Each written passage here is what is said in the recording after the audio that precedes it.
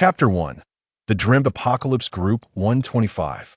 To the esteemed readers, I must convey that my previous work on apocalyptic themes was regrettably harmonized due to its portrayal of official positive images, resulting in significant alterations to the plot that rendered it impossible to continue. Consequently, I had no choice but to abandon it. This book, however, fulfills my aspiration to complete an apocalyptic narrative. I kindly request that all esteemed readers lend a hand by clicking on the encouragement and free gifts your author expresses his heartfelt gratitude. Now, let us delve into the main text. On the planet Baltan, within the confines of the Tianhui Empire, lies the city of Malga. Li Ming awoke with a start, sitting upright in bed, perspiration cascading down his forehead, his gaze fierce and resolute. He had experienced a lengthy dream, one in which his world succumbed to an apocalypse. In this harrowing reality, he fought to survive, only to be betrayed by friends, ultimately leading a horde of marauders to breach his sanctuary. In his despair, he activated a grenade, taking a multitude with him to the grave. Now, in a heightened state of tension, Li Ming was astonished by his surroundings, for he found himself in his own villa. The sunlight streamed in warmly, an unfamiliar comfort that left him momentarily disoriented. Instinctively, he reached for something beside him, only to grasp a peculiar object. Upon inspection, he discovered it to be a mobile phone, leaving him utterly astounded. Have I merely dreamt this, or is the apocalypse truly upon us? Li Ming murmured to himself, then pinched his arm with conviction. Ouch! He exclaimed, feeling a sharp pain in his arm, realizing he was indeed in the realm of reality. He picked up the phone and, to his astonishment, found that it displayed the date, May 6th, 2025. He vividly recalled that the apocalypse in his dream had erupted on November 7th, 2025, the day when human civilization on Baltan would irrevocably change. While he pondered the authenticity of his dream, a voice resonated in his mind, ding. The Apocalypse King system has successfully bound with the host. Please prepare for the impending end of the world. The Apocalypse King system, Li Ming Pundarat Parplaksha. Ding. This system enables the host to survive more effectively in the apocalypse. Currently, only the system mall and daily sign-in functions are accessible. The host will receive survival points or various skills and resources upon daily sign-ins. Additionally, this system possesses a spatial function, allowing the host to enhance the quantity or quality of items stored within the system space, excluding currency and any previously enhanced items. The system's electronic voice stated matter-of-factly. Li Ming was momentarily taken aback, but soon realized he might have stumbled upon a remarkable advantage. He then inquired, "System, does this mean the dream I had is destined to occur?" Ding! Everything the host experienced in the dream is a forthcoming reality. The system replied coolly. This revelation chilled Li Ming's heart. No one wished for an apocalypse, especially not someone of his privileged status. As he processed this information, the system chimed in again, ding. Congratulations, host. You have received a beginner's gift pack. Will you sign in today? Sign in. Li Ming responded instinctively. Ding. Congratulations, host, for a successful sign-in. As this is your first sign-in, double rewards have been activated. Congratulations, host. You have received 1 invisibility cloak. When worn, the cloak grants extreme invisibility, extending the duration from 6 hours to 12 hours. Would the host like to open the beginner's gift pack? Open, Li Ming declared without hesitation. Ding. Congratulations, host. You have received a starting fund of 400 million yuan, all obtained legally. Ding. Congratulations, host. You have acquired confidential stock investment information, enabling you to amass substantial wealth in preparation for the impending apocalypse. Ding. Congratulations, host. You have obtained an M9 pistol, complete with 300 rounds of ammunition and 10 magazines. Ding. Congratulations, host. You have acquired the skill 1,000 Faces. This espionage-specific makeup skill allows the host to assume various identities. Ding. Congratulations, host. You have received a universal passport for the Baltan planet. This passport grants access to any country or region on Baltan. Ding. Congratulations, host. You have obtained the skill of global language proficiency. The system's voice echoed 6 times, bestowing upon him 6 rewards, each of which was undeniably valuable. Notably, he now possessed a substantial starting fund. Moreover, Li Ming had his own businesses, particularly the Li Fresh Produce, which he owned. He had also previously served in the Imperial Special Operations Unit. The Li Group was ostensibly a legacy from his parents, but they had tragically perished in a car accident, a circumstance that raised his suspicions regarding the true cause of their demise. Since their passing, he had retained absolute control over Li Fresh Produce, while the other branches of the Li Group had fallen under the grip of several untrustworthy uncles and relatives, leading him to suspect they had orchestrated his parents' fatal accident. Though the assets left to him were not vast, they positioned him among the leading fresh produce supermarket chains in Malga. To put it plainly, the Li Group held a significant share of the survival resources in Malga.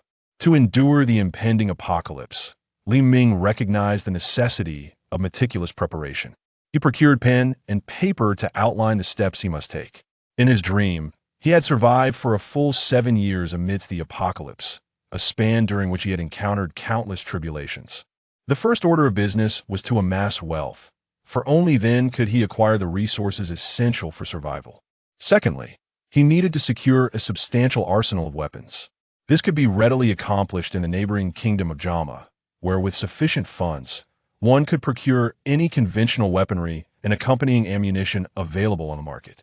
Furthermore, for both his safety and the pursuit of vengeance, he required a fiercely loyal army, and the establishment of such a force was inextricably linked to a significant supply of weapons and ammunition. The third task involved exploiting the system's provision of an invisibility cloak to engage in zero-cost purchasing abroad. It would be a grave disservice to overlook the opportunities afforded by the system. The fourth objective was to secure a vast stockpile of essential supplies.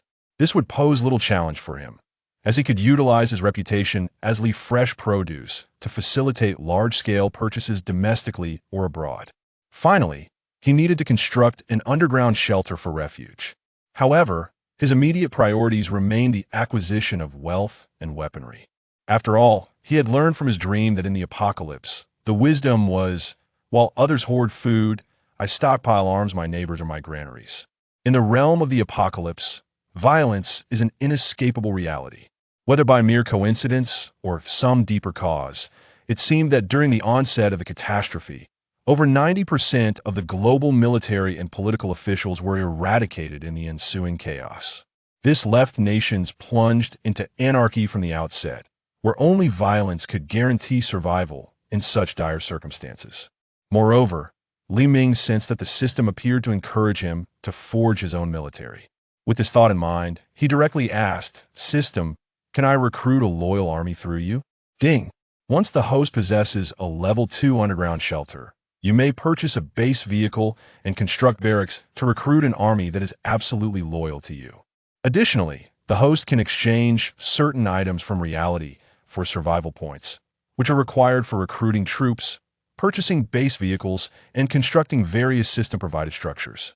Upon hearing the system's guidance, Li Ming envisioned himself, with the assistance of the system, assembling a formidable military force. Whether for revenge or personal safety, the establishment of armed strength was imperative. Esteemed readers, I would like to conduct a brief survey. What type of apocalyptic narrative would you prefer to see? A. Technological farming and warfare. B. Supernatural abilities. C. Harem narratives. D. A focus on the stark brutality of the apocalypse. Chapter 2. The Grand Arms Deal, Group 471. Li Ming took a moment to compose himself before logging into an account, his personal stock trading account. He pulled together all of his available funds, which amounted to a staggering $2 billion, inclusive of the $400 million granted by the system, alongside the capital derived from Li's Fresh Produce and a minor portion of shares from the Li Group. He then proceeded to invest this entire sum into the stock market, guided by the confidential trading information provided in the system's novice package. Interestingly, the stock he chose to bet against was none other than the Li Group. Previously owned by his parents, but now under the control of his uncles. With the system's intel, Li Ming executed a short sale on the Li Group stock at present, the Li Group's primary venture revolved around the so-called new energy vehicles, a concept that had only emerged a few years prior on the planet Bartan. However, the stock information divulged a critical piece of news.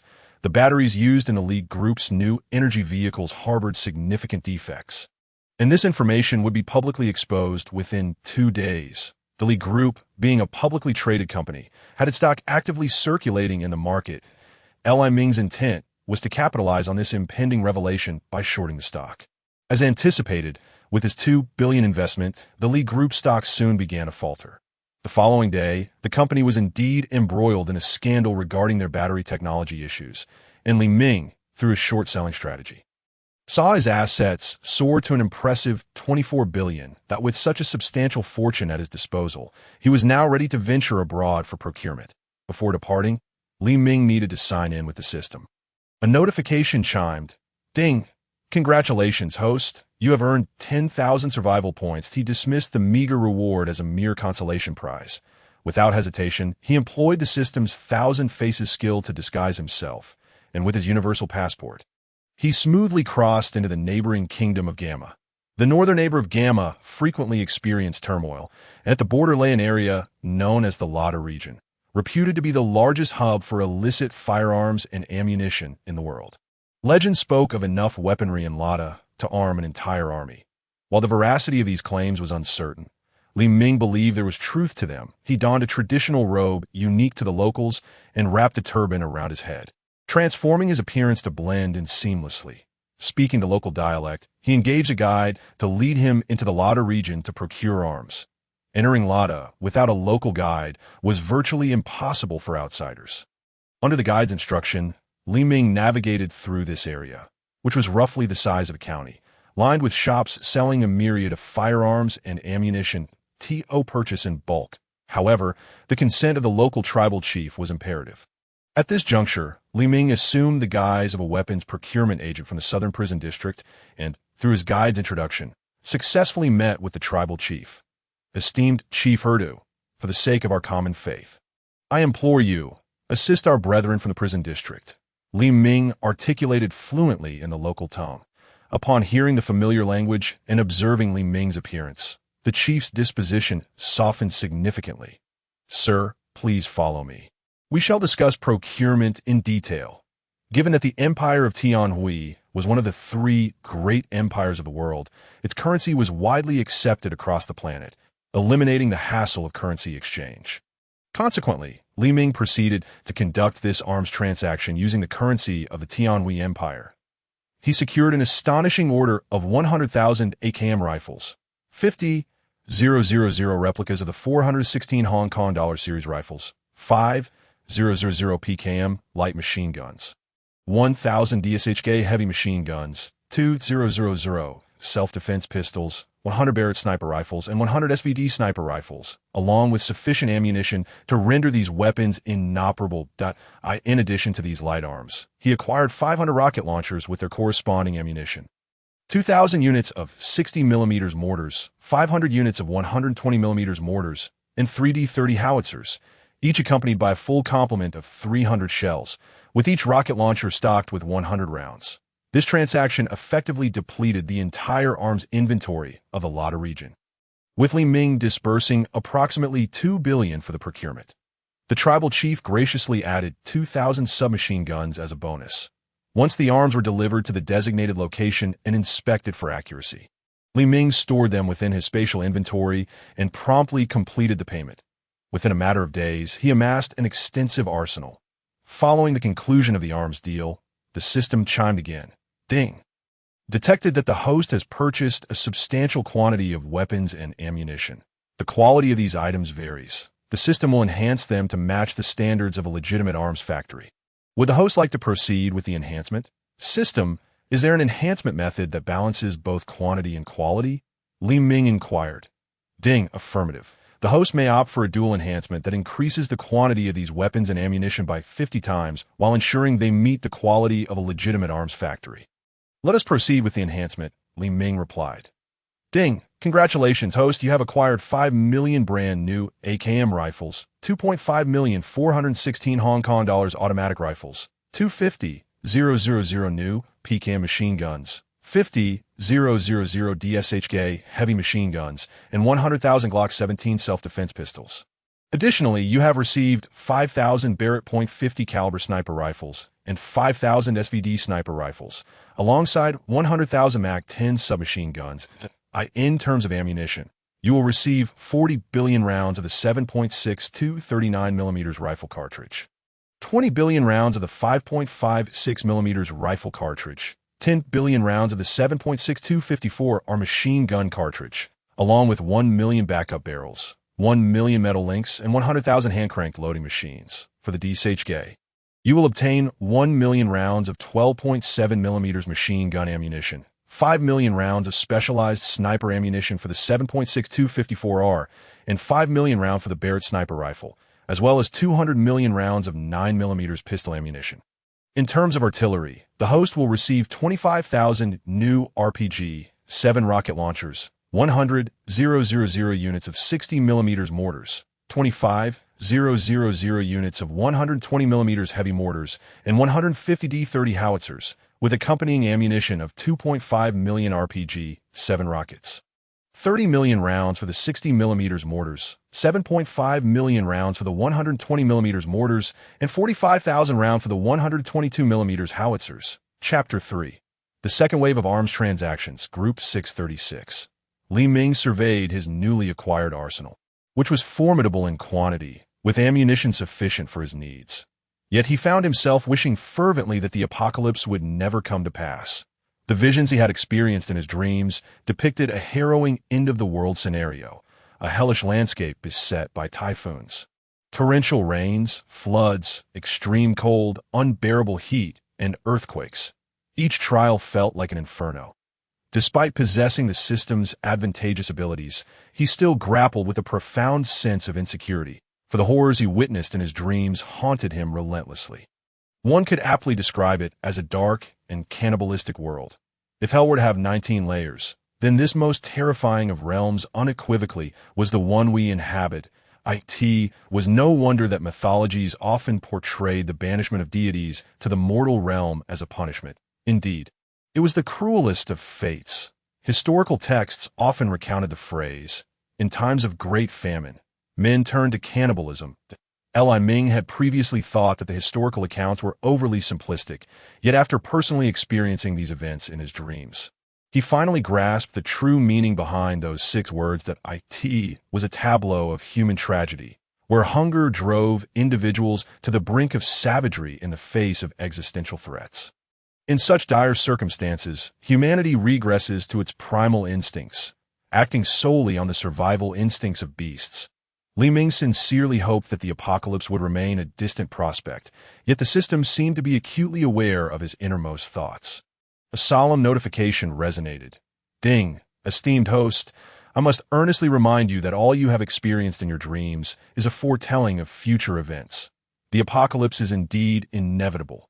Please, do not entertain unrealistic fantasies. The system's pronouncement extinguished any lingering hopes within Li Ming.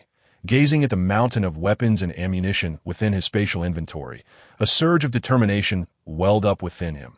Even if the apocalypse does arrive. So what? With such an arsenal at my disposal and the advantages bestowed upon me, what do I have to fear? At this moment, Li Ming's heart had grown exceedingly cold and unfeeling. This transformation was closely linked to the experiences he had endured in his dreams.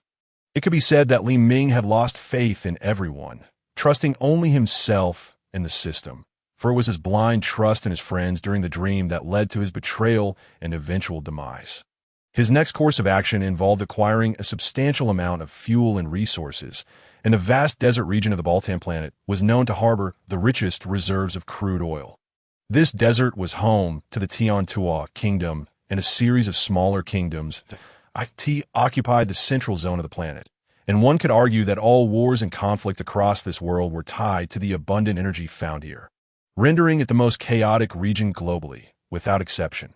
This area boasted the highest number of refineries and an immense stockpile of crude oil Li Ming needed to procure copious amounts of oil, crude, and natural gas. Additionally, he aimed to secure a substantial cache of heavy weaponry and munitions, as he had ample funds at his disposal.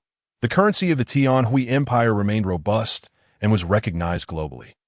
Why not spend it now instead of letting it turn to worthless paper in the aftermath of the apocalypse? On the third day, Li Ming arrived at the Tiantua kingdom and checked in. Ding! Congratulations, host. You have acquired the world's premier hacking skills. Li Ming was overjoyed and immediately utilized his newfound expertise to register a highly discreet account on the dark web, subsequently placing a significant arms order. The dark web primarily facilitated special transactions, where one could procure nearly anything desired, provided they had the funds, barring a few exceptionally rare commodities. The arms order Li Ming placed was not out of the ordinary.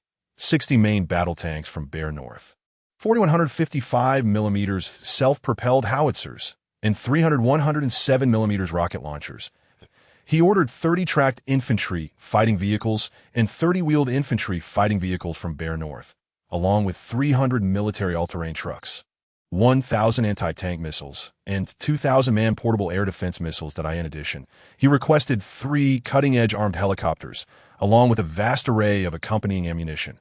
Furthermore, he sought 300,000 sets of bulletproof vests and helmets capable of withstanding rifle rounds, 50,000 sets of stab-proof suits and ride helmets, 1,000 alloy spears, 1,000 alloy machetes, 1,000 bulletproof shields, 300,000 gas masks, and corresponding protective gear against chemical and biological threats. Among other items, he also ordered 20,416 Hong Kong dollars rifles and 1,000 AWM sniper rifles, along with 5,000 PKM general-purpose machine guns and a considerable amount of related ammunition and tactical accessories. Additionally, he requested 5,000 extreme cold-resistant tents, 50,000 sets of extreme cold combat uniforms, 300,000 military backpacks, 100 snowmobiles, 50,000 extreme cold sleeping bags, and 300,000 military first aid kits and water bottles. Among other necessities. In total, the expenditure amounted to a staggering 7 billion yuan. Li Ming swiftly deposited the 30 billion yuan security bond into his account, primarily to prevent any breach of contract that could result in losses for the other party. Of course, the arms dealer he was transacting with also had a security bond. If the dealer attempted to cheat Li Ming, the hundreds of billions in their bond would be transferred to Li Ming's account. In this world of the dark web, one could argue that it was shrouded in darkness. Yet since its inception, there had been no recorded instances of large-scale arms transactions resulting in double-crossing. After placing his order, Li Ming awaited the delivery. He had chosen a transaction location that coincided with a no-man's land, generally regarded as safer for such dealings. In other words, once the goods were delivered, and the buyer deemed everything satisfactory, the remaining funds would be released. The security deposit ensured the credibility of both parties in this arms transaction. Soon, night fell, and Li Ming donned his invisibility cloak and prepared for action. To facilitate his movements, he also applied makeup to disguise himself as a local and drove a second-hand vehicle straight to the transaction site. After donning his invisibility cloak, he patiently awaited the delivery. As 11 o'clock approached, a massive convoy indeed arrived at the transaction location, with heavy-duty trucks, each capable of carrying 60 tons, rolling in one after another. Li Ming counted. There were several hundred such trucks, along with military all-terrain vehicles, all of which parked at the transaction site before the occupants disembarked and evacuated. After carefully observing and confirming that everything was in order, Li Ming activated the invisibility cloak and, with the system's assistance, began to collect all items within a 10-meter radius centered on himself into his spatial storage. According to prior agreements, these trucks were directly handed over to Li Ming, who generously paid the remaining balance, marking this transaction as the largest arms deal in the history of the dark web. Chapter 4. The frantic zero-cost acquisition. 1. After acquiring such an arsenal, Li Ming's sense of security soared, for these heavy weapons have been enhanced to a 50-fold increase in quantity and performance by the system, rendering them far superior to the main battle equipment of any nation in the world. As for the light weapons, they were subject to a 100-fold increase, with the system confirming that all ammunition and weaponry were sourced from legitimate military factories, necessitating only quantity augmentation. Gazing at the towering pile of weaponry and munitions, he felt an overwhelming sense of safety. There's a saying, all feelings of insecurity stem from inadequate firepower. He had witnessed in his dreams how the military stockpiles of various nations had been ravaged by relentless natural disasters, making every gun and bullet an irreplaceable and precious resource that in the post-apocalyptic world, possessing a vast array of light weapons was synonymous with being a formidable force, as typical factions lacked sufficient firearms and ammunition. Every bullet spent was one less in their arsenal. As for those with a smattering of heavy weaponry, they were undoubtedly superpowers. With these heavy arms secured, he stealthily approached the oil extraction and refining facilities of the Tian-Tua kingdom, intent on executing another zero-cost acquisition. His spatial system boasted a staggering 1,000 square kilometers in size, with a height of 100 meters, allowing him to store virtually anything. He soon arrived 5 kilometers from the refinery, parked his vehicle, and activated his invisibility cloak, swiftly sprinting the remaining distance to infiltrate the refinery. With the aid of the system, he quickly located the finished oil storage area. Ming disregarded the contents of the oil tanks, be it refined oil or natural gas, and relentlessly filled his spatial storage. Taking advantage of this opportunity for a zero-cost acquisition, the storage area of this refinery spanned a full 4 square kilometers, and Li Ming left not a single drop of oil behind. After emptying the warehouse, he stealthily infiltrated the neighboring oil extraction facility, where he similarly seized all the extracted crude oil. Throughout the night, Li Ming managed to raid 3 refineries and 2 oil extraction facilities, completely depleting the inventory of all 5 plants. The following day, global news broke about a staggering heist. The Tian-Tua kingdom had fallen victim to a notorious oil thief, with 5 refineries and 100,000 tons of finished oil vanishing, alongside 400 million tons of crude oil mysteriously disappearing. Meanwhile, Li Ming was blissfully asleep in his hotel room, having returned invisibly, leaving no one aware of his involvement in this grand heist. He planned to venture out again that night to acquire more oil. It is essential to recognize that oil is not merely fuel. It is also an industrial raw material, often referred to as black gold. The lifeblood of industry. With the system's enhancement, he had amassed 40 billion tons of crude oil and 1 billion tons of finished oil, enough to last a lifetime. However, should he wish to assemble an army, this amount would still be insufficient, necessitating further oil acquisition. After awakening, Li Ming began his day with breakfast and subsequently performed his routine check-in. Ding! Congratulations, host! You have acquired the special ability, Earth Shift, which allows for 6 hours of usage daily. What a valuable asset! With this, I can procure even more. Li Ming rejoiced. He then resumed his rest until nightfall. Due to the previous night's audacious heist, all refineries and extraction facilities, regardless of size, had heightened their security measures. However, Li Ming's invisibility cloak rendered him undetectable. He relished in the thrill of pilfering, watching as the guards helplessly witnessed their oil vanish before their eyes. For 3 consecutive days, Li Ming operated within the Tian-Tua kingdom, switching hotels each night.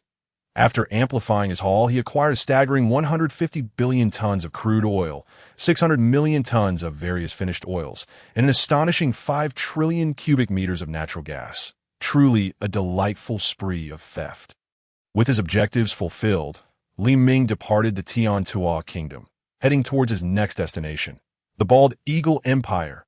The Empire of the Vultures stands as one of the 3 great empires of the world, alongside the Empire of Radiance and the Bare North Empire. Once a dominant force on the planet, the Empire of the Vultures has since begun its descent into decline. Nevertheless, even a withered camel is larger than a horse, and it remains one of the world's 3 major empires. Li Ming's primary objective in venturing into the Empire of the Vultures is to acquire a vast arsenal of firearms and ammunition, along with substantial supplies of essential goods, machine tools, various industrial equipment, medical devices, and to raid their military bases, including but not limited to their naval and air forces. Were others to discover Li Ming's true intentions, they would likely deem him fanciful. However, in truth, Li Ming is genuinely resolved to plunder the Empire of the Vultures, aiming to create significant turmoil for them. With the advent of the Universal Passport, he successfully arrived in the Empire of the Vultures on his very first day there. He stealthily infiltrated the mysterious Area 13 of the Empire, stripping it of all military research data, computers, and high-tech processing equipment. The following day, he raided a large military base, seizing 30 of the world's most advanced stealth fighter jets, the Falcon class, along with 15 Agile-class stealth strategic bombers, and he also plundered a substantial cache of ammunition. Over the course of the next month, Li Ming systematically looted various large military bases across the Empire of the Vultures, acquiring a plethora of light and heavy weaponry, as well as numerous advanced fighter jets, strategic bombers, and armed helicopters. Additionally, he also laid claim to the Empire's remaining 12 nuclear-powered aircraft carriers, each displacing up to 150,000 tons, along with their accompanying escort fleets. Although crude, their presence proved futile. Li Ming's ability to collect items had expanded to a radius of 50 meters. With a mere thought, he could effortlessly draw them into his possession, while the personnel inside were automatically filtered out and eliminated by the system. With his powers of invisibility and ground phasing, Li Ming ascended to the status of a global thief. His extreme caution ensured that no one witnessed him or discerned his appearance or whereabouts. He not only plundered naval ports, but also spared no effort in raiding civilian ports. Leaving no container unscathed, throughout the Empire of the Vultures, he commandeered over 60 oceanic fishing vessels, more than 2 million containers, and over 300 cargo ships. Furthermore, he stripped various enterprises owned by capital magnates of their advanced industrial equipment, cutting-edge machine tools, high-value pharmaceuticals, and a multitude of everyday goods, hardware, steel, and various metals.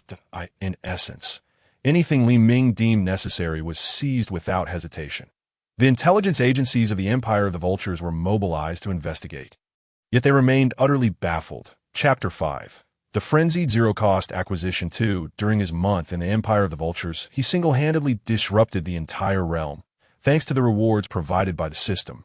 His invisibility cloak and his unique ground phasing abilities that Li Ming's thefts encompassed not only vast quantities of arms and ammunition, but also advanced fighter jets, strategic bombers, and a wealth of naval vessels. The armed forces of the Empire of the Vultures were undoubtedly weakened significantly by the loss of these assets. Additionally, numerous cargo ships and civilian vessels fell victim to Li Ming's relentless plundering. Essentially, every port in the Empire was visited by him, and container ships were not spared from his grasp.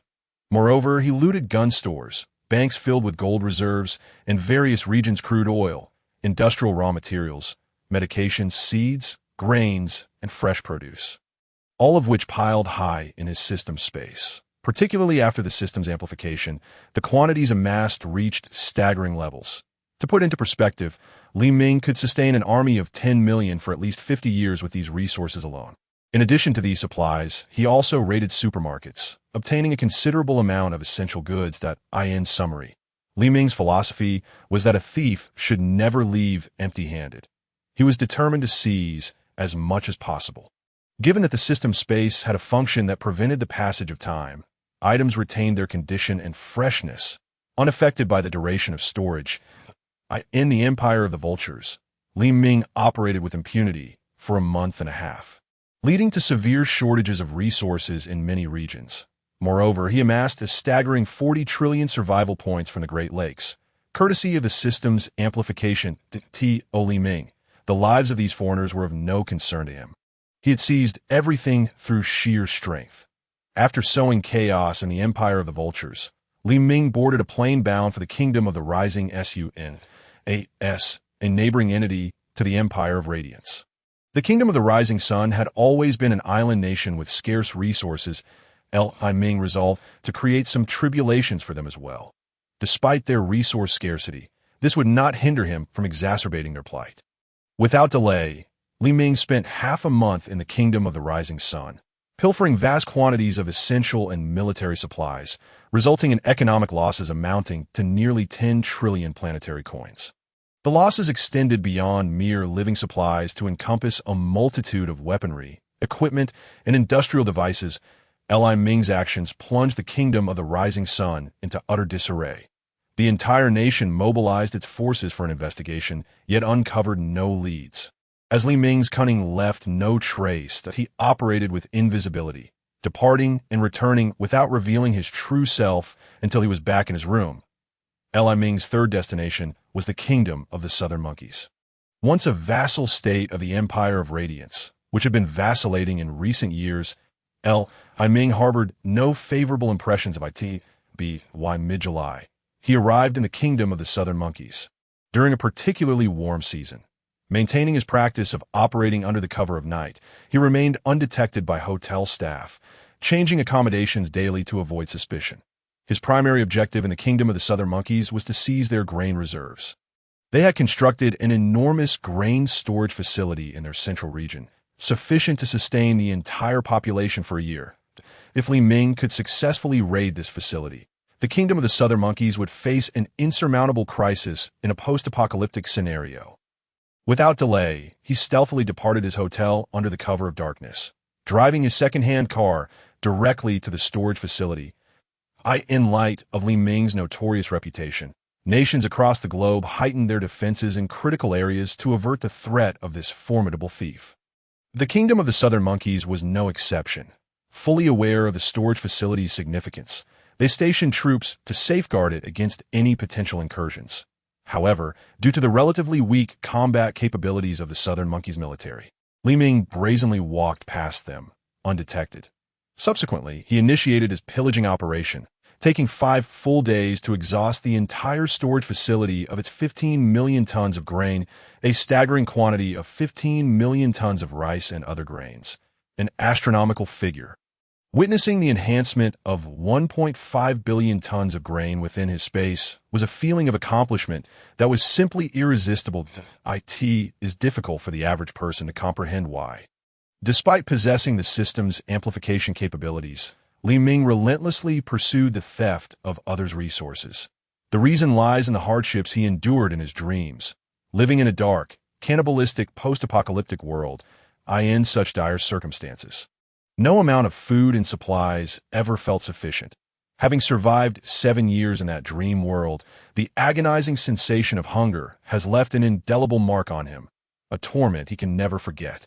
Therefore, upon receiving a definitive affirmation from the system, Li Ming was resolute in his pursuit of food and resources. Even if he himself would never consume them all, he could not resist the urge to acquire them. After all, only the Almighty knows when this apocalypse will come to an end. As a man destined to rebuild civilization, the more food he has, the better, after dealing with the Southern Monkey Kingdom. The next step for him was to directly launch an assault on the White Elephant Kingdom. His approach was utterly ruthless, as he swiftly seized the ports and various grain storage areas of the White Elephant Kingdom, leaving nothing behind. Following this, he ventured to the Western continent, plundering extensively, effectively stripping the numerous kingdoms and smaller nations in that vast expanse of land bare, rendering them destitute and deprived of essentials. By the end of this extensive looting, Li Ming had filled a staggering 25% of his space, which encompassed an area of 10,000 square kilometers.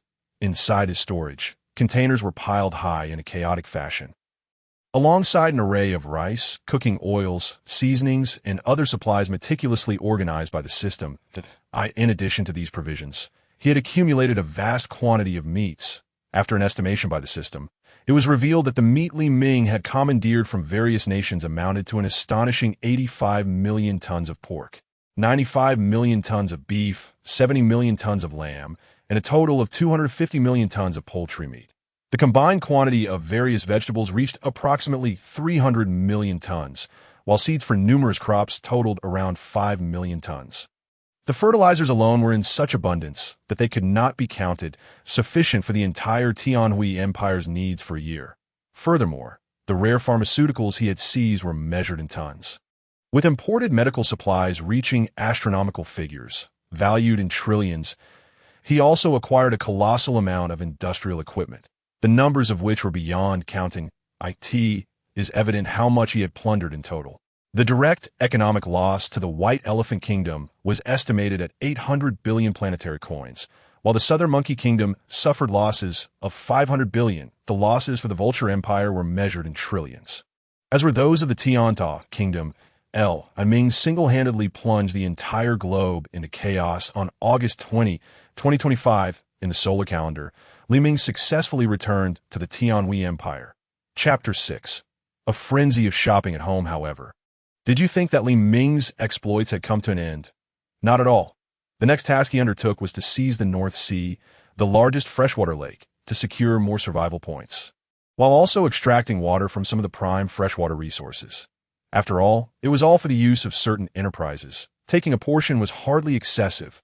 Without delay, Li Ming accomplished the extraction of the North Sea within a mere month.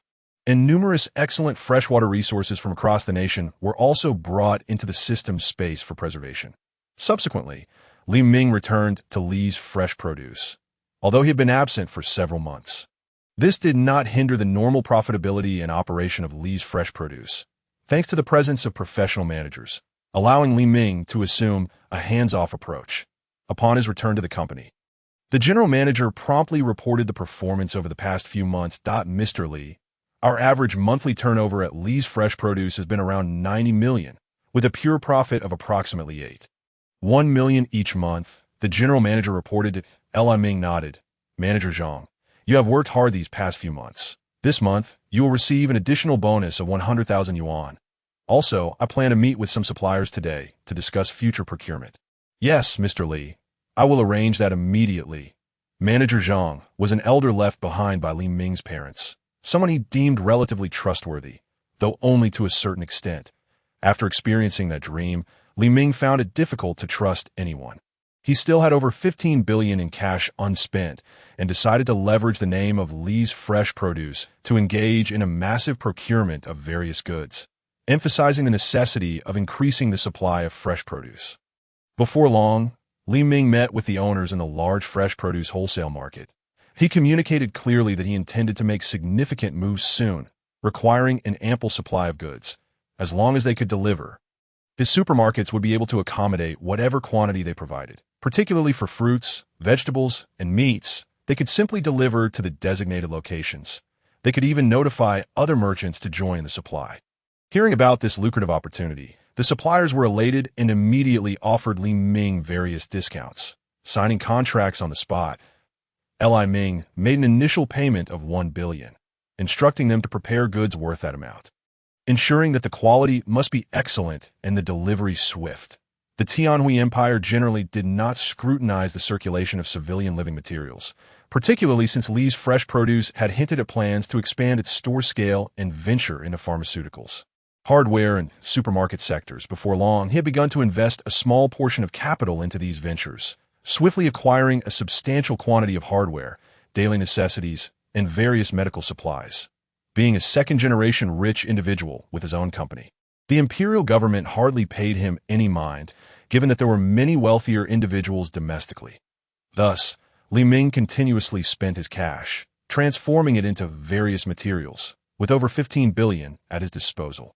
There was much to procure. In addition to these items, he also purchased a vast number of generators, coal, charcoal, gas tanks, enormous water storage tanks, various home appliances, and a plethora of solar power generation equipment, transformers, inflatable boats, rubber boats, seawater desalination devices, and wastewater filtration and purification equipment. Moreover, he acquired a staggering amount of construction materials. By the time he finished all these tasks, it was already October, with his newly opened pharmacies and supermarkets launching throughout September and August. The purpose of opening these stores was not for profit, but rather to create a more favorable excuse for stockpiling resources. Li Ming seized the opportunity to gather an enormous quantity of supplies, with pharmaceuticals measured by the ton, alongside various herbal medicines, advanced medical equipment, and countless electronic devices like computers and drones, all counted in thousands. By the end of September, he procured a large quantity of seeds for various crops, herbal seeds, mushroom spawn, and an extensive array of farming tools and machinery, as well as nutrient solutions, fertilizers, and high-quality planting soil. He personally negotiated with various canning factories and food processing plants for bulk purchases of canned fruits, vegetables, meats, and other food products. Additionally, he visited farms to buy live, breedable animals such as chickens, ducks, geese, pigs, cattle, sheep, dogs, and rabbits, along with substantial amounts of feed. Li Ming discovered that while living humans entering the system space will be filtered out, living animals entered a dormant state within the space, allowing them to be cultivated once released. He tirelessly utilized the time to gather various materials, spending money on anything he could conceive as useful. He even procured dozens of tons of various precious teas, as well as a wide variety of fruit trees, tea plants, and other botanicals of special value, as he gazed at the materials occupying 40 of his space. An unparalleled sense of satisfaction enveloped him. Now, only one crucial issue remained: the construction of shelter. The selection of the shelter's location was paramount. It needed to be relatively quiet and remote, while also avoiding major rivers to prevent flooding, and it must not be situated in an earthquake-prone zone. Having previously enjoyed reading novels, particularly post-apocalyptic tales, Li Ming found the narratives to be utterly absurd based on his experiences in the dream. The protagonist constructing shelters in residential complexes? Was that not a surefire way to hasten their demise? Some authors even envision entire buildings encased in metal walls. What sort of mind conceived such a plot? Building such a metal structure, could the load-bearing walls withstand the pressure? Such ideas were sheer insanity, devoid of any common sense. Even if one were to construct such a metallic house in a high-rise. Should someone truly wish to eliminate you, it would be all too simple to demolish the load-bearing wall of the floor beneath you, leading to your demise. Alternatively, a more ruthless enemy might resort to explosives, burying you alive in your iron coffin, rendering all your amassed resources utterly useless in the absence of oxygen. Engaging in such endeavors will undoubtedly lead to your demise. Be candid. The residences within the community are adequate for daily life. Yet any renovations would be limited to merely altering the doors and installing bulletproof glass on the windows. Other modifications are fundamentally impractical. Moreover, the structural integrity of the residential buildings is woefully insufficient. The notion of transforming such edifices into apocalyptic fortresses is utterly preposterous. It would be far more sensible and secure to position a few shipping containers in the mountains. In his view, the concept of a war god within this community is sheer nonsense. If someone is intent on your destruction, hiding within those high-rise apartment buildings offers no protection whatsoever. The most prudent course of action is to, like him, seek a secluded location in the mountains to construct an underground shelter. With excellent concealment, ample supplies stored away, and the ability to cultivate crops and raise livestock, such a refuge is indeed the safest option. Chapter 7. Constructing a Level 1 Shelter. Li Ming swiftly identified a location to establish his underground shelter that moment. The balance of his survival points, accumulated primarily from selling resources from the Great Lakes and the North Sea to the system, had reached an astonishing total of 100 trillion points. Subsequently, he selected a mountainous area approximately 15 kilometers from Malga City, with an elevation of around 350 meters, making it one of the higher peaks in the vicinity. After pinpointing the site, he spent 100,000 survival points in the system's marketplace to purchase the blueprint for a Level 1 underground shelter. Upon acquiring the blueprint, the system's voice resonated. Ding! Congratulations, host, you now possess the blueprint for a Level 1 shelter. Would you like to commence construction? Upon reviewing the blueprint, it appears that this Level 1 shelter encompasses an underground complex of approximately 8 square kilometers, correct? Ding! The host is indeed correct. Whatever is depicted in the blueprint can be constructed within. What if I desire to build a heavy industrial base and a light industrial base? This blueprint does not specify those details. Li Ming inquired with confusion. Ding. Esteemed host, a Level 1 shelter merely fulfills your basic survival and living requirements. Additional industrial bases and recruitment needs necessitate the purchase of a Level 2 shelter blueprint and other materials to upgrade the Level 1 shelter. The Level 2 shelter is roughly 20 square kilometers in size and can be comprehended as an underground city. However, upgrades can only occur after the establishment of the Level 1 shelter. After absorbing the system's explanation, Li Ming found it somewhat acceptable and hastily asked, System, surely I'm not expected to excavate and construct this myself? Ding, esteemed host, the system marketplace offers specialized excavation robots. Once you allow the robots to scan the blueprint, they will excavate according to the design. Considering the construction difficulty of the Level 1 shelter, the host needs to purchase 10 excavation robots, which will complete the job in approximately 3 days. The system clarified. Li Ming hurried to the system marketplace and indeed discovered the excavation robots labeled as WJ-1 models. According to the marketplace description, these robots are of advanced technology, powered by cold fusion batteries, with drill bits and buckets crafted from special materials, making them exceptionally durable. Each robot can operate continuously for 1 month before encountering various malfunctions. Each unit costs 1 million survival points. Ming promptly spent 10 million survival points to acquire 10 robots, which then activated, their eyes aglow as they began scanning the shelter design blueprint before commencing excavation. Simultaneously, Li Ming began to inventory the materials in his space, preparing 50,000 tons of steel, 10 tons of various rare metals, and an assortment of other items, such as wires and generators. The generators were standard models. He had procured over 20,000 of them. System, amplify my diesel generators. Ding! Congratulations, host, you have acquired 500,000 diesel generators and 500,000 gasoline generators. Both types of generators now boast an 800 improvement in fuel efficiency, a 95 reduction in noise, a 90 increase in reliability, a 100 enhancement in durability, and a 500 boost in power output. In that moment, Li Ming's thoughts were filled with exhilaration. These generators were indeed treasures in a post-apocalyptic world.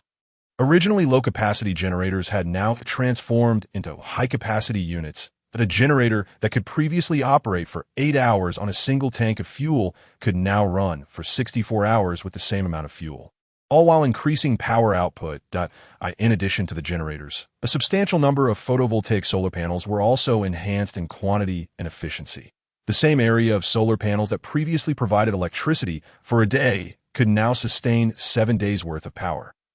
Moreover, he would need to procure devices such as voltage and current converters. In summary, constructing such a shelter would not be a trivial expense for Li Ming.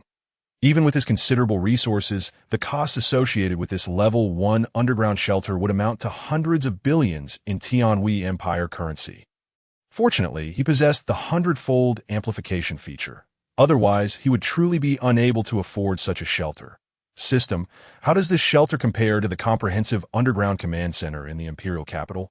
Li Ming could not help but inquire. Ding, esteemed host, in terms of technological sophistication, their command center cannot be compared to the solutions provided by this system. Regardless of the aspect, even a Level 1 shelter constructed by this system will ensure your survival as long as the entire planet does not face annihilation. You must understand that I am bound to you. If you perish, I too shall cease to exist. Upon hearing this, Li Ming felt elated.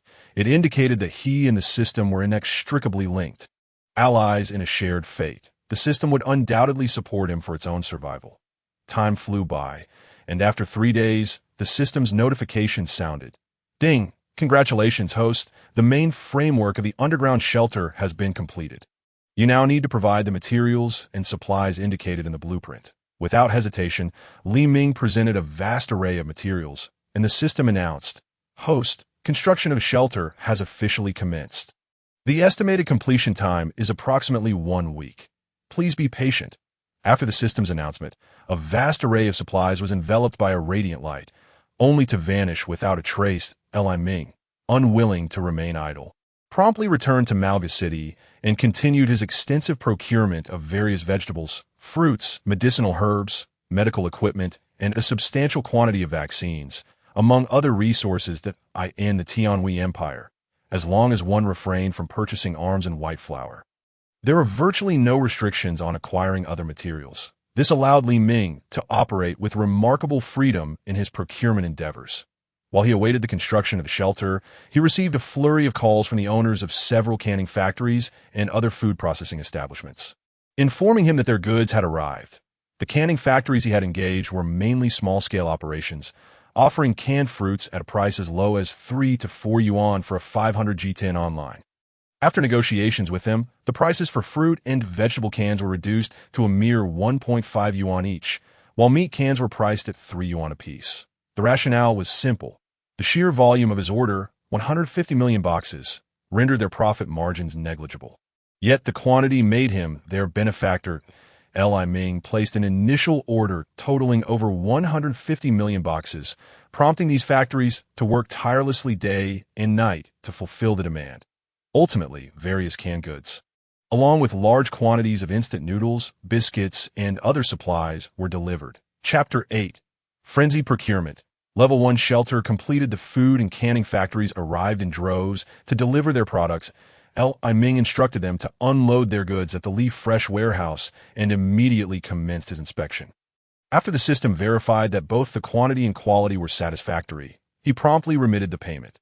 These factory owners were indeed diligent in their production, utilizing quality raw materials that a total of 1.5 billion yuan was disbursed. And in addition to the expected goods, the factory owners generously provided an extra batch of supplies, much to Li Ming's benefit. In summary, approximately 40 of the canned goods consisted of fruit, 20 of vegetables, and the remaining 40 comprised various meat products. The fruit cans predominantly featured yellow peaches, strawberries, pineapples, oranges, apples, pears, and assorted fruit mixes, along with a few rarer varieties such as strawberries, sand fruits, and lychees. The vegetable cans were quite intriguing, containing mushrooms, as well as substantial amounts of cabbage, radishes, cucumbers, and dried tofu, presented in various styles, with the mushroom cans being particularly delectable. As for the meat cans, around 20 million contained 1-pound servings of luncheon meat, 20 million boxes of braised pork, and 1 million cans of beef, alongside others featuring braised meat and quail eggs, in addition to fish cans and various hot pot ingredients made from pork and beef offal. The meat cans were generously portioned, each weighing about a pound and priced at merely 3 to 4 yuan, with the factory owners ensuring a solid content of approximately 75 to entice Li Ming into making the payments willingly. It must be noted that sourcing goods directly from manufacturers proved to be exceptionally advantageous, offering staggering affordability. Li Ming felt no remorse spending on these items, as paper currency was rapidly losing its value. After all, what use was money if not spent? In a post-apocalyptic scenario, paper currency would become useless. Even as a means of hygiene to maximize his gains, Li Ming leveraged his various enterprises to secure a loan of 1.5 billion yuan from the Imperial Bank, agreeing to repay it within a year. Consequently, he found himself with 4 billion yuan in cash, of which he retained only 1 million, deploying the remainder to acquire a vast array of supplies. One cannot overlook the remarkable productivity of the Tianhui Empire. Despite a population of 3 billion, the self-sufficiency rate for food reached an impressive 6.5. It is worth noting that the empire's geography was less than favorable, predominantly consisting of mountainous and hilly terrain, with only 3 large plains suitable for extensive mechanized agriculture. Thus, the onset of an apocalypse would pose a significant challenge for the Tianhui Empire. However, what concern was this for Li Ming? The supplies procured with his money were rightfully his. Should anyone dare to covet his resources, they would find themselves sorely mistaken. With 2 billion yuan, he once again returned to the canning and food factories to purchase even more provisions. The remaining funds were spent on various street food vendors, upscale hotels, fuel-powered 2- and 3-wheeled motorcycles, numerous electric vehicles, dry batteries, and storage batteries, as well as an assortment of all-terrain vehicles, essentially indulging in an all-out shopping spree. His philosophy was clear: money must be spent. As for the technologically advanced food items, Li Ming scoffed at the notion of being selective in a survival scenario. In the apocalyptic world, simply having something to eat was a luxury. Those who could not appreciate food in such dire circumstances were deserving of their fate. Having read numerous apocalyptic novels, Li Ming was appalled by protagonists who wasted food, discarding half-eaten meals. Such behavior was utterly illogical for someone who had endured the hardships of survival in a post-apocalyptic world. His dreams had vividly conveyed the essence of that life for 7 years, instilling in him a relentless drive to stockpile supplies, driven by a fear of hunger. Hunger is undeniably one of the most brutal punishments inflicted by fate. And the cruelest forms of death are those wrought by starvation and thirst, leaving one acutely aware of their waning vitality, helplessly approaching death, an experience steeped in despair. Li Ming busied himself. He still had 1 billion yuan left after all his endeavors. He dispatched individuals to scour convenience stores and supermarkets nationwide, purchasing vast quantities of cigarettes, alcohol, and an abundance of small umbrellas online. The staggering volume of these purchases for 100 million yuan was astounding. In the post-apocalyptic landscape, aside from food, water, and medical supplies, cigarettes, alcohol, and small umbrellas held significant value. While these items might appear trivial compared to food, they served essential purposes in alleviating the oppressive atmosphere of survival, offering moments of joy in this world. Women could also be viewed as commodities, yet in the face of certain illnesses during such times of scarcity, their worth would escalate dramatically. Li Ming, possessing his own supermarkets, faced no suspicion while procuring these items. Observers merely assumed he was expanding his business operations, as for the 1.5 billion yuan loan owed to the bank. In the face of impending disaster, the empire's government would be rendered moot. What weight did a bank hold then? Furthermore, before calamity struck, Li Ming planned to extract every resource from his enterprises, leaving nothing behind, not even a humble shelf. Thus, in the lead-up to the apocalypse, Li Ming found himself overwhelmingly busy, diligently engaging in extensive procurement endeavors. Yet, despite the relentless pace, upon receiving a notification from the system, he halted immediately. The time had arrived, October 8, 2025 in the solar calendar. The system announced, "Ding, esteemed host, your level 1 shelter has been completed. Please proceed for inspection." Ding, congratulations, host, on acquiring a level 1 shelter which grants you the ability to summon 100 special forces at any time. Ding, congratulations, host, on possessing a level 1 shelter, ensuring your survival in the apocalypse without worry. You are awarded 10 million survival points, a complete set of technical blueprints and documentation for heavy industry, and a set of technical blueprints and documentation for light weapons. Ding, detection indicates that the host possesses a level 1 base, awarding you 500 agricultural workers and 500 livestock personnel. Fantastic. Li Ming internally rejoiced. He then drove his off-road vehicle straight into the mountains, specifically to Long's home mountain, located approximately 15 kilometers from Malga City and 20 kilometers from the largest river in the empire, the Sao River, ensuring safety even in the event of catastrophic flooding. Upon arriving at the mountain, he relied on his previous memories to locate the entrance, yet he found none, as it was simply a mountain. System, where's the entrance to the underground shelter? Ding, the entrance to the underground shelter is about to open. Please prepare, host. As soon as the system's words fell silent, a faint murmuring sound reached Li Ming's ears, and he soon observed the surface layer of the mountain before him beginning to shift. Chapter 9. Upgrading to Level 1 Shelter. To his astonishment, the entrance of this shelter was camouflaged to blend seamlessly with the mountain, so much so that he had failed to notice it despite his proximity. Li Ming felt a profound shock within. He had to admit that the disguise was exceptionally well executed. Kudos to you, System Brother.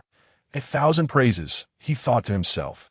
Upon entering the underground shelter, the doors behind him began to close gradually. As the main entrance sealed shut, he found himself in a corridor, and to his surprise, the shelter initiated its power supply. Ding, esteemed host, you are currently within the upper passage leading to the underground shelter.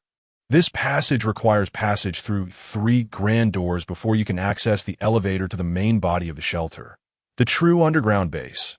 If you possess any weaponry, you may submit it to this system, which will devise a defensive plan for you, installing various weapons within these 3 corridors to prevent enemy incursions and safeguard your absolute safety. Li Ming was taken aback. He had not anticipated the structure of this underground shelter to be so intricate. Under the system's guidance, the 3 grand doors opened sequentially and then closed in turn.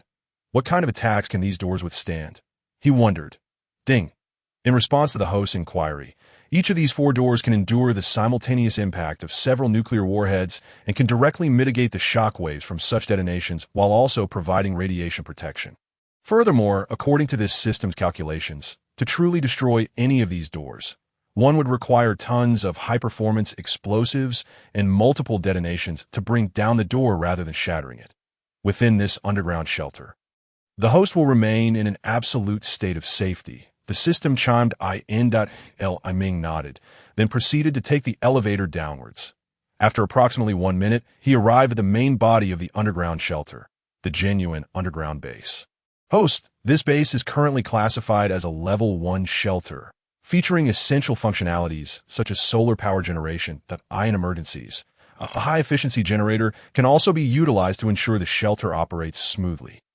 During regular days, the The solar panels will not only meet daily energy needs, but will also automatically store surplus energy in the base's super batteries and storage units for future use. Moreover, this shelter spans an area of 8 square kilometers, comprising living quarters, a material storage area, a weapons depot, an aquaculture zone, and an agricultural zone, all integrated into an ecological garden. Additionally, there are 3 medical pods, which can assist the host in treating ailments typically manageable at a secondary hospital. However, for more severe conditions or injuries, an upgrade to a Level 2 shelter will be necessary for treatment. In addition to these functional areas, there exists a production and manufacturing zone, enabling the host to produce and process materials such as ammunition and firearms on a small scale.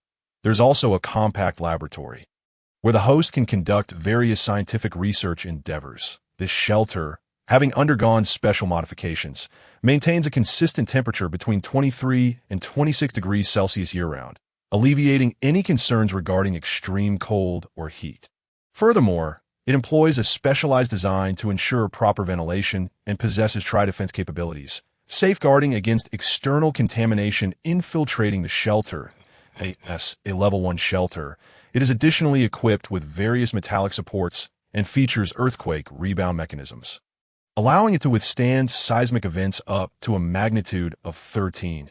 In emergencies, the shelter is also fitted with an urgent oxygen supply system. In the most critical situations, the host can utilize the emergency escape passage to flee. Equipped with a medium-sized escape pod capable of short-duration flight. In summary, within these walls, the host need not worry about any survival or safety concerns. Li Ming's eyes sparkled with excitement. This was nothing short of extraordinary, an unparalleled stronghold in a post-apocalyptic world. However, he was ultimately alone and felt vulnerable, prompting the urgent need to initiate plans for recruiting an army. System, is there any power supply method for the shelter aside from solar energy and generators? Ding! There are alternative power supply options, such as a micro-cold fusion power station available in the system shop, which requires 20 million survival points and can provide continuous electricity for the shelter. However, it can only be purchased once the shelter reaches Level 2. This system recommends that the host consider upgrading to a Level 2 shelter, allowing for the establishment of an industrial area to produce heavy equipment. Li Ming's heart raced at the system's enticing words. System, can I recruit an army now? Ding. Esteemed host, please purchase a base vehicle. Once acquired, the host can construct barracks and proceed to recruit an army. However, this system still advises the host to upgrade to a Level 2 shelter before recruitment to prevent power shortages. System, I wish to purchase the blueprints for a Level 2 shelter, Li Ming declared, diving directly into shopping mode. Ding, the host has successfully spent 200,000 survival points to acquire the blueprints for a Level 2 shelter. Please prepare the necessary materials, and this system will upgrade the shelter to Level 2 free of charge. Li Ming promptly began gathering various materials and supplies in the open space, while the 10 WJ-1 type excavation robots resumed their work, expanding the underground base's area. As he reviewed the required materials in the design blueprints, his eyelids twitched with apprehension. 100,000 tons of steel, 20 tons of rare metals, and 20 high-precision machine tools. These were just a fraction of the myriad industrial equipment and a vast array of medical supplies that needed to be procured. Mountains of various construction materials and metals loomed before him, causing Li Ming considerable distress. Although this inventory was but a drop in the bucket compared to what he had already acquired, it still pained him. These were vital resources. Nevertheless, the thought of gaining the power to carve out his own territory upon the completion of the Level 2 shelter invigorated him. Ding! Host, the materials are ready. The task of upgrading to a Level 2 shelter will take 1 week. Please pay attention to system notifications. With the system's assistance, the construction of the Level 2 shelter commenced. Li Ming then returned to Margia City to continue overseeing his fresh produce supermarkets and enterprises. He dedicated his entire daily profits to purchasing vast amounts of resources that encapsulate his current state. He had become utterly obsessed with acquiring materials. However, his orders had brought substantial profits to many small factories domestically. In their eyes, he was akin to a deity of wealth. On this day, October 15, 2025, the system's voice resonated punctually Chapter 10. Completion of Level 2 Shelter. Ding. Congratulations, host. You have acquired a Level 2 shelter. The system generously gifts you 200 Special Forces soldiers, who can be summoned at any time. Ding. Congratulations on owning a Level 2 shelter. The system rewards you with 30 million survival points, along with a complete set of light industrial technology blueprints and technical documentation, as well as blueprints for the most advanced tank technology, artillery technology, and infantry fighting vehicle technology, each with accompanying technical documentation. Ding. Detection indicates that you possess a Level 2 shelter, enabling the activation of industrial zone functionalities. The system rewards you with 100 Level 3 engineering technicians and 3,000 skilled workers, who can be summoned at your convenience. Ding. Congratulations on acquiring a medical center. The system gifts you 10 beautiful doctors. Ding. Congratulations on obtaining a medium high-tech laboratory. The system rewards you with 2 top-tier researchers and 30 research personnel. In that moment, Li Ming felt as though he had struck gold. This was exhilarating. He had not anticipated such generous support from the system. It was indeed the most formidable system, brother, offering free technical workers, engineers, and researchers. Most crucially, he had secured doctors, a medical center, and a high-tech laboratory.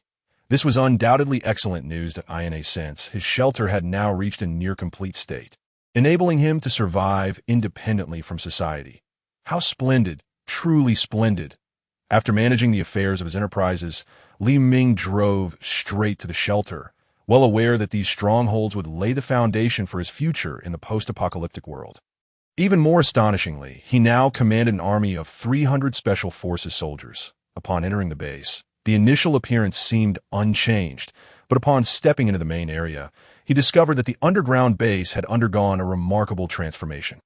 Firstly, its area had expanded by more than double, and many functional zones had been altered. Li Ming promptly purchased a base vehicle from the system shop. Ding! Congratulations, host! You have spent 3 billion survival points to acquire a base vehicle. The system rewards you with 30 million survival points and 100 gene serums. Ding! A notification indicated that the host possessed a base vehicle. Would you like to deploy it? Deploy. Li Ming promptly selected a location to unfold the base vehicle. As he issued the command, the vehicle began to transform, reminiscent of a transformer. After a cacophony of mechanical sounds, the substantial base vehicle morphed into a structure akin to a factory. Subsequently, Li Ming noticed that his system interface had changed, and he had surprisingly unlocked the building interface, that he immediately opted to construct a barracks. Ding! The host has chosen to build a barracks, requiring 30 million survival points and a time frame of 48 hours. Please be patient, host. After this announcement, the system fell silent. Li Ming summoned engineers, technicians, 10 beautiful doctors, as well as agricultural and livestock personnel, all of whom respectfully greeted him. Commander! Li Ming waved his hand, responding, "Hello, everyone. The operation of the base now relies on all of you.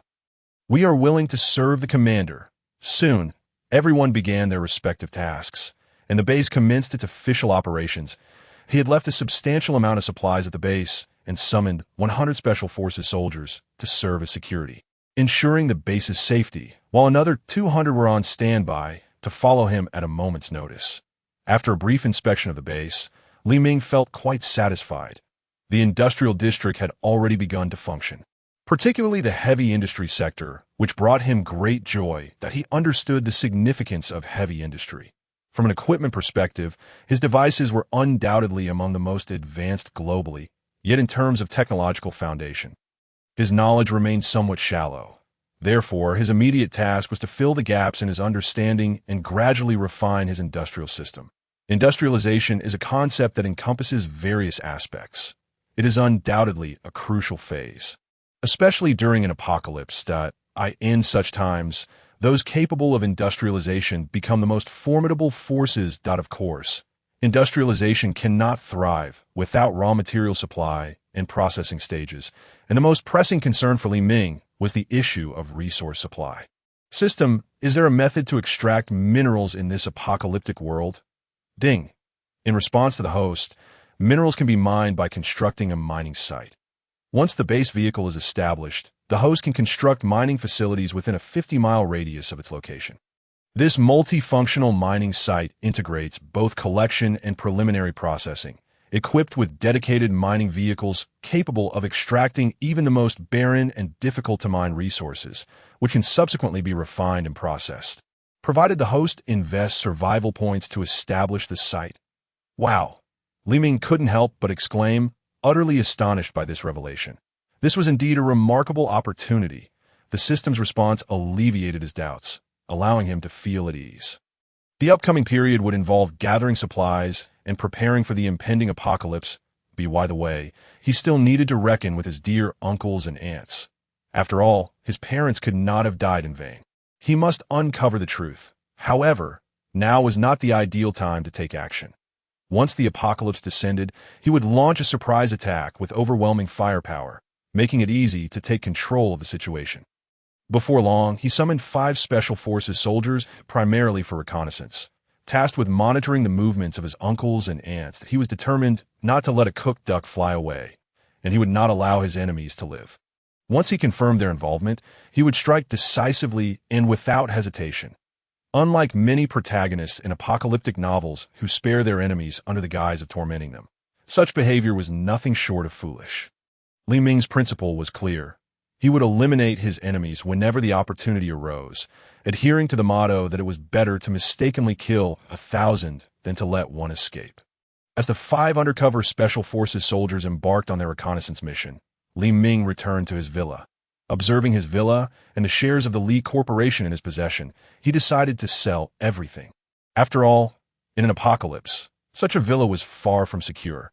It could easily become a target for others. He was fully aware that his uncles and aunts were eyeing both his villa and shares. So he might as well sell them.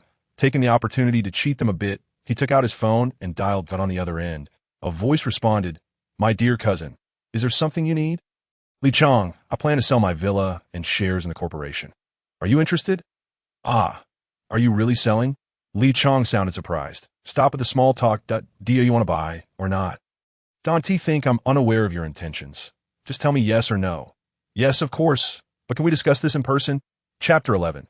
Digging a pit. It must be said that Li Ming was quite shrewd. He intended to use this villa and shares to ensnare them one last time. This villa was a legacy from his parents, situated in the most prestigious neighborhood of Malga City, in many respects. Malga City could be considered the economic center of the entire Tianhui Empire, with a vast urban area. The city boasted a population exceeding 60 million, resulting in a high population density. Malga City is also one of the largest cities in the world, featuring a major port with an enormous daily throughput, making it one of the largest ports globally. Owning a villa in such a wealthy area speaks volumes about Li Ming's parent status. Before long, Li Chong arrived, accompanied by his father, Li Ming's beloved uncle Dahaha. "My dear nephew, what prompted you to sell your villa and shares?" Li Ming's uncle Li Wei inquired. "Hey uncle, as you know, I've been investing quite heavily lately. So I'm not just selling this villa, but also my shares in the Li Corporation. I wonder if you're interested?" Li Ming replied, though his smile concealed a hint of menace. "Yes, that's so." "I'm delighted," Li Wei exclaimed. He had long coveted the 5 shares held by Li Ming, as they directly influenced the absolute control of the company, while they had seized a portion of the shares that Li Ming's parents bequeathed to him. Some remained, making Li Ming a shareholder of the Li Corporation, ranking as the 6th largest shareholder. The ownership of this 5 share would determine the absolute control and decision-making power over the Li Corporation. "However, my recent ventures have expanded significantly, and my cash flow is somewhat strained. If you're interested, we could discuss it." "My dear nephew, how much do you intend to sell for?" "Let's see, uncle, along with the villa, you can give me 4 billion, Li Ming stated boldly, fully aware of the significance of his shares and making a lioness share demand. Upon hearing this price, Li Wei's face twitched. "My dear nephew, that price seems a bit steep." "Uncle, while my shares may not be substantial, I am still the 6th largest shareholder, which determines the absolute control that you're a smart man. You should understand what this implies. Moreover, you need to consider the dividends for the past few months. So taking everything into account, this share is undoubtedly beneficial to you. Wouldn't you agree?" Li Ming replied with a smile that masked his true intentions. "My dear nephew, I can provide the funds, but can you wait for some time? My finances are quite tight at the moment." "Oh, is that so? Since you lack sincerity, I think I will call Dongsheng Group instead." I'm certain President Xiao would be very interested in my proposal, Li Ming threatened. Dongsheng Group was a competitor of the Li Corporation. Li Wei's mood soured, and he shot a fierce glare at Li Ming. My dear nephew, when shall we sign the contract? Ha ha, I will naturally sign the contract once the funds arrive on my account. Li Chong, arrange the funds immediately. Quickly, Li Wei commanded. Approximately half a day later, Li Ming received a notification on his phone. After the funds were transferred, he and Li Wei signed the equity transfer agreement. Li Ming remarked, "Congratulations, uncle, you have achieved your goal. From now on, the Li Corporation will be at your command. By the way, you can also move in here. I will tidy up and prepare for the move." Li Wei shot a fierce glare at Li Ming before departing. Li Ming swiftly activated the system's functions and efficiently cleared out everything from the villa, leaving not even a single nail behind. Subsequently, he departed from the home he had inhabited for over a decade, driving away to secure a room at a luxurious hotel nearby. Fast forward to November 2nd, 2025, Li Ming expended his available capital of $4 billion to acquire an extensive array of garments and all manner of essential supplies. During the nights of these recent days, he discreetly collected over 2 million shared bicycles and more than 100,000 shared electric scooters from the streets. He then summoned manager Zhang. "Old Zhang," he began, "everyone has been working quite hard lately. Upon reviewing the recent state of our fresh produce stores, I noticed they have become rather antiquated and require an upgrade. Here is the plan. Let each employee take some vegetables and similar items home, and I'll grant everyone a paid leave for a while. I need to oversee a complete redesign and renovation of the stores. As for the remaining vegetables and fruits, let us transport them to our large warehouse. And for you, this is a token of appreciation." With that, Li Ming handed manager Zhang a card containing 300,000. "Take some time to rest well. There will be plenty to keep you occupied in the near future." "Thank you, Mr. Li." "Thank you, Mr. Li." Manager Zhang expressed his profound gratitude. After all, 300,000 was a substantial sum for him, a testament to his loyalty to the right person. By the way, Manager Zhang, considering our many years of collaboration, I must share one more thing. I have received some discreet information. It appears a natural disaster may soon occur. So please stockpile some essential supplies and medications. Li Ming offered this warning sincerely. His words were not mere conjecture, as recent forecasts indicated the likelihood of a typhoon. For Li Ming, this was the extent of his advisory. Whether Zhang would survive the impending disaster depended on his heed to this counsel. The employees of Li's Fresh Produce were elated, each carrying home a bountiful share of vegetables and fruits. Reveling in the generosity of their boss, Li Ming could only assist his ordinary employees to this extent. Soon, he instructed all his supermarkets, pharmacies, and hardware stores to transfer their goods to the large warehouse. After accomplishing this, he drove alone to the two expansive warehouses of Li's Fresh Produce, where supplies were stacked high like mountains. Rice, flour, pork, beef, lamb, fish, live seafood, various cooking oils, vegetables, fruits, and mountains of instant noodles, biscuits, cured meats, sausages, prepared meals, condiments, medications, a plethora of clothing. Hardware materials, electronic devices, and various other equipment were all present. This entire warehouse was more than sufficient to sustain a comfortable existence in a post-apocalyptic world. Li Ming hurriedly organized these supplies, and once completed, he drove back to the hotel with 20 million still unspent.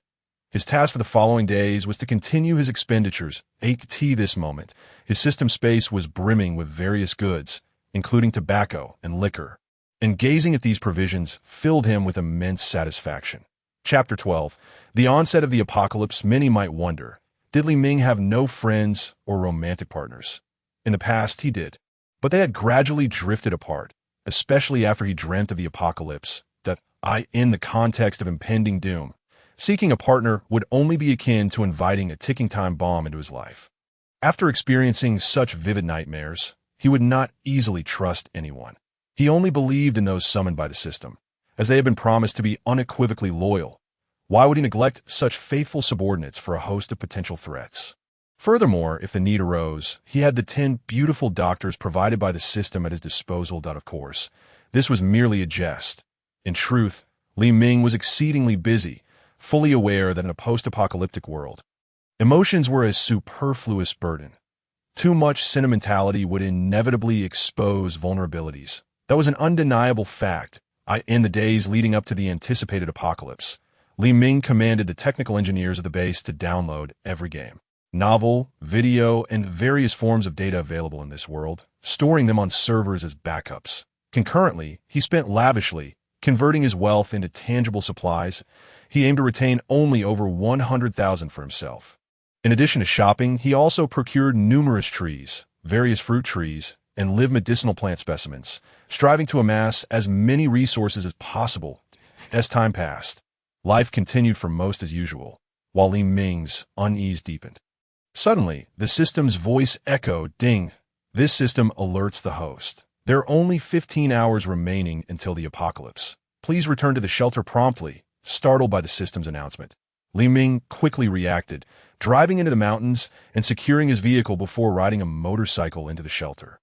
He finally reached the underground refuge, safe at last. At this moment, the underground shelter had undergone significant transformations. The living quarters resembled a villa comparable to the one he had previously inhabited, but this structure was crafted entirely from composite metal materials, providing excellent sound and thermal insulation, ensuring warmth in winter and coolness in summer, creating a remarkably comfortable living experience. After 6 months of relentless effort, Li Ming felt a profound sense of relief as he surveyed the living area, finding that the quality of life had not diminished in the slightest. Next, he inspected the cold storage, discovering that it spanned an impressive 500 square meters, primarily filled with perishable meats and seafood. He then checked the grain, oil, and condiment storage, relieved to find an ample supply.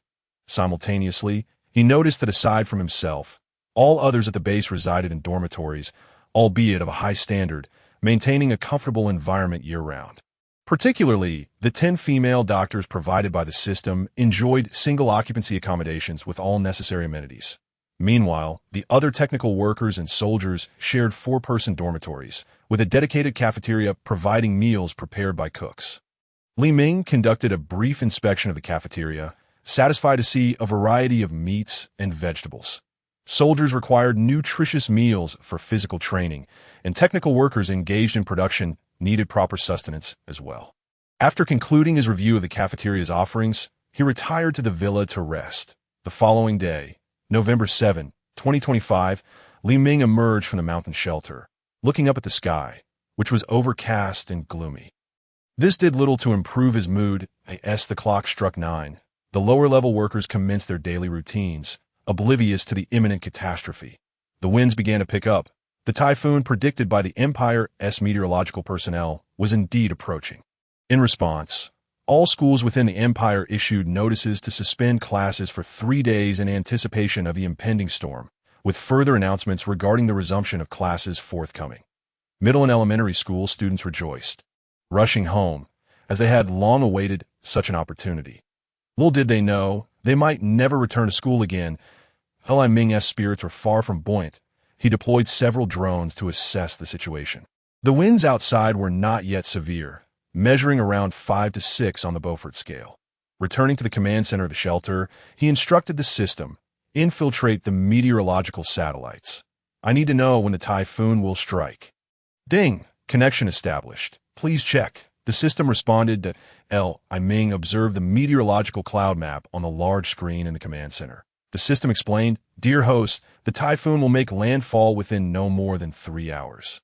The disasters occurring globally will not be uniform. The southern hemisphere of the Baltan planet may experience severe drought and heat, whereas the northern hemisphere will face torrential rain induced by the typhoon, leading to flooding. Furthermore, governments worldwide will likely collapse amidst the chaos of the typhoon, plunging the world into a state of anarchy." The system spoke earnestly.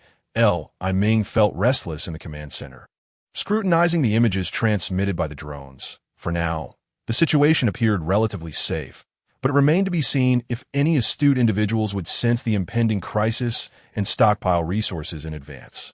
These few hours represented the last opportunity to procure supplies at regular prices. Natural disasters do not occur suddenly. They allow for a buffer period, contingent upon humanity's ability to seize the moment. Time swiftly progressed to noon, and the winds within the city of Malga suddenly intensified. If the earlier gusts could be likened to a force of 5 or 6 on the Beaufort scale, They had now escalated to a ferocious 9. Li Ming's drone, augmented by advanced systems, could autonomously adjust its flight posture to adapt to the harsh electromagnetic and climatic conditions. Through the drone's imagery, he observed a small electric tricycle struggling to deliver packages, but midway through its journey, it was violently overturned by the fierce winds. Trees, already shedding their leaves, swayed wildly under the onslaught of the gale, while the air was filled with the ominous howling of the wind, sending shivers down one's spine on the streets. A few individuals desperately attempted to hail taxis, while others resorted to mobile applications in hopes of securing rides. Regrettably, after waiting for over an hour, no vehicles materialized. Debris, including refuse and paper, danced chaotically in the tempest. The winds grew ever stronger, and a woman clutching a package, having just exited a delivery station, was swept away by the ferocious gusts before she could comprehend the danger. Chapter 13. The terrifying end times. One witnessing this scene, Li Ming could not help but sigh deeply. Nature, in its wrath, was truly fearsome. Humanity's sole advantage over other animals lies in its capacity to craft tools that enhance life quality. Yet, even such a formidable civilization as humanity remains vulnerable to the cataclysms wrought by nature, often facing annihilation. The distinction lies merely in the fact that humans might struggle a bit longer against these disasters. Nothing more. The woman, though she screamed for help, found her voice utterly drowned out by the howling winds, ultimately being carried away by the tempest, vanishing without a trace. As for the vehicles on the road, they braved the winds, appearing relatively stable for the time being. However, this semblance of security was fleeting. Should the drivers fail to return home soon, their fate would likely be death. The sky darkened ominously, casting a shadow that felt as if it were ready to crush the city. The horizon, heavy with clouds, was littered with broken branches, while colorful steel roofs of urban structures were torn loose by the gale, creating a cacophony of clattering sounds. In the distance, a woman clad in a coat clung desperately to a lamppost, her lips forming the shape of a cry for help. Yet, in the chaos, no one dared to venture out to assist, each person preoccupied with their own survival. The winds were so fierce that the likelihood of rescuing someone often resulted in peril for the rescuer, as well. At that moment, a man emerged from a nearby shop, a rope secured around his waist. Braving the winds to reach the girl, he extended a rope toward her, seemingly inviting her to use it for safety. Just as he handed her the rope, he was nearly swept away by the wind, but fortunately, the tether around his waist anchored him, allowing him to scramble back toward the shop. Inside, several individuals helped pull the girl to safety using the rope, and she was ultimately drawn into the store by the group. This harrowing tableau unfolded continuously throughout Malga, with only the heavens knowing how many souls have been claimed by the winds. The apocalypse had officially commenced. As Li Ming sheltered within the secure command center of his underground refuge, a chill of dread coursed through him. The ferocity of nature was truly terrifying. Humanity was akin to a slightly stronger ant in comparison. Li Ming was acutely aware that with the typhoon's arrival, copious rainfall would soon follow. Within a week, Malga's water and power supplies would likely be severed, and the loss of electricity would obliterate numerous public services, including gas. People routinely reveled in the conveniences of modernity, oblivious to the inherent fragility of urban existence. The city's resources were entirely reliant on external supply chains, making self-sufficiency nearly impossible, particularly in a large metropolis like Malga. With a population exceeding 60 million, the daily consumption of various commodities resembled a mountain. Having managed Li's fresh produce, Li Ming knew that dozens of large trucks were necessary to deliver supplies each day. Modern cities fundamentally depend on sophisticated logistics to function. With the impending typhoon and torrential rains, a shortage of logistical vehicles would inevitably lead to a crisis in the urban supply chain. Yet, this was not the most dire scenario. The most alarming development came when Li Ming received a notification from the system. Ding! Notification. Emergency alert. Most officials across various levels of government in the Tianhui Empire and other nations around the globe have perished in the typhoon. The Tianhui Empire has now officially entered a state of anarchy. Please prepare accordingly. Upon hearing this alarming news, Li Ming sighed. Anarchy was the most terrifying scenario imaginable. Without governance, there could be no order. And a lack of order would spell disaster for humanity, as only the divine knows what malevolence human nature may reveal in such apocalyptic times. Li Ming understood that even the most inept government was preferable to no government at all, as it represented some semblance of order within the nation and society, preventing utter chaos. Now plunged into anarchy, it would not be long before unrest erupted within the imperial military. Once the military descended into chaos, the entire nation would not be far behind. The military, at its core, is a machine of violence. A group of such machines, unrestrained, could unleash devastation akin to a ferocious beast freed from its cage. In the realm of cataclysm, man-made disasters can sometimes eclipse the terror of natural calamities. Li Ming promptly retracted the drone and began preparing a meal in his villa, regardless of the tumult outside.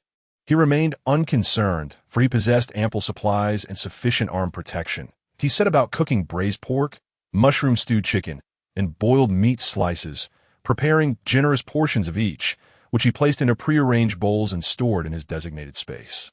In the face of an impending apocalypse, with no opportunity to venture outside, he sought solace in the culinary arts to pass the time. Li Ming's Level 2 refuge boasted comprehensive functionalities, and, as he cooked, he utilized bottled natural gas that he had procured substantial quantities of fuel and natural gas from desert regions, and had even seized copious amounts of coal and liquefied natural gas from overseas. Thus, he faced no shortage of fuel. His drinking water supply was equally secure, as he had invested in large water storage tanks filled with municipal water. Additionally, he had stored premium spring water from across the nation in expansive tanks, augmented to hold millions of liters. Intriguingly, his refuge was equipped with a wastewater treatment system, allowing for the recycling of both domestic and industrial water after processing. The treated wastewater, following a series of refinements, rivaled the quality of urban tap water. Many may lack an appreciation for tap water, but when faced with extreme calamities, one might find even a sip of it a luxury, in such dire circumstances. Individuals might find themselves resorting to drinking from muddy puddles, or in the most extreme cases, even their own urine, all in the relentless pursuit of survival. Chapter 14. The terrifying end times 2, objectively speaking. Humanity's vitality is remarkably resilient, with a strong will to survive and commendable survival skills. However, when confronted with apocalyptic natural disasters, even the mightiest efforts prove futile. The entirety of human civilization is left with but one outcome: annihilation. Particularly now, as nations worldwide descend into anarchy, the situation becomes even more perilous, especially within the Tianhui Empire, characterized by its large governmental structure and small societal framework. Once the government collapses, it will undoubtedly lead to chaos. However, the turmoil outside has little to do with Li Ming. After finishing his lunch, feeling an unbearable sense of idleness, he swiftly opened his phone and began to utilize his hacking skills to infiltrate various community groups, eager to uncover their plans. Simultaneously, he had already employed his hacking techniques to obscure his phone number upon returning to the country, rendering it impossible for anyone to pinpoint Li Ming's actual location through his mobile device. His internet connection was established solely via satellite, making him largely unaffected by any potential network disruptions. Before long, he had entered several community chat groups, perusing the conversations to grasp the true circumstances from the perspective of the common people. At that moment, one particular group named Tang Long Yipin, which referred to a luxurious residential area near Li Ming's villa, was abuzz with activity. The residents were primarily white-collar workers, alongside a few minor celebrities and mistresses supported by affluent individuals. Messages flooded the group, with unread notifications rapidly climbing to 99. Initially, many were celebrating the arrival of Typhoon Ziminu, reveling in the fact that the corporate drones could finally take a break from their grueling schedules, and students were able to return home for the holidays. Numerous individuals shared images and videos showcasing the devastation wrought by the typhoon, depicting trees uprooted from the ground and swept away by the ferocious winds. Luxury cars were seen toppling over or sustaining damage from debris hurled by the storm, their windshields cracking like spiderwebs. Factories fared even worse, torn apart by the tempest, with countless sheets of metal and raw materials swept away. Their final resting places known only to the heavens. As many viewed these videos, fear began to creep in, for the destructive power of the typhoon was truly terrifying. Some, hearing the howling winds outside, realized the gravity of the situation and began recounting their experiences of grocery shopping post-work, lamenting the empty shelves in supermarkets, save for some unappetizing instant noodles. In Li Ming's eyes, instant noodles represented a valuable resource, packed with calories, salt, sugar, and fats, an exquisite treat in a post-apocalyptic world where a steaming bowl of noodle soup could be considered a luxury that Li Ming was far from lacking in supplies. His stockpile of canned goods alone amounted to several 100 billion boxes. Moreover, he had amassed considerable quantities of salt and sugar, measured in tons. As the owner of a fresh produce supermarket, he was well equipped, having cleared his inventory of all goods, leaving nothing behind. It would be inaccurate to label Li Ming as ruthless. In a world on the brink of collapse, survival necessitated a degree of selfishness. This harsh reality dictated that only through the exchange of interests could one endure. Notions of friendship and emotional ties held little weight when survival was at stake. In such dire times, even the most altruistic individuals often found themselves exploited until nothing remained. At that moment, Li Ming activated the large screen in his command center, employing synthetic aperture satellites to assess the ground situation. The sight was enough to instill a profound sense of dread within him. The command center's display showcased high-definition satellite footage, complete with sound, revealing the howling tempest relentlessly battering every structure within the urban landscape. The torrential rain lashed against the windows, shattering the glass of older buildings, with wind and rain surging through the gaping holes. In a mere 3 to 4 hours, the streets had become submerged, while vehicles on low-lying roads began to succumb to the rising waters, transforming into flood-damaged wrecks. 2 hours later, in the most severely flooded areas, torrents swept away cars, and the underground parking garages filled with water, rendering the city's drainage systems utterly ineffective. The vehicles parked below were rapidly inundated, heading toward ruin. As the rain intensified to an almost scalding level, visibility dwindled. Through his satellite observations, Li Ming noted the increasingly ominous skies, as if invisible hands were toying with the city, poised to shatter it into fragments. The perspective on the screen resembled an omnipotent eye surveying the city of Malga. Roads had transformed into vast expanses of water, while the dark clouds loomed ever lower. The typhoon's fury birthed a spectacular waterspout, connecting the heavens and the earth, swirling rapidly as it picked up rain, uprooted trees, and vehicles, seemingly intent on devouring everything in its path. To his astonishment, Li Ming realized this was indeed a tornado. He watched in disbelief as the tornado sliced through the overpass in Malga's city center, a high-speed rail bridge painstakingly constructed by the Empire, reduced to ruins as if it were mere tofu. The Malga train station was engulfed by the tornado, its structure obliterated, while the trains within were reduced to mere playthings, shattered into pieces. Lightning struck trees, igniting fires that were swiftly extinguished by the relentless rain. That a 30-story residential building was swept away, and when the tempest passed, it had vanished without a trace. Chapter 15. Recruiting soldiers. Li Ming was acutely aware that the high-rise building had stood in the heart of the city, an area of high population density. With over 60 million inhabitants in the city, it was unimaginable that anyone within that building could have survived. Those caught in the tornado would be torn to shreds alongside the structure, disappearing entirely from existence. At times, Li Ming pondered the reasons behind the apocalypse. Could it be that the inhabitants of the Baltan planet had exceeded its capacity, prompting the planet's own will to enact a population reduction through cataclysm? In a sense, humanity had become akin to cancer cells, extracting resources without any notion of reciprocity. That if this continued, the planet's resources would dwindle to nothing, and human civilization would inevitably face extinction. Ultimately, Li Ming chose to cease his contemplations, recognizing that such musings would not resolve any issues. The immediate priority was to devise a strategy for surviving the apocalypse. Following the completion of the military camp, he began recruiting soldiers, according to the system's prompts. There were several types of recruits available. The first category was ordinary soldiers, requiring 100,000 survival points for recruitment. This price included only the soldier and their uniform, with no additional equipment provided. However, these soldiers possessed commendable combat skills, often with practical experience surpassing that of the Empire's regular troops. The second category comprised technical engineers, whose expertise was exceptional but came at a premium. The cost varied according to the engineer's level, with a level 9 engineer requiring 200,000 survival points, while an 8-level engineer demanded 300,000. The highest tier necessitated 2 million survival points for recruitment. These technical engineers were not mere technicians. They possessed significant research capabilities, making them invaluable as both technical and scientific personnel. Recognizing the cost-effectiveness of these engineers, Li Ming promptly enlisted 20 level 1 engineers, depleting 40 million survival points in the process. Certainly, this price is undeniably a remarkable value. For the 21st class engineers he has recruited are primarily those adept in both light and heavy industries. Furthermore, he has enlisted 52nd class engineers, expending 50 million survival points, in addition to recruiting 3,000 various skilled workers, whose costs vary according to their respective skill levels.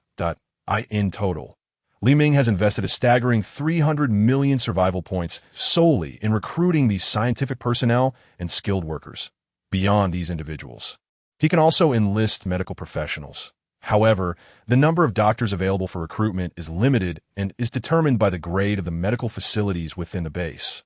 Currently, Li Ming's establishment is a level 2 shelter, equipped with a medical center comparable in size to a first-grade hospital, boasting approximately 100 inpatient beds. Simultaneously, it can accommodate departments such as traditional Chinese medicine, internal medicine, surgery, orthopedics, dermatology, infectious diseases, emergency medicine, radiology, and laboratory services. In terms of comprehensive departmental structure, it closely resembles a secondary class hospital, with the potential to recruit around 180 medical personnel, including 80 doctors and 100 nurses. As for the caliber of the doctors, this entirely depends on Li Ming's willingness to invest. The higher the survival points expended, the more skilled the doctors he can recruit. A chief physician from a provincial-level tertiary hospital typically requires approximately 20 million survival points for recruitment. Li Ming, compelled by the necessity for his own safety, has opted to recruit 7 chief physicians from frontline clinical departments, along with about 21 associate chief physicians and 30 attending physicians. He has also secured 30 nurses, thereby ensuring that his medical center is capable of performing the majority of complex surgeries in the world, including organ transplantation. The recruitment of these frontline medical personnel alone has cost Li Ming 600 million survival points. Ensuring that his medical center is staffed with exceptional talent, Li Ming has never employed idle hands. The equipment and configuration of Li Ming's medical center are equally lavish, featuring 5 ICU beds and 3 of the world's most advanced surgical operating rooms. In addition to a plethora of cutting-edge medical devices acquired from abroad, all meticulously prepared. Moreover, he intends to equip this medical center with 2 helicopters and an armored vehicle to serve as a mobile field operating room, utilizing a range of compact, high-tech medical equipment. Thus, the framework of Li Ming's medical system is essentially complete. Additionally, he has the capacity to recruit numerous other individuals, such as scientists that a top-tier scientist, however, necessitates a staggering 200 million survival points. Yet Li Ming has endured the financial strain to recruit 3 of the most elite scientists available for recruitment. These 3 scientists specialize in military industry, heavy industry, and microbiological virus research, respectively, and combined with his previously acquired top-tier research personnel, the scientific research system is beginning to take shape. With the assistance of technical engineers, he can expedite the pace of scientific inquiry. In a significant sense, the framework of Li Ming's underground base is starting to materialize. Of course, the most crucial aspect is the recruitment of military personnel. Li Ming has enlisted 650 ordinary soldiers, 130 non-commissioned officers, 2 lieutenant colonels, 1 major, 8 company commanders, 8 lieutenant company commanders, and 22nd lieutenants. The total expenditure of survival points amounts to approximately 200 million, excluding equipment. Li Ming feels this is indeed exorbitant.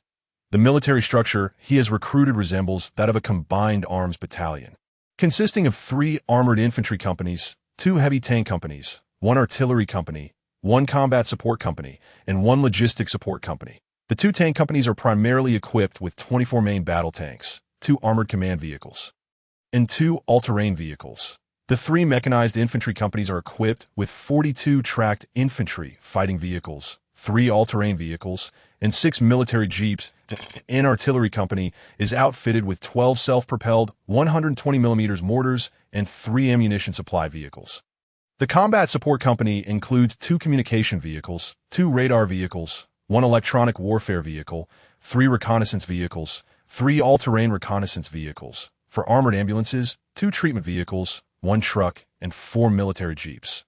The logistics support company primarily equips the supply platoon with 12 fuel tankers, 7 standard trucks, 7 heavy trucks, 2 power supply vehicles, and 1 jeep. The cooking platoon is equipped with 2 mobile kitchen vehicles, 8 field cooking vehicles, 2 freezer trucks for trucks, and 1 jeep. The maintenance platoon is equipped with 4 mechanical maintenance vehicles, 2 electronic maintenance vehicles, and 4 heavy cranes, along with 1 jeep. Li Ming possesses all of this equipment. However, even if some items are lacking, it is not a concern, as he can develop and manufacture them himself. Nonetheless, the training of the troops must never cease. In summary, Li Ming's Combined Arms Battalion comprises approximately 800 personnel, a formidable force indeed. Chapter 16. Formation of the Combined Arms Battalion. The advantages of a Combined Arms Battalion are manifold, primarily allowing for the formulation of diverse operational strategies tailored to various adversaries, as the battalion is subdivided into light, medium, and heavy combined arms units. Given Li Ming's current equipment reserves, he possesses a considerable quantity of light, medium, and heavy equipment. While the heavy combined arms battalion undoubtedly boasts formidable combat capabilities, it is also subject to numerous constraints. Thus, establishing both medium and light combined arms units is equally essential to it. It is worth noting that Li Ming has plundered military resources from numerous nations, particularly from the once dominant Eagle Empire, which possessed exceptionally advanced military equipment. There is an abundance of equipment suitable for medium and light combined arms units. With the support of his own heavy industry, Li Ming can effectively modify the existing equipment to facilitate maintenance and logistical support. Consequently, he has established 3 combined arms battalions, 1 each for light, medium, and heavy units, all utilizing equipment from the Eagle Empire. The infantry's light weaponry predominantly consists of modified AKM assault rifles, equipped with rails to enhance the weapon's adaptability, while the squad machine guns are PKM general-purpose machine guns, and the light machine guns mounted on tanks and armored vehicles have also been replaced with PKM. The hallmark of Li Ming's forces is their integration and specialization. With ample underground space, these troops have commenced various tactical training exercises within the barracks. Li Ming, equipped with binoculars and clad in military camouflage, observes the soldiers' training. After witnessing their progress, he can only conclude that the survival points spent were well worth it. The soldiers exhibit exceptional individual skills and tactical coordination, indicating they have begun to form a cohesive fighting force capable of defending their base. Li Ming's spirits, once burdened by the onset of the apocalypse, have significantly improved. In addition to the training of these troops, the special forces have also continued their training regimen. Occasionally, Li Ming joins the special forces for training. Recognizing the necessity of possessing strong self-defense capabilities in this post-apocalyptic world, everything is progressing in an orderly fashion. Soon, the 3rd day of the apocalypse arrives, and Li Ming completes his routine check-in. Ding! Congratulations, host! You have acquired the production technology for temperature-regulating fabric. Temperature-regulating fabric? Li Ming pauses momentarily. System, what purpose does this serve? Ding! Esteemed host, as the name suggests, temperature-regulating fabric maintains a stable surface body temperature within a specific temperature range. The current version of clothing made from this fabric can maintain a comfortable body temperature of approximately 26 degrees Celsius within a range of -60 to +60 degrees. With minimal fluctuation, upon hearing the system's explanation, Li Ming feels exceedingly fortunate. This fabric is indeed a remarkable asset in a world plagued by climate anomalies, as it aids in temperature regulation. In his previous experiences during the apocalypse, he encountered extreme cold temperatures of over -50 degrees, which could compel individuals to seek warmth at any cost. Such cold is genuinely life-threatening. Conversely, during scorching heat, temperatures could soar to 50 or 60 degrees, posing a deadly threat. Countless lives have been lost to these 2 catastrophic extremes. Although calamity has not yet arrived, it does not preclude him from making preparations in advance. That on November 10, during his time off, Li Ming opened his phone to check the news, once again infiltrating several group chats to assess the situation of the disaster outside. To his astonishment, there were still individuals in one community group sharing photos of their culinary delights, some flaunting lavish seafood feasts, while others showcased succulent braised pork or boasted about enjoying hot pot amidst the howling typhoon. Even more bizarrely, there were those who directly posted images of their stockpiled supplies. What was even more peculiar was the number of people competing over these items, engaging in a chain of posts, completely oblivious to the immense trouble their actions could bring upon themselves. Indeed, it could lead to monumental chaos. That it is crucial to understand that the entire world is currently in a state of anarchy, particularly in a country like the Tianhui Empire, where a vast government coexists with a small society. Once the government collapses, the nation will plunge into utter chaos. The reason such turmoil has not yet erupted is not due to a lack of desire to act, but rather because people are uncertain about the duration of the impending natural disasters. Once it becomes apparent that the nation and its government have truly fallen, a great upheaval will ensue, revealing the most grotesque aspects of human nature. Those who once appeared dignified and respectable may, in truth, be nothing more than beasts in disguise. The seemingly honest individuals may harbor terrifying malevolence within. In short, during the apocalypse, all will resort to desperate measures to survive. At that juncture, laws and morals will hold no sway. The end of days will transform into a haven for thugs and criminals. Those who flaunt their food reserves in the group will become the first targets of plunder when food scarcity threatens their very existence. Bereft of moral and legal constraints, the actions of the marauders will come as no surprise. The atrocities he envisioned in his dreams reached a level of unspeakable horror that, of course, with some individuals indulging in culinary pleasures, there were naturally others seeking assistance, especially in cities like Malga, populated predominantly by the youth. Few are adept at cooking in these upscale neighborhoods. Most young people rely heavily on takeout. Among them are numerous so-called little fairies. Despite their glamorous appearances, are extravagantly wasteful, flaunting a plethora of designer cosmetics, handbags, and face masks, all acquired through the generosity of their benefactors, yet lacking any food supplies. Perhaps some of these delicate fairies possess a mere handful of snacks, hardly sufficient to stave off hunger. Consequently, many find themselves in dire need of provisions, and pleas for help flood the group chat. Is there a kind soul who can spare some food? I finished everything I bought yesterday, and am willing to pay 1,000 yuan for a pack of instant noodles. I couldn't get anything 2 days ago, just a small bag of rice, but I have no pot at home. I'm fair-skinned, beautiful, and leggy.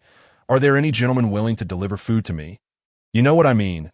Accompanying this message was a suggestive photo, her face obscured, clad in an alluring outfit designed to entice. In any case, at the onset of the apocalypse, order could still be tenuously maintained, as people, to varying degrees, could acquire supplies through relatively peaceful means. Thus, the atmosphere in the group remained relatively harmonious. Chapter 17. The development of the base, however, this semblance of harmony would not endure for long, as not everyone could procure supplies. Particularly, some individuals, born with malicious intent, find the apocalypse to be their sanctuary and playground. And on this day, after briefly perusing the messages in the group, Li Ming found nothing particularly noteworthy, save for the fact that someone had shared videos or images from various regions across the nation. This disaster was indeed nationwide, affecting not only Malga City, but the entire empire, with relentless torrential rains, typhoons, and tornadoes wreaking havoc everywhere. It was only the third day of the apocalypse, and the collapse of order was still a distant reality. Furthermore, with everyone confined indoors, their understanding of external circumstances was limited, despite some information being gleaned from the internet. Currently, various governmental departments within the empire were still fulfilling their duties. For instance, the fire rescue teams dispatched personnel to aid stranded vehicles and individuals. Yet the risks involved in such rescues were tremendous, given the ferocity of the storms outside, typhoons and tornadoes. While some individuals were successfully rescued by the Empire's fire department, others face annihilation alongside the rescuers. After all, compared to the terror of nature, rescue boats are woefully inadequate. In addition to these reports, there were also accounts of individuals succumbing to despair and taking their own lives. For Li Ming, he merely observed these updates with a detached gaze, especially the news of suicides. He had witnessed far more brutal and bloody scenes in his dreams. As time progressed, the events grew increasingly inhumane. For instance, stories of mothers with orphaned children jumping into the water to end their lives were all too common. In the midst of the apocalypse, survival necessitates not only food and water, but also immense psychological resilience. Without a strong will, not everyone can endure that. In truth, regarding the suicides of these bereaved mothers, Li Ming considered it better for them to perish, as dying in the early stages of the apocalypse spares them from witnessing the grotesque facets of humanity. Serving as a form of release, should they survive, the women might endure unspeakable torment, while the children, with their tender flesh, would face even graver fates. On this day, Li Ming once again utilized high-definition satellites for observation, discovering that the entire Tianhui Empire was engulfed in a vast expanse of water. Once bustling and vibrant cities had transformed into aquatic landscapes, reminiscent of the world-renowned water city of Venice. The destruction wrought by the tornadoes was terrifying. Satellite imagery revealed countless skyscrapers reduced to rubble, with their occupants carried away by the winds. Yet for those individuals, such a swift demise could very well be a form of liberation. After all, according to the dreamscape, each additional day spent in this apocalypse would only prolong their suffering in purgatory. However, the human instinct for self-preservation would not easily allow for such an escape. Not everyone possesses the courage to take their own life. At this moment, the entirety of Malga City lay shrouded in darkness, devoid of any flicker of light.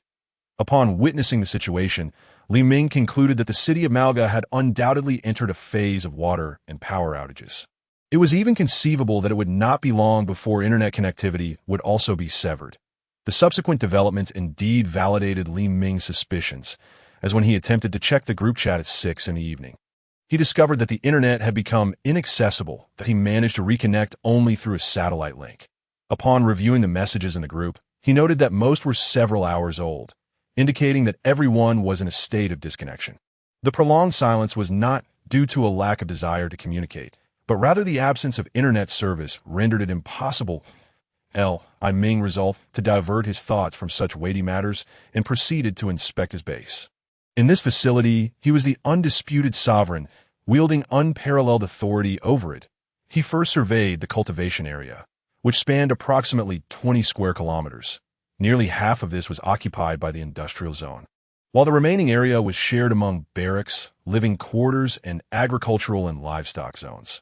Consequently, the actual size of the cultivation area was reduced to a mere 3 square kilometers, which, while not extensive, equated to roughly 500 mu of land. Out of this expanse, 500 mu was dedicated to orchards, while 1,000 mu was allocated for medicinal plants, another 1,000 mu for soybeans, and 1,000 mu collectively for potatoes and sweet potatoes. The final 1,000 mu was reserved for crops such as alfalfa, although he had amassed a substantial stockpile of supplies, ensuring self-sufficiency remained paramount. After all, reliance on external sources paled in comparison to the security of one's own resources. In the pursuit of rebuilding civilization, agriculture was indispensable, and his current farming endeavors were not solely for immediate yield, but also aimed at researching and exploring agricultural development models in a post-apocalyptic world. Given that the underground base lacked natural sunlight, artificial synthetic light sources were employed. Overall, while synthetic light could not rival the sun, the ability to artificially simulate sunlight was the pinnacle of Li Ming's capabilities. This synthetic sunlight not only retained the characteristics of natural sunlight, but also preserved its thermal radiation properties, making it a feasible substitute to some extent. Upon inspecting the cultivation area, he noted that some crops had begun to sprout tender shoots, casting a gentle green hue that filled Li Ming with a sense of vitality. He then proceeded to inspect the livestock area, where he had implemented an ecological cycle agriculture model that integrated planting and animal husbandry, ensuring that even waste from livestock and animal excrement served a purpose. Currently, his farm housed 2,000 pigs, 500 cattle, 500 sheep, and 5,000 chickens. ducks and geese, along with 200 rabbits. In many respects, this was sufficient to meet the daily demands for meat, eggs, and dairy within the base. These animals could reproduce, and in the context of a post-apocalyptic world, the value of living creatures was immense. Even 2 live chickens held significant strategic importance for the continuity of their species. After concluding his inspection of the livestock area with a nod of satisfaction, he turned his attention to the heavy industry sector, which was of utmost concern to him, as it constituted the very heart of his operations. At that moment, the heavy industry processing plant was engaged in researching and improving certain technological equipment acquired from the Eagle Empire, while also retrofitting the weaponry of the 3 synthetic battalions to better align with the soldiers' usage habits. Chapter 18. The lives within the storm. Li Ming's life in the shelter was undeniably fulfilling. He faced no worries regarding food or safety. In stark contrast, the residents of the apartment complexes in Malga were not enjoying such a favorable disposition. As the typhoon wreaked havoc with relentless ferocity, many residents found their windows shattered by debris hurled by the gale. Once the glass shattered, the tempestuous winds, accompanied by torrential rain, began to invade their homes. It was November, and the northern hemisphere had already transitioned into the traditional winter season. Although Malga was situated in the southern region of the empire, the temperatures remained quite chilly. Coupled with the incessant downpour outside, water levels began to rise. Merely 3 days into the apocalypse, the water had already reached the window sills of first-floor apartments. If the deluge persisted, those residing on the ground floor would have no choice but to evacuate. However, the relentless storm made relocation virtually impossible, and the remaining operational city departments were in no position to conduct rescue operations. Consequently, residents facing impending flooding were left with no option but to move into the hallways, even ascending to upper-level corridors. Yet, many of these hallways had also suffered broken windows due to the typhoon, rendering life in the corridors far from pleasant, especially given the cold conditions. While adults could endure the situation, what of the children? Moreover, residing in the corridors posed a significant inconvenience regarding sanitation. The question of how to utilize the restroom loomed large. Under normal circumstances, a sewage treatment facility would address such issues. But with the onset of the apocalypse, these facilities had ceased to function.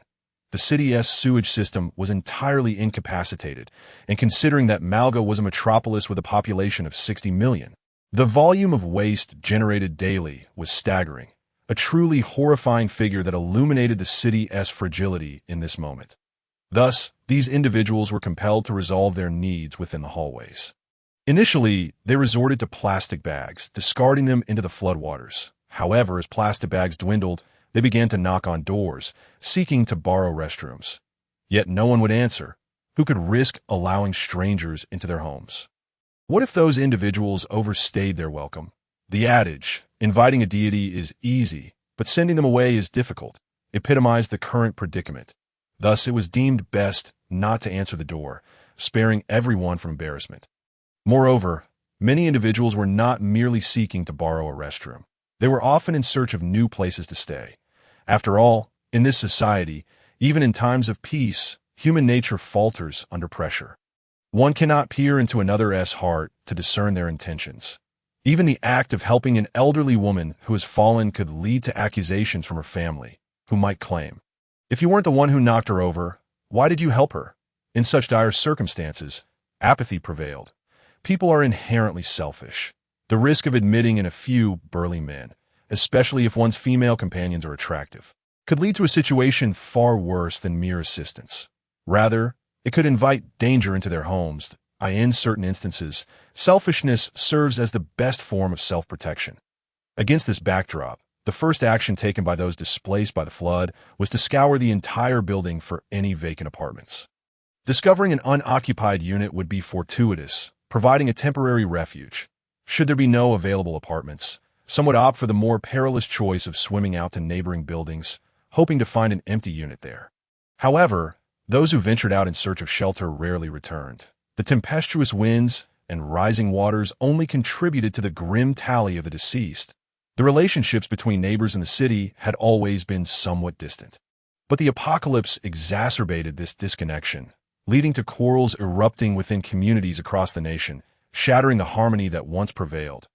Many individuals who typically resided in upscale neighborhoods, including glamorous celebrities and beautiful young women sponsored by wealthy benefactors, now found themselves steeped in profound despair.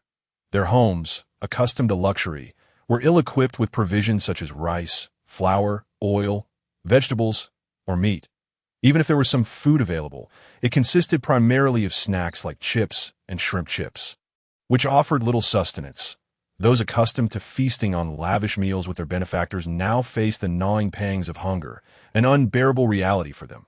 Even in their hunger, they recoiled at the thought of consuming instant noodles or bread, junk food unworthy of their status as fairy-like beings. In today's world, the once resplendent fairies have lost their former glory.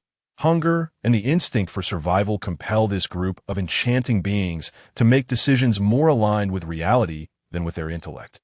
Thus, amidst the apocalypse, the age-old profession of transactional love has once again been revived, flourishing anew rather than merely flickering back to life. Truth be told, there is no shame in bartering one's body for resources in the name of survival. At present, order has not yet spiraled into complete chaos, allowing these fairies to procure essentials through relatively peaceful means. Li Ming has witnessed far graver scenes in his dreams, where women are traded like mere commodities. Indeed, in this cannibalistic, dark apocalypse, the fates of women are tragically dire. They not only become the instruments of gratification for malevolent forces, but are also exploited as tools for acquiring resources and, in desperate times, may even serve as reserves of sustenance. One must never underestimate the vile nature of humanity, especially in such apocalyptic circumstances where the absence of legal and moral constraints renders women as mere prey. They're worth often less than a sack of salt. Maintaining women requires resources, and malevolent entities are hardly philanthropic. Chapter 19. Preparing to venture out, the Tianhui Empire has long maintained a rigorous stance against gambling, drugs, and vice, the underlying reason for this crackdown extending beyond just these vices, but also addressing the violence associated with them. At this juncture, order is not completely unraveled across the empire, as this is merely the onset of the apocalypse. Most still possess some reserves of food, preventing immediate starvation. Moreover, there prevails a collective belief that this calamity will soon pass. However, once the populace comprehends the reality of the apocalypse, the absence of a robust national machinery will inevitably lead to a swift breakdown of social order. When that time arrives, survival will become increasingly arduous for ordinary individuals, particularly for attractive young women, whose fates are all too predictable. In a realm devoid of law and morality, violence becomes the sole arbiter of order. Thus, Li Ming amasses weaponry to establish his own army. From the moment the apocalypse dawned, the empire's military was destined to suffer significant losses, both in personnel and equipment. Consequently, Li Ming prepares to forge a new order, necessitating the acquisition of substantial arms. Time flies swiftly, and before long, it is the 6th day of the apocalypse, and Li Ming dutifully checks in. Ding! Host sign in successful. Congratulations, host. You have acquired blueprints for an underground airport, along with technical schematics and documentation for an ultra-long-range heavy-lift helicopter. Splendid. Li Ming promptly claims these items and begins his research. Upon thorough consideration and analysis, Li Ming realizes that constructing the underground airport is not optimal at this juncture. It will be prudent to wait until the torrential rain ceased. In contrast, the feasibility and utility of the ultra-long-range transport helicopter align more closely with his current needs, as its takeoff and landing requirements are significantly less demanding than those of fixed-wing aircraft. He promptly delivers the technical blueprints and documentation to the laboratory for research and mass production. According to the technical documentation, this helicopter boasts an astonishing range of 3,500 kilometers, a payload capacity of approximately 30 tons, and a maximum speed of 680 kilometers per hour. The tactical and strategic value of such a large transport helicopter is immense. Furthermore, given his current industrial capabilities, producing this helicopter is not overly challenging. Hence his decision to proceed with manufacturing. With this asset, provided there is sufficient quantity, large-scale air transport can be conducted when necessary, be it for moving infantry fighting vehicles or airlifting large-caliber artillery for combat support. Its utility is undeniable, As Li Ming diligently develops his military capabilities, the residents of the city begin to live in a state of trepidation. Reports emerge of massed assailants in certain neighborhoods, breaking into homes, killing men, stealing supplies, and abducting attractive women. The darkness within human nature begins to surface in some individuals. An order has clearly begun to unravel that on November 14, 2025, the seventh day of the apocalypse dawns, bringing with it the most welcome news. The typhoon that had ravaged the region for a week has finally ceased.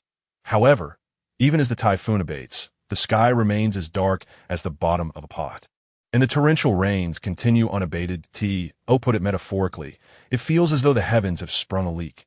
The downpour remains relentless, yet conditions have arisen that allow people to venture out in search of supplies. However, the floodwaters have inundated the second floor, reaching depths of over 7 meters in some areas, and in lower-lying regions, the water may be even deeper, dissuading many from risking a foray for resources. Li Ming receives a system notification. Ding! System announcement. Dear host, the typhoon has subsided and the heavy rains persist. You may choose to venture out in search of supplies at your discretion. As Li Ming contemplates this, his high-powered walkie-talkie crackles to life. The device boasts a coverage radius of 2,500 kilometers, and he has equipped 5 Special Forces soldiers tasked with monitoring his relatives with one each. The activation of the walkie-talkie indicates that there is news from them. Li Ming picks up the device and presses the receive button. This is the command center. Please respond. Report, Commander. This is Spider 1, that I have been monitoring the target for approximately a week. The first target supply situation has begun to deteriorate. Please advise, Spider 1. What is the status of the other 4? Commander, according to our intelligence, the other 4 targets are also experiencing supply issues, but they are not yet in immediate danger. However, these individuals possess their own security forces. I understand. You 5 continue to monitor the situation and report any developments promptly. Yes, Li Ming feels elated, for an opportunity for revenge is drawing near. Consequently, he mobilizes 100 Special Forces soldiers to commence their operation. With 80 of them equipped with dimensional pockets, designed for collecting and transporting various supplies. The remaining 20 accompany him to carry out a direct capture operation for further investigation. In no time. The troops assemble, and a lieutenant colonel salutes. Commander, the troops are assembled and ready for your orders. Li Ming returns the salute and states, Brothers, I have a mission for you. Members of teams 1 through 8 each carry a dimensional pocket and venture out to collect supplies. Your primary targets are steel, building materials, renovation supplies, furniture, hardware, and the books from various universities and libraries in Malga City. Collect any essential living supplies you encounter. If none are found, consider it a loss. Team leader, I entrust you with the distribution of these tasks. Understood. The lieutenant colonel replies with a salute. Soon, the 8 teams begin to gather their dimensional pockets and necessary equipment. Li Ming then addresses the remaining 20. The rest of you will accompany me for a different mission. Yes. As Li Ming issued his commands, all the Special Forces swiftly donned their respective gear, which included specialized military raincoats, bulletproof vests, and helmets.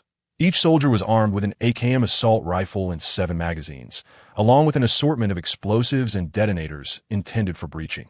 The 20 men led by Li Ming were equipped with 2 PCAM machine guns, each with a supply of 300 rounds. They also carried 2 SVD sniper rifles, while the remainder, including Li Ming, wielded an AKM with various tactical attachments and 7 magazines. Their sidearms consisted of Glock pistols and combat knives, complemented by additional explosives. Soon, the unit was prepared to set forth. Chapter 20. The Revenge Operation. Li Ming's 100 fully armed Special Forces personnel embarked on modified speedboats that had undergone significant enhancements. These boats, following their upgrades, could traverse 700 kilometers on a single tank of fuel with vastly improved reliability and speed. Additionally, their size and resistance to wind and capsizing had been considerably augmented, and noise levels were significantly reduced. The most remarkable improvement was the incorporation of a self-repairing material that could mend breaches autonomously, alongside heightened hull protection capable of withstanding handgun fire. The group, utilizing 10 speedboats, diverged on different paths, with Li Ming and his 20 Special Forces commandeering 3 of them. Li Ming's base was a mere 15 kilometers from the urban center of Malga, and approximately 20 kilometers from the villa district where his relatives resided. Navigating with ease, he located the villa area, which typically lay on the outskirts of urban zones, thus avoiding the city center and any potential pleas for help along the way. Before long, the 3 speedboats reached the villa district, only to find the main entrance securely locked. I Ming contacted the 5 special forces tasked with monitoring his relatives, discovering that they had taken refuge in a nearby cave. They were surveilling the group using discreetly installed cameras. After reviewing the monitoring footage, Li Ming nodded in satisfaction. With a wave of his hand, the 5 operatives set off in different directions, preparing to ambush the villa district, with his AKM rifle in hand. Li Ming followed closely behind the 5 special forces as they began their armed crossing into the villa area. It was worth noting that Li Ming nodded, saying, "Come, let us allow my esteemed uncles to reunite and engage in some earnest conversation." Shortly thereafter, the remaining members of his extended family were escorted in by armed soldiers, while Li Wei and the others found themselves bound. All were brought to the largest room on the 2nd floor, where they knelt in trepidation. Upon recognizing Li Ming, their faces drained of color. Without further ado, Li Ming addressed them. "Dear uncles, it has been some time since we last met. Have you forgotten your nephew? My invitation today serves a purpose, as the saying goes. Every grievance has its source, every debt its owner. Years ago, my parents met an untimely end in a mysterious car accident, and you, taking advantage of my youth, usurped the Li Corporation that rightfully belonged to me. It is time we settled this score." As soon as Li Ming finished his words, a young man shouted, "Li Ming, carrying a firearm within the realm of the Tianhui Empire is a crime. Do you not fear imprisonment?" Li Ming turned to find it was his cousin, Li Wakiki, from his second uncle's family, and he replied with a smile, "Ah, my dear cousin, whether I face imprisonment is uncertain, but you may soon find yourself facing death." With a swift motion, Li Ming raised his gun and shot Li Wakiki in the chest. He fell, blood bubbling from his mouth, a clear sign of his impending demise. Bang, bang! Li Ming fired 2 more shots to ensure the job was done. "I have no patience for idle chatter. Tell me, who is responsible for my parents' fate? Speak, and I shall grant you a chance at survival." Reloading, he aimed his pistol at the others. The brutality of Li Ming's demeanor instilled fear in all present. Li Chong, with a sneer, declared, "Li Ming, it was I who orchestrated the events a decade ago. I merely tampered with your parents' vehicle, and then, boom, it was all over." He laughed maniacally, surprised. "The accident was that simple. Your parents brought us out of the village, and all they offered was a paltry sum. How hypocritical of them. In hindsight, we should have eliminated you then for a perfect resolution." Li Ming turned his gaze to the remaining uncles. "Did you also partake in this scheme?" "No, I absolutely did not," exclaimed his 4th uncle, his face pale with fear. "Heh, if you were uninvolved, then how did you come into your shares? It seems you were just as hypocritical." After mocking him, Li Ming unsheathed a knife, seized his 4th uncle by the hair, and methodically severed his throat. He then kicked him aside, watching as his uncle lay convulsing on the ground, blood pooling around him. Li Ming's coldness sent shivers down everyone's spine as he approached the next victim, his 4th uncle's son, who was now so frightened he had lost control of his bladder. "Cousin, spare my life. I had nothing to do with the events concerning the 3rd uncle. Ah, dear brother, blame your father for this. Fear not, I shall burn ample paper money for you in the afterlife." With that, he swiftly cut the young man's carotid artery. Li Ming mercilessly continued his grim task of slitting the throats of his uncle's families. Showing no mercy, it was not that he reveled in bloodshed, but rather that they had conspired to seize what was rightfully his, and now they must pay the ultimate price for their betrayal, namely, their lives. Li Ming, do not kill me. You only desire to reclaim your shares, do you not? I shall return the shares I possess along with the entirety of the Li Corporation's assets. I will give you all my money. Li Wei, now thoroughly terrified, had underestimated his nephew's ruthlessness, killing his uncle's families as easily as one might slay chickens, his hand steady, leaving him trembling in fear, deflated like a punctured balloon. "Ah, my dear uncle, how could I bear to take your life? Did I not promise that whoever reveals the truth would be spared? I am a man of my word. Since my cousin has spoken, only one of you may live. Li Ming tapped Li Wei's face with the bloodied knife. Really? Li Wei felt a flicker of hope, though it was mingled with resentment, which did not escape Li Ming's keen perception. Indeed, it is true. But what of your children and my dear aunt? I can only allow one of your family to escape. How terribly inconvenient this is for me. Li Ming feigned warmth in his smile. You are a demon. They are innocent, cried Li Ming's aunt. Spare your pretense. You have enjoyed your fair share over the years. How dare you seek to escape the consequences of your actions? There is no such thing as a free lunch in this world. Rest assured, I shall ensure your family experiences a fate worse than death. Upon concluding his proclamation, Li Ming whispered a few instructions to the captain of the Special Forces, who nodded and promptly set to work. He then ordered Li Wei to be taken away, declaring, Uncle, your life is spared for now, as they are escorting you out. Realizing the gravity of the situation, No. Li Ming, you cannot do this. Did you not promise to spare me? Li Ming feigned innocence, saying, I did promise to spare you, but that was my decision alone. Whether they choose to spare you is beyond my knowledge. Take him away. Li Ming, you scoundrel. As Li Wei was led away by a soldier, Li Chong faced Li Ming's wrath directly, while the others met their end as if they were mere poultry. Ultimately, Li Chong was left with all his bones shattered, enduring excruciating torture before his death, each breath feeling like a torment akin to slow slicing, a fate worse than death, until he succumbed to the pain. Li Wei, sharing a fate similar to his son, was subjected to the Special Forces breaking his bones one by one, all while Li Ming compassionately administered drugs to keep him painfully conscious. After 3 hours of torment, Li Ming ended his life with a swift slash to the throat, marking the conclusion of his wicked existence. With vengeance fulfilled, Li Ming felt a sense of relief wash over him. A long-held obsession finally laid to rest. After ensuring everything was in order, he meticulously searched the entire villa once more. Satisfied there were no loose ends, he gathered all the bodies, doused them in fuel, and ignited a blaze to incinerate them. Only after witnessing their transformation into ash did he depart.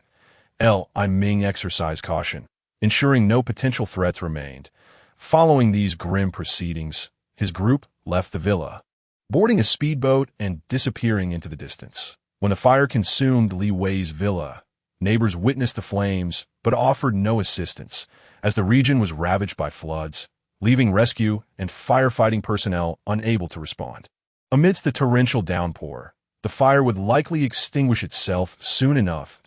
In the present moment, with a sense of vengeance fulfilled, Li Ming felt an exhilarating rush of joy. He swiftly piloted a speedboat towards the largest luxury car dealership in the vicinity of Malga. Fully aware of the existence of a heavy-duty RV within its premises, these extravagant vehicles would serve various purposes in the future. After all, in the face of civilization's collapse, once these possessions are lost, they are irretrievable. Therefore, it was imperative to seize the opportunity and procure additional supplies at no cost. The speedboat raced through the city streets, and the sight of a group clad in camouflage raincoats caused the residents of nearby apartment buildings to mistakenly believe that the Imperial Army had arrived. Consequently, they rushed to open their windows, seeking salvation. Li Ming, however, disregarded their pleas, as his priority lay in gathering resources, leaving him no time to concern himself with others. For Li Ming, merely refraining from competing with ordinary individuals for essential survival supplies represented his utmost benevolence. Naturally, should any nefarious forces accumulate a significant stockpile of supplies, he would not hesitate to eliminate them entirely and seize their resources. After all, even if these supplies belonged to such malevolent entities, they would never be distributed to the common populace. Thus, taking them from these villains equated to claiming spoils of war, a fundamentally different concept. Li Ming soon arrived at a luxury car showroom towering 5 stories high.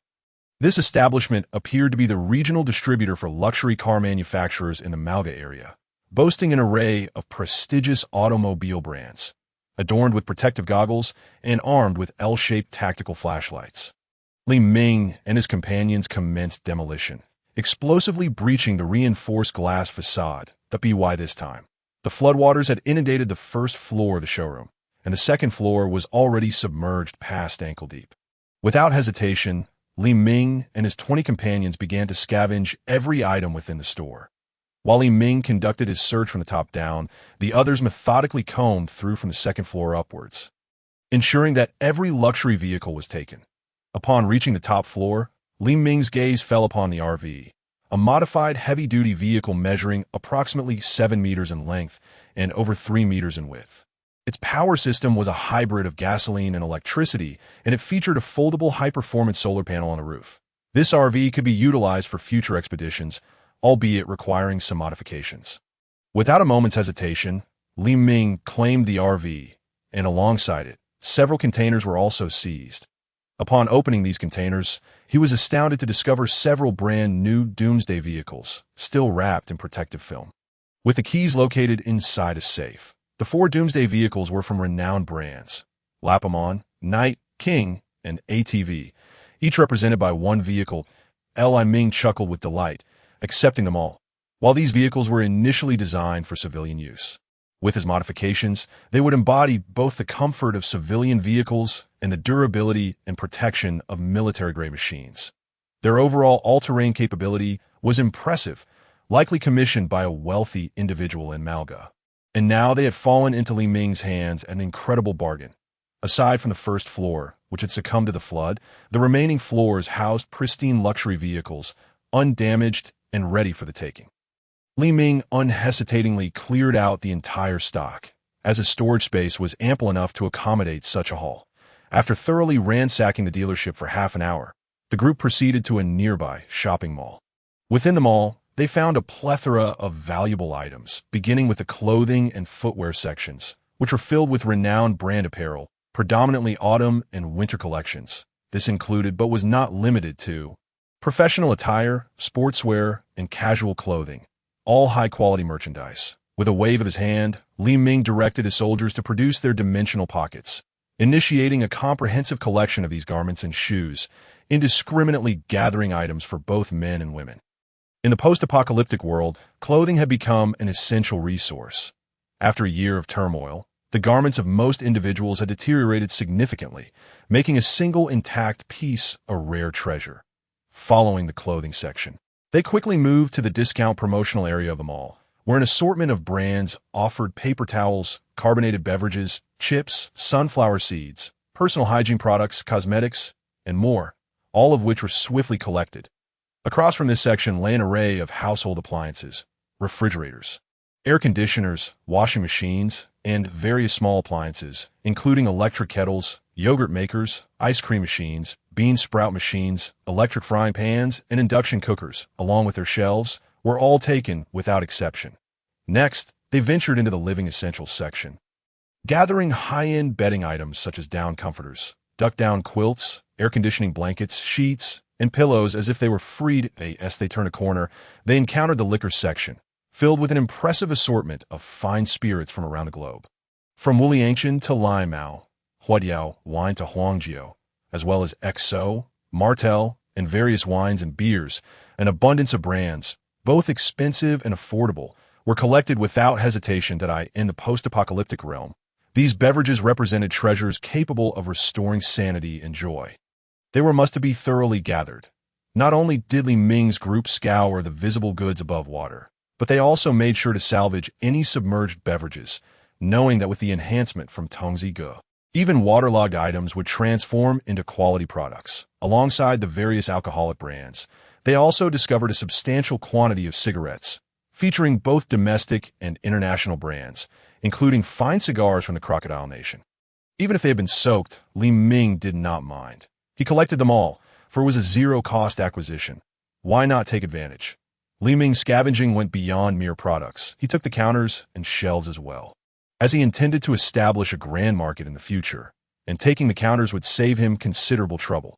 They then entered an area dedicated to tea, where Li Ming collected both loose and packaged tea leaves, along with their shelves, as well as numerous vacuum-sealed tea bags. Varieties like Tiguanyin, Qinggan Pu'er, Longjing, and Maojian were all valuable resources that were difficult to replenish in the near term, and thus, he ensured they were all taken. The floodwaters were rising rapidly, and time was of the essence. He had to gather everything before the waters submerged the supplies, leading to their complete waste.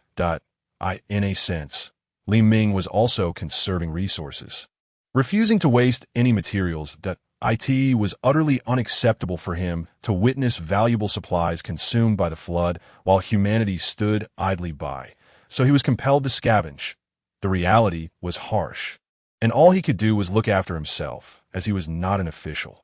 Quickly regaining focus, he continued to race against time, collecting shampoos, body washes, soaps, laundry soaps, sanitary napkins, disinfectants, and all other supplies without leaving anything behind.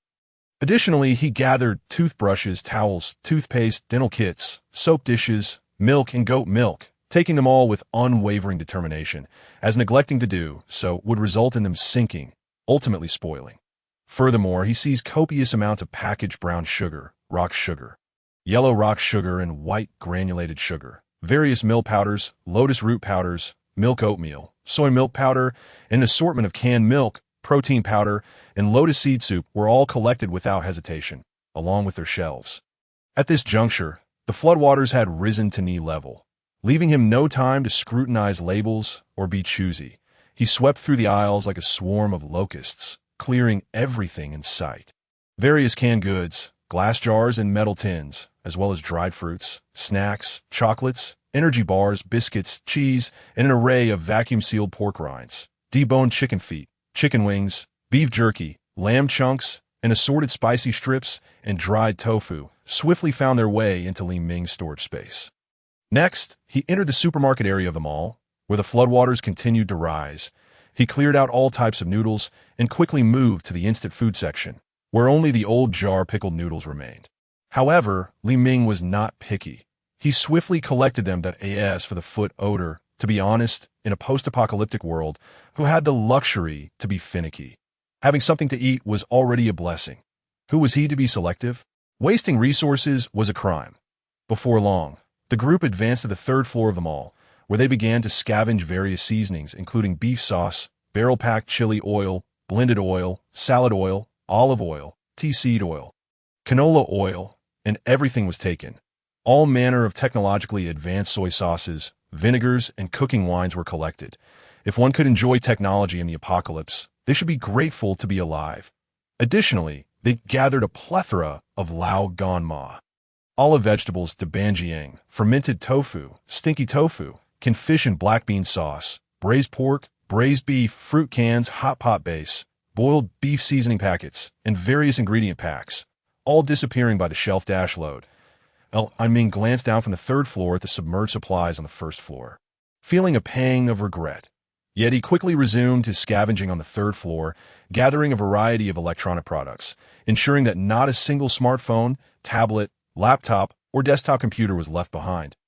Additionally, on the third floor, there are several shops selling massage chairs, which are indeed valuable items. They managed to acquire over 30 massage chairs in one go. After thoroughly scavenging the third floor, they proceeded to the fourth floor. The fourth and fifth floors are designated as the dining area of the mall, where the shops are primarily simple glass door establishments that shatter easily with just a couple of shots. Subsequently, the group began to search in different directions, prioritizing the kitchen, where they collected various condiments, cooking equipment, and utensils, followed by some grains and oils. They then turned their attention to the freezers in the restaurant's kitchen, and to their delight, discovered that these freezers were operational with battery backup, ensuring the ingredients remained fresh. Li Ming was elated as he found an assortment of fatty beef, lamb rolls, wagyu, Xinjiang fish, and a variety of frozen seafood, all of which were now available at a fraction of the cost for him and his companions. After emptying the kitchen, they took all the tables and chairs from the dining area, adhering to the principle of leaving nothing behind. After all, such an opportunity for zero-cost acquisition was rare and deserved a thorough approach. They then dove underwater, collecting various supplies, leaving no item, not even a single screw, unexamined. Once they completed the scavenging of this mall, Li Ming and his companions did not rest, but instead raced against time to their next destination.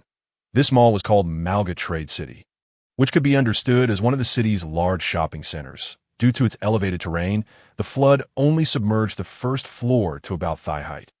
Upon entering, they quickly shone their flashlights and commenced their search. Unlike the previous mall, The first floor here was filled with shops selling daily necessities and small appliances, where one could find a variety of self-priming LED lights, electric kettles, pliers, wrenches, power strips, and an assortment of hardware and miscellaneous items. Even the submerged items were thoroughly scavenged by Li Ming and his group, clearing out both the counters and the shelves on this first floor alone. Li Ming and his 20 companions spent over half an hour clearing everything out. The second floor proved even more intriguing, featuring shops selling bags, clothing, belts, and leather goods, along with a wholesale clothing market. Here, one could observe an array of styles in clothing and footwear. Li Ming was not particular about the items. He collected everything, even if a shelf or counter was empty, emphasizing a thorough cleanup. The third floor was dedicated to various toys and a food market. This food market had an abundance of goods, though some were purchased before the typhoon, leaving only a fraction of the supplies. Various candies, chewing gum, milk candies, instant coffee, chocolate, and crispy candies were all swept away, and in addition to these items, there were also bulk snacks like cookies and mooncakes, some with individual packaging and others without. Regardless, Li Ming's storage space was ample, and he took everything within his line of sight. Chapter 24. Zero-cost acquisition 2 from the Trade City. The majority of the supplies Li Ming gathered were not survival items, but rather hardware and miscellaneous goods. This included but was not limited to various cooking utensils, gas stoves, and an array of bulbs, wires, as well as tools needed for electricians and other trades. Among the most significant finds was a shop belonging to a large solar technology company. This store's solar panels had remarkable power generation technology, and their premium product was a storage battery capable of holding 200 kilowatt-hours. In addition, they had a plethora of solar panels that were promptly packaged and taken, along with a vast number of inverters and fuel generators, as well as various solar power components. Furthermore, there were many expensive home appliances, both imported and domestic, which Li Ming did not overlook, recognizing that even if it meant exchanging points with the system, it was worthwhile. After clearing this location, Li Ming checked the waterproof military watch on his wrist. It was already past 8 in the evening. The group decided to set up camp in the Trade City for the night. He calculated that, given the speed of the flood's rise, it would take at least another half-month for the water to reach the 6th floor. Li Ming believed that his actions were justified, akin to locusts crossing a land, as the survival supplies he collected were not excessive, and he had left a path for other survivors. However, should these survival supplies fall into the hands of malicious forces, he would resort to force to reclaim them, but he held no obligation to distribute supplies freely to others. For Li Ming, the malevolent must perish if ordinary survivors were unable to unite, leading to their resources being seized by nefarious entities. They deserve to starve. Even if he were to shelter survivors on a large scale, it would only be considered once the natural disasters had stabilized and ceased to occur frequently. Even then, it would not be a free refuge. To obtain food and survival supplies, one must work. Li Ming and his companions promptly erected cold-resistant tents, outfitted with cold-resistant sleeping bags, a set of gear valued at over 200,000. The group then began to kindle fires using solid fuel within the Trade City, boiling water and preparing to enjoy the delicious marinated chicken legs and dishes Li Ming had purchased prior to the disaster. Relishing the moment, shortly after their meal, they retired to their tents for rest, leaving a few to take turns on watch duty, just in case that a night passed without incident. And when the time came for November 15th, 2025, the 8th day of the apocalypse, they woke up for their routine roll call. Ding! Host registration successful. Congratulations on receiving top-tier first aid skills. Li Ming reviewed the system's reward, realizing that possessing these first aid skills would significantly enhance his individual survival capabilities. A highly practical skill. After breakfast, the group took their assault boat directly to Malga Ceramic Home City. This round of scavenging resulted in a substantial stockpile of tiles and various ceramic bathroom products. In Li Ming's eyes, there were no useless items, as even a roll of toilet paper held its purpose. After lunch, they headed towards the nearby largest steel market in Malga, the Empire Steel Market. The Empire Steel Market was a large-scale facility independently invested in and constructed by the Empire's central bank, encompassing the sale and processing of various steel and special metal materials. This massive market spans an area of 20 square kilometers, with a steel reserve equating to approximately 15% of the Empire's annual steel production. illustrating the market's immense scale. The steel market is connected to the seaport by a dedicated artificial canal, allowing for direct export of steel. With a wave of his hand, except for the 3 soldiers on night watch resting on the boat, Li Ming and the rest of the soldiers began to don super diving suits equipped with oxygen tanks. The market comprises over 500 shops, making it Li Ming's primary target for scavenging. Upon diving underwater, aided by his waterproof flashlight, he discerned the submerged conditions, primarily consisting of factory buildings made from colored steel tiles, many of which had their roofs torn off during the typhoon. The roofs were not deeply submerged, only about a meter underwater. Li Ming bit down on his regulator and began to swim downwards, commencing the search for steel materials within the shop. The variety of steel available was quite comprehensive, featuring seamless steel pipes of various diameters, numerous thicknesses of steel plates, and large quantities of steel coils, along with various models of rebar and other iron materials. Additionally, there were over 600 large plastic sealed barrels, which the system identified as containing various rare metals referred to as industrial monosodium glutamate. The value of these over 600 barrels of rare metals was substantial, and they were well sealed, thus unaffected by the flood, directly benefiting Li Ming. Just the assortment of rare metals sent Li Ming into a state of exhilaration. It was incredibly gratifying. Even more splendid was the discovery that aside from the rare metals, the shop also housed a significant quantity of lead, tin, copper, aluminum, and other metal materials. Moreover, Li Ming found 20 rolls of tin plate. The tin plate, which serves as the packaging material for canned goods, possesses stable properties, is harmless to the human body, and exhibits remarkable resistance to oxidation, rendering it a rare and valuable commodity. In addition to such steel materials, there exists a plethora of machinery and equipment for metal cutting and processing, including laser cutting devices, electric welding apparatus, and more, all of which are quite comprehensive. The other members of the team also made commendable gains. In this locale, Li Ming and his companions scoured diligently for an entire day, each exhausting 4 bottles of oxygen to complete their task. Although laborious, every effort was deemed worthwhile, as Li Ming amassed a staggering 70 million tons of steel, 5 million tons of copper, 2 million tons of aluminum, and 2 million tons of lead, alongside approximately 500,000 tons of various miscellaneous metal materials. Approximately 50,000 tons of industrial-grade additives were also procured. And with a 100-fold increase, the bounty Li Ming collected would be astonishing. They eventually discovered an office building nearby and established a campsite for rest. After 2 consecutive days of relentless searching, Li Ming felt a tinge of fatigue, prompting the group to retire into their sleeping bags after dinner. That night passed uneventfully, and on the 16th, Li Ming utilized the intercom to contact several other Special Forces teams to inquire about their status. Team 1, report your situation, Li Ming commanded. Team 1 reporting, all operations proceed smoothly. We have successfully secured the collections of 2 university libraries, along with relevant electronic research materials, experimental apparatus, and classroom furniture, in addition to the inventory from a steel market and a building material city. Following this, Team 2 reported. Team 2 is also operating smoothly, having retrieved the collections from 2 university libraries and all computer hard drives and related equipment, alongside a substantial quantity of tables and chairs, as well as the entirety of a large steel market stocked. In summary, Li Ming's various teams accomplished their missions with commendable success, having secured substantial quantities of books, assorted metals, and building materials. That it is worth noting that building materials encompass more than just cement.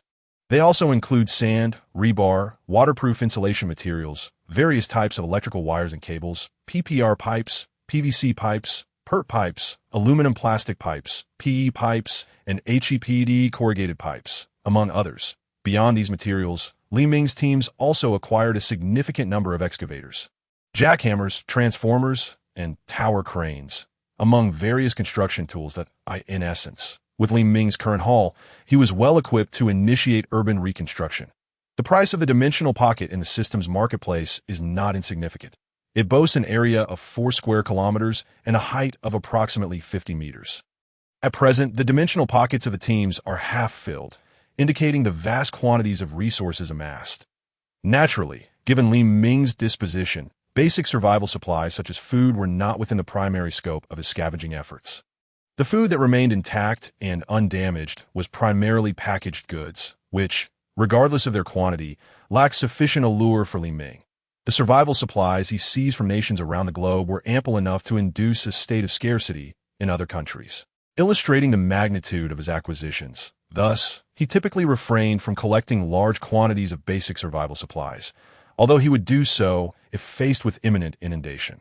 Whether this situation might lead to the starvation of other survivors was of little concern to Li Ming.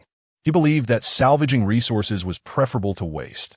Guided by this philosophy, Li Ming and his party of 20 proceeded to target the major supermarkets and logistics storage centers across Maljia City. Many warehouses were located underground, and given the current circumstances, it was likely that numerous supplies had been submerged. However, this was inconsequential, as the amplification effects could transform damaged packaged food into pristine condition. Wastefulness was deemed a disgraceful act. Li Ming and his team arrived at a logistics storage center, the largest of its kind in the entire Tianhui Empire. Here, maritime shipping containers, land logistics, and air freight converged. Moreover, several renowned supermarkets within the empire maintained the largest logistics warehouse in the nation at this location. Yet, the once bustling logistics center, typically filled with heavy trucks, now lay submerged, and no one could ascertain the extent of resources lost to the flood. Li Ming had to race against the rising waters, so he and his team donned diving suits and carried oxygen tanks as they ventured into the submerged warehouses of the supermarkets to scavenge for underwater supplies. Li Ming estimated that the flooding of this warehouse had occurred only within the past day or two, meaning many packaged goods remained intact. Before long, they divided into groups and plunged into various warehouses to commence their scavenging. Observing the submerged supplies within the My Long supermarket's warehouse, Li Ming felt a deep sense of regret as he witnessed the resources being claimed by the water. Thus, they began their retrieval efforts. Within a 50-meter radius underwater, he could effortlessly summon both shelves and goods with a mere thought. Li Ming's abilities significantly enhanced his scavenging speed, and he also aided his fellow team members in accelerating their efforts. After a grueling half-day of searching, the warehouses of several major supermarkets within the logistics center were thoroughly stripped bare, and the focus turned to the logistics containers. For Li Ming, even if the contents of the containers held no intrinsic value, the containers themselves were already a prized possession. He showed no hesitation and swiftly began his collection. As the largest logistics hub in the empire, this location cycled through over 1 million containers daily. Li Ming tirelessly continued to gather containers. Many may wonder what purpose containers serve. In reality, aside from the value of their contents, the containers themselves can be repurposed into living quarters that a single large container, once fitted with bunk beds, can comfortably accommodate 10 individuals. Moreover, containers possess a degree of sealing and anti-corrosion properties. Even if they are not converted into living spaces, repurposing them for the system's survival points yields no loss. Currently, within the entire nation, he alone possessed the capability to recover and salvage these submerged containers. For in the apocalypse, every resource is invaluable to the very least. The reconstruction of human industrial civilization post-apocalypse is an arduous endeavor, and the very existence of human civilization remains uncertain. This is why Li Ming relentlessly scavenged various resources, laying the groundwork for future civilizational rebuilding. Whether one labels him greedy or cold-hearted, such items only realize their maximum value upon reaching his hands. After a full day and a half of effort, the entire logistics storage center was emptied by Li Ming. As his consciousness began to probe into the spatial realm, he was astonished to discover that his space had actually expanded. System, why has my space increased? Li Ming inquired, perplexed. Ding! The system detected that the host has collected valuable antiques and jade items, prompting an expansion of space, and the system will also incorporate new functionalities. The system responded, "What a remarkable feature!" Li Ming exclaimed in surprise, prompting a shift in his strategy to target museums and exhibition halls where countless artifacts reside.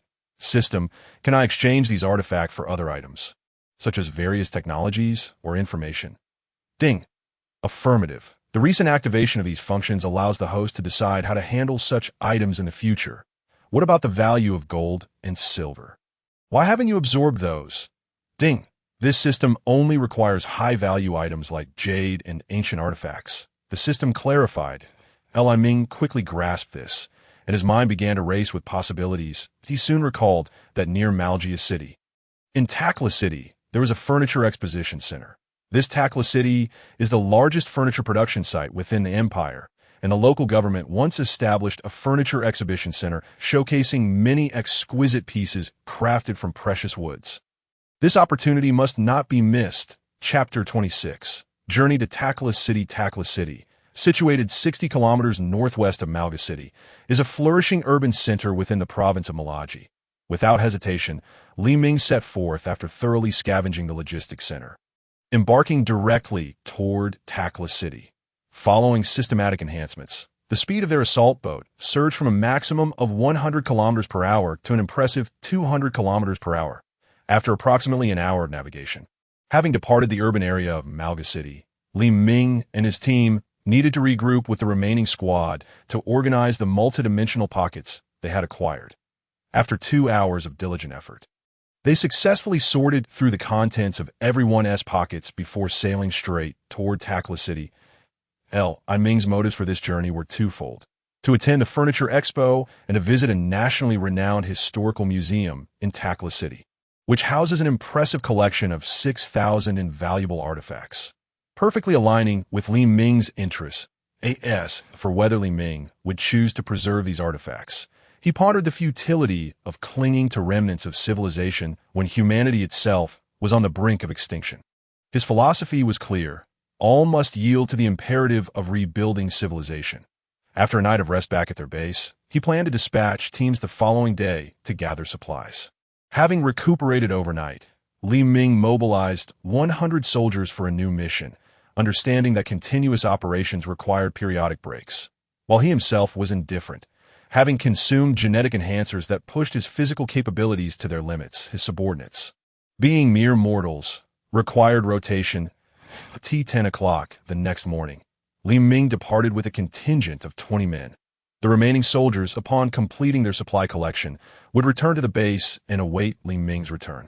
As they set out amid the rain, they swiftly reached the outskirts of Takla City after about 30 minutes of high-speed travel. Upon entering the city, they observed numerous survivors utilizing various tools to scavenge for resources.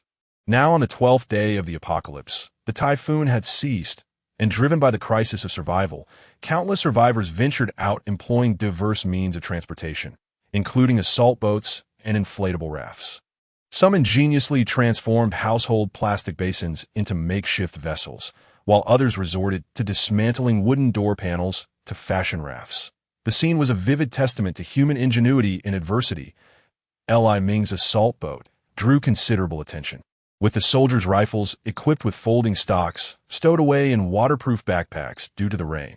Although many could not see their weaponry, the long knives hanging at their waists projected an air of intimidation. Clad in camouflaged rain gear, their military uniforms remained obscured, yet the visual of over 20 formidable figures was enough to deter most survivors from any hostile actions. Li Ming navigated toward the Furniture Expo Center. The trio of large assault boats sparked the envy of some nefarious factions that that moment. 7 smaller assault boats trailed behind, maintaining a consistent distance of about 200 meters. Li Ming, vigilant through his binoculars, soon discerned that these 6 boats were following them. Cursing under his breath, he issued a command via his communicator: "Prepare for combat. We are being pursued," except for the 3 soldiers operating the boat. The rest swiftly retrieved their AKM rifles from their backpacks, chambered rounds, and disengaged the safeties. After advancing approximately 500 meters, they halted as the 6 boats trailing them also came to a standstill. Maintaining a distance of about 70 meters, "Leave all your supplies in boats. Scram!" the assailants shouted. Li Ming observed the group through his binoculars, noting their imposing physiques and the tattoos adorning one man's arms: dragons and tigers. Armed with sharpened steel pipes and 2 crossbows aimed at them, the aggressors exuded menace. "Are you deaf? Can't you understand human language?" One of the crossbowmen yelled. At it was evident that these were members of a gang, the scourge that thrived in the chaos of societal collapse. Li Ming had confirmed their identity and promptly ordered, "Eliminate them." At his command, all soldiers raised their AKMs and unleashed a barrage of fire. The rapid-fire EC, moreover, according to relevant information available online, it is said that the organizers of this exhibition undertook extensive promotional efforts for the event.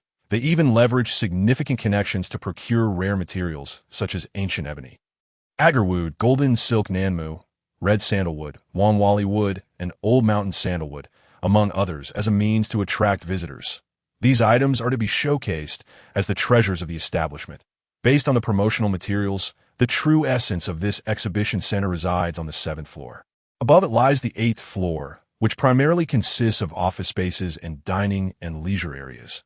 Although the first floor of this furniture exhibition center boasts opulent decor, it has been inundated with water and is mostly dedicated to historical displays, primarily featuring photographs with very few actual artifacts.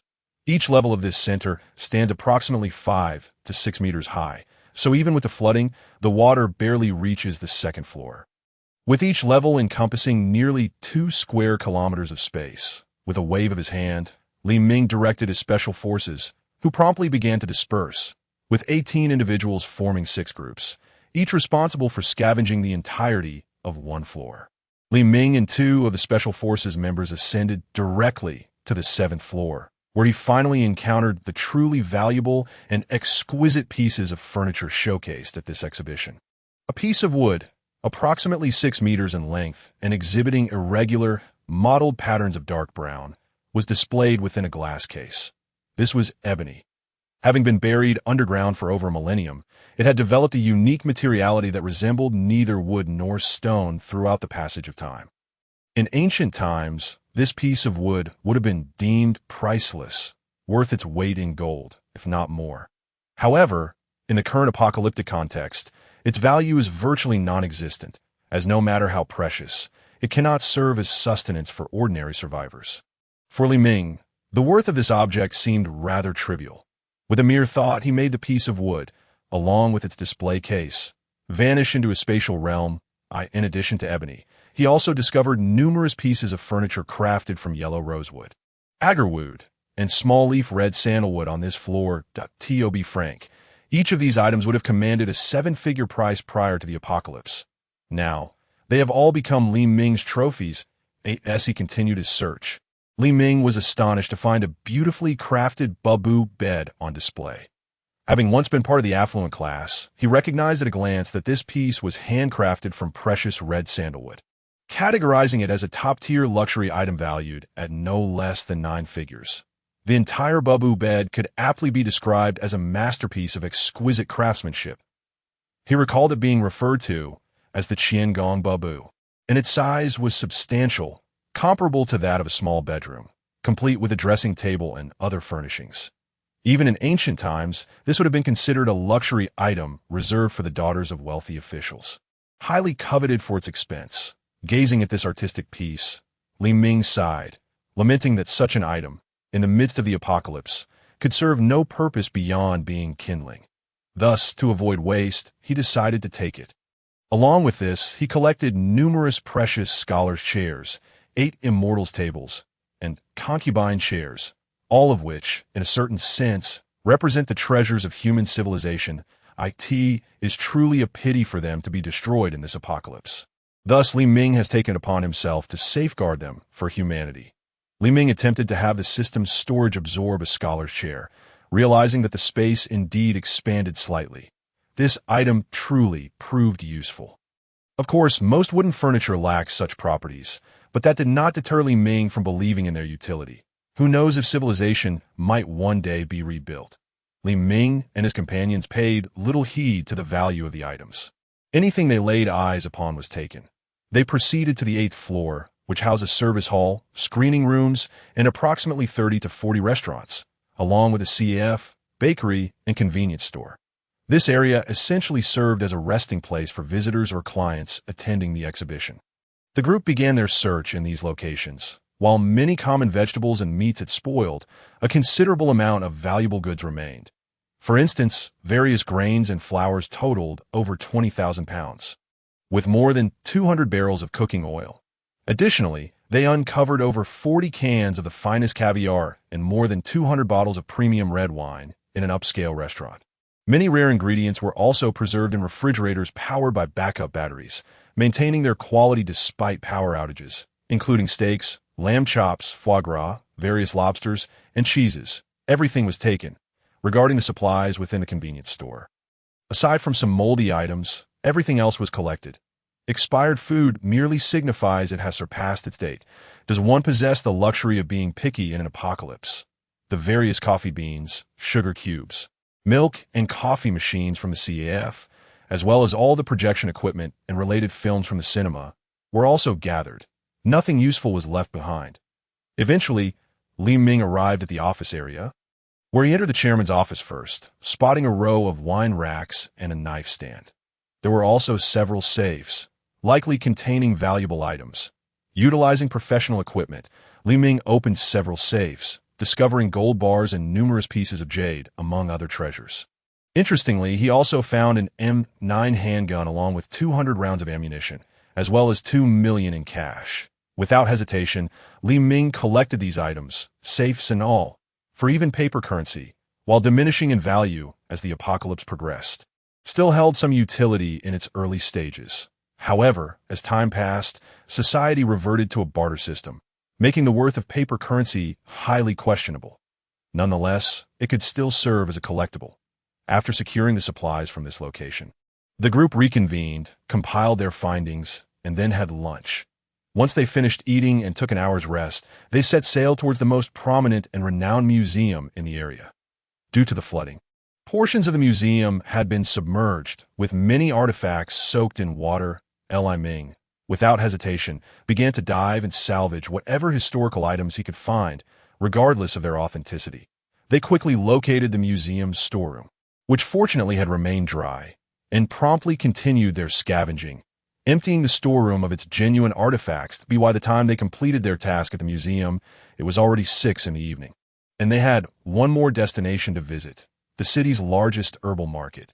Takla City is not only known for its national furniture center, but also as a renowned hub for medicinal herbs. The Imperial Herbal Wholesale Market is situated here, and the quantity of herbs within rivals the stockpile Li Ming had amassed prior to the disasters. However, herbs that have been submerged for too long may lose their efficacy. The group spent the night scouring the herbal market, which consists of 4 floors, with only the first floor having suffered flooding due to its elevated location. Li Ming began his search from the bottom up, refusing to overlook any items, even those that had been waterlogged. He would not return empty-handed. After a lengthy night of scavenging, they successfully collected a substantial amount of herbs and various processing equipment from the market, subsequently raiding the nearby storage area for additional supplies. With their bounty secured, Li Ming felt a sense of satisfaction. The following day, he awoke early and conducted his routine check-in. Ding! Congratulations to the host for successfully surviving half a month in the apocalypse. Today's check-in reward is the coordinates of a large breeding and greenhouse area located on the outskirts of Takla City. The coordinates have been dispatched. Please consult your electronic map for directions. After delivering this message, the system fell silent. Coordinates for a breeding farm and greenhouse. Li Ming pondered aloud, intrigued by what treasures might await him there. After finishing breakfast, the group launched their speedboat, heading straight for the coordinates. Li Ming was well aware that the system would not provide such coordinates without reason. There was a high probability of valuable resources being present. Takla is quite a sizable city, regarded as a strong second-tier city within the empire. The urban area is extensive, and their speedboat attracted considerable attention. Midway through their journey, several uniformed individuals attempted to commandeer Li Ming's vessel, but he ignored them entirely. With the collapse of the imperial government, who knew what their intentions might be in seizing the speedboat? Would it ever return? At this juncture, the most prudent course of action is for each individual to look after their own interests. Li Ming and his companions were traveling at a swift pace. However, as they navigated through the city, they had to remain vigilant for hazardous zones such as whirlpools. After approximately 40 minutes of driving, they finally arrived at their destination on the outskirts of the city. Upon nearing the location, Li Ming noticed something unusual in the water. Could it be that there is something submerged? After repeatedly confirming with his binoculars, he was astonished to ascertain that it was indeed a pig. Coupled with the coordinates provided by the system, It became evident that this area was a large-scale breeding zone, likely teeming with a multitude of live pigs. Excitedly, Li Ming hastened to steer the boat closer to retrieve the pig. Following that, he began to survey the surroundings and eventually located the true site of the breeding zone, which, to be precise, was situated on hilly terrain. The breeding area was established on elevated ground. Thus, instances of pigs wandering off alone were rare. Moreover, through his binoculars, Li Ming observed that the majority of the breeding zone appeared to be in good condition, indicating a high survival rate for the animals housed within. This was an opportunity that could not be missed. With the speedboat, Li Ming finally reached the hilly area and advanced through the mud towards the breeding zone, ultimately encountering animals within. This breeding facility was impressively expansive, indicative of large-scale breeding operations that Li Ming, accompanied by a few individuals, initiated reconnaissance of the area and was surprised to detect signs of human habitation. Drawing closer, they finally discovered a dwelling where individuals resided. He sniffed the air and caught a whiff of a metallic scent. It was the unmistakable aroma of blood. Li Ming quickly deduced that a murder had transpired here. He then took 3 soldiers to eavesdrop on the conversations occurring inside the house. "Brother, who would have thought we could stumble upon such a place? What incredible luck," one man chuckled. "Indeed, you ought to consider my prowess. I had known of this large breeding zone all along. Now that we have eliminated its owner, this place rightfully belongs to us," another man replied. "Brother, who? It's a pity about that woman. She is quite beautiful." Yet, the individual known as Brother who swiftly struck him across the face, declaring, "We cannot afford to keep her. Did you not see the hatred in her eyes?"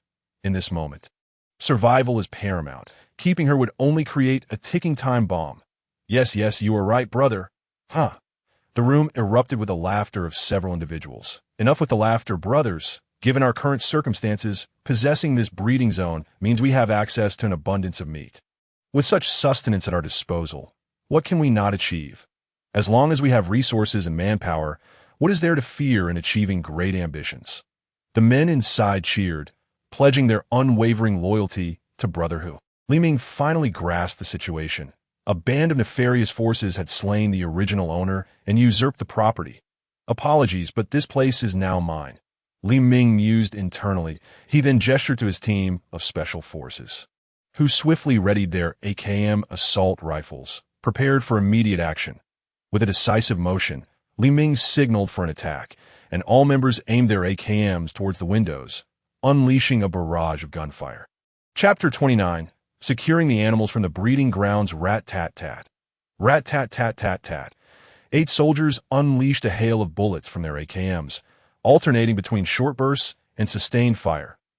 As the first line of soldiers shattered the glass with their shots, others swiftly produced grenades and hurled them into the room. Boom! Boom! Boom!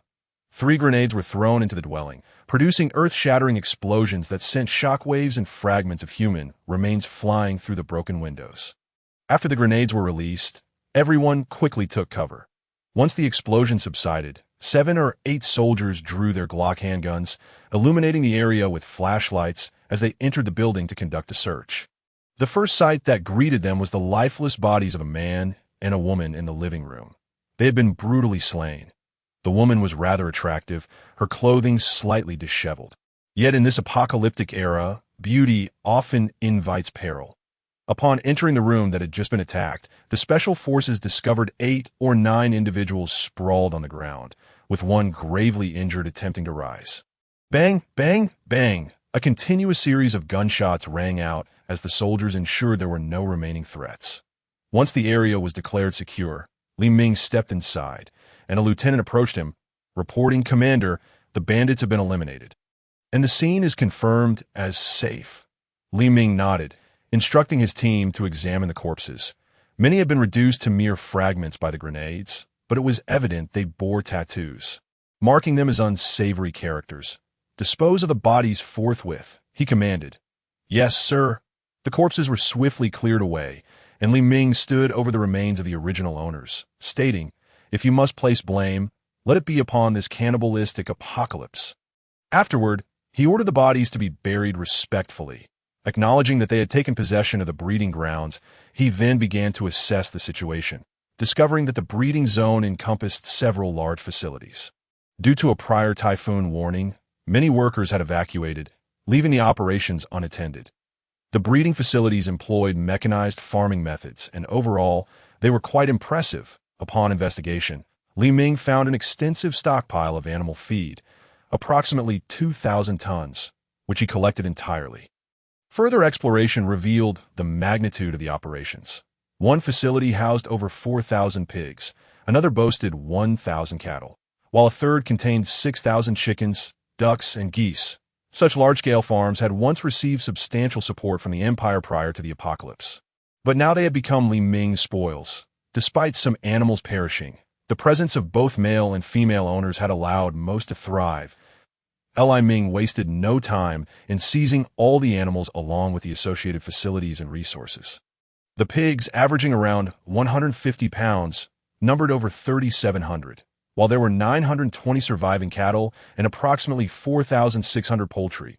In summary, it was yet another bountiful harvest. Beyond the breeding zone, there were greenhouse areas, smaller vegetable plots, yet they still retained a considerable yield. Additionally, Li Ming discovered numerous vegetable seeds and tools in the nearby living quarters. After collecting these resources, Li Ming and his team promptly retreated, heading straight for the base in Malgia City. By noon, they had returned to the base, entering a period of rest. This operation had yielded a significant amount of materials, primarily metal resources, building materials, hardware, and various household items, alongside an extensive collection of library books. Not only did they gather volumes from various universities, but they also spared no effort in collecting from public libraries. Books are essential for the preservation of human civilization. If not collected now, they would ultimately be reduced to mere fuel for fires during the impending harsh conditions. Each book lost would be a tragic waste. Thus, Li Ming and his team prepared meticulously to gather as many such resources as possible. For him, survival provisions were in ample supply. Hence, there was no need to compete with ordinary survivors. His actions were primarily directed against those who hoarded significant resources for nefarious purposes. Simultaneously, he dispatched further teams to continue the collection of these vital materials. In the base, Li Ming expanded his forces once more. After a fortnight of reinforcements, his troop strength officially reached around 10,000, comprising highly capable combat soldiers. Li Ming established a medium-sized combined brigade, alongside a heavy combined battalion and a light combined battalion. Moreover, his forces underwent further enhancements, incorporating 300 Special Forces operatives, an Army aviation unit, and a transport helicopter squadron. The transport helicopters, produced using system-provided diagrams and technical specifications, were deployed under the cover of darkness. 30 helicopters carrying a total of 900 soldiers took to the skies to transport resources from various provinces, targeting libraries, hardware stores, and metal markets to ensure ample space for their haul. Each soldier was equipped with 10-dimensional pockets. Li Ming has equipped each of their teams with 2 excavation robots, enabling them to establish sub-bases. He has commenced strategizing for the nation on a grand scale. To some extent, he now finds himself racing against the impending flood, as the aftermath will herald the onset of brutal, frigid weather. All resources submerged by the flood will inevitably be encased in ice, rendering any efforts futile once that time arrives. Thus, it is imperative to expedite the scavenging of these resources while the harsh cold has yet to arrive, ensuring they are available for future use. Moreover, Li Ming has issued clear directives. In addition to these resources, they must seek out more materials and information from universities and technology firms. When categorizing the importance of these resources, the highest priority is assigned to research data from universities or imperial research institutes, as well as seeds from high-yield crops. Following that are books, construction materials, metals, hardware supplies, wooden furniture, and museum artifacts. Next in line are electronic products and clothing, with food resources being the least prioritized in terms of survival. Li Ming's hierarchy is based on the potential for regeneration, and his sub-teams are diligently executing these plans, thereby amassing a considerable stockpile of resources that will play a pivotal role in the future reconstruction of civilization. Chapter 30. The Revival Society. Li Ming exhibits a degree of mercy towards ordinary survivors, albeit within certain limits. His reluctance to engage in large-scale scavenging of basic survival resources indirectly affords these individuals a chance to endure. As previously mentioned, should the Empire's food reserves fall into the hands of those aiming to restore order, Li Ming would refrain from interfering and might even consider commercial partnerships. Conversely, if such reserves were to be seized by nefarious gangs, those perpetrators would undoubtedly face Li Ming's formidable retaliation. At this juncture, Li Ming has positioned himself as an absolute arbiter. He must ensure that his status remains unassailable by any rival factions, while also guaranteeing the survival of a substantial population. He is prepared to provide resources to survivors through employment or barter, but this is contingent upon the absence of ongoing calamities and a gradual stabilization of circumstances, based on his experiences and dreams. The cataclysmic disasters persisted for a full 7 years, and he cannot predict the emergence of future calamities. The severity of such apocalyptic events is unimaginable. Indeed, many disasters do not occur abruptly. They often bear warning signs. And recognizing and heeding these signs is crucial.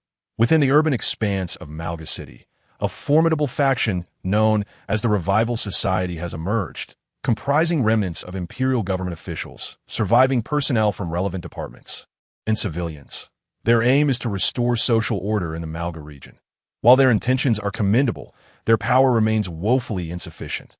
They total merely over 10,000 individuals, with more than 5,000 armed to maintain security within their controlled areas.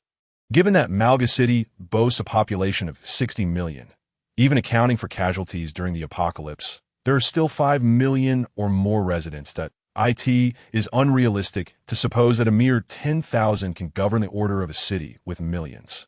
Consequently, they can only maintain control over a small fraction of the area. This faction has evolved beyond the original official government, morphing into a grassroots organization, yet their noble intentions yield little effect due to their scant resources. The sudden onset of the apocalypse has left Malga devoid of imperial food reserves, relying solely on external logistics for supplies. Thus, they are unable to initiate effective operations within various communities. Simultaneously, some neighborhoods have begun to witness the emergence of criminal gangs, which extort resources from residents under the guise of protection fees. These gangs, however, currently possess limited power, typically controlling just a single building. Resistance has occurred, but those who lead such efforts often meet tragic ends. After several encounters, ordinary survivors have come to realize they cannot contend with these gangs and resort to scavenging for resources. The extortion rates for protection are steep, hovering around 50%. Survivors who are diligent may still manage to sustain themselves and their families. The gangs, aware of the risks of pushing people too far, tread cautiously. Presently, many of these criminal factions are still in their infancy, not yet reaching a point where they become unwieldy. Most rely on cold weapons, with only a few possessing a firearm or two, and the ammunition is scarce. The majority of these weapons were salvaged from abandoned police stations, and both the number of weapons and ammunition are quite limited.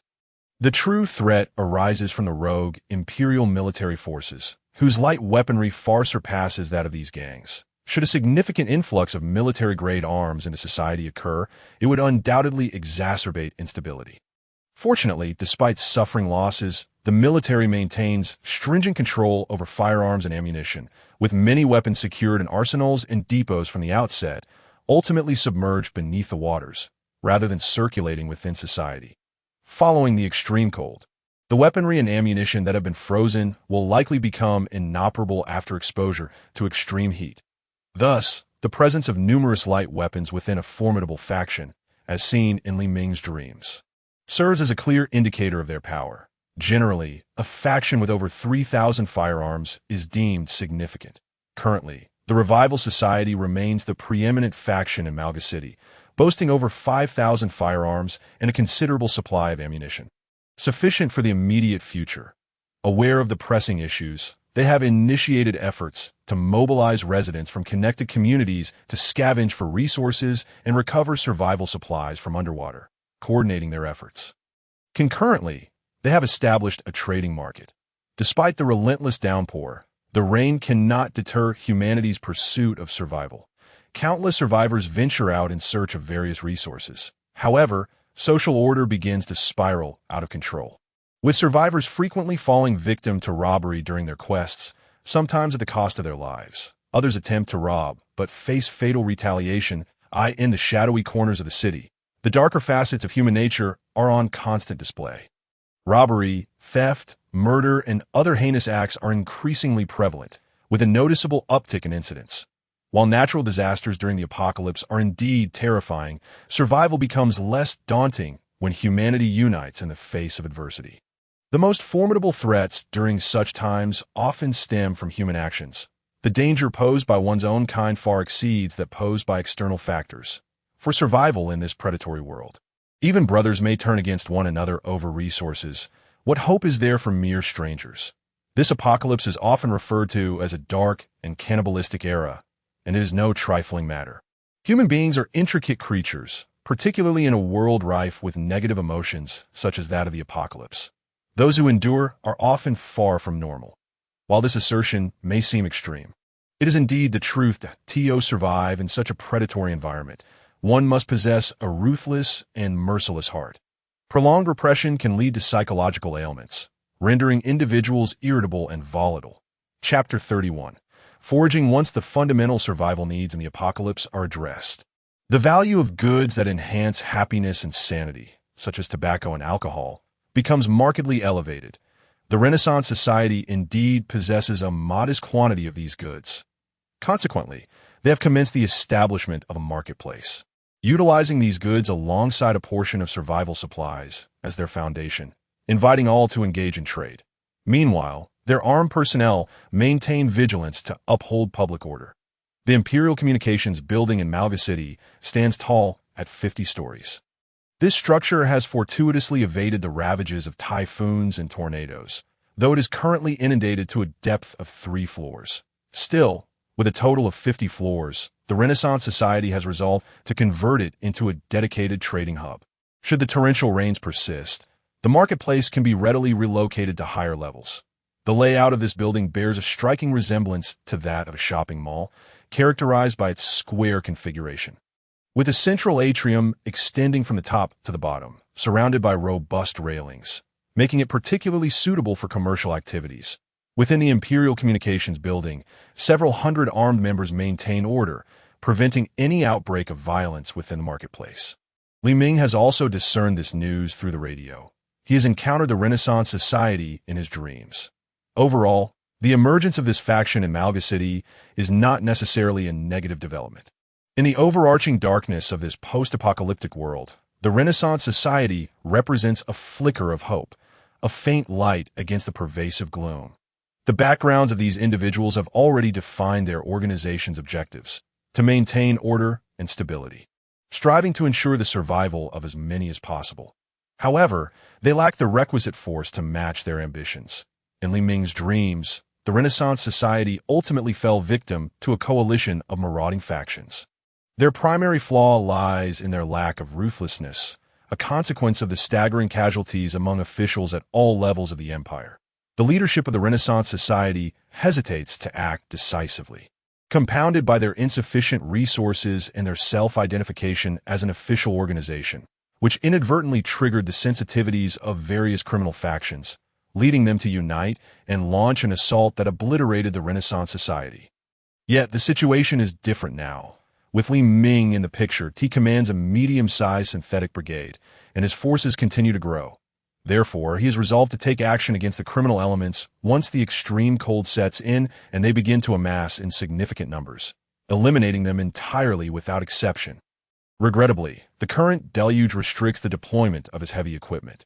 Otherwise, he would have already intervened to stabilize societal order. Of course, Li Ming's mandate is to maintain order without providing aid to survivors. For human nature is complex, and now is not the opportune moment. Li Ming's plan is already taking shape. He recognizes that a rigorous crackdown offers numerous advantages. On one hand, it allows for the seizure of substantial spoils, while on the other, it restores societal order, preserving the vitality needed for future civilization reconstruction. Moreover, it serves as a warning to those with ulterior motives, compelling them to behave more cautiously through acts of violence. Ultimately, the greatest benefit lies in preserving as many lives as possible, laying a foundation for the rebirth of civilization.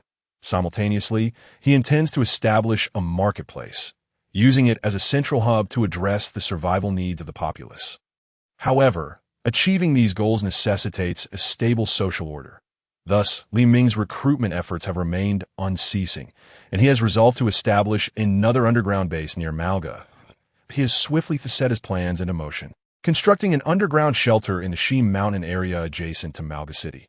This facility is classified as a primary shelter, and with his ample experience, he navigates the process with ease. By establishing two bases, the station troops can effectively create a strategically advantageous military posture in the Malga region. He must consistently maintain his absolute military superiority, as it is non-negotiable. While he establishes the base, Li Ming also leads a group of 15 Special Forces operatives to the Renaissance Society's marketplace to assess the situation and gauge market conditions. Given that nearly 20 days have passed since the onset of the apocalypse, previously he had been preoccupied with resource gathering. Today, he relishes the rare opportunity to explore and gain insight into the current plight of the survivors. Treating it as a brief respite, the group departs the base in 3 assault boats, heading directly for the heart of Malga City. Along the way, Li Ming observes through binoculars a multitude of objects seemingly floating on the water surface. Upon closer inspection, he realizes they are human corpses, swollen and pale from immersion in the floodwaters. Men, women, and children alike, a stark testament to brutality. Li Ming is acutely aware of the causes of death among these individuals. Some succumb to illness, such as the elderly suffering from heart conditions or other ailments, who, in this environment of scarce medical resources, faced inevitable demise. Others were compelled to leap into the water in despair. While some were victims of violent attacks in this post-apocalyptic world, human life is tragically undervalued. A mere packet of instant noodles could barter for school beauty, a statement that is far from hyperbole. The group navigates the treacherous waters with caution, avoiding debris and whirlpools, thus proceeding at a deliberate pace. As they pass a sign marking a gas station, Li Ming halts the boat. He is intimately familiar with this type of location. It is a liquefied petroleum gas exchange station, primarily containing steel gas cylinders, essentially fuel canisters. Li Ming and 5 Special Forces operatives quickly don diving gear to investigate. This area is suburban, characterized by low-rise buildings. Underwater, they discover the station's roller shutter tightly closed. Li Ming retrieves a crowbar and begins to pry open the lock. Upon hearing a satisfying click, he and 2 other operatives apply force, lifting the shutter. Due to the water pressure, the shutter moves slowly, but after approximately 2 minutes, it finally opens, revealing a large iron door secured with a chain and padlock. Li Ming produces a pair of heavy-duty cutters. A soldier takes them, submerges, and swiftly snips the chain. As he pushes open the door, Li Ming instinctively pulls the soldier aside. Suddenly, dark objects begin to float out from within. Empty gas cylinders, colloquially known as gas cans. Li Ming decisively collects these empty containers, while the 5 operatives dive deeper to search the gas station. This medium-sized exchange station, aside from the floating empty cylinders, is primarily filled with gas-filled canisters. It is essential to note that these filled cylinders are not lightweight. The gas within has been compressed to a liquid state under high pressure. Chapter 32. Encountering thugs, Li Ming and his team illuminate their surroundings with powerful waterproof flashlights. Carefully surveying the area and discern a number of dark objects within, they commence hauling these cylinders out, with Li Ming demonstrating considerable strength, while the remaining Special Forces operatives exhibit impressive endurance and stamina. Passing the canisters up to the boat, where another operative utilizes a dimensional pocket to store them. Upon counting, they tally approximately 86 liquefied petroleum gas cylinders, a commendable haul. As they prepare to retrieve the last few cylinders, the sound of the boat's motor reaches their ears. Li Ming, now aboard, seizes his binoculars to scan the vicinity, and indeed, through the night vision lenses, he spots 7 or 8 boats approaching. He promptly issues a command.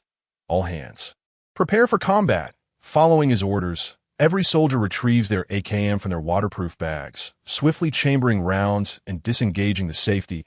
In no time, around 40 individuals converge upon them, wielding steel pipes, machetes, and makeshift clubs. One among them shouts, "This gas station is under our control." Hand over what you've salvaged and be on your way. At that moment, a sharp-eyed subordinate notices Li Ming and a few others in diving suits. "Boss, they seem to have diving gear and oxygen tanks," he exclaims. "Let them haul everything up and hand it over, along with their boats and other supplies that I might consider sparing your lives." These thugs, all bearing brutish expressions, include one displaying a tattoo on his wrist, a clear indicator of their nefarious nature. They disregard any thoughts Li Ming's group may have, exuding an air of confidence, as if everything is under their control. Li Ming responds with a cold smile, issuing a command through his earpiece. "Attack!" In an instant, all soldiers produce their AKMs and unleash a hail of gunfire upon the approaching thugs, who are unaware of the superior firepower facing them at a distance of less than 50 meters. The darkness obscures the weapons in Li Ming's hands. However, the sound of gunfire quickly reveals to the thugs that they have encountered formidable opponents, in the ensuing chaos, as shell casings clatter to the ground. The band of over 40 thugs suffers grievously, with more than 30 falling to the ground, some plunging into the water, while others collapse onto the boats, their skulls shattered by the 7.62 millimeters rounds. Blood and brain matter spilling everywhere, in a mere volley.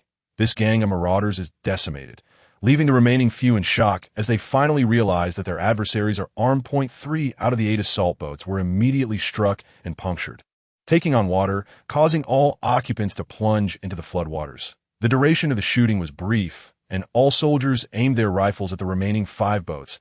At this moment, the 7 or 8 surviving thugs aboard raised their hands in surrender, crying out, "We give up! Please don't shoot." With a swift motion, Li Ming, accompanied by several Special Forces soldiers, holstered their guns and unsheathed their knives, blades shaped like swords, yet undeniably lethal, designed specifically for human slaughter. The spine of the knife measured a formidable 8 millimeters in thickness, crafted from alloy materials, capable of slicing through steel pipes with ease. Li Ming and his comrades boarded the opposing vessel, instilling sheer terror in the remaining thugs, who trembled and stammered, "Be brother, please spare our lives." The fear was palpable. In less than half a minute, over 40 had perished, leaving only these 7 or 8. Li Ming pressed the cold, sharp edge of his knife against one thug's neck, eliciting uncontrollable shivers. "Brother, we have surrendered," the thug pleaded. Li Ming smirked. "Do you feel a newfound clarity in your gaze? It seems to me that you are not merely afraid of us, but rather acutely aware of your impending demise." "Brother, we had no choice. We're just trying to survive." One thug prostrated himself in desperation to "You're nothing but scum. How could someone like you ever change?" "No, it is clear that death is your only fitting end." With that, Li Ming swiftly drew the blade across the thug's throat, and the remaining Special Forces soldiers quickly dispatched the others aboard. After wiping the blood from their blades using the thugs' clothing, they discarded the bodies into the floodwaters. With the 5 assault boats and several gas canisters secured, Li Ming and his group pressed onward. Striding boldly, their knives hanging at their waists, they drew the attention of nearby survivors and thugs alike, who gaped in wide-eyed astonishment at the sight of their AKs. To claim that they were not envious would be a lie. However, upon seeing Li Ming's group of 16, armed not only with AKs, but also with knives, it was evident that this was not a band to be trifled with. Hence, the onlookers wisely refrained from provoking them, as survival was paramount, and recklessness was not an option. These nefarious individuals were malevolent, not foolish. Soon, they arrived at the market established by the Renaissance Society, where armed personnel maintained order. The guards immediately recognized the AKM rifles carried by Li Ming and his companions, military-grade weaponry, albeit not standard issue for the Radiant Empire. "Sir, could you please surrender your firearms for safekeeping?" one staff member inquired. Li Ming shot him a glance and replied coolly, "Will we ever get them back if we hand them over? These are our means of self-defense and must remain with us." The palpable aura of menace emanating from Li Ming made the staff member break into a cold sweat, for it was clear that this young man had blood on his hands. "Sir, it is our policy here that while cold weapons may be carried for self-defense, firearms and ammunition are prohibited to prevent uncontrollable incidents." The staff member pressed, his resolve faltering. "Who are you guarding against?" If firearms are prohibited, very well, that I'll leave 4 or 5 of my men outside to watch over our weapons. Can we enter now? Li Ming narrowed his eyes, his tone chilling, for his patience was wearing thin. Just as the staff member began to respond, an older man nearby, sensing the tension, interjected with a smile, as long as they don't bring their guns inside. Allowing them to leave a few guards outside is certainly acceptable. Ah, you handle matters adeptly. You are a wise man. Li Ming chuckled, alleviating the tense atmosphere in the room. Chapter 33. Market conditions. Li Ming's remarks were rather amusing. In essence, the initial staff member had been rather obstinate, attempting to confiscate their rifles. In contrast, the older gentleman was far more astute, recognizing that they lacked the authority to seize weapons from a civilian group. Why, good fellow, you certainly know how to navigate these situations. To be honest, I nearly mistook you for government officials with your audacity to confiscate our firearms. Do you truly possess that authority? Li Ming's words were firm, yet laced with humor. My dear friend, firearms and ammunition are strictly regulated by the Empire, and we cannot allow you to bring them inside. However, considering the need for self-defense, cold weapons are permissible, the older man explained without elaboration. You have a good head on your shoulders. The current state of affairs is anything but stable. Just the other day, our group was accosted on the road. Had we not relied on our superior firepower, we would have surely become mere corpses in the flood, Li Ming remarked with a smile. Who would believe that? The older man thought to himself, casting a discerning glance at Li Ming. Who would be foolish enough to attempt robbery against a group so brazenly armed with AKMs? Li Ming and his 8 soldiers proceeded into the market, navigating through layers of checkpoints until they finally entered the communications building. Observing Li Ming and his entourage, a companion of similar age asked, "Captain, why did you allow them entry? Why not confiscate their firearms? We are the police, and private possession of firearms is illegal within the Empire. Xiaofeng, the calamity we face is a nationwide crisis. Do you truly believe there is any semblance of order left within the Empire?" The older man's expression darkened, as though he could draw water from the very air. Ah, Xiaofeng gasped. The older man adjusted Xiaofeng's uniform and continued, "We cannot even maintain control over the entirety of Malga City. Our power is woefully inadequate. From their demeanor, it is evident they are highly trained soldiers. Engaging them in lethal conflict is unnecessary, especially when they appear disciplined and not inclined to indiscriminate violence. We have no need for confrontation. Times have changed. In the past, we relied on the Empire's formidable strength to maintain public order. Now, with officials of various ranks suffering heavy casualties, every action we take must be weighed carefully, for we no longer have the Empire as our backing." Upon hearing the older man's words, Xiaofeng's expression soured. "Captain, what should we do? I feel lost. Child, we must act with integrity in our endeavors. The young man I spoke with earlier certainly has blood on his hands, yet I suspect he is part of a private military organization." Seemingly disinterested in the underworld, the older man mused, stroking his chin thoughtfully. Li Ming and his group entered the 3rd floor, where they discovered a bustling market filled with vendors engaged in trade. The atmosphere was lively, particularly for those purchasing food supplies. Although the Renaissance Society was selling provisions, it was under a strict quota system. Each individual was permitted to buy only 1 pound of grain. Provided they presented identification, much of the grain was salvaged from the waters, dried, and then sold. The price was steep, 1,000 coins per pound. Frankly, if this price had been set prior to the cataclysm, countless individuals would have stormed the store in outrage, deeming it the work of unscrupulous merchants. Yet, these were not pre-disaster times. This was the apocalypse, and securing even a morsel of food was a significant achievement. The 1,000 coins per pound for waterlogged grain was not a luxury afforded to everyone. With daily limits imposed, the Renaissance Society's willingness to sell these rations at all reflected a degree of benevolence. In comparison to the value of life, the price was hardly excessive. The threshold for purchasing this food was the ability to leave one's building and reach this market. The flow of people here was considerable, indicating that many had come with the singular purpose of procuring sustenance, often accompanied by the desire to acquire other goods.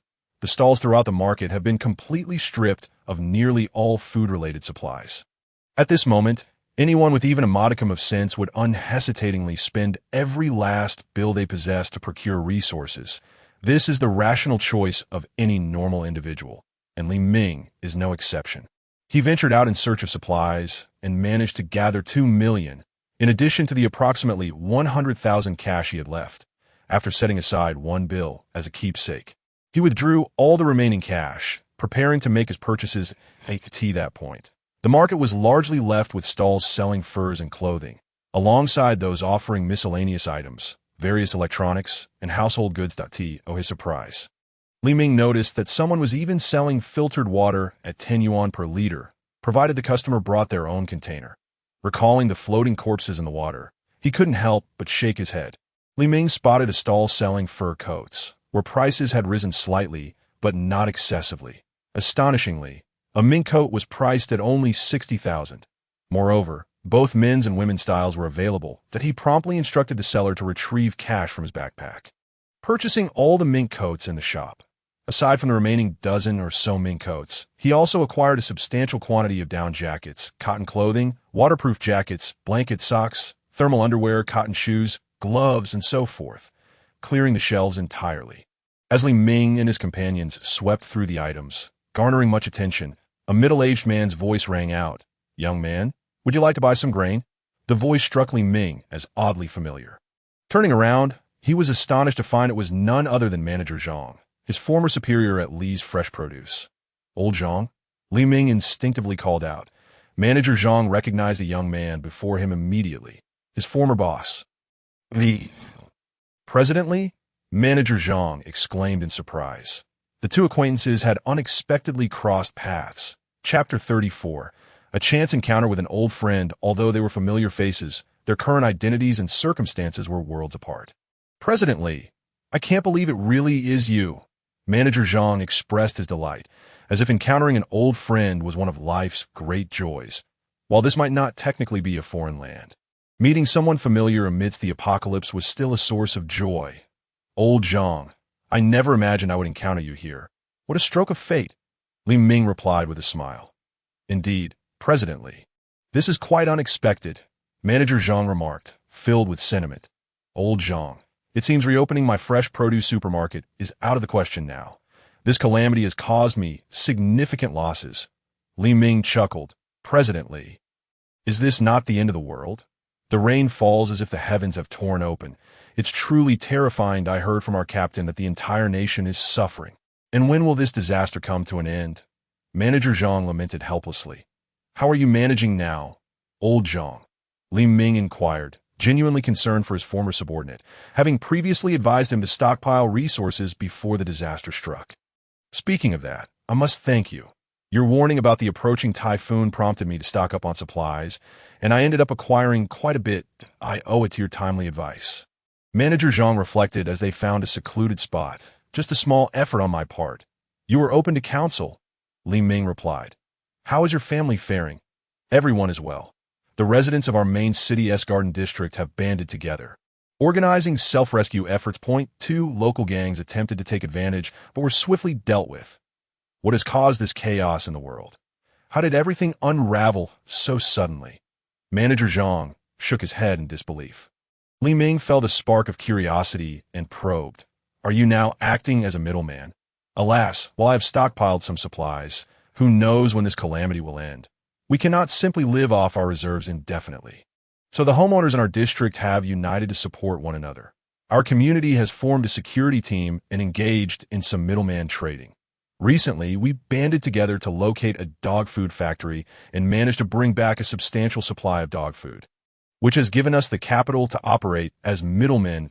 Li Ming was taken aback by Manager Zhang's revelations. He had not anticipated the emergence of community cooperation during such dire times. Yet, in this chaotic world, collective survival was indeed the right approach. The strength of a group far outweighed that of any individual. Especially for ordinary people, it seemed that Old Zhang's community had some capable individuals. Piquing Li Ming's interest. "How is the situation in your community now, Old Zhang? What kind of residents do you have?" Li Ming decided to inquire further about their circumstances before making any decisions.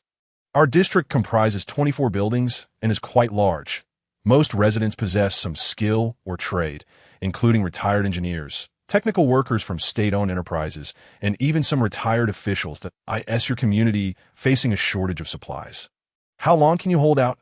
President Lee, are you suggesting a transaction with us?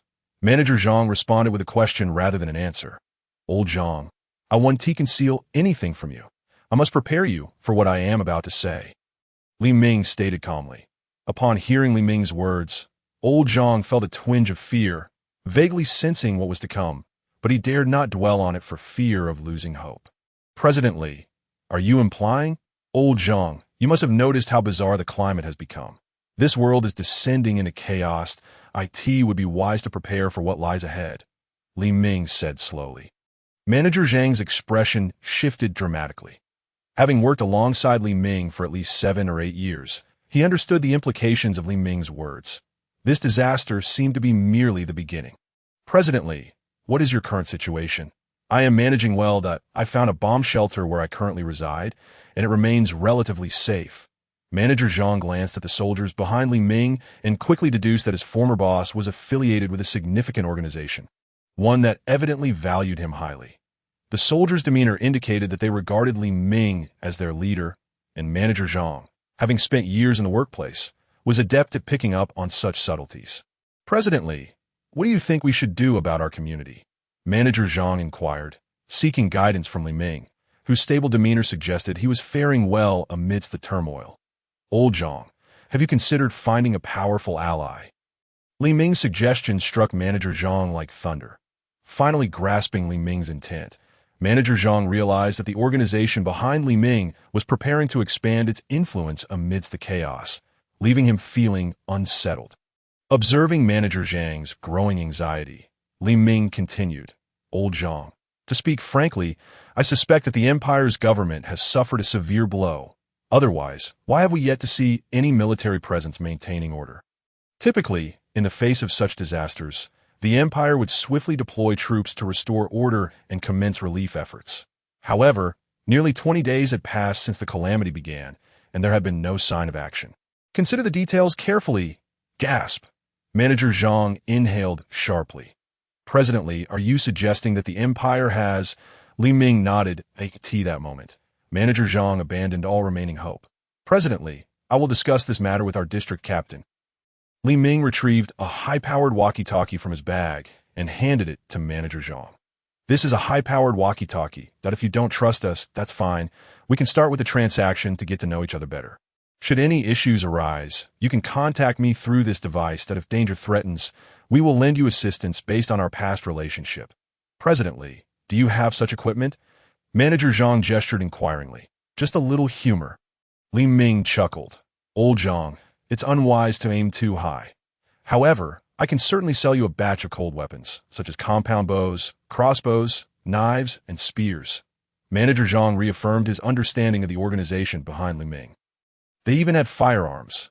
Old Zhang, perhaps you could help us acquire some antiques. We can conduct several transactions first. At the very least, having quality weapons will enable you to protect yourselves, correct? Very well, President Li. I will discuss this with Captain Wu after returning. Chapter 35. Negotiations soon. Li Ming and Manager Zhang had agreed upon the time for their next meeting and the supplies needed for trade. Li Ming was seeking a large quantity of antiques and cultural relics, while Manager Zhang required finely crafted weaponry. Although primarily focused on cold weapons, superior cold weapons could significantly enhance combat effectiveness. Especially in an apocalyptic scenario, the value of weapons was comparable to that of medicines, food, and essential survival supplies like water. As long as the weaponry was sufficiently advanced, one could acquire even more resources. In this chaotic world, violence represented the only semblance of order. Li Ming provided them with a high-powered walkie-talkie solely for the sake of convenient communication. For Li Ming, when it comes to seeking collaboration, his first choice is undoubtedly to work with those he is familiar with. As for the possibility of being deceived, that depends on the capabilities of both parties, and it is unrelated to whether they are acquaintances. Naturally, the specific circumstances must be evaluated based on the material value of the transaction between the two parties. Li Ming is confident that he will not incur any losses. Manager Zhang is also aware that Li Ming will certainly not lack survival supplies. Thus, this transaction is fundamentally one of mutual benefit. After a long day of work, Manager Zhang returned to the community with several homeowners aboard a speedboat.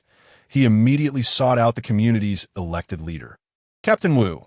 Captain Wu was somewhat surprised to see Manager Zhang arrive. Wu, a technical director at a company, had earned his leadership role by being the first to propose that everyone band together for survival. Over time, Wu's capabilities have indeed proven commendable, and the community has recognized his competence. Old Zhang, do you need something from me? Captain Wu inquired, puzzled. Captain Wu, today I encounter my former boss, the owner of Lee's Fresh Produce, and he seems to be doing quite well. Moreover, it appears that he has his own armed forces. Manager Zhang began. Old Zhang, are you considering joining him? Captain Wu asked, misunderstanding the intent. Captain, you are mistaken. I am not seeking to join him. However, during our conversation, I gleaned a wealth of information, the most crucial of which is that the imperial government has utterly collapsed. In simpler terms, our nation has descended into anarchy. Manager Zhang stated slowly. Upon hearing this, Captain Wu immediately stood up. Old Zhang, is this true? Captain, you are likely more aware of this than I am. According to past conventions, the Imperial Army would have long since moved into the city to maintain order. Yet, it has been more than half a month since the onset of widespread natural disasters. Why have we not seen the Imperial forces? Old Zhang articulated each word deliberately. Captain Wu sat back down, having already mentally prepared for such a reality. However, hearing it confirmed was still difficult to accept. He understood the brutal nature of this truth. It signified the complete extinguishment of hope for official assistance. And the loss of control of the Imperial Army would undoubtedly give rise to numerous uncontrollable factors, significantly increasing the difficulty of survival for ordinary people. Old Zhang, just say what you need to say. As Vice Captain, you have made considerable contributions for the community. If it weren't for your intel, we might still be oblivious to the extent of our resource scarcity. Captain Wu acknowledged. The contributions he referred to were Old Zhang's efforts to accumulate a substantial stockpile of supplies after returning home from Li Ming's, which effectively saved the entire community. The collective survival strategy was significantly enhanced by the community's widespread hoarding of resources. Captain, today my former boss mentioned that they wish to engage in trade with us. They require a large quantity of ancient artifacts, and in exchange, they are offering weapons.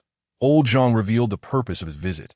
Captain Wu inquired, are they cold weapons or firearms? Predominantly cold weapons, though they are of exceptional quality, including stab-resistant vests, riot helmets, blast shields, ballistic shields, and crossbows. Upon hearing this, Captain Wu paused momentarily. While compound bows were relatively easy to acquire as sporting goods, crossbows were regulated within the Empire. The fact that the other party could obtain such items, along with other protective equipment, suggested that if they secured these protective supplies, their community's combat effectiveness would undoubtedly be enhanced. Although he had no intention of committing any wrongdoing, it was essential to protect themselves. Old Zhang continued, Captain, my former boss seems to have a military force equipped with firearms. When I spoke with him today, I noticed several soldiers in camouflage ponchos following him, indicating that the organization behind him possesses armed strength. The world has become chaotic. We need to find a backing, or else the increasing number of marauders will make it exceedingly difficult to safeguard our supplies. Captain Wu fell into deep contemplation, weighing the pros and cons of Old Zhang's words. Aligning with another faction could provide protection, but it would also entail relinquishing some autonomy. Old Zhang added, Captain mistily mentioned that he is not in a hurry to have us pledge allegiance to them. What we need to focus on now is the trade. Should we proceed with it? Absolutely, why not? Given that you have such a valuable connection to procure weapons, we should definitely engage in this trade. I will instruct the team to intensify their efforts in acquiring antiques. In these times, antiques may not be consumable, but trading them for supplies is the most practical approach. Moreover, given the current state of affairs, merely surviving is a significant achievement. Seeking refuge with another faction is not necessarily a bad thing. Although we have thwarted 2 attacks from marauders, the situation changes dramatically once they are armed. Captain Wu decisively declared, in the following days, Manager Zhang and the other intermediaries began to acquire antiques using dog food as currency, as the latter was far more valuable than the former. Consequently, They managed to amass a considerable collection of artifacts and scheduled a trade with Li Ming for 2 days hence. During this time, Li Ming was also busy. He dispatched troops to scour for various resources, even those submerged underwater, as any little bit helped. However, he was judicious, ensuring that a substantial amount of survival supplies remained intact. After all, it was not wise to let valuable resources sink to the depths. Li Ming sent out numerous troops, gathering essential survival supplies whenever encountered, and even collecting doors from office buildings, determined not to overlook any usable materials. Every single resource could potentially contribute to the reconstruction of civilization in the future. Chapter 36. Successful transaction. Li Ming dispatched several units to collect useful resources extensively. Soon, the entire Malga region was abuzz with rumors about a group of individuals traversing the area in speedboats. Gathering supplies, they were well-equipped, armed with firearms, and exhibited formidable combat prowess. The camouflage ponchos worn by Li Ming's soldiers had become their identifying insignia. Even marauding groups reconsidered their intentions upon spotting them. The marauders, though malevolent, were not foolish enough to engage in reckless confrontation. Li Ming's troops brazenly paraded through the streets with AKM rifles, yet no one dared to challenge them. Not even the Revival Society, which turned a blind eye. The capacity to equip military-grade rifles far surpassed the firepower of the Revival Society, which had only a few thousand handguns and submachine guns. The mere presence of soldiers openly brandishing rifles indicated that they were not afraid of reprisals. And no one wished to court disaster. Before long, various factions in Malga began to take note of a peculiar trend. This group rarely sought survival supplies, but primarily focused on collecting literary materials. Generally speaking, as long as one did not provoke them, they were not ruthless killers and would refrain from indiscriminate gunfire. Nevertheless, the appearance of Li Ming's forces caused many of Malga's violent gangs to temper their actions significantly. Although some marauder factions attempted to target the rifles carried by these soldiers, they soon found themselves outmatched and were swiftly neutralized without leaving a single survivor. The sudden emergence of Li Ming's forces caught the attention of the Revival Society, which promptly initiated discussions. "Director Wang, are you suggesting we recruit them?" a middle-aged man inquired. "Indeed, this group possesses excellent weaponry and military rifles, and their operational style closely resembles that of a regular army, indicating a high level of organization and discipline. If we were to acquire such a force, our control over the relevant territories would significantly improve," Director Wang articulated. Director Wang, under what pretext do you plan to recruit them? These soldiers are clearly from a professional military background, well-equipped and highly capable. Moreover, the power behind them is likely not to be trifled with. I suggest you abandon these unrealistic notions, the middle-aged man countered. Director Li, circumstances are created by human effort. As subjects of the Empire, do you think they would sit idly by as order disintegrates? Director Wang retorted, displeased. Director Wang, we both understand the current situation. The imperial government is no more. The Revival Society is merely a civilian organization, and in essence, we share little distinction from them. You truly believe we can morally coerce such a faction? They have no obligation to rescue survivors. In truth, they have already provided a lifeline for those left behind, and their search for essential supplies has not been extensive. Otherwise, with their military capability, it would be quite easy to seize a large amount of survival resources. Yet it is evident that their collection primarily consists of books and similar items. Clearly, they do not lack for basic necessities, but are likely after something else entirely. Director Wang, I believe that engaging in trade and collaboration with them could indeed be a promising avenue. As for the notion of incorporating such wild ideas, I advise you to refrain from even mentioning it. The disparity in strength renders such aspirations futile. What could you rely on for incorporation? Merely your words? Director Li candidly articulated the reality of the situation. Upon hearing this, Director Wang fell silent, feeling a profound unease at the emergence of this armed force right under their noses. Given that they were all once officials of the imperial government. However, Director Li's words jolted him into awareness. The empire no longer exists, and times have undeniably changed. Soon, the day arrived for Li Ming to engage in trade with Manager Zhang and his associates. Accompanied by over 20 individuals and 5 speedboats, Li Ming set off from the base. Swiftly locating a suitable spot on the water where they commenced their wait, he scanned the surroundings with binoculars. And soon the unmistakable sound of speedboat engines reached his ears. Ming signaled with a flashlight, and the other party responded in kind, bringing both vessels to a halt approximately 50 meters apart. "Is that you, Old Zhang?" Li Ming called out. "Is that you, Mr. Li?" Old Zhang replied. With their identities confirmed through voices, the trading process commenced.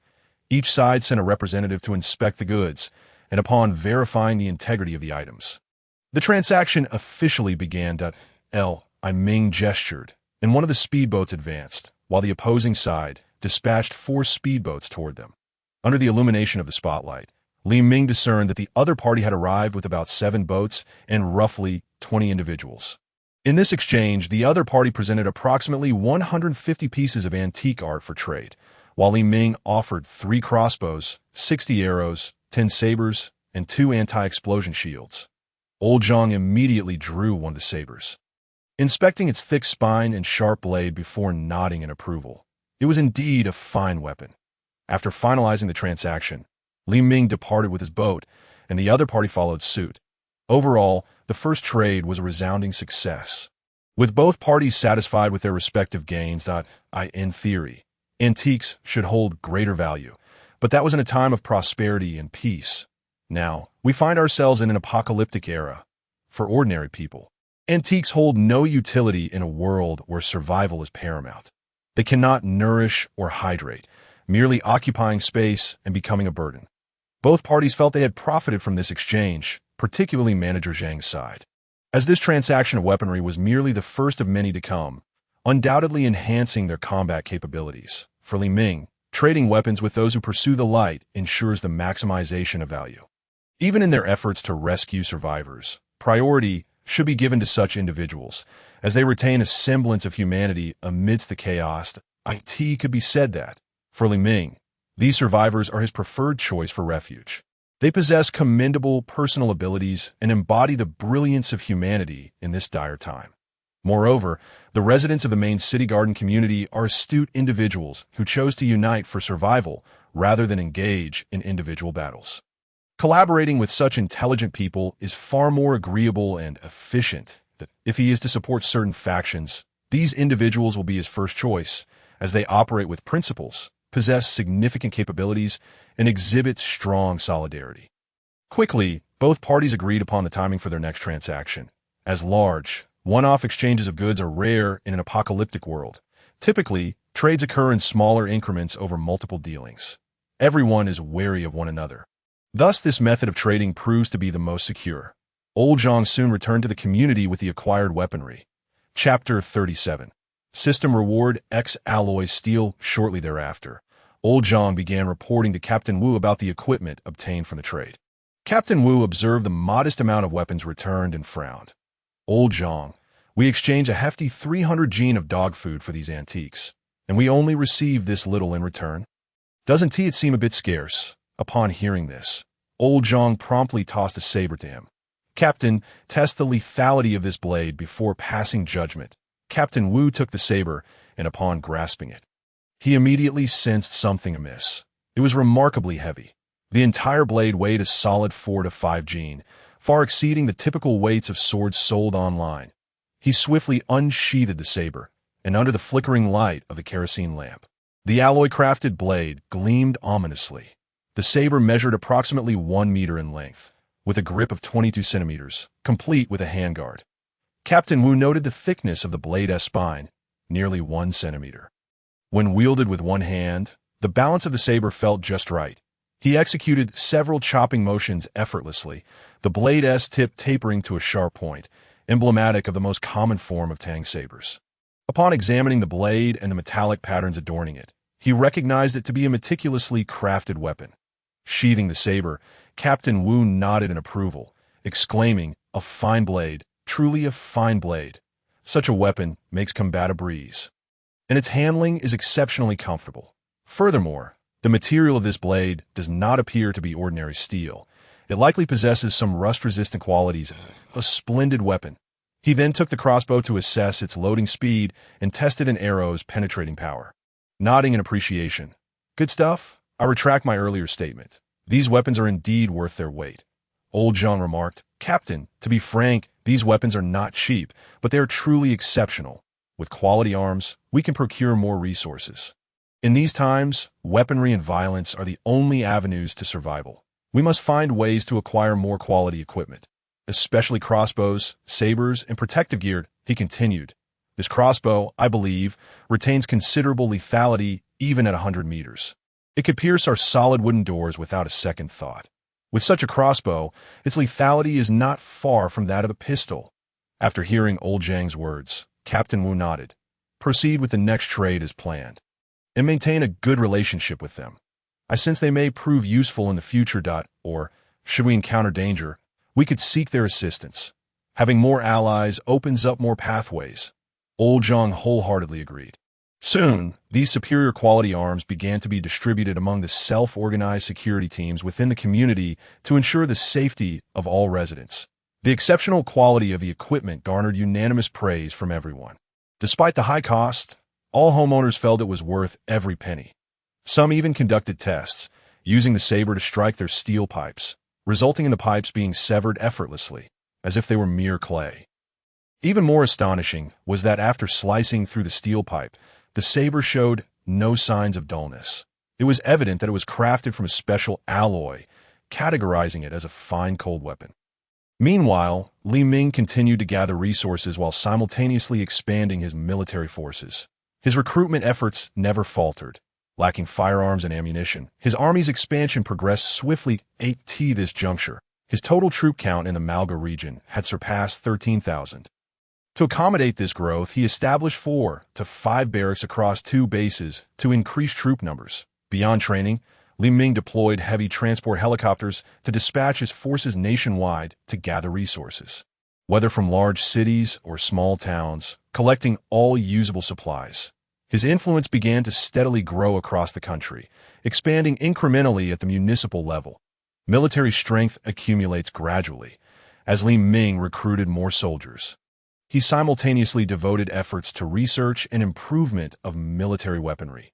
Time swiftly passed, and on December 1, 2025, Li Ming had successfully survived 24 days in this post-apocalyptic world. Ding! Host sign-in successful. Congratulations, host, on receiving a complete set of formula data for a new type of military-grade alloy material, X-alloy steel.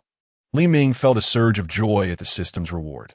Recently, the system's rewards had primarily consisted of survival points or various survival-related materials, with each reward being modest and devoid of any significant amplification.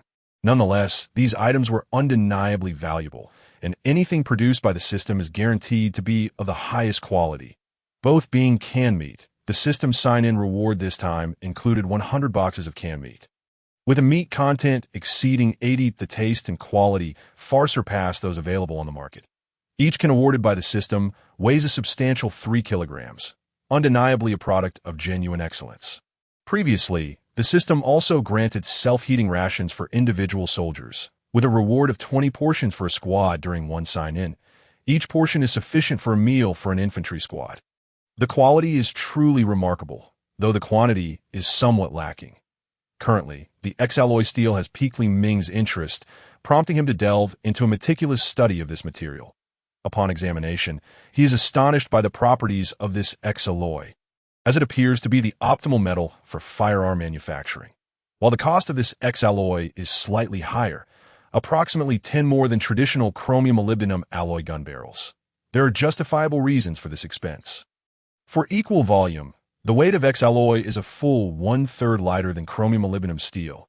Moreover, this X-alloy exhibits exceptional wear resistance. Typically, gun barrels made from chromium-molybdenum alloy have a lifespan of around 10,000 rounds before significant wear occurs, adversely affecting shooting accuracy. Conversely, the lifespan of a barrel crafted from this X-alloy is 3 times that of standard chromium-molybdenum steel. Its lightweight nature, enhanced strength, and superior durability render it a perfect substitute for chromium-molybdenum steel, significantly reducing the weight of light weapons produced with IT. In such circumstances, under the same load, soldiers would be able to carry more ammunition and additional supplies, optimizing and enhancing the combat effectiveness of the army. Even more impressively, if this X-alloy were employed in the construction of a 12.7mm heavy machine gun, not only would reliability see a considerable boost, but it would also allow the 12.7mm heavy machine gun to be easily carried by personnel during marches. In a post-apocalyptic world where roads are devastated, not all regions are suitable for mechanized troop advancement. Many places still require the use of human legs for access. The tactical significance of a 12.7mm heavy machine gun capable of accompanying infantry on foot is monumental. Chapter 38. The conflict in the community. Li Ming hurriedly brought this information to the Light Weapons Laboratory, quickly locating an expert. A system-awarded individual named Zhu, whom Li Ming referred to as Old Zhu. Old Zhu, please take a look at this document, that if we were to use this alloy steel to manufacture a 12.7 heavy machine gun, what kind of performance could we expect? Li Ming inquired. Adjusting his glasses, Old Zhu meticulously examined the document. After a thorough review, he began calculating on paper. Approximately 10 minutes later, Old Zhu spoke. Commander, I have calculated that if we utilize this X-alloy steel to construct a 12.7mm heavy machine gun, based on our laboratory's latest design scheme, we could reduce the weight to around 18 kilograms.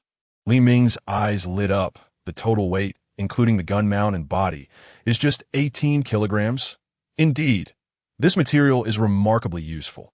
The new model of the 12.7 heavy machine gun we are currently developing is designed to move alongside infantry. The original design intended to use titanium alloy for certain components to reduce weight, aiming for a total weight of approximately 23 kilograms. However, titanium alloy is somewhat costly, which is why we have yet to mass produce it. Now, with this X-alloy steel, not only is the cost lower, but its performance will also see a significant boost that I calculated that it can comfortably be reduced to 18 kilograms, while the shooting accuracy will surpass that of the antiquated M2 by a considerable margin. According to our calculations, under these conditions, a machine gun squad could carry 3 to 4 12.7mm heavy machine guns, or maintain 2 heavy machine guns while carrying more ammunition. That Li Ming nodded, realizing that the original plan allotted 2 heavy machine guns and 400 rounds of ammunition for each machine gun squad. Yes, the original machine gun squad consisted of 9 personnel, with 2 carrying the heavy machine guns, 2 bearing the tripod and ammunition boxes along with their own rifles, while 5 others carried rifles and assisted with the ammunition. If the heavy machine guns were constructed from X-alloy steel, a soldier carrying one could easily manage all parts of the weapon along with 100 rounds of ammunition, while the remaining soldiers would still be able to carry their own assault rifles and ammunition, allowing them to assist in carrying a substantial amount of machine gun ammunition. It can be asserted that regardless of the scenario, both combat power and firepower would see a dramatic increase. Should the soldiers' rifles also be manufactured from this alloy, a greater weight capacity would be freed up. After listening to Old Zhu, Li Ming felt an exhilarating surge of excitement. There is a saying, all your feelings of insecurity stem from insufficient firepower. Why not simply bolster the firepower? Moreover, this material is not only suitable for firearms, but can also be utilized for artillery production. Using this alloy to manufacture a 52 caliber 152 howitzer would allow it to be airlifted by heavy helicopters or transformed into a truck-mounted cannon. Among other possibilities, that IT could even be used to produce mortars, thereby enhancing the combat capability of the forces in any capacity. In a short span, Li Ming envisioned numerous possibilities. After exchanging ideas with Old Zhu, they swiftly produced relevant plans, moving into the trial production phase, followed by weapon testing. Meanwhile, Li Ming was occupied with the production of new equipment and the modification of existing weaponry, while the other survivors were not idle. Having adapted to the pace of the post-apocalyptic world following the initial chaos, this was both a blessing and a curse. The positive aspect lies in the improvement of everyone's survival skills, while the negative stems from the rapid deterioration of societal security nearly a month into the apocalypse. Various heinous acts began to proliferate, particularly affecting women, resulting in dire consequences. The apocalypse had unleashed the inner demons of countless individuals. Some began to act on desires they had long suppressed, adopting a mindset of enjoying life to the fullest before its end. Others unleashed their inner malevolence, resorting to the enslavement of others. Some malicious individuals formed relatively organized criminal factions, wreaking havoc throughout the community.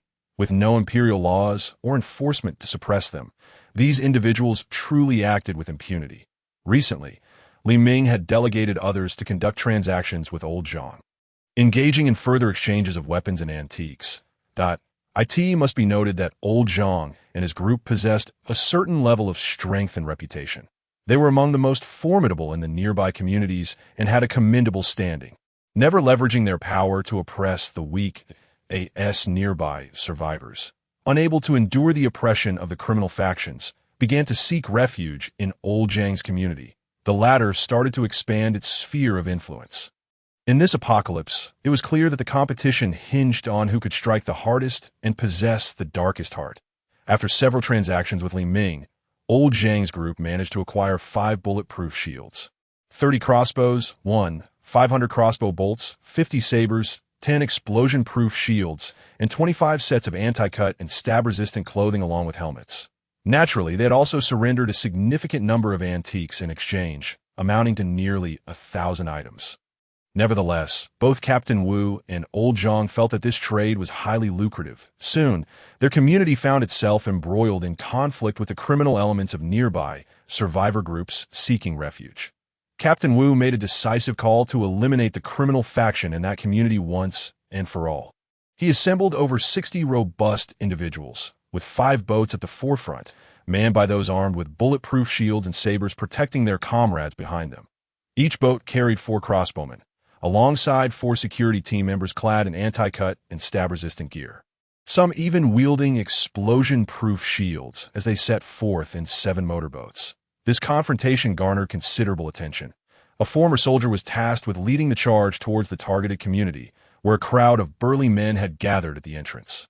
Clearly affiliated with organized crime, one side numbered over 60, while the other boasted approximately 70. However, the outcome of the ensuing skirmish remained uncertain.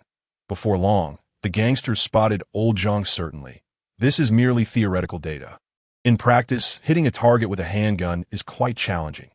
Even at a distance of 25 meters, achieving accuracy is no easy feat. Military handgun assessments typically occur at ranges of 20 to 25 meters, seldom extending further, for beyond that, the bullet's accuracy is largely a matter of faith. The group of assailants evidently lacks this understanding, as they commenced firing at Zhang and his team from over 100 meters away, exhausting their ammunition without inflicting any substantive damage. The 2 handguns produced a cacophony, creating an illusion of excitement, but in reality, it was merely noise in contrast to the limited range of handguns. The precision of crossbows is markedly superior, especially when aided by scopes. The members of the security team utilized this advantage, aligning their sights on the assailants and releasing their bolts. The speed of the crossbow arrows was formidable. In just 1 round of fire, 6 of the assailants' boats were punctured, sending their occupants tumbling into the floodwaters. Some of the assailants were directly struck by the bolts, the tri-blade tips inflicting devastating wounds as they pierced through their bodies. The assailants' desperate cries echoed in vain.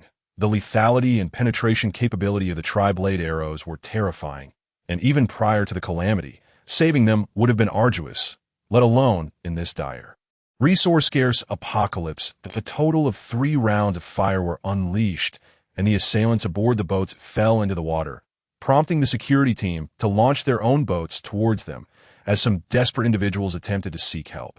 What awaited them was not salvation, but rather a ruthless strike from the security team wielding their blades.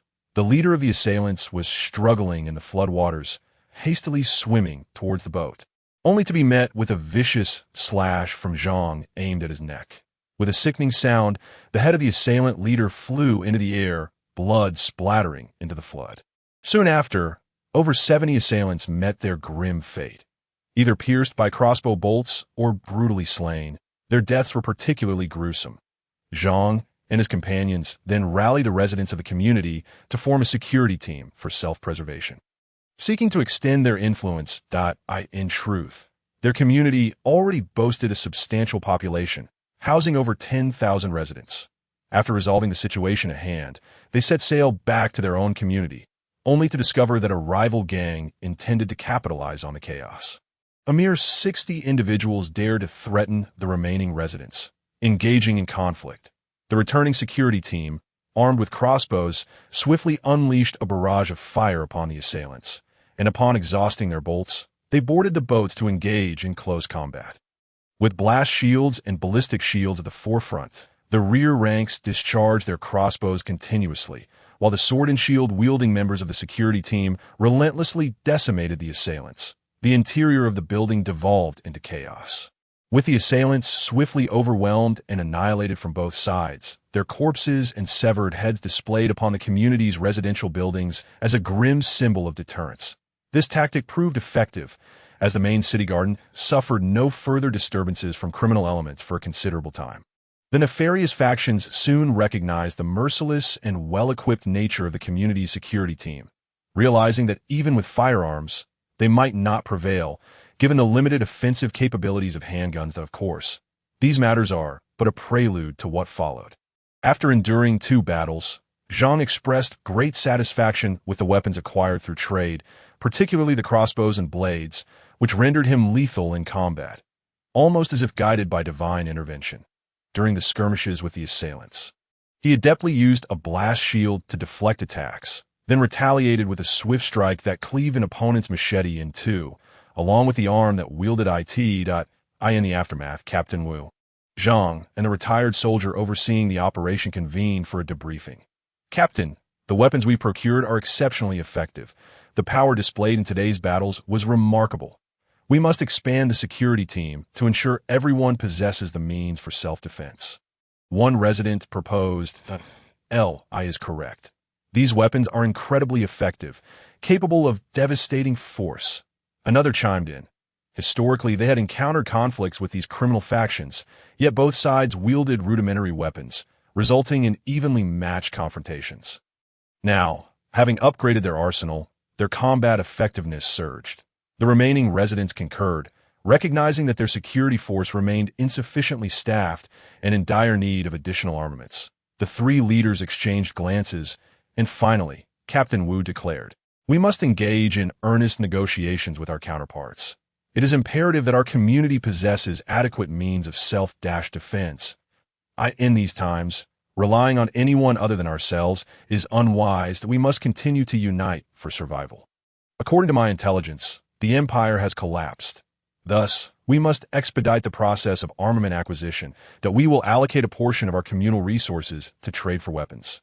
Does anyone have any objections? Please raise your hand to vote." Unsurprisingly, every hand was raised in agreement. After the recent bloodshed, all were acutely aware that, as opportunistic traders, they appeared as prime targets to various criminal factions. Countless nefarious groups were eyeing their supplies. But their unity and formidable combat capabilities dissuaded many from making a move, particularly after today's 2 battles, which saw over 100 adversaries slain with minimal casualties on their side. Even armed criminals were obliterated, and their reputation would undoubtedly spread. Following Wu's address, he turned to Zhang and said, "Zhang, I need you to reach out to Li. We need to arrange a significant trade involving survival supplies and some antiques in exchange for weapons." "Understood. I will contact him immediately," Zhang responded. Wu then addressed the group. "Upon returning home, please gather any antiques or valuables you can spare to exchange for weapons. Our primary focus must be survival. I too will contribute some of my unnecessary possessions." "Captain, we will head out to search immediately." Meanwhile, Li Ming was overseeing military training when he received a report from one of his subordinates. "Commander, your former subordinate Zhang is trying to reach you. There's a large-scale trade plan for tomorrow, and they wish to discuss it with you in person," a soldier informed him. Li Ming nodded. "Very well. I shall personally attend tomorrow, accompanied by 3 squads." "Yes, sir." Chapter 40. Meeting with Captain Wu and others the next day arrived swiftly, and Li Ming was fully prepared, initiating his routine check-in. Ding. Host check-in successful. Congratulations, host, for acquiring the heritage of top-tier traditional Chinese medicine. Li Ming was pleasantly surprised. Upon realizing the quality of the medicine, his joy was palpable. Traditional Chinese medicine possesses its strengths and weaknesses alongside modern medicine, yet its efficacy is undeniable, particularly in a post-apocalyptic scenario where many modern medical devices are rendered useless. Traditional practices are experiencing a resurgence. Moreover, the medical field itself remains a highly valuable skill. Physicians maintain a respected status even in a dystopian world. After claiming his reward, Li Ming and his 32 Special Forces soldiers donned their gear. Standard issue included bulletproof vests and helmets, with each rifle equipped with 7 magazines, 1 machine gun carrying 300 rounds, and 3 SVD sniper rifles. Additionally, they were armed with C4 explosives, detonators, grenades, smoke bombs, and flashbangs, among other equipment. Each soldier also carried a day's worth of individual self-heating rations and first aid kits, all meticulously prepared for combat. The group set out on 10 speedboats, knowing the scale of the transaction warranted such an appearance. Soon, the time reached 10:30 a.m., and both parties signaled with flashlights, confirming their agreement before proceeding to land on the 5th floor of a nearby dilapidated building. Personnel were left behind to guard the speedboats, with Li Ming assigning 10 armed soldiers for the task. The opposing side matched their readiness, equipped with crossbows and blades. Both groups moved their supplies into the crumbling structure, initiating the verification process. Zhang and Captain Wu approached Li Ming, greeting him. "Hello, Mr. Li, I am Wu Tianming, the Captain Wu that Zhang mentioned." Li Ming returned the greeting. "I'm Li Ming. I understand Captain Wu wishes to discuss matters with me. What specifically do you have in mind?" Wu and Zhang exchanged glances, admiring Li Ming's formidable equipment, a gleaming AKM slung across his body, with his soldiers poised and ready for action. Their admiration was unmistakable. "Ahem, gentlemen, let us focus on the matter at hand." Li Ming gently cleared his throat. "Tea is prompt." Both men regained their composure. Captain Wu chuckled. "I didn't expect you to be so youthful, Mr. Li. Indeed, I once served in the Imperial Army. So your invitation likely extends beyond merely this large-scale trade, does it not? Naturally, we wish to discuss a matter with you, Mr. Li. Considering our fruitful collaboration, thus in the event of our misfortune, would you be willing to shelter us?" Captain Wu articulated his thoughts. Li Ming chuckled, but soon spoke up. "Captain Wu, let me be frank that I prefer to engage with intelligent individuals, especially those like you, who grasp concepts with ease in light of my long-standing camaraderie with old Zhang. I shall extend you a promise.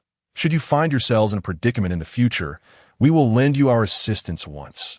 Furthermore, I have a message for you. Captain W.U.T.O. speak candidly. The current state of affairs resembles an apocalyptic scenario. Our primary objective is mere survival. I hold a certain admiration for the residents of your community, for amidst the prevailing discord, you manage to unite in your struggle for existence. For that reason alone, I feel compelled to extend a helping hand. Thus, I wish to share a few pieces of information with you. The first is that we are also planning to establish a trading market. The second, based on covert intelligence within our organization, is that after the torrential rains cease, we may be entering a period of extreme cold. Therefore, Captain Wu, I advise you to prepare ample supplies that can withstand temperatures plummeting to -50 or 60 degrees. For individuals of such caliber, Li Ming felt it appropriate to offer some guidance, as the residents of this community truly warranted his counsel. "Mr. Li, are you serious?" Old Zhang exclaimed in astonishment. It was no surprise he was taken aback.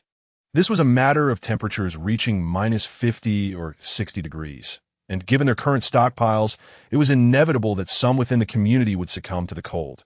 The southern climate is already humid, and combined with extreme cold, it poses a deadly threat. Old Zhang, I've stated my piece. Whether you choose to believe it is up to you. However, I cannot help but add that I personally recommend you consider aligning yourselves with our organization.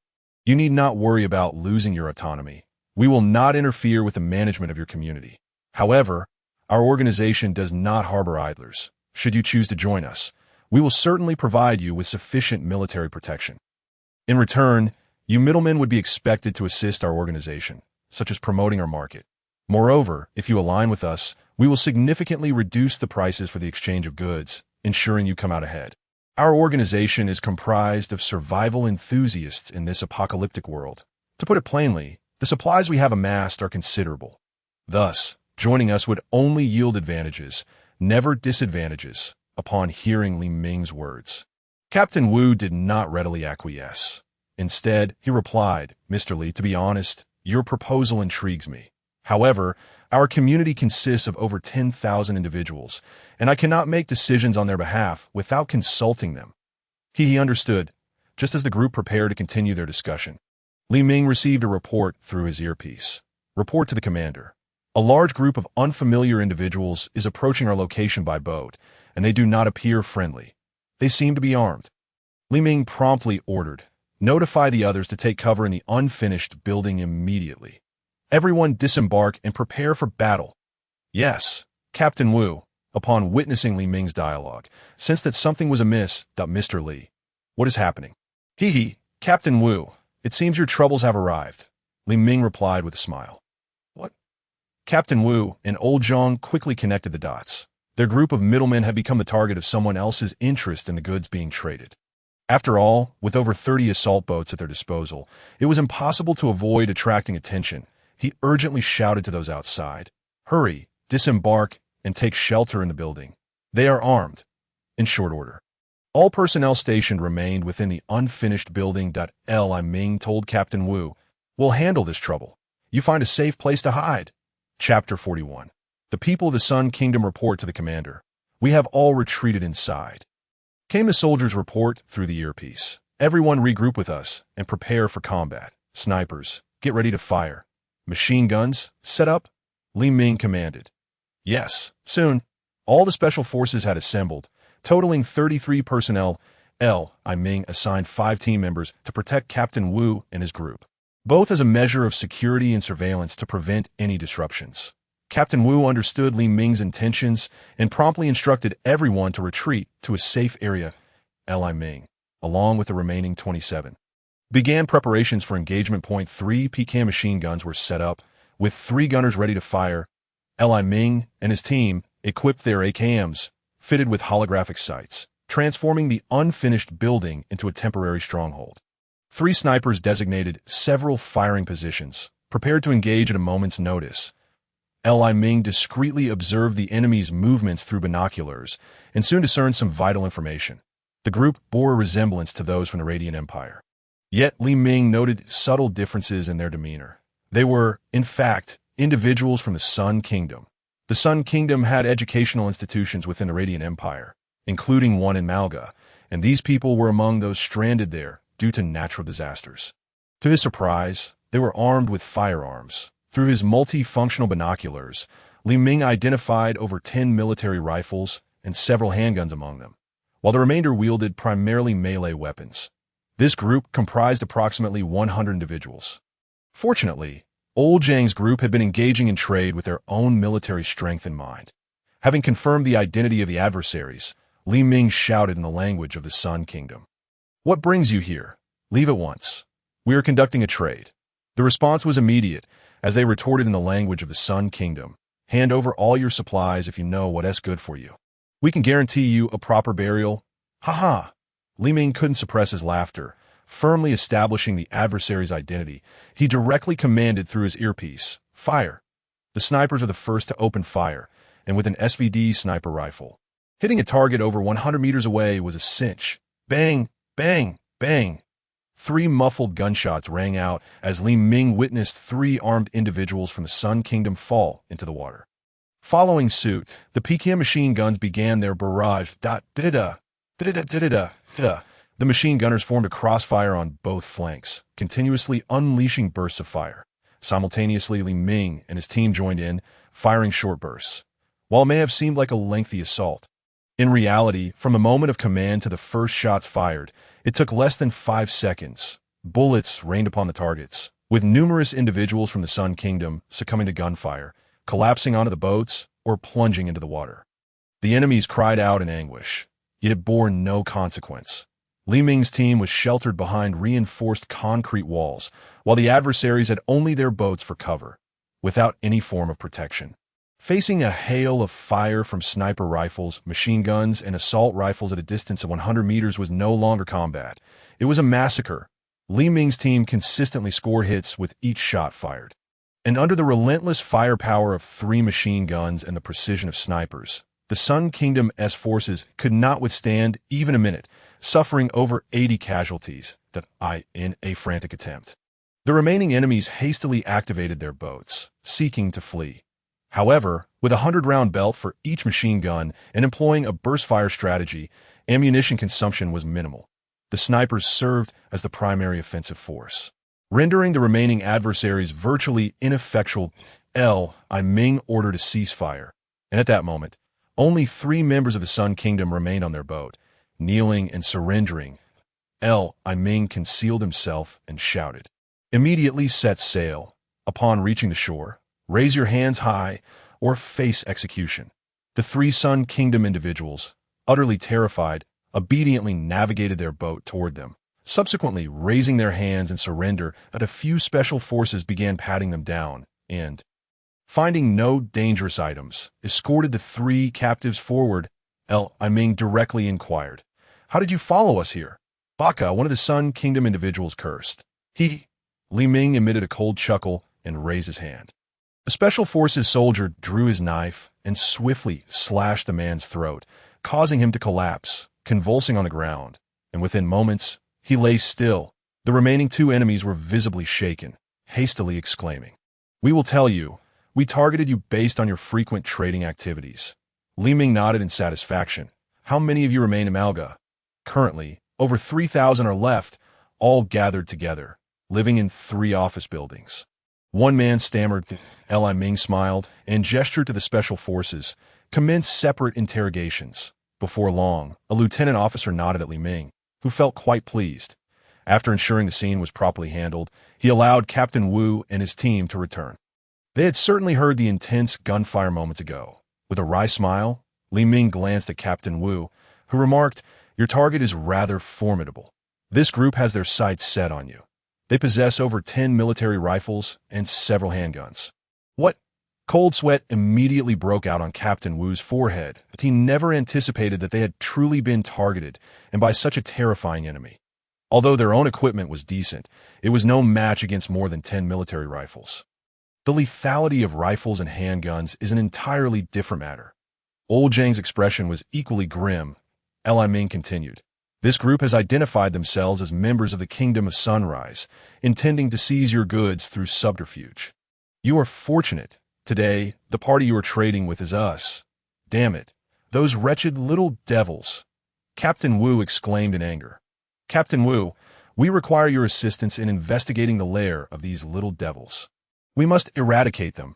They cannot be allowed to remain, or they will become a scourge," Li Ming stated calmly. "Rest assured, Mr. Li, the trouble is ours, and we will certainly locate their hideout. Just await our notification." Li Ming nodded, instructing his team to withdraw with the trading goods. Then he collected the remaining items and departed. Chapter 42. Annihilation of the Devils. Li Ming had long since acquired the location of their lair through interrogation. The reason he requested Captain Wu's investigation was to assess their ability to handle such matters. Following today's events, Captain Wu and his team would have no choice but to ally with Li Ming. There was no other path available. At the very least, joining forces with Li Ming would provide them with military protection. In a post-apocalyptic world, what force could rival a group of armed regular soldiers? Moreover, with the protection of others' military strength, although it required them to perform tasks, Captain Wu was well aware that Li Ming and his crew were undoubtedly among the benevolent in this desolate age. That very night, Li Ming received a message from Captain Wu via intercom, confirming that his findings matched those obtained through interrogation. The following day, Li Ming set forth with 100 soldiers aboard 12 assault boats, a spectacle that drew countless envious and wary gazes from survivors along the route. After all, there were 100 AKs in play. Who wouldn't be intimidated? In the face of such overwhelming firepower, which faction would not be apprehensive? Before unassailable might, all schemes and plots became futile. Meanwhile, numerous factions speculated on the purpose of this ostentatious mobilization. Li Ming remained unfazed, resolutely deciding to eradicate the Devil's Lair first. The assault boats sped swiftly, reaching their destination in merely half an hour. They docked within 500 meters of the office buildings, then disembarked for an armed swim to the shore. Li Ming, accompanied by several special forces, scouted the area and soon overheard a conversation among several armed adversaries. "Banzong, when will these days come to an end?" There are no lovely ladies like Hua. It's truly disheartening. One enemy remarked. Who knows? We, the ones in the Malga region, have found most of what we can in these 3 buildings. Building A. See, indeed, aren't there plenty of beautiful women among them? The one called Banzong replied. Xiao Siyuan, I remember there's a girl inside that you fancy. What was her name? Bai Hezi. Yet Bai Hezi pays me no mind. By the way, why do I feel like these Tianhui folks are exceptionally troublesome? Why haven't the men we sent out yesterday returned? Could something have gone awry? Said the one named Xiao Siyuan. Banzong shook his head. Surely not. They took all our heavy weaponry, over 10 military rifles and handguns. Their firepower is formidable. Who knows? Xiao Siyuan also shook his head. At this moment, Li Ming had pinpointed the enemy's location. Confirming it lay within these 3 buildings, he waved, signaling the 100 Special Forces to begin installing explosives and detonators in the office buildings. An hour later, the installation was complete, and the group quickly swam back to the assault boats. Li Ming pressed the remote detonator button. Boom! Boom! Boom! A succession of violent explosions erupted. The C4 explosives exhibited terrifying power, swiftly severing the supporting walls beneath the 3 high-rise buildings, causing structural failure. With a thunderous roar, the buildings began to collapse, sending shattered concrete into the floodwaters below. Desperate, countless enemies leaped from the heights, attempting to escape through a leap of faith, but such hopes were in vain. Of course, some fortunate foes, positioned on lower floors, could dive into the water and survive. However, they were met with the prepared forces of Li Ming, making their chances of survival slim. In total, over 3,000 adversaries perished beneath the rubble of the collapsing buildings, with around 400 survivors paddling in the water, seeking rescue. Upon spotting Li Ming's assault boats, they cried out for help in the language of the Kingdom of Sunrise. Li Ming and his team, however, showed no mercy. Waiting for these enemies was not salvation, but bullets and sharp blades. Li Ming felt no guilt in eliminating this group. Ultimately, all 3,000 adversaries fell to Li Ming's hands, destined to join the ranks of the countless souls lost in the apocalypse, their remains becoming mere bones. After the deed was done, Li Ming withdrew. Soon, others attracted by the explosions came to investigate, only to find a few corpses floating on the surface and no further useful leads. Nevertheless, various factions were aware that Li Ming had eradicated 3,000 enemies. To him, all foes deserved their fate. Following this undertaking, Li Ming and his team selected a prominent building to establish a marketplace. He recognized the advantages of setting up a market, albeit differing from the Revival Society's approach. Transactions would occur solely through barter, eschewing paper currency. However, he would accept antiques, calligraphy, and gold, as well as a variety of materials such as intact cement, security doors, glass, tiles, and steel. Even books could be exchanged for survival supplies. Li Ming believed that it was more effective for his soldiers to collectively gather resources rather than hoarding them individually. This approach yielded numerous benefits, allowing for mutual gain with survivors while simultaneously gathering valuable intelligence, especially regarding nefarious factions and violent gangs, elements Li Ming intended to eliminate in the post-apocalyptic world that owe him.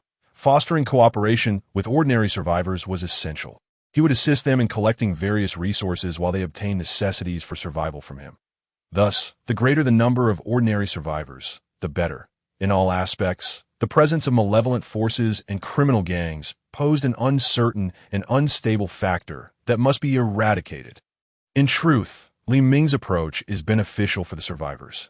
As long as one is sufficiently diligent, they can exchange their efforts for essential supplies, ensuring their survival is not overly problematic. Li Ming has also secured a prominent building, the Golden Dragon Tower in the Malga region, which stands at a height of 30 stories and features a distinctive square courtyard design.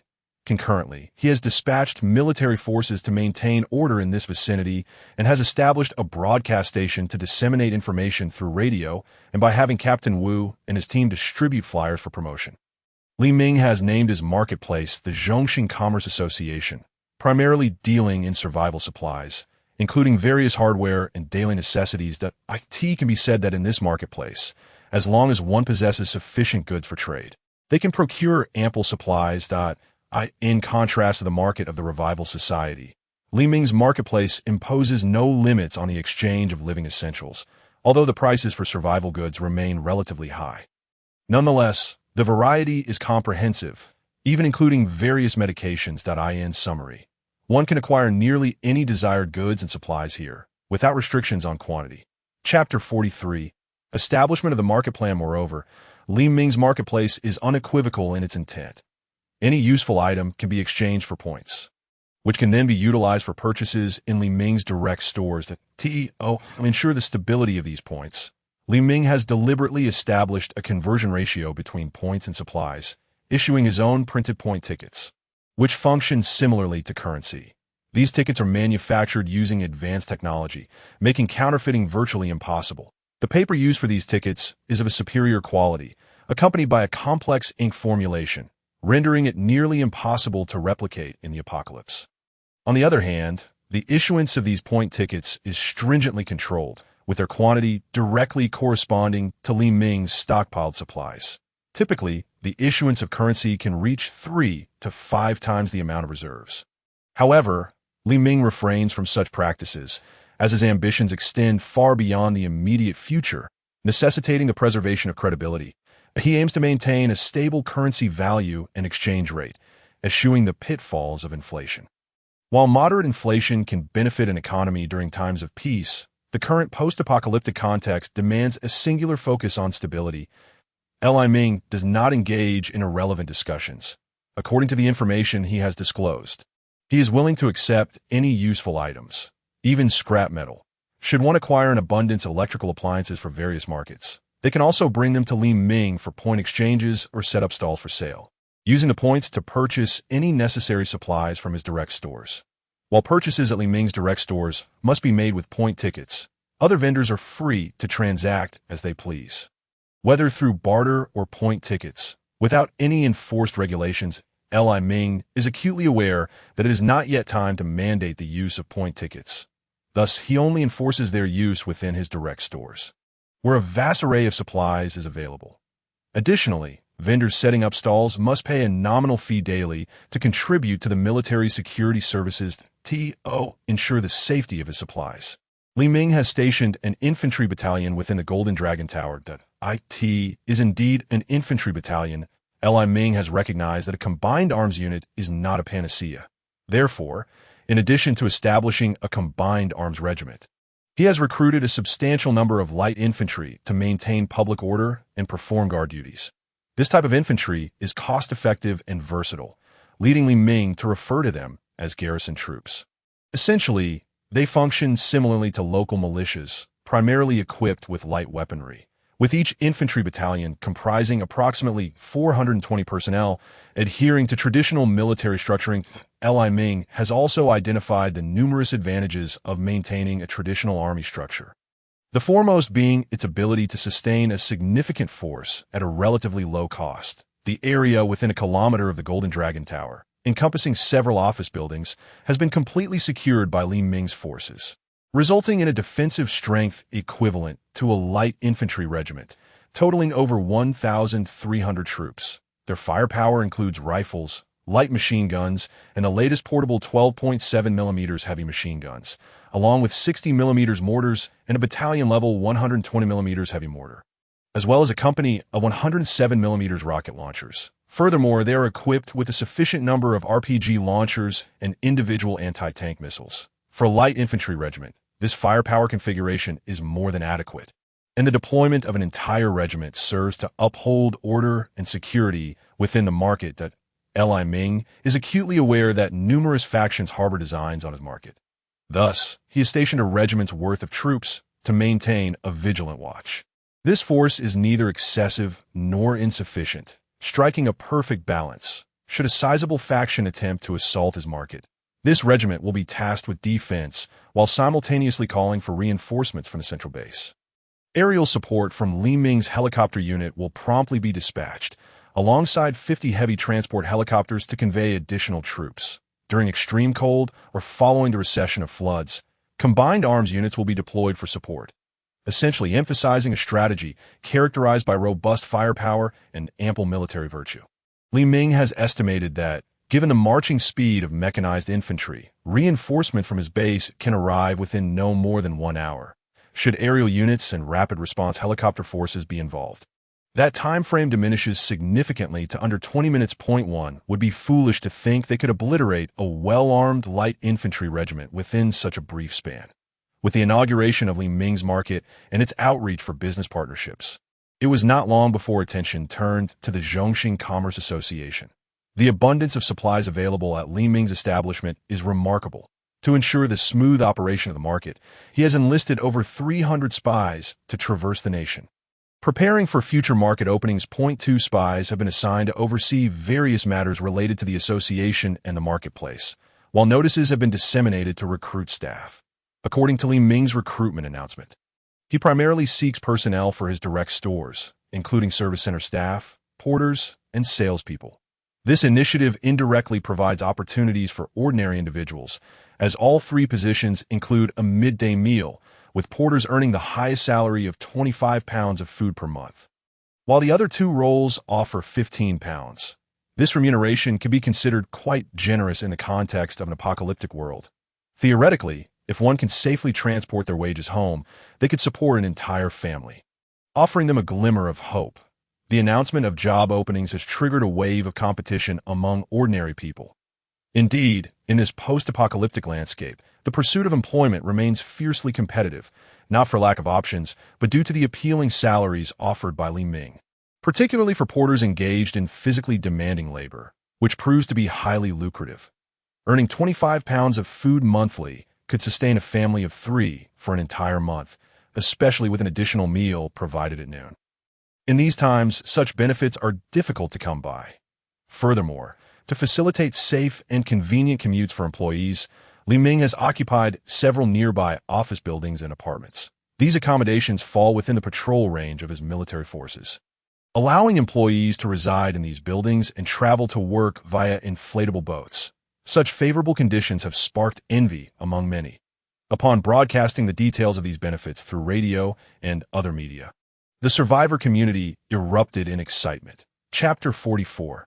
Recruitment of talent. Even many from the Revival Society were taken aback upon learning of Li Ming's recruitment plans for the marketplace. They had not anticipated such a strategic maneuver from him. Their own marketplace is similarly structured, comprising both direct stores and stalls for vendors. However, the direct stores they operate and Li Ming's market direct stores are entirely different concepts in Li Ming's direct store. The variety of goods is comprehensive.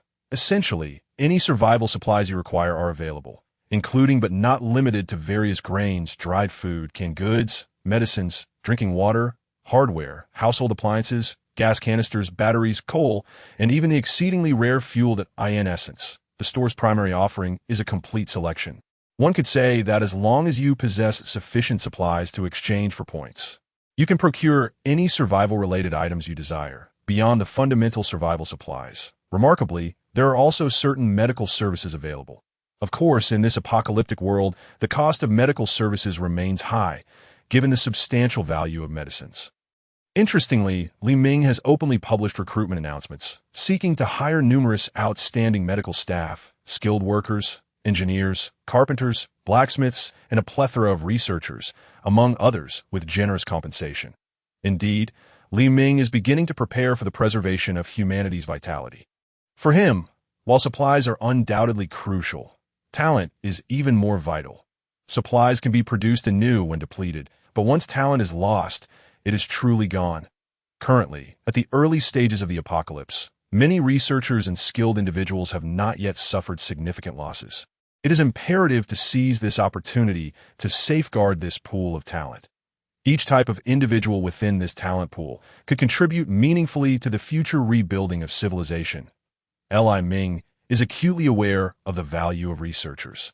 The cost of recruiting a single researcher is not insubstantial. That if he can recruit such individuals, it will undoubtedly significantly reduce his expenses. Preparations and efforts can commence immediately.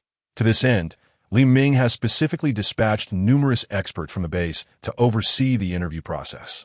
When Li Ming disseminated the news of this extensive recruitment, many across the nation were stirred, as this group had, with the downfall of the empire, genuinely fallen into a state of unemployment.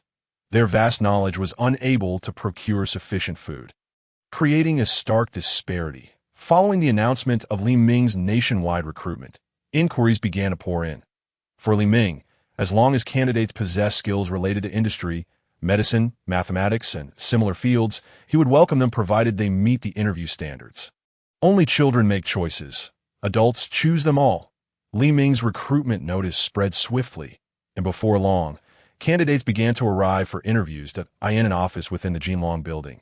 An elderly gentleman wearing glasses was conducting interviews with a candidate brought in by Li Ming's assistant. The elder began, based on the interview just conducted, we have assessed your capabilities and you meet our recruitment standards. However, there are additional conditions for employment here. The interviewee, a middle-aged man in his 40s, felt a sudden sense of trepidation upon hearing there were additional conditions. He stammered, "What conditions?" "Oh, there's no need to be anxious. The condition is that once you commence work here, it is likely you will never return to this city, as your activities will be restricted to an underground base. All who work with us must strictly adhere to confidentiality regulations that, of course, as a senior associate physician, your compensation will be quite substantial, that we can even arrange for your family to join you here, provided they comply with the organizational discipline of our base. This point is crucial. You must consider it." The middle-aged man inquired, "What will our compensation be?" "Firstly, we will provide you and your family with dedicated accommodation, sufficient for your living needs. Additionally, if any of your family members possess skills, they may also work in the industrial zone of our base as a senior associate physician. You will receive 3 free meals daily and a monthly salary of approximately 400 points.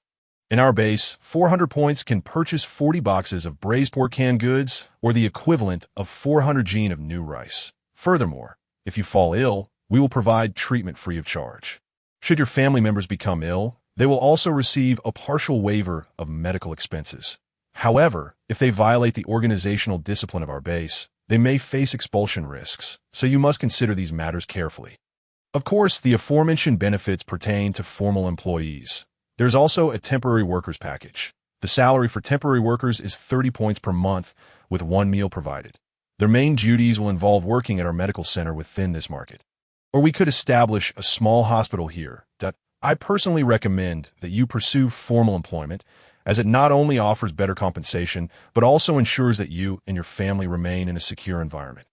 Within our base, as long as you do not violate organizational discipline, you will face no issues in contrast, temporary workers may find their positions precarious. Should any disasters arise, our collaboration may be severed, which is quite unstable.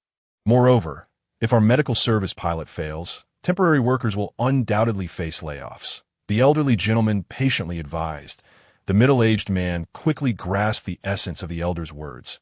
To put it plainly, formal employees would likely work at the base, though not necessarily at one specific location, yet the benefits are exceedingly generous, a monthly salary of 400 jin of rice, after enduring over a month of natural disasters in this apocalyptic world. The middle-aged man fully understands the value of this 400-point salary. It can effortlessly sustain a family in this dystopia. Such a job is undoubtedly high income. The only downside is that the base enforces various rules and regulations, and management may be quite stringent. However, to some extent, how could they offer such high compensation without strict requirements? Everything in your life has already been priced by fate. It is merely a matter of your choices. Additionally, rumors suggest that once the torrential rains cease, a severe cold will follow. If such a chill does indeed materialize, the current living conditions will be inadequate to withstand it. This esteemed gentleman, I agree. But I need to bring my family to the base. The elder nodded and instructed the assistant nearby. Assistant Wong, please register his information. Chapter 45. Extreme cold warning. The significance of medical services in the apocalypse is undeniable. In the early stages of the apocalypse, the national hospitals established by the empire still held some utility. However, as the apocalypse progressed, many medical devices in these hospitals ceased to function due to power outages. It can be said that electricity is an exceedingly important energy source in modern society. All the conveniences of modern life we enjoy in cities rely on electrical support. Water and electricity are indispensable components of modern living. Beyond the multitude of medical devices rendered inoperative, the pharmaceuticals in national hospitals quickly depleted. As the empire's population is vast, leading to a high incidence of illness in the absence of logistics and transport. Relying solely on inventory cannot sustain the hospitals for long. Consequently, medical personnel in these hospitals swiftly found themselves unemployed. For survivors, medical services will become an unattainable luxury. Li Ming has begun establishing relevant medical points to address these issues for ordinary people. Of course, he is not engaged in charity to access medical services. One must pay.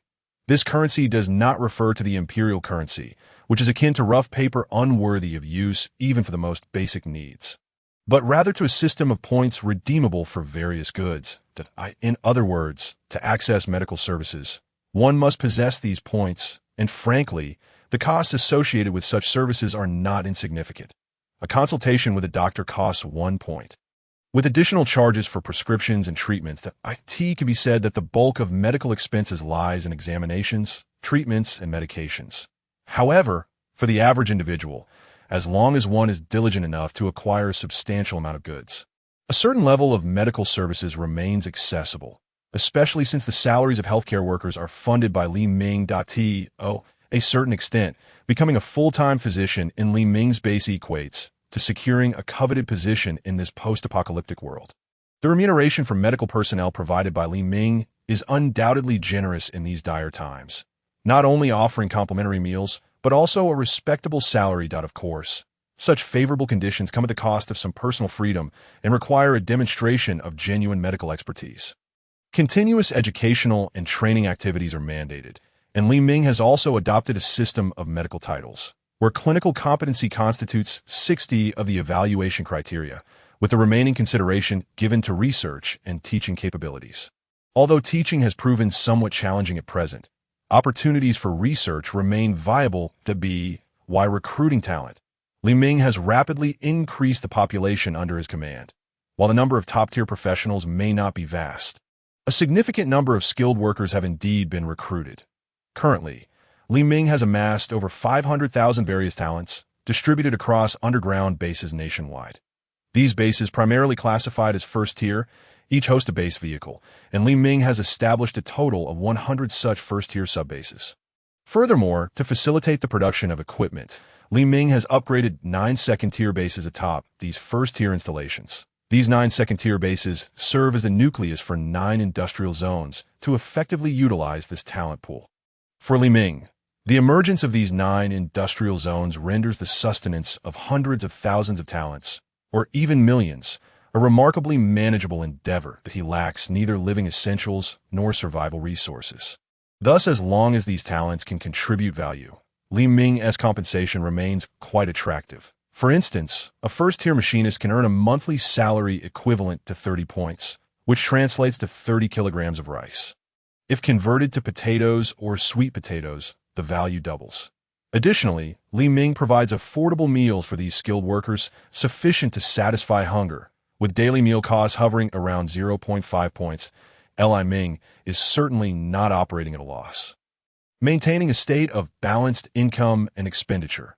However, for senior technical personnel, such as doctors, engineers, researchers, and scientists, meals are complimentary and more lavish.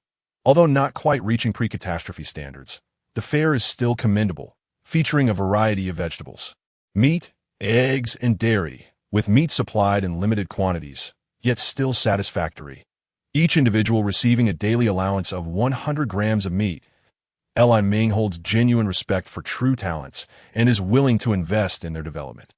At this moment, the date has progressed to December 30, 2025, solar calendar. The year is on the brink of conclusion, marking the 55th day since the onset of the apocalypse, since the second month of the apocalypse. Rainfall has transitioned from torrential downpours to moderate showers, and now finally to intermittent rain. Many survivors, upon perceiving a trend toward cessation of precipitation, are filled with joy, believing that the calamity may soon pass. However, Li Ming promptly utilizes the radio to disseminate an important announcement. Greetings, survivors. This is the Zhongxing Commerce Broadcasting Station, and I am here to relay an urgent notification. According to predictions from our research institution, there is a high likelihood of widespread extreme temperature drops across the empire within the week. Please prepare accordingly and stockpile adequate cold-resistant supplies. The broadcast continues to loop, urging survivors to heed the warning and prepare for the impending cold. Yet whether they choose to believe it is ultimately their own concern. Regardless, the opportunity for survival has been extended, and the ability to seize it rests solely in their hands, as Li Ming's announcements echo. Countless survivors are gripped by trepidation. Extreme cold. It is already winter, compounded by rain, which has inundated buildings up to the 8th floor, and now another calamity of extreme cold is anticipated. It is well understood that while winter temperatures in the southern regions of the empire may not be excessively low, they are still quite chilly, especially with the added humidity from the rain, making life difficult for the survivors. Nevertheless, the current temperature hovers around -3 to 4 degrees, still within tolerable limits for the human body. However, should a true wave of extreme cold materialize, it could indeed prove fatal. Given the already damp conditions, the extent of the predicted drop in temperature, described by Li Ming as extreme, raises alarming questions. The survivors are left in uncertainty, and since this is merely a prediction, its veracity remains dubious. Some astute individuals have begun hastening their efforts to hoard supplies, leading to a surge in the value of coal. Batteries, charcoal, and various cold weather apparel provided by Zhongxing Commerce. Concurrently, numerous survivors are scouring shopping centers in search of winter clothing.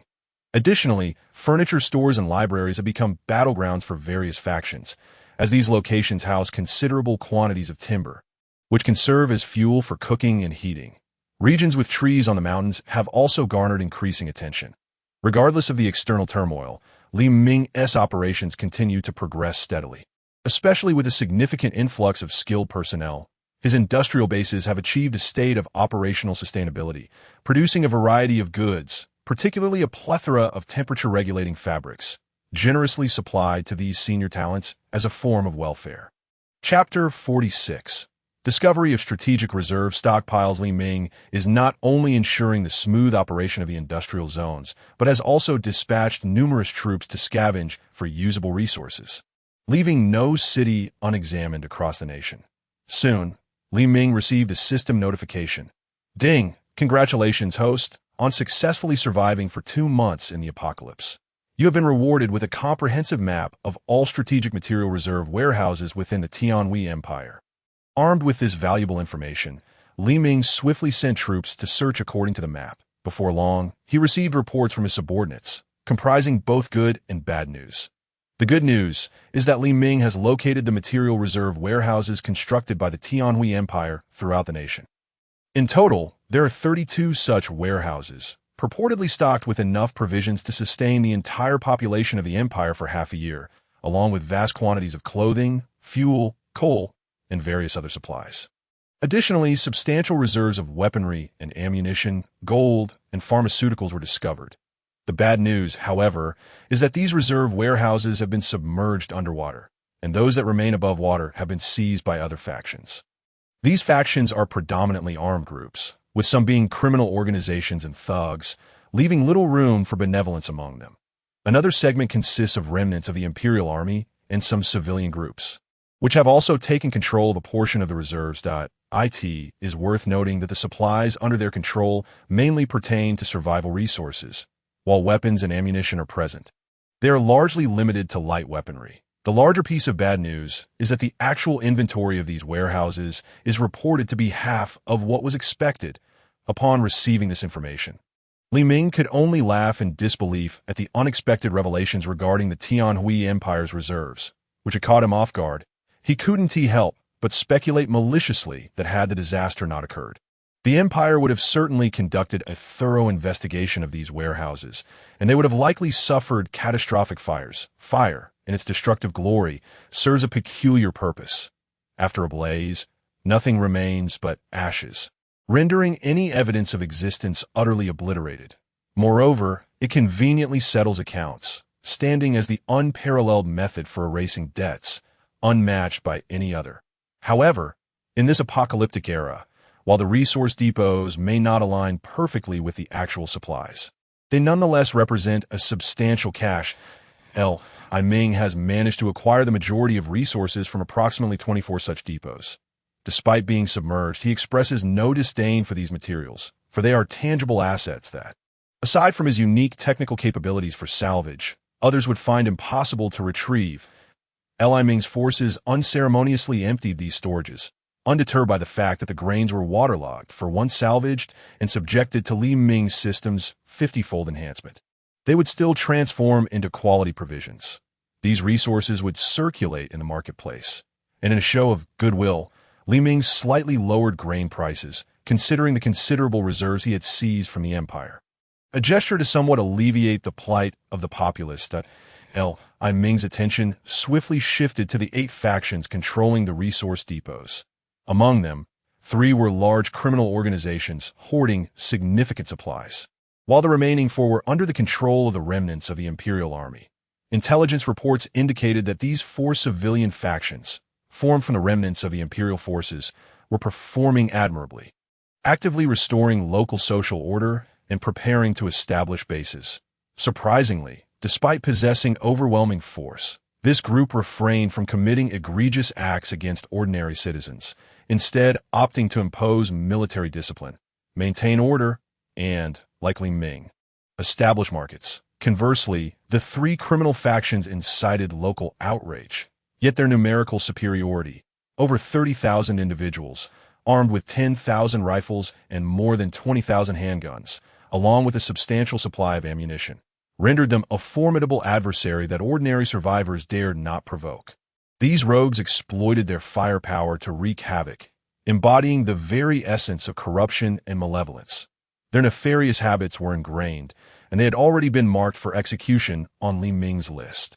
One of the warehouses fell into the hands of the Rejuvenation Society, which has been gradually transporting resources out, thereby rapidly augmenting its strength. Many may wonder how the Imperial-established depots became inundated. The answer is straightforward. It was a calamity of apocalyptic proportions. Although the Empire had initially constructed these depots with disaster preparedness in mind, such measures were only applicable to conventional disasters. Now, faced with world-ending cataclysms, all prior designs proved futile.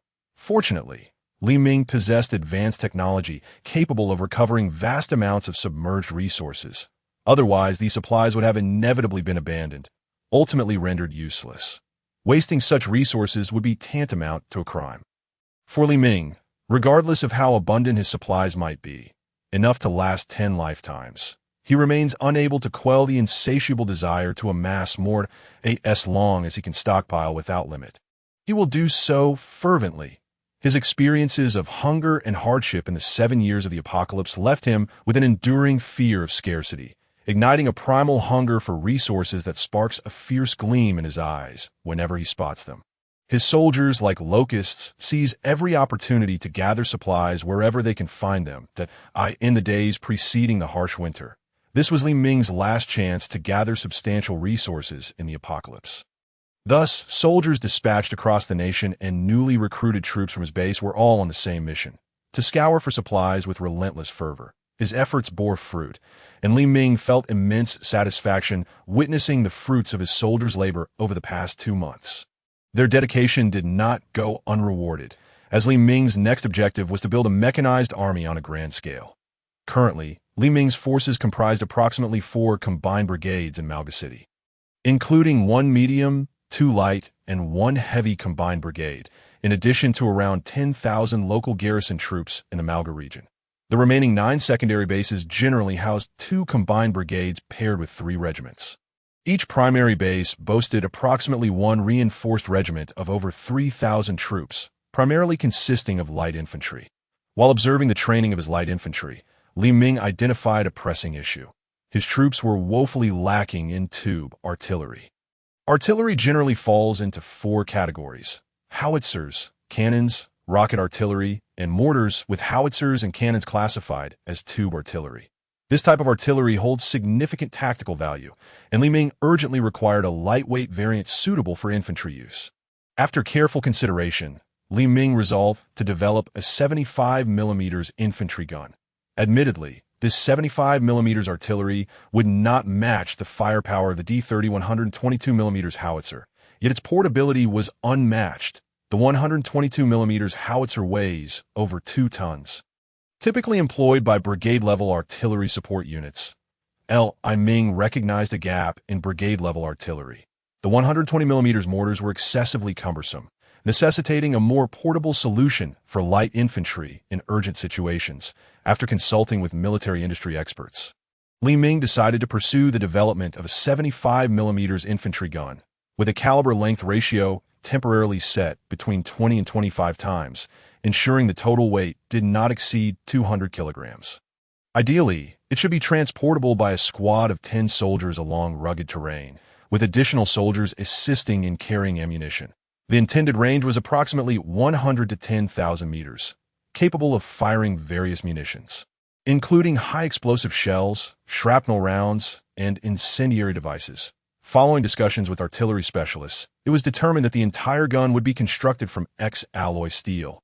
Theoretical simulations conducted by experts revealed that utilizing X-alloy steel for the gun's main structure would keep the total weight, including the carriage and wheels, below 200 kilograms, potentially compressing it to around 150 kilograms. The exceptional properties of X-alloy steel underscore the importance of material science as a foundational discipline. Even military industry experts recruited from outside the region were astonished to discover such a unique alloy, which offered low cost, high resilience, superior strength, and reduced weight, an ideal substitute for conventional gun steel.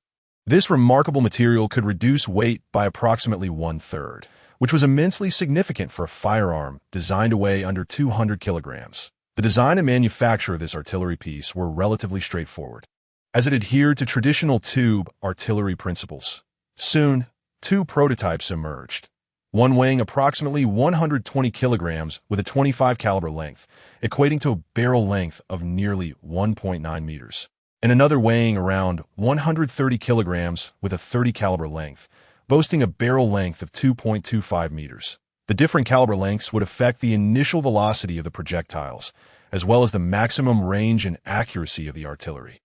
The firing arcs of both guns reached 35 degrees, with vertical angles ranging from -3 to 63.5 degrees. The artillery was soon transported outside the base for trials, with both pieces undergoing testing. Li Ming's soldiers disassembled the artillery into 6 main components, each weighing between 20 to 25 kilograms, making them manageable for infantry to carry during a march. Although the artillery crew was armed only with sidearms for self-defense, the arrangement allowed for 3 soldiers to carry rifles and ammunition, thereby enhancing their defensive capabilities. In a marching context, a single artillery squad could transport 1 gun along with 10 rounds of ammunition. If utilizing all-terrain vehicles for transport, 1 artillery squad could manage to carry 1 gun plus 40 to 50 rounds of 75mm ammunition. During wartime, the regiment would supply a dedicated ammunition vehicle to ensure a steady supply for the 75mm infantry gun. With a pair of binoculars, Li Ming began observing his soldiers conduct the artillery trials. An artillery officer calculated the range and promptly reported the firing parameters. Setting the firing data, he announced, Gun 1. Target 10. Range 2, 10. Direction left 03. 1 round loaded. Prepare to fire. With the command of the officer, 6 artillerymen began to adjust the direction of the cannon, subsequently manipulating the elevation and traverse mechanisms. They then swiftly loaded a 75mm shell and pulled the firing cord. A thunderous boom erupted as the shell detonated within the chamber, ignited by the firing pin striking the primer. The primer, through the ignition port, ignited the propellant within the cartridge, producing immense energy that propelled the projectile into the barrel. Under the influence of the rifling, the shell soared at high velocity, directly aimed at the target. This inaugural live-fire exercise was directed at a target located 10 kilometers away, with an unmanned aerial vehicle monitoring the event, resulting in a precise impact on the designated mark. Li Ming expressed his elation, exclaiming, "Excellent! That was spot on."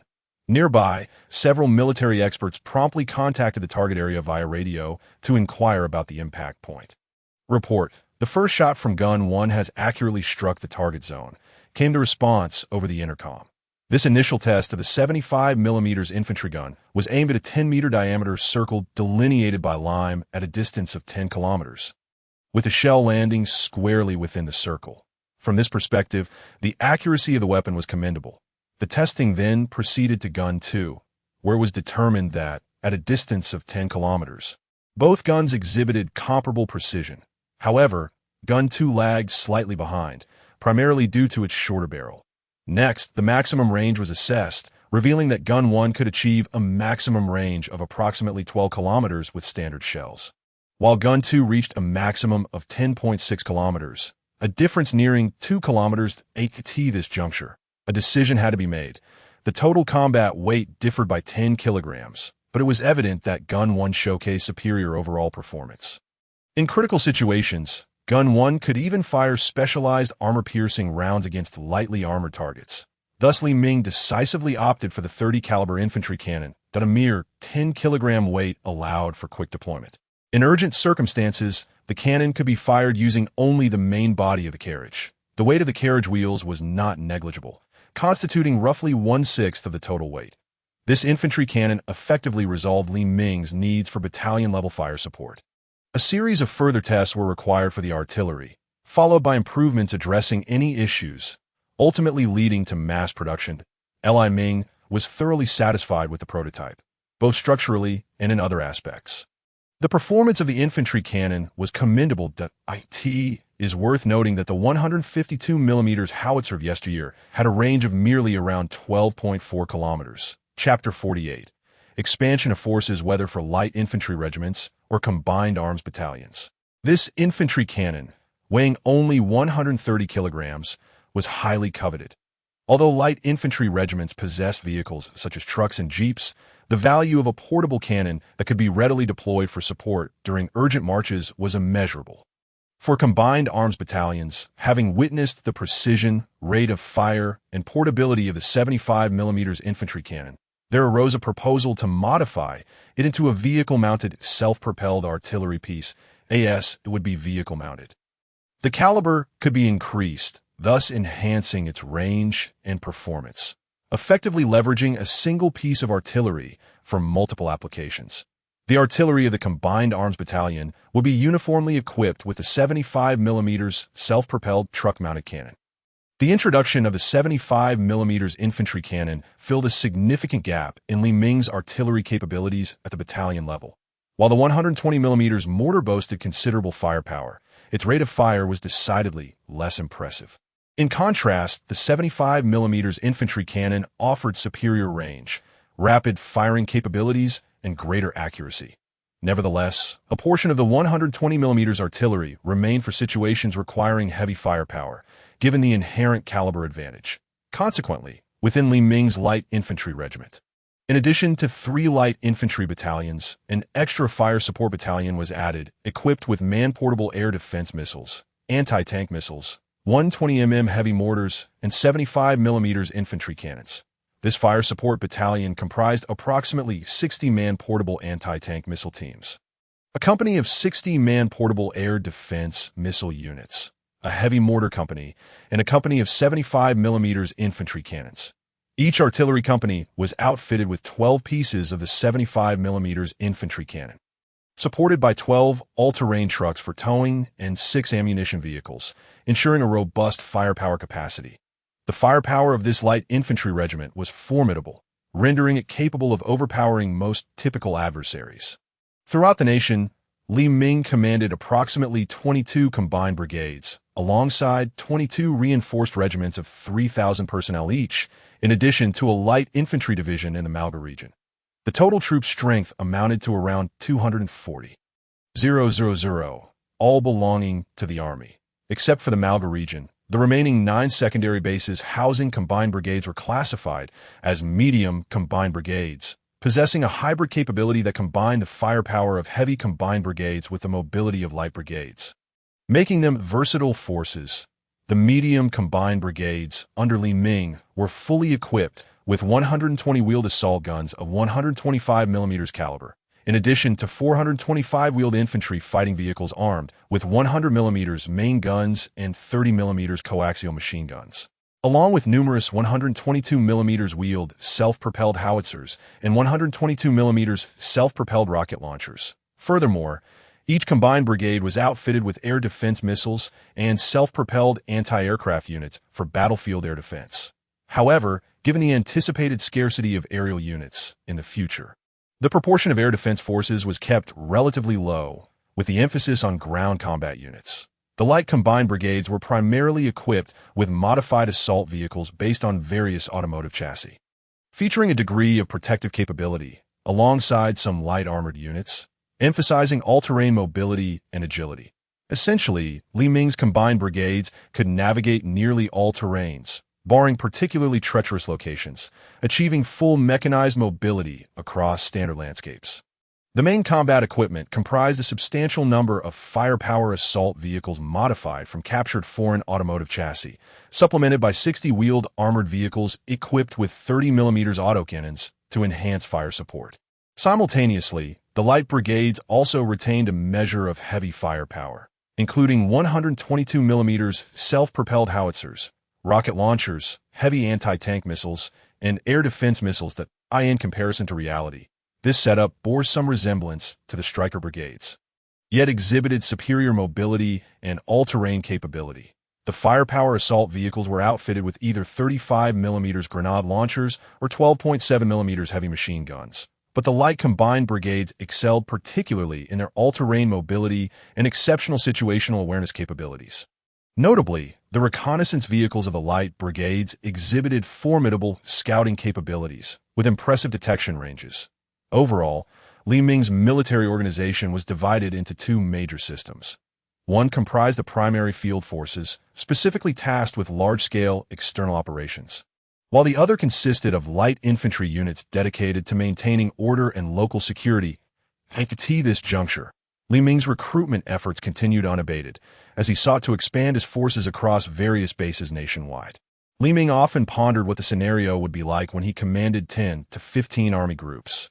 As Li Ming's forces expanded, he began to address equipment issues, primarily focusing on gear acquired from the Bald Eagle Empire, while striving to establish the capacity for domestic production and various improvements to these assets. Presently, his industrial capabilities fully supported this ambition, a fact that brought him great satisfaction. The equipment obtained from abroad, while varied, would eventually reach the end of its operational lifespan. Thus, establishing the ability to produce standardized equipment domestically was of paramount importance. Li Ming's forces roamed across the nation, inciting unease among various factions, particularly among criminal organizations who felt trepidation upon encountering individuals clad in uniform. Li Ming activated a recruitment surge across all his bases nationwide, utilizing a combination of dimensional pockets and transport helicopters, along with various long-range drones, to ferry substantial quantities of weaponry, ammunition, and equipment to each base, emphasizing the critical need for ample resource reserves. The bases across the nation began to stabilize, and Li Ming prepared to upgrade his main base. He commenced reviewing the design plans for a tertiary base, which bore a price tag of 1 million survival points, 5 times that of the secondary base. System: what distinguishes this tertiary base from a secondary one? Ding, esteemed host. A tertiary base is, in essence, a subterranean complex comprising a primary base along with several auxiliary function bases. This means that upon acquiring a tertiary base, you will possess a main base primarily designated for troop training, stationing, and administrative functions. In addition to the main base, the auxiliary bases will include 2 dedicated to agricultural endeavors, 1 focused on medical services, encompassing a large base hospital and a laboratory for medical and pharmaceutical research, as well as 2 industrial zones divided into light and heavy industrial sectors. The entire base complex will occupy a total area of 50 square kilometers, effectively becoming a medium-sized underground city. Specialized underground roads will facilitate transportation between all bases. Moreover, starting from the upgrade to a tertiary base, the system will offer the option to use survival points to offset part of the material costs. And it can also provide the host with a bundle price for upgrading to a tertiary base, further enhancing convenience for the host. Moreover, once the host base is upgraded to a level 3 facility, a plethora of advanced technologies will be unlocked, and it will also enable the recruitment of various specialized troops or even some heroic units. Chapter 49. The frigid cold approaches. After listening to the system outline the fundamental aspects of the level 3 base, Li Ming felt a surge of enthusiasm. System: how many resources or survival points are required to upgrade to a level 3 base? Ding, esteemed host, to fully upgrade the base to a level 3 facility, a total of 80 billion survival points is necessary. If the host contributes some resources, the required survival points will be adjusted based on the amount provided by the host. Upon hearing the system's quotation, Li Ming gasped in disbelief. 80 billion survival points. This is excessively costly. Although he currently possessed nearly 100 trillion survival points, the sheer magnitude of that figure left him momentarily breathless. If he were to recruit troops, 80 billion survival points would suffice for enlisting 3 heavy armored composite battalions, fully equipped. Yet is the cost of merely upgrading a base this exorbitant? Host, this 80 billion points is not merely an expenditure. It encompasses various upgrade materials, including steel, other metal components, industrial equipment, and medical supplies, among others. Furthermore, upon upgrading to a level 3 base, numerous new functionalities will become available.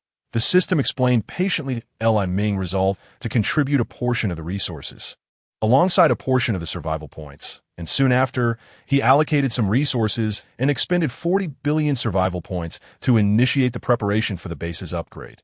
Ding, the base is about to undergo an upgrade transformation. The daily lives of personnel within the base will remain unaffected. Please be patient, esteemed host, as this upgrade will require a duration of 7 days. After this announcement, the system fell silent. Meanwhile, Li Ming continued to oversee the recruitment efforts across various base camps nationwide. While on another front, the skies, shrouded in dark clouds for over 2 months, finally began to clear, allowing the long-awaited sunlight to emerge. Countless survivors erupted into jubilation. The appearance of sunlight signified the impending retreat of the floods. However, a cautious faction continued their quest for resources, having keenly sensed that the imperial government had indeed met its demise, with no trace of the imperial army remaining. Whether they had been entirely obliterated was uncertain. Many survivors remained oblivious to the situation, as the various governmental organizations of the empire had effectively ceased to function, leaving the world's order maintained solely by brute force. Numerous organizations sprouted up like mushrooms after rain, ranging from those based in a single building to those centered around neighborhoods, communities, or streets. Countless criminal and violent factions materialized, wreaking havoc wherever they roamed, leveraging their numbers to oppress and plunder ordinary survivors. Naturally, where there is oppression, there is resistance. Many communities banded together in a manner akin to the main city garden, uniting for survival, standing together in solidarity. Against such communities, even a few hundred members of criminal factions found themselves at a loss. Each community boasted thousands, if not tens of thousands, of in. At this moment, the survivors began to panic. Countless individuals surged into the market of the Revival Society and the flagship store of the Zhongxing Chamber of Commerce, eager to procure vast quantities of coal and other supplies. However, upon arrival, they were met with a throng of people. As temperatures plummeted, the floodwaters began to freeze, facilitating the survivors' movements. Inside the Zhongxing Chamber of Commerce's market, all the soldiers had their weapons loaded, prepared to fire upon the crowd at any moment, as the populace started to exhibit tendencies of looting the flagship store supplies. The atmosphere grew increasingly unstable. With an entire company of soldiers fully armed, in response to this escalating situation, Li Ming issued a stern command. Any individual daring enough to breach the flagship store in an attempt to steal supplies would be executed on the spot. An officer, wielding a loudspeaker, repeatedly broadcasted the regulations regarding the exchange and purchase of goods, instructing that those in need of supplies should venture outside to locate resources, bring them here for exchange, and then use points to procure their necessities. This menacing display of a company of soldiers successfully deterred some individuals, yet troublemakers remained within the crowd. On what grounds do you deny us entry to purchase supplies? Why do you refuse to accept the currency issued by the Empire? They want to freeze us to death and starve us. Everyone, charge with me and seize everything they have. Yes, they possess such abundant resources. Why should they not distribute them to us? Instead, they profit from our plight. These unscrupulous merchants, join us in attacking them. The expressions of many ordinary survivors contorted in desperation, as 2 months of arduous survival in a post-apocalyptic world had warped their psyches. In this moment, incited by a group with ulterior motives, the crowd began to spiral out of control. Tat tat tat. A captain raised an AKM and fired a warning shot at the feet of the crowd. The dust kicked up by the bullet calming the restless individuals. Silence, everyone. Firstly, we're not the Imperial Government Army. We are a private militia. These supplies were acquired through the desperate efforts of our people. Why should we give them away for free? Are your lives more valuable than ours? Spare me the moral high ground. I've received orders. Any intruder attempting to loot will be shot. Who dares to test us? Listen closely. Our flagship store only accepts point tickets. For the next few days, we will operate 24 hours a day. As long as you bring in resources, we will sell you supplies. There is no limit as long as you have enough point tickets. Anyone who incites further unrest will be dealt with mercilessly. All the soldiers raised their AKMs, the dark muzzles aimed menacingly at the crowd. I could see that moment. A single command could result in a hail of bullets raining down upon them. Seeing the ominous weapons, the crowd began to calm. Yet, some troublemakers continue to shout. They won't dare to shoot. They don't have many bullets. Don't be afraid. Tat-tat. Gunfire erupted, silencing a provocateur attempting to rally the crowd. The officer aimed precisely, the bullet striking the instigator in the chest. He collapsed instantly, the hollow point round shredding his lungs, blood spilling from his mouth as he gasped in disbelief that they would truly resort to murder. The officer bellowed, "I shall repeat. You may enter to purchase supplies only if you possess point tickets. Instead of squabbling with us, you would be better off gathering any other materials. Even scrap metal can be exchanged for points on the first floor, allowing you to procure what you need.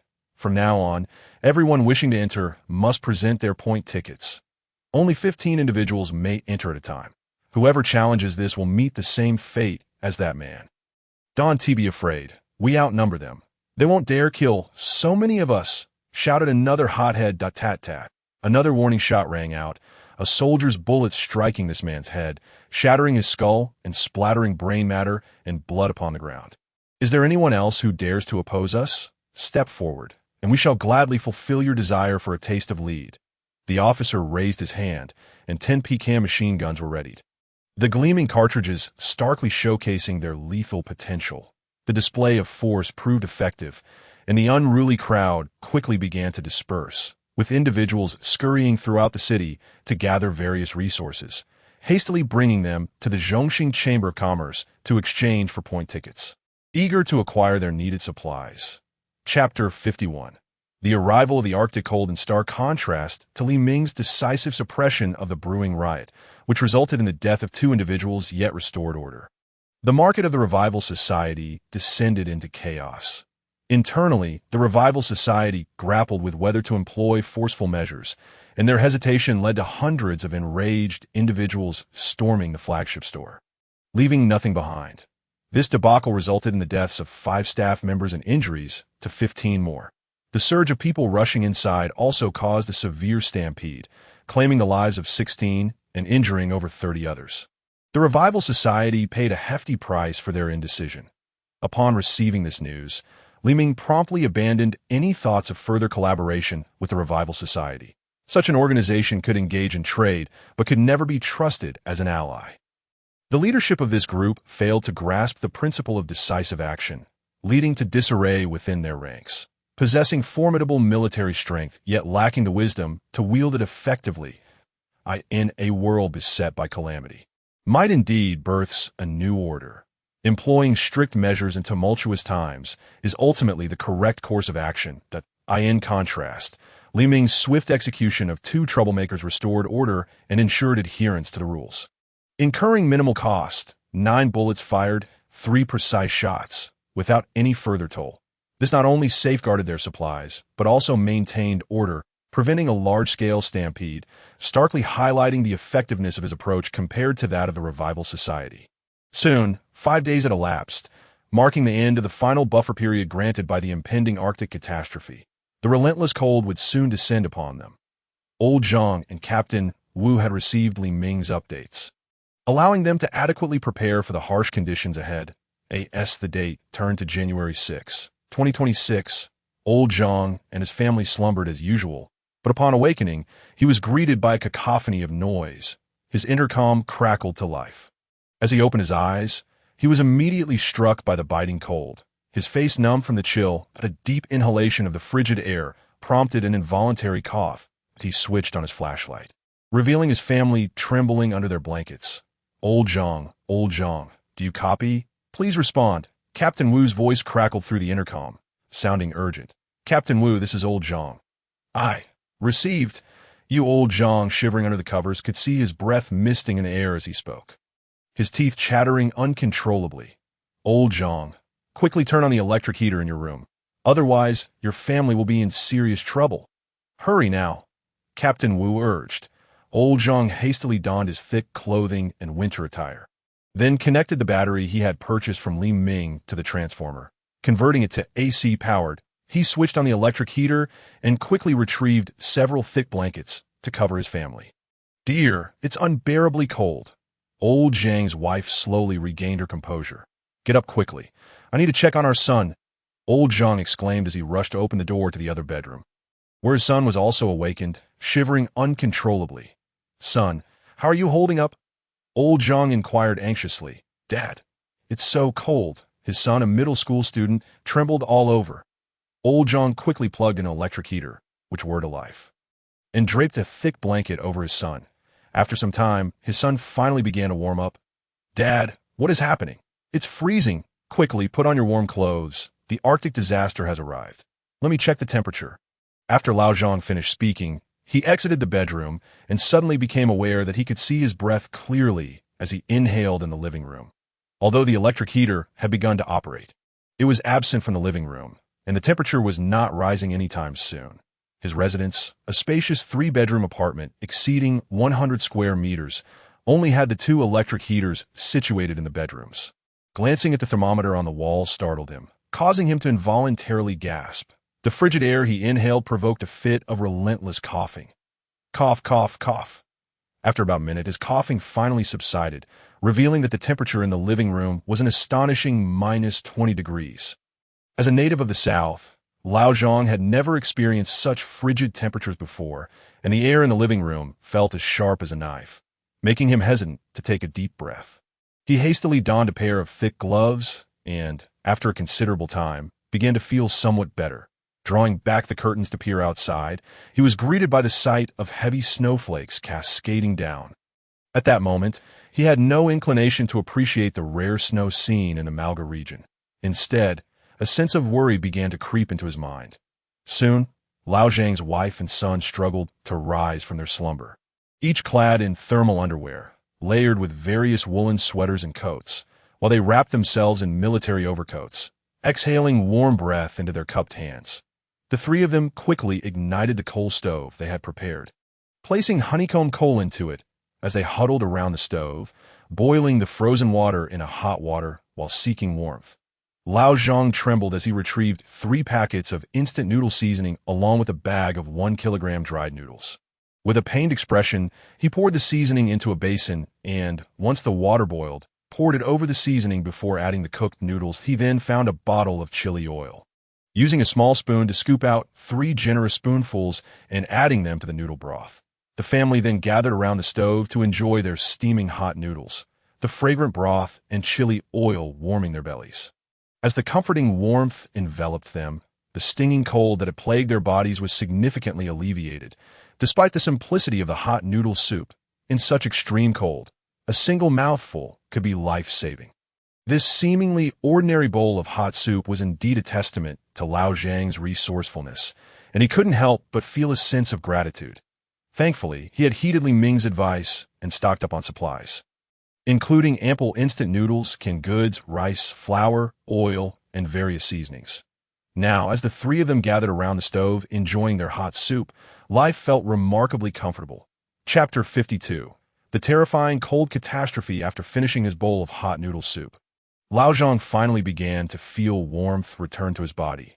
No longer feeling so cold, he urged his wife and son to retreat to a smaller bedroom, where they could turn on a single electric heater for warmth, while he donned his military overcoat and thick gloves and stepped outside. His first instinct was to frantically knock on his neighbor's door, fearing that they might have succumbed to the cold. Lao Lu, open the door quickly. Lao Zhang pounded on the door, but received no response, causing his heart to sink. Just as he was about to force the door open to check on the situation, the door creaked open to reveal a middle-aged man in a military overcoat, his face pale from the cold, shivering uncontrollably. Lao Lu, you nearly scared me to death. I thought you hadn't made it. Lao Zhang exclaimed, half-jokingly that at that moment, Lao Lu could barely speak, his teeth chattering audibly. His wife and child were also trembling. Unable to move, Lao Zhang could only rush home to fetch hot water, administering a sip to each of them to help them recover, though they still felt chilled. Lao Zhang, this is too cold. Lao Lu stammered. What are you waiting for? Hurry up and start a fire to warm up. It's minus 20 degrees. This is no joke. I need to check on the others. Lao Zhang replied before hastening to knock on the doors of every household in the building. Fortunately, their community had a sufficient stockpile of supplies, preventing widespread fatalities, though there were still reports of over 10 households experiencing the tragic loss of elderly residents. Just then, Lao Zhang's intercom crackled to life. Lao Zhang, come here immediately. We need to hold a meeting to discuss urgent matters. Lao Zhang acknowledged and stepped out of the building. As he exited, a gust of frigid wind struck him. Cough, cough, cough. The biting cold air made him feel as though his face was being sliced by blades. Causing considerable discomfort, he tightened his military overcoat and hurried towards Building 6, where the snow had accumulated to ankle-deep levels. Lao Zhang trudged through the snow, making his way to Captain Wu's residence. Upon entering Captain Wu's home, he felt a slight warmth. At least it was not as cold as outside, and the numbness in his face began to subside. In the living room, over 20 individuals had gathered, all building managers from various blocks and key members of the community security team. Lao Zhang glanced around, observing that everyone was bundled in thick clothing, nearly every piece of clothing they could wear wrapped around them. Yet they continued to shiver. Even Lao Zhang felt his heart racing with a sense of numbness, prompting Captain Wu to speak up. Quick, everyone, let's have some ginger soup to warm up. His wife brought in a pot of ginger soup, and each person was given a disposable cup. The ginger soup was poured into the cups. The warmth enveloped their hands, providing some comfort. Some took small sips, the spicy ginger gradually igniting warmth within them, and they began to feel better. Soon, a charcoal brazier was lit in the living room, and they all gathered around it, placing their hands over the fire to warm themselves as they began discussing their next steps. While Lao Zhang and his family were enduring the severe cold, Li Ming had already made all necessary preparations, nestled safely within his base. The temperature within his facility remained a consistent 26 degrees, rendering the outside chill irrelevant to him. Ming deployed multiple drones and utilized satellite technology to survey the situation outside. Above the city, heavy snowflakes descended like feathers. For a southern city, such snowfall was exceedingly rare. Typically, the snow would melt upon contact with the ground, unlike in the north where it compacted underfoot, becoming almost as smooth as ice. However, this time, the snow accumulated without melting. The howling winds outside wreaked havoc, producing sounds reminiscent of wailing ghosts, and the blizzard obscured visibility, transforming the city into a snow-covered wasteland. Ming observed the tempest outside, acutely aware that many individuals would likely not survive the night. Malga City, known for its average winter temperature hovering around -1 degree, had recorded a historical low of merely -5 degrees. Now, the temperature had plummeted to -20 degrees, a catastrophic disaster. While cold in itself is frightening, the more menacing aspect is the phenomenon of extreme hypothermia. Extreme hypothermia occurs when the body's heat production and retention capabilities are significantly outpaced by heat loss in extremely cold environments, leading to a gradual decline in body temperature. The primary causes of hypothermia include low environmental temperatures, humidity, and inadequate insulation. Hypothermia can manifest in various symptoms, including shivering, confusion, and respiratory failure. If not treated promptly, it can result in severe health complications or even death. The current extreme cold was not solely responsible for the widespread fatalities among the populace. Rather, it was extreme hypothermia. Many elderly individuals in the north often succumb during winter due to sudden temperature drops, exacerbating cardiovascular strain. Coupled with the natural degradation of bodily functions in the elderly, this explains the heightened incidence of cardiovascular diseases during winter months, particularly acute strokes and heart attacks leading to fatalities. Li Ming's mood was far from pleasant, as he realized that many ordinary survivors might not endure the night. A 10-degree drop in temperature, compounded by insufficient hot food and resources like charcoal and coal, would likely prove too much for many to bear. Outside, the snow continued to fall thickly, and he couldn't help but feel a surge of anxiety. The city seemed to have transformed into a desolate wasteland overnight. Devoid of life, with not a single soul in sight, that in just 2 months, Malga City had shifted from an imperial metropolis bustling with activity to a ghost town. The fragility of human civilization and the brutality of apocalyptic natural disasters have been vividly manifested at this moment. Heaven only knows how many survivors have closed their eyes for the last time, never to awaken again, succumbing to an eternal slumber. They are fortunate, for they have finally liberated themselves from the inferno of this cataclysm. Many witnessed the rain cease, the skies clear, and the sun emerge just a day before their demise. Some even drifted into blissful dreams, envisioning the revival of human and urban civilization. They surely felt joy before their slumber. Filled with hope for the future, akin to the little match girl, sweetly departing from this world. Chapter 53. Level 3 base upgrade completed on Li Ming's end. Preparations for the extreme cold and the anticipated intense heat had long been underway. In addition to diligently stockpiling various supplies, he had also upgraded the base. Coincidentally, the upgrade to a level 3 base was completed just as the extreme cold set in this moment. He heard the system's notification sound. Ding. Congratulations, the host base has been upgraded to a level 3 base. Ding. Detection of a level 3 base owned by the host. Reward. A complete set of cold-resistant potato research materials. Ding. Detection of the host's ownership of a level 3 base. Reward. A complete set of drought and heat-resistant sweet potato research materials. Ding. Due to the host's ownership of a level 3 base, new buildings have been unlocked. High-Tech Research Center. Research efficiency increases by 50 and research costs decrease by 50 when conducting research at the High-Tech Research Center, with a 20 chance of upgrading researchers during the process. Upon completion of the research center, the host will unlock more technologies and troop types. Ding. Due to the host's ownership of a level 3 base. The building, Navy Shipyard, has been unlocked. Upon completion, it can construct naval destroyers, frigates, submarines, and other troop types. Ding. Due to the host's ownership of a level 3 base, the building, Army Equipment Research Center, has been unlocked.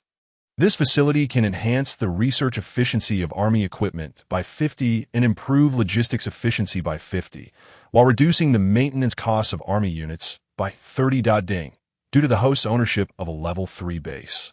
Congratulations on unlocking the Special Unit. General Staff. Ding. Congratulations on successfully unlocking the Special Unit. General Logistics Department. Ding. Congratulations on successfully unlocking the Special Unit. General Equipment Department. Ding. Congratulations on successfully unlocking the Hero Unit. Captain Chun-Lin. Ding. Congratulations on successfully unlocking the new troop type. Spider Bionic Robot. Ding. Due to the host's ownership of a level 3 base, a base radar has been awarded. This radar can detect all anomalies within a radius of 10,000 kilometers centered around the main base, transmitting real-time imagery of the area to the command center hall. Ding. The host has successfully upgraded the base to a level 3 base, awarding the host 100 million survival points. Thus, the rewards from this base upgrade were temporarily collected, and Li Ming felt quite satisfied. After all, on one hand, his base had been fortified, and the entire underground base network was now fully interconnected via underground passages. It could no longer be deemed merely a single base. It had evolved into a super underground city, undoubtedly a safe haven amidst the apocalypse. Li Ming had already commenced outdoor training for the military, identifying and rectifying equipment issues encountered during routine drills to enhance the combat effectiveness of his troops in preparation for the forthcoming anti-bandit operations. Meanwhile, as Li Ming sharpened his strategies, survivors outside were struggling to survive. Countless survivors had barely endured the first day of extreme cold.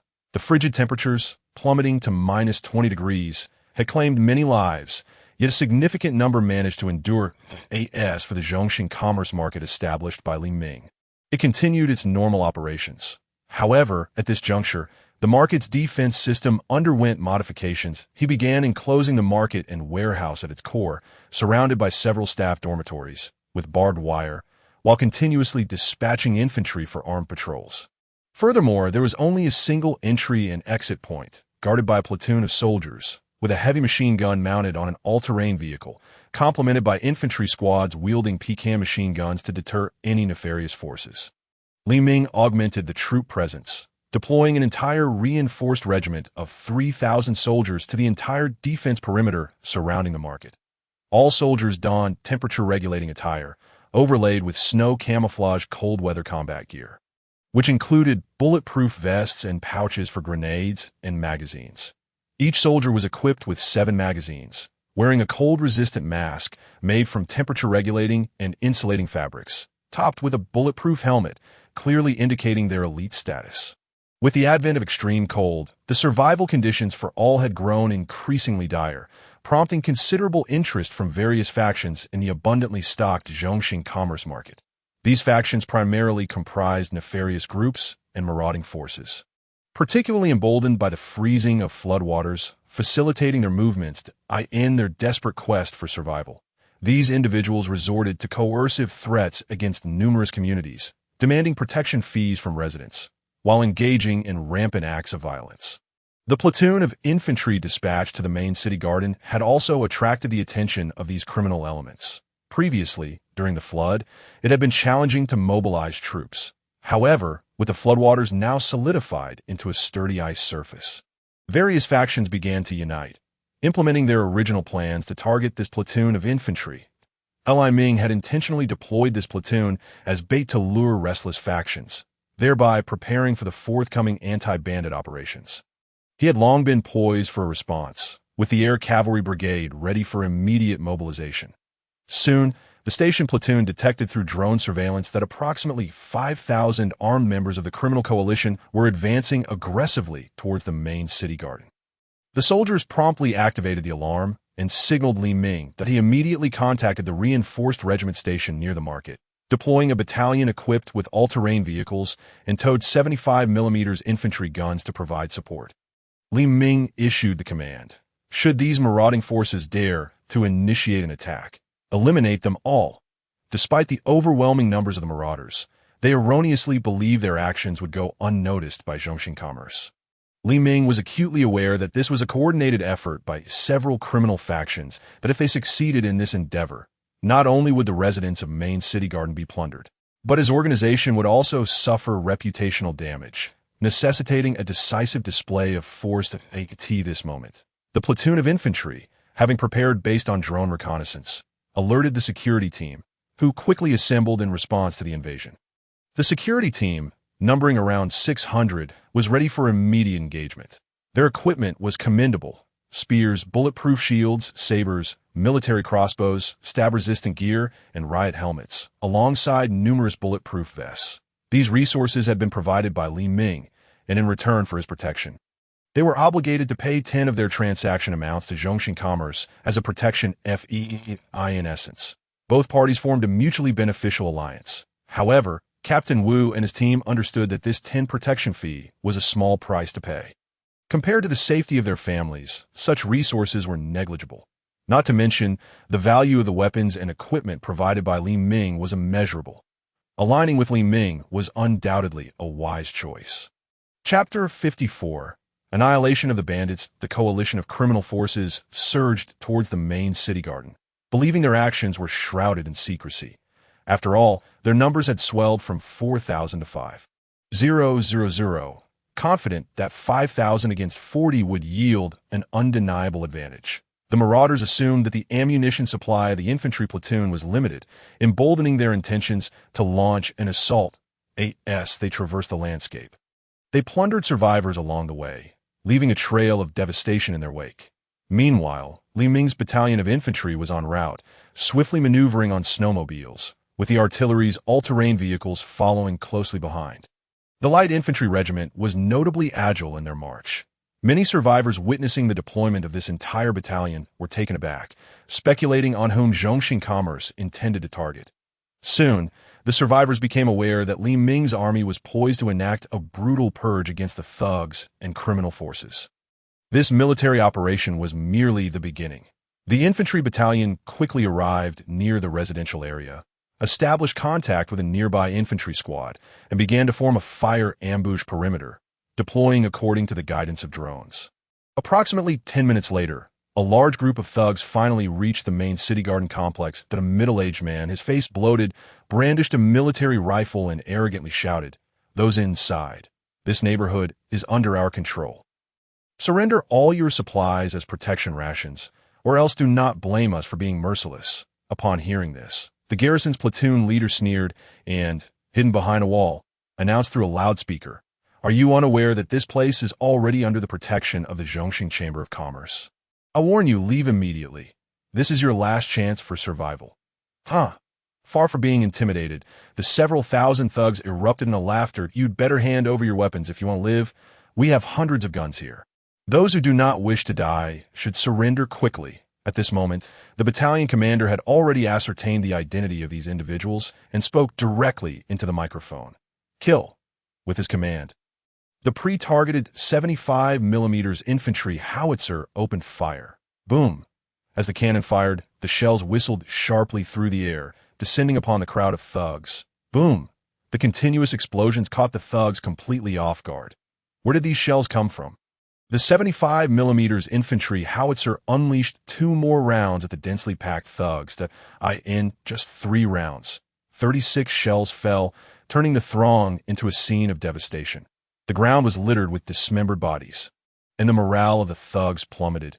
Realizing the gravity of the situation, they attempted to retreat, but an entire battalion of infantry, armed with 12.7mm heavy machine guns, opened fire on them. Accompanying this were PKM machine guns and AKM assault rifles in the hands of the soldiers. The bullets fell like rain, and in the face of such firepower, the once arrogant thug leaders were rendered pale with fear. The rest of the thugs fared no better under the onslaught of 12.7mm bullets. Any thug hit was essentially torn in half, resulting in severed limbs and mortal wounds. Additionally, the combined firepower of the PKM machine guns and AKM rifles ensured that within less than a minute, no thug in the vicinity remained standing. Most of the thugs were either dead or severely injured, with only a few quick-witted ones managing to drop to the ground in time, thereby saving their lives, at least temporarily. As the battlefield cleanup was yet to come, an entire battalion of infantry, armed with bayonet AKMs, began to administer the coup de GRC. Any sign of resistance was met with a bullet. For ammunition was cheap, but life was paramount. With a barrage of single shots echoing, all but a dozen captured thugs were transformed into corpses in the extreme cold. The blood spilled by these thugs stained the ground red, melting the surrounding snow. Soon, the sounds of gunfire attracted numerous survivors, who gathered to witness the unfolding scene. The soldiers of Li Ming did not attempt to disperse the onlookers. Rather, a loudspeaker announced the reasoning behind the slaughter. Upon learning that the several thousand individuals were indeed thugs and criminals, murmurs of agreement arose among the survivors. These people truly deserve their fate. They are nothing but thugs, and no wonder the Zhongxing Chamber of Commerce's army has mobilized. They came to eradicate such scum. The criminal elements certainly deserve to be eliminated. The infantry battalions swiftly began to clear the battlefield, confiscating the weapons and ammunition of the thugs before departing in their vehicles. Subsequently, the soldiers ordered the community security team to move the bodies of the thugs aside, piling them into a heap in the frigid weather. The corpses and severed limbs soon formed a small mountain, serving as a deterrent to any restless factions. Li Ming's forces then subjected the captured thugs to brutal interrogations, executing them once the desired intelligence was acquired. Upon receiving this information, Li Ming immediately issued combat orders from the command center, summoning the 2nd and 3rd Brigades, along with 2 reinforced regiments, to assemble for an anti-bandit operation.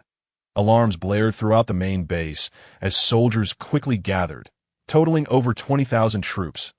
Li Ming promptly issued orders to the brigade commanders, accompanied by intelligence personnel to guide the operation, initiating a severe crackdown.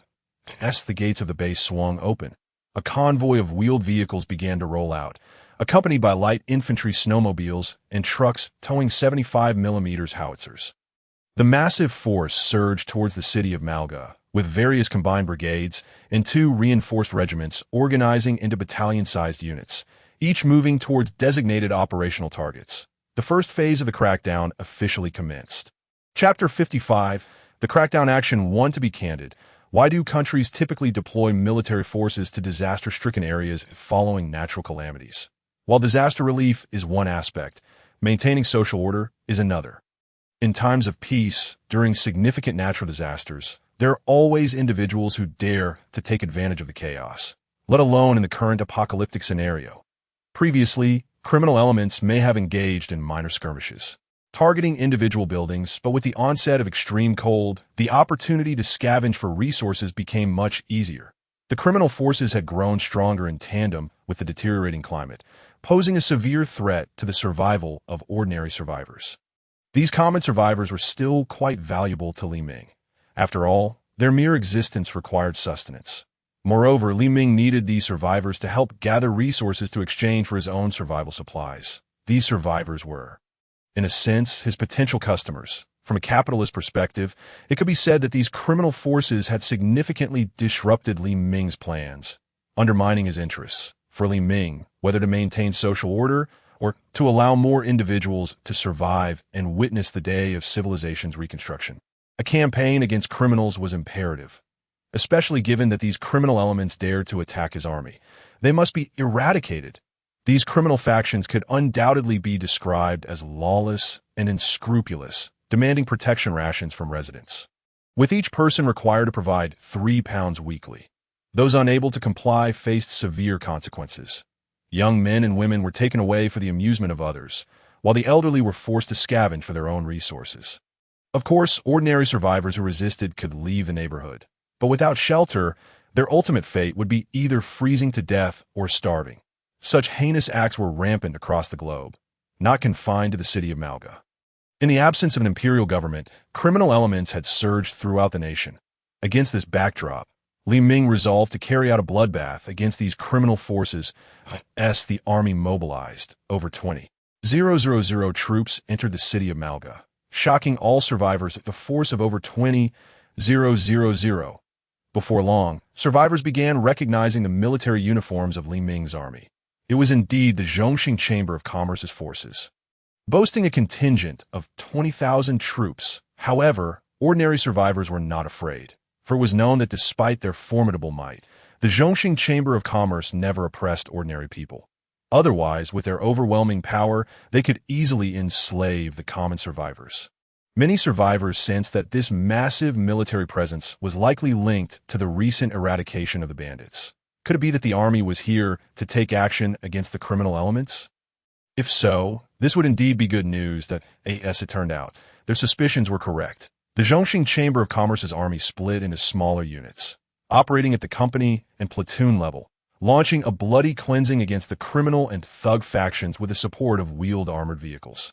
Assault guns and infantry howitzers, the criminal thugs, emboldened by their weaponry, had bullied ordinary citizens, but when faced with a real army, they were utterly powerless. Under the ruthless campaign led by Li Ming, a bloody purge was unleashed upon every neighborhood in the city of Malga. Anyone found to be colluding with the underworld would be apprehended. As for the strongholds of organized crime and violent factions, a direct assault was initiated to eradicate them. One neighborhood after another was systematically cleansed. And under this meticulous strategy, it can be said that the entirety of Malga's criminal and violent forces were thoroughly dismantled by Li Ming's troops. The number of captured members of these criminal organizations exceeded 500,000. While the casualties among them during the conflict reached several million, this operation spanned nearly a month, and by its conclusion, the populace of Malga was left trembling in fear. Li Ming's forces exhibited a ferocity that was staggering. One criminal group after another was obliterated, and nearly all surviving members were either killed or captured, held in open-air detention. Li Ming had little time to concern himself with legalities. His singular focus was the restoration of societal order. Throughout this rigorous crackdown, close to 10,000 criminal organizations, both large and small, were ruthlessly dismantled. When the last batch of criminals was apprehended, Li Ming's troops proceeded to conduct public trials, convening a grand assembly to adjudicate the wrongdoers. Many survivors, upon learning that the troops of the Zhongxing Chamber would be holding public trials for the criminals, expressed their elation and flocked to witness the proceedings. After all, this was a live public trial of those who had wreaked havoc. At this moment, while it could not be said that all remnants of criminal influence had vanished from Malga, The remaining factions were thoroughly intimidated by Li Ming's brutal tactics and dared not stir trouble again. These soldiers were relentless. Any organization or individual associated with criminality faced merciless retribution and cleansing. The public trial commenced at 10 o'clock in the morning on February 10, 2026, in the solar calendar. Although the survivors were still shaken by Li Ming's ruthless methods, the knowledge that these measures were directed at those who had committed heinous acts alleviated some of their fear. Everyone observed the actions of the Zhongxing chamber. Regardless of their motives, they were diligently striving to maintain order. This instilled a flicker of hope among the despairing survivors, igniting a desire to continue living, to survive until the day the apocalypse ended. The public trial officially began at 10 o'clock, attracting a vast audience of survivors who had long suffered under the oppression of criminal forces, especially for the ordinary survivors, barring a few communities banding together for survival, who had not faced oppression. Now, upon hearing that many criminal factions, such as the Sihai sect and the Dragon Slaughter Society, were facing their demise, the streets were filled to the brim with eager onlookers. As long as the conditions for warmth were met, everyone flocked to Hero Square, eager to witness the fate that awaited these nefarious individuals. Moreover, they were also curious whether the Zhongxing chamber would be able to return the resources that had been stolen from them. At this moment, Hero Square was teeming with people, a sea of heads crowding together. From a bird's-eye view, it resembled a multitude of ants, densely packed, in the frigid winter, with temperatures plunging below -40 degrees. Survivors wrapped themselves up like bears, exposing only their noses, mouths, and eyes in the center of the square. A reinforced battalion of over 3,000 troops maintained order, all soldiers armed and vigilant. In such an environment, no one dared to cause a disturbance. After all, many survivors had witnessed the brutal cleansing of criminal elements firsthand, an event marked by a mercilessness that left no doubt about the fate of those who had wronged society. Chapter 56. The Crackdown Operation 2. Before long, hundreds of trucks began to enter Hero Square in a slow, orderly fashion. With a loud clatter, the backs of the trucks opened, and soldiers began to pull down the bound criminals, their hands securely tied with ropes. Following a series of blows from rifle butts, the group of criminals fell silent. At this moment, the gathered survivors began to quiet down, and the soldiers escorted the criminals onto the square, where close to 10,000 of them were forced to kneel. Subsequently, the countdown to the commencement of the assembly began, and a group of officers in military uniforms ascended the platform. One officer, bearing the rank of colonel, addressed the microphone with a brief statement. Then, a major began to read aloud the crimes committed by these criminals, broadcasting their offenses through loudspeakers, each charge substantiated by ample evidence. Time passed imperceptibly, and before long, 2 hours had elapsed. Tired from standing, the survivors began to shift positions. Some sat, while others shifted their weight from one leg to the other. Finally, the major announced the execution of the first batch of 858 criminals, to be carried out immediately. All criminals knelt on the ground, and the executioners readied themselves. With a swift motion, the soldiers unsheathed their blades and executed the criminals with a single, decisive stroke. As heads rolled, the first batch was swiftly concluded, followed by a second batch of 1,000 that, witnessing the swift execution of their peers, left the second group in a state of terror. They had not anticipated that they would truly face the death penalty. Countless criminals cried out in despair, some collapsing to the ground in supplication, others fainting in fear, while some soiled themselves in terror. And a few cursed the military for what they deemed an unfair trial. In any case, upon witnessing the swift execution of the first group, the remaining criminals came to a grim realization of their fate, displaying a range of pathetic reactions.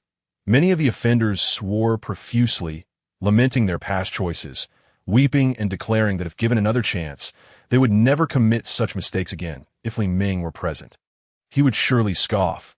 Given another opportunity, these individuals would undoubtedly return to their wicked ways without hesitation. While it cannot be said that all deserve death, one could be assured that among any 10 drawn from the lot, at least 5 would be guilty. Concurrently, Li Ming's forces publicly reported several findings. Investigations revealed that these criminal organizations had dismantled over 200 underground workshops, confiscated 150,000 firearms, and seized 6 million rounds of ammunition.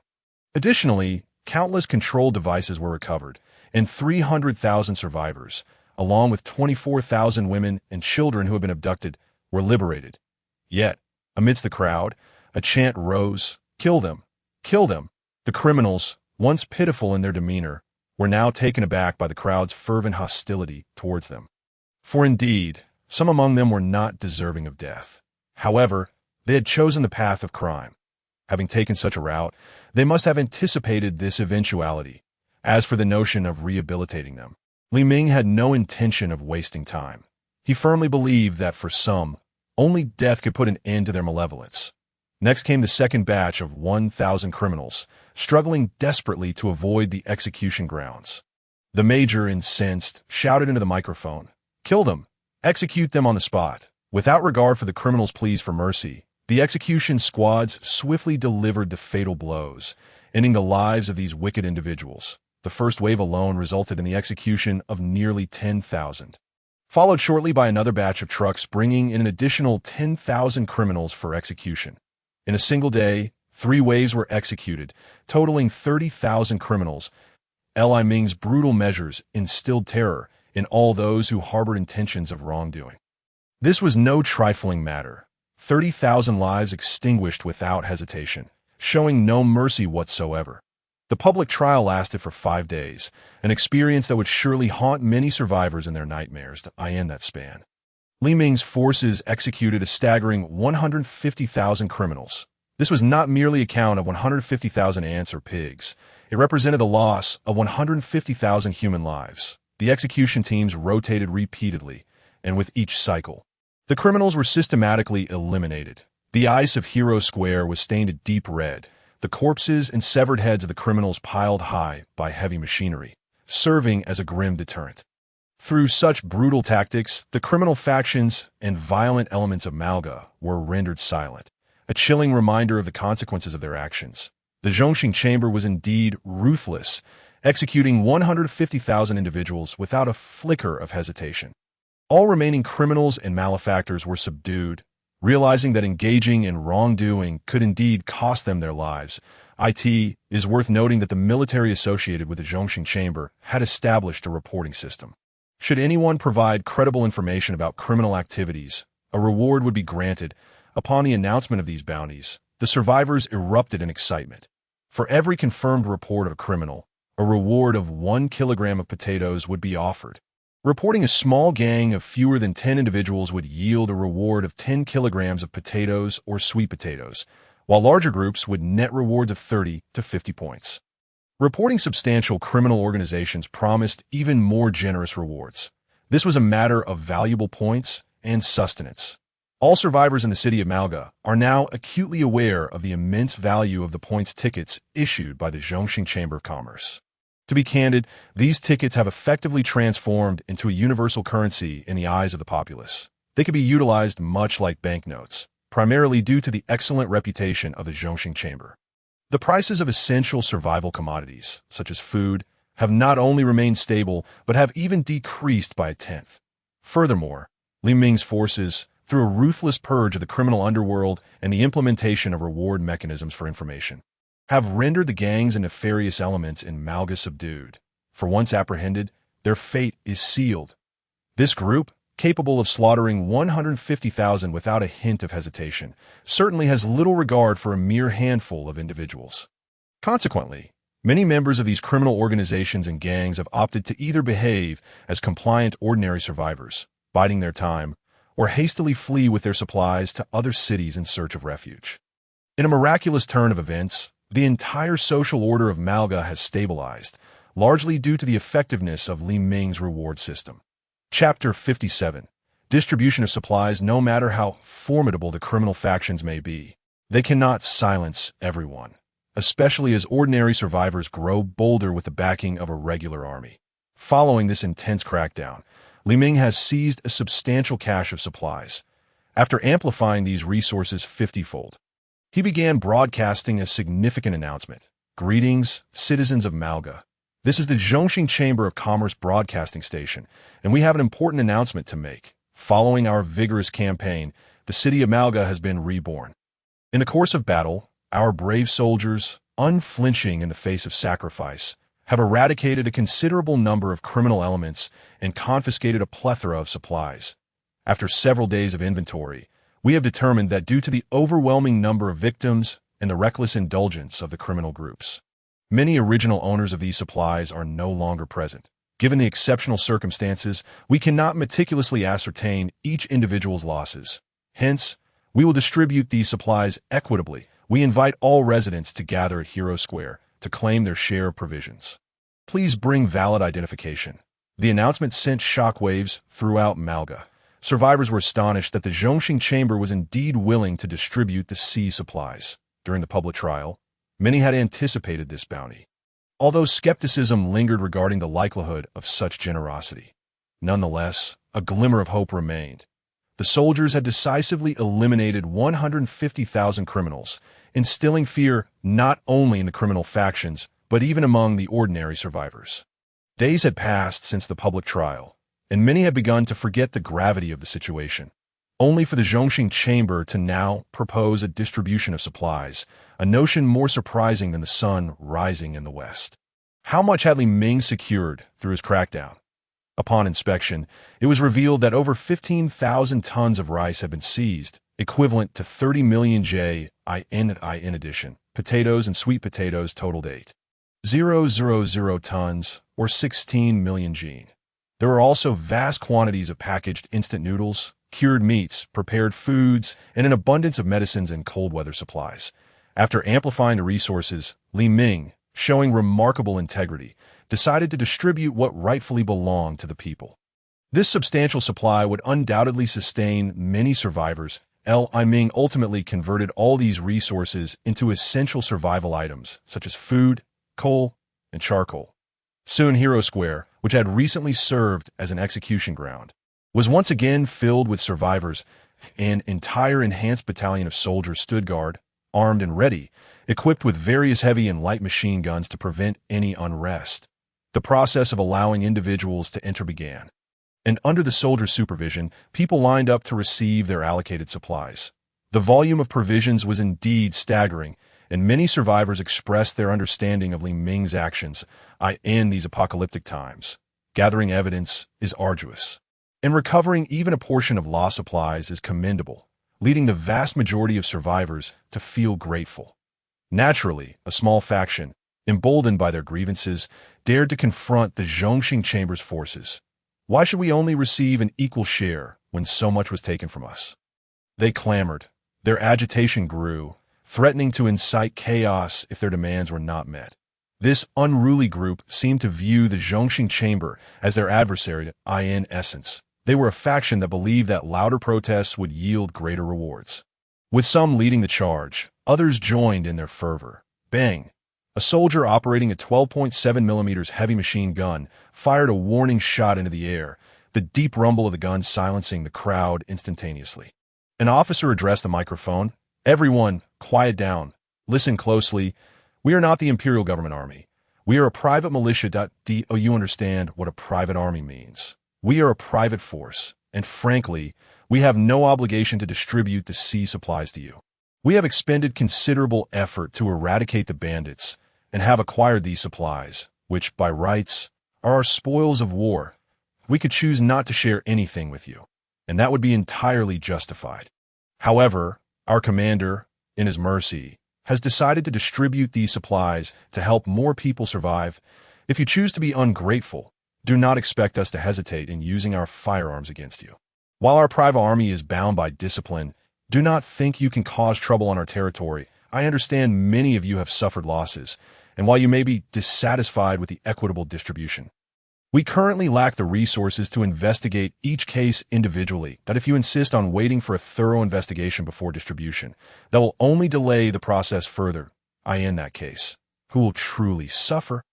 The distribution of supplies will be suspended until we conclude our inquiries. The officer, clearly irate, made his position known. Did they truly think they could intimidate them? At this moment, the survivors were not pleased with this decision. If the distribution were delayed for years, they would be left with nothing. All eyes turned in fury towards the instigators. "Let us deal with them," someone shouted from the crowd, and soon the survivors began to assault the troublemakers. After about 10 minutes of chaos, another gunshot rang out, bringing silence once more. The loudspeaker crackled to life. "Everyone, follow our instructions, present your identification, and register here. After registration, line up to collect your share of supplies. Each person will receive 7 liang of rice, half a jean of sweet potatoes or potatoes, 1 jean of coal, and 1 jean of charcoal. Additionally, each person will receive 1 cold medicine tablet and 2 water purification tablets. We will now begin the distribution. Please enter in an orderly manner and exit the assembly area with the guidance of our staff." Many survivors erupted in cheers, for while they were not most in need of food, what they lacked most was fuel and medicine. Although the average distribution may not seem substantial, it nonetheless brought tears of joy to many, as these supplies were vital for their survival. Chapter 58. National crackdown. Li Ming's campaign against banditry was not confined to just the Malga region. Across the nation, wherever bases existed, troop numbers began to surge. Each base, aside from a light infantry regiment, also hosted a light combined brigade. Li Ming instigated a brutally bloody crackdown nationwide, swiftly targeting cities where his forces were stationed and where criminal elements thrived in neighborhoods and communities.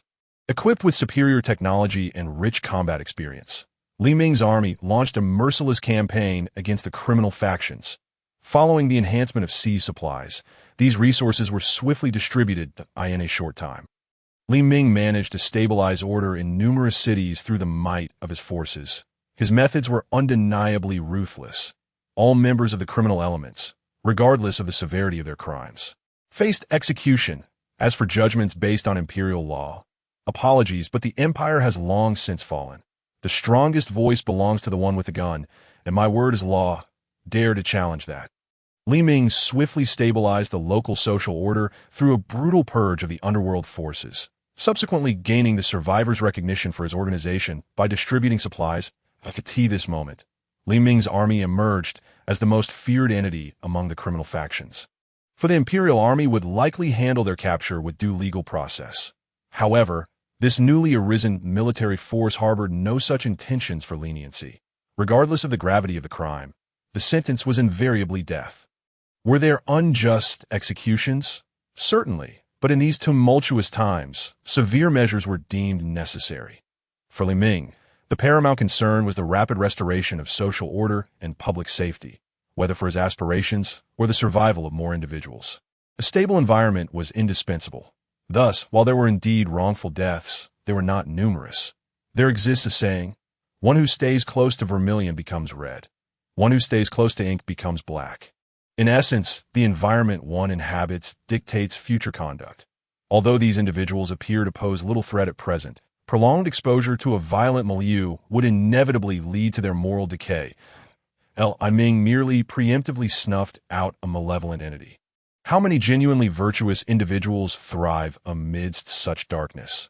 The chaotic social order could only be rectified through draconian measures, and, as reality unfolded, Li Ming's bloody tactics indeed restored societal stability, albeit at a significant cost. The order he achieved came at the price of countless heads of thugs and criminal elements. Yet he harbored no regrets, for had he not executed this ruthless cleansing, even more lives would have been lost at their hands. Sacrificing a small faction of scum to ensure the survival of many was a transaction that, upon reflection, yielded immense profit.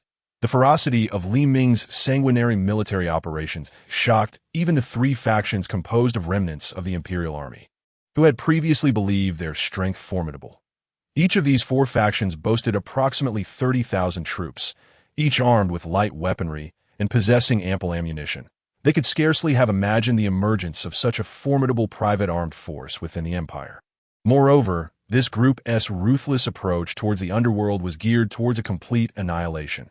They couldn't help but ponder whether such a brutal armed force operating with such cruelty was indeed a favorable development. Naturally, their concerns extended to the 3 criminal factions occupying the supply depots, who were equally taken aback by the sudden appearance of this army dedicated to eradicating them. Although this army had yet to engage them, They sensed it was merely a matter of time, prompting them to take preemptive action at this juncture. Within the cities occupied by these three factions, Li Ming deployed a configuration of a light combined brigade and an enhanced regiment, totaling over 10,000 personnel.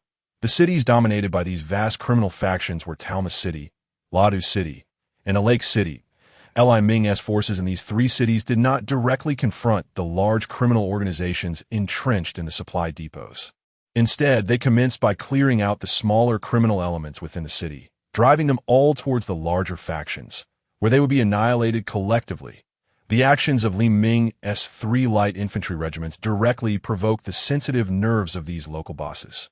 Within Talma City, discussions erupted among the criminal factions. "Boss, these people are simply outrageous.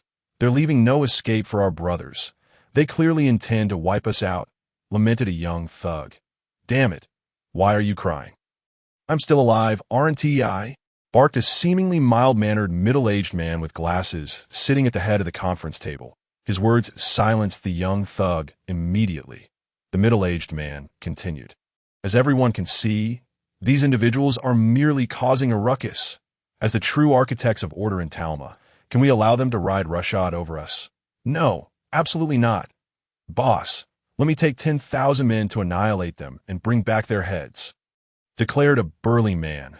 "Boss, I'm willing to lead a charge to take down these bastards." Another person rose to assert. The bespectacled middle-aged man waved his hand. "What's the rush? To know ourselves and our enemy ensures victory in every battle.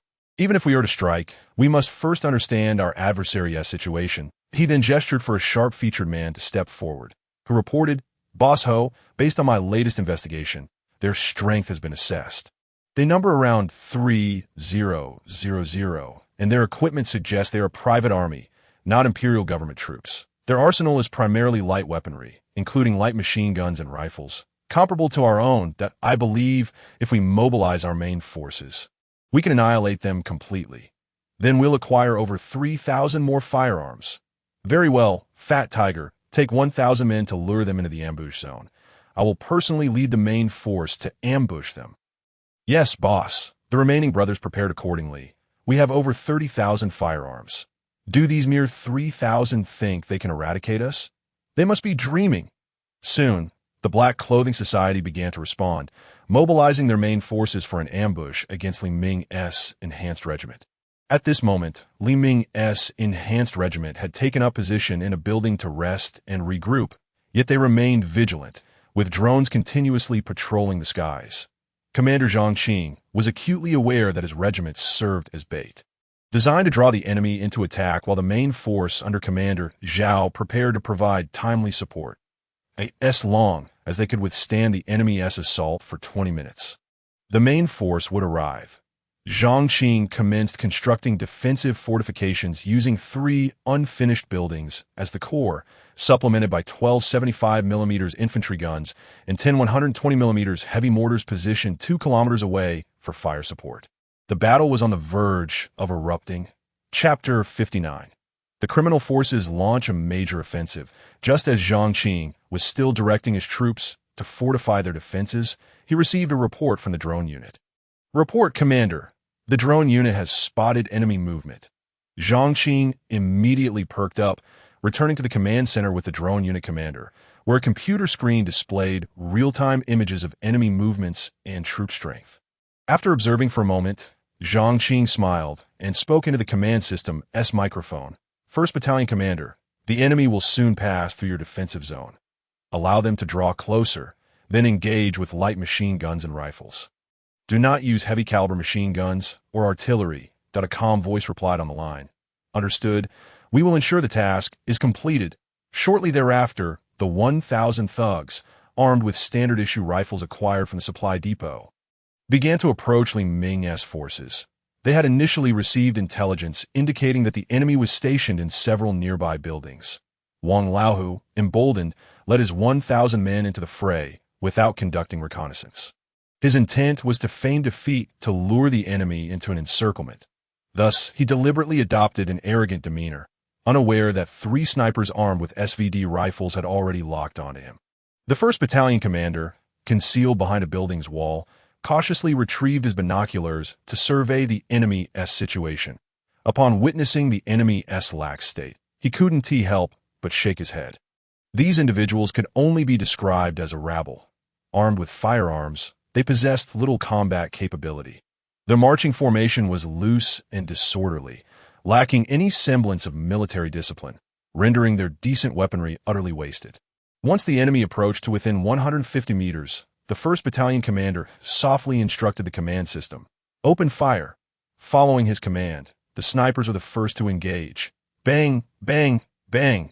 The 3 snipers, having long since targeted Wang Laohu, fired decisively, their bullets striking his head and chest with precision. Just moments ago, Wang Laohu had been strutting about confidently, only to be the first to be felled by the sniper's fire. Not good. Brother, who is dead? Some thugs began to panic, indiscriminately spraying their automatic rifles at the distant, unfinished buildings. Bullets ricocheting off the reinforced concrete walls, leaving behind numerous pockmarks. Within the structure, the entrenched PKM gunners and riflemen, witnessing the thugs' wasteful gunfire, couldn't help but shake their heads in disbelief. What a bunch of trash! Their weapons unleashed a relentless barrage upon the thugs, and under the crossfire from the PKM guns positioned on both flanks, the 1,000 thugs quickly descended into chaos, beginning to flee. Yet, no matter how swiftly they ran, they could not outrun the bullets. In the face of an ambush, the most prudent course of action was to seek cover immediately. Turning to flee was tantamount to exposing one's back to the enemy, a perilous choice. However, these thugs and criminal elements had never undergone proper military training, as they witnessed their comrades falling one after another. They were rendered utterly disoriented. In this state, a rout ensued, and the 1st Battalion commander had long since prepared for this, deploying an infantry company to block the retreat route of these individuals. Rat-tat-tat. In the face of a relentless barrage of bullets, not a single one of the marauding thugs managed to escape. All were struck down. They lay sprawled on the ground, and after assessing the situation, the company commander immediately connected with the command headquarters to report to the regiment leader. The mission has been accomplished. Over 1,000 enemies have been annihilated, awaiting further instructions. Zhang Qing was momentarily taken aback. Company commander, are you certain there is no error in your report?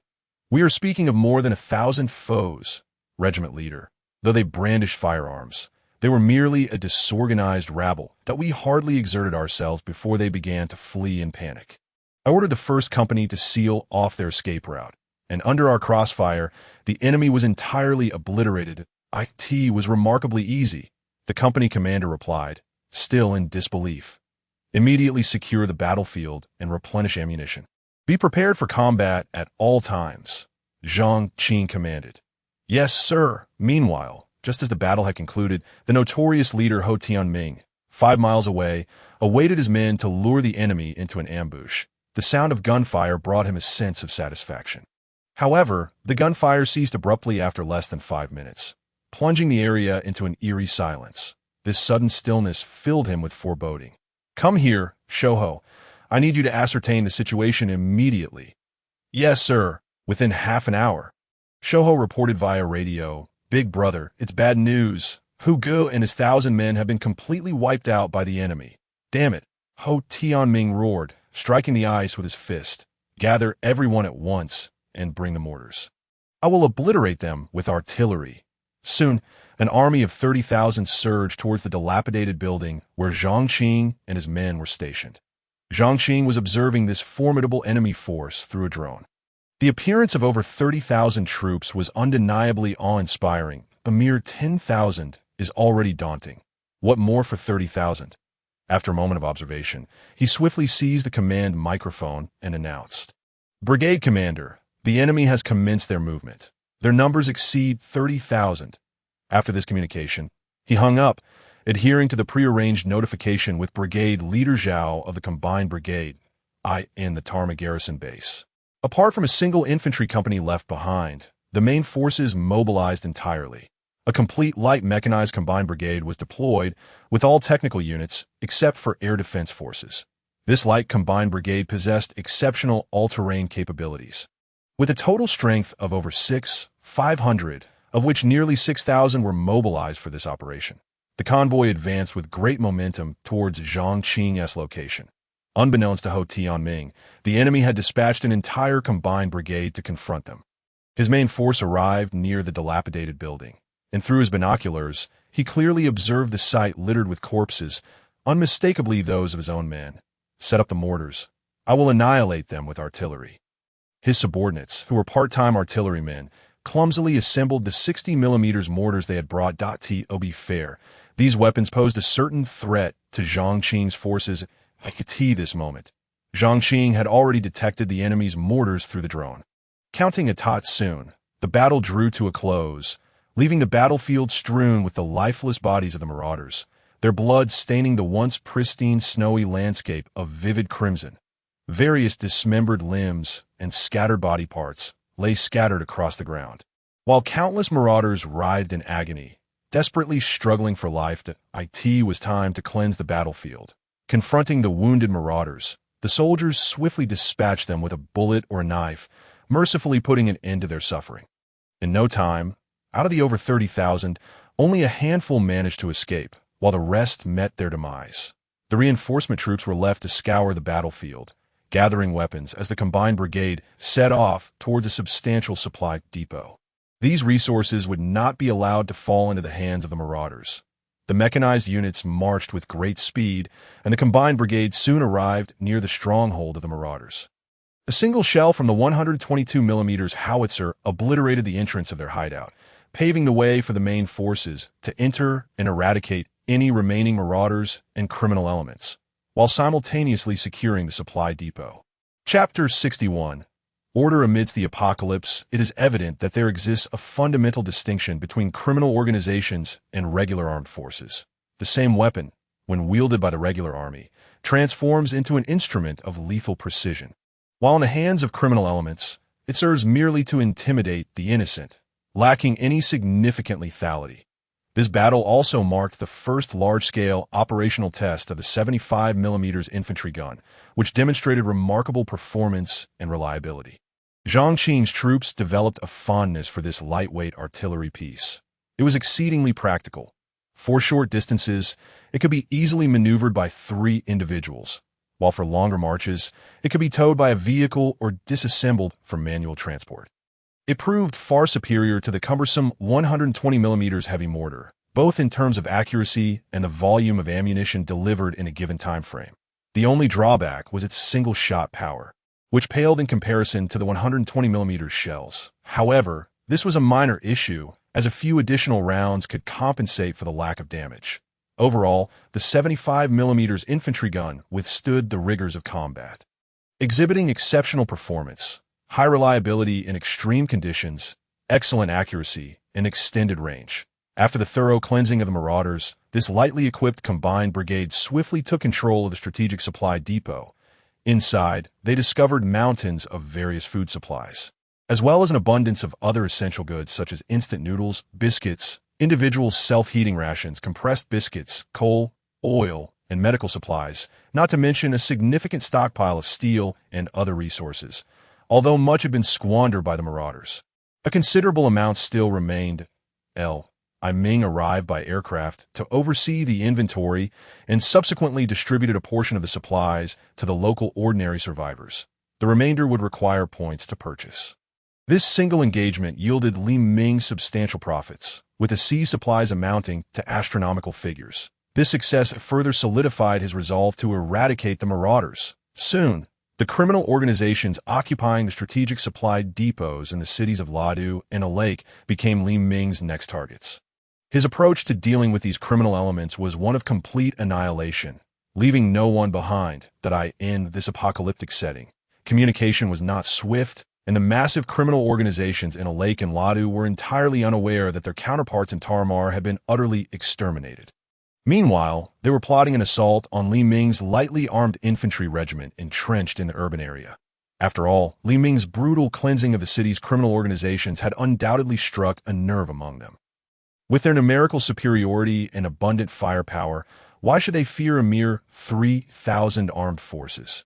Yet, These criminals lacked any understanding of systematic warfare and were oblivious to the vast disparity in combat effectiveness between armed insurgents and a regular army. Before long, they were decisively defeated by Li Ming's infantry regiment, supported by a combined brigade, all of whom were executed.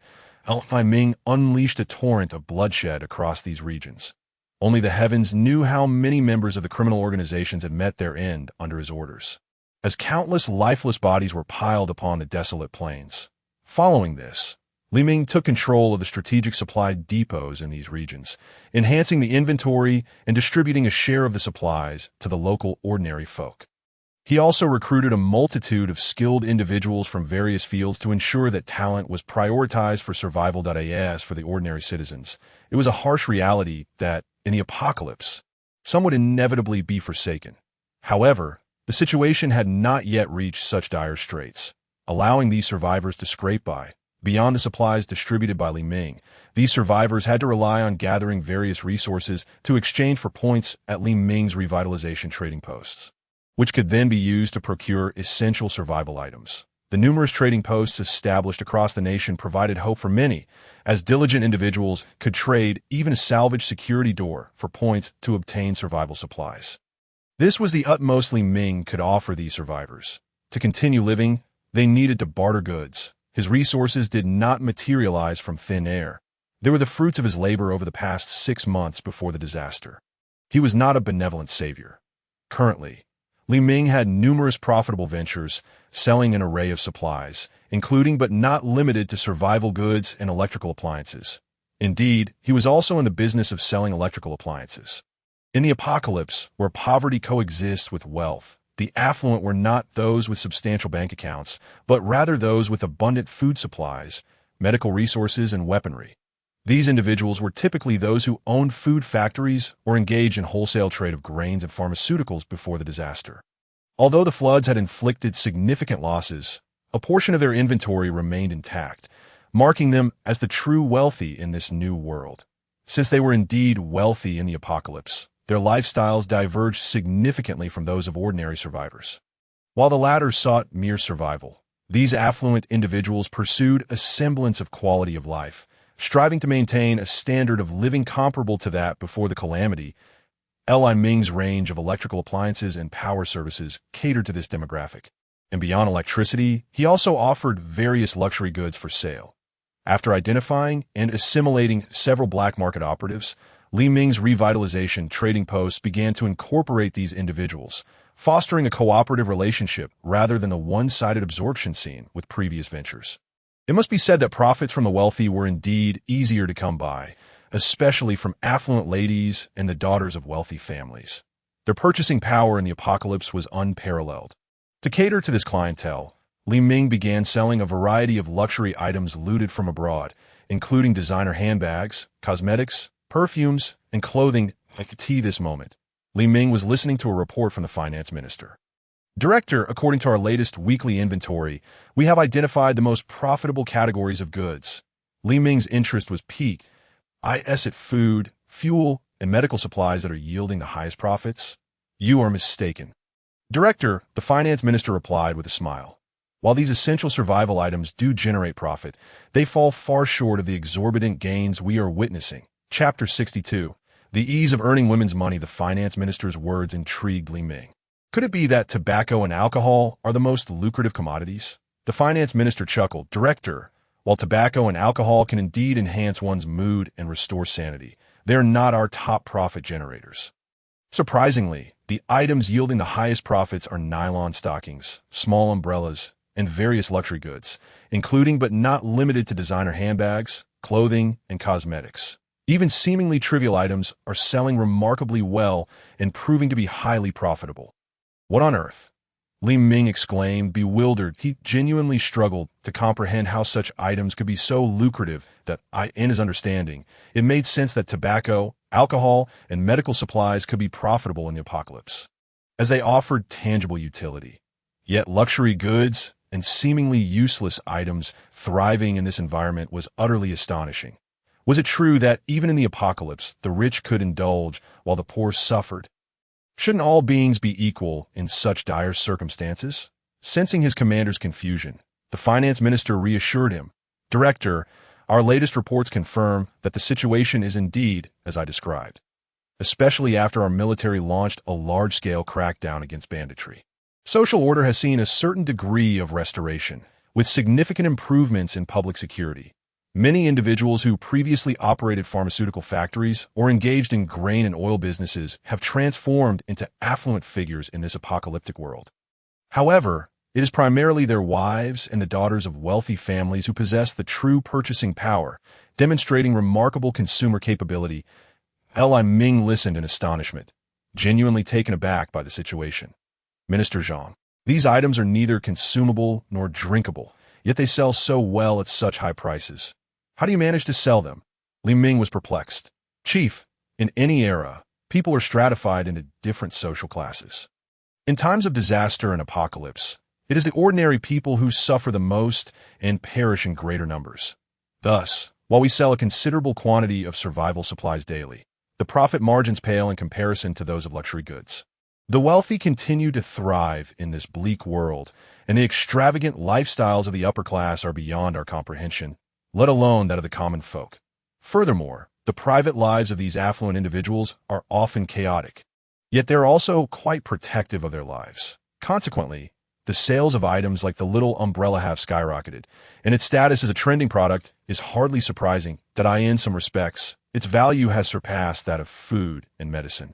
With one such item worth 3 pounds of grain. Beyond these products, the wealthy wives and daughters are unwilling to endure hardship, maintaining a pursuit for a better life, with luxury goods serving as a nostalgic reminder of their lives before the disaster. Moreover, these affluent women are well aware of their husbands' indiscretions. Prior to the calamity, legal constraints kept many in check, often leading to affairs. Now, in this dystopian reality, women have become undervalued, and it is not uncommon for these wealthy men to indulge in multiple wives and concubines. Women have an innate attraction to power. Even before the disaster, many young women were eager to be the mistresses of affluent in the current circumstances.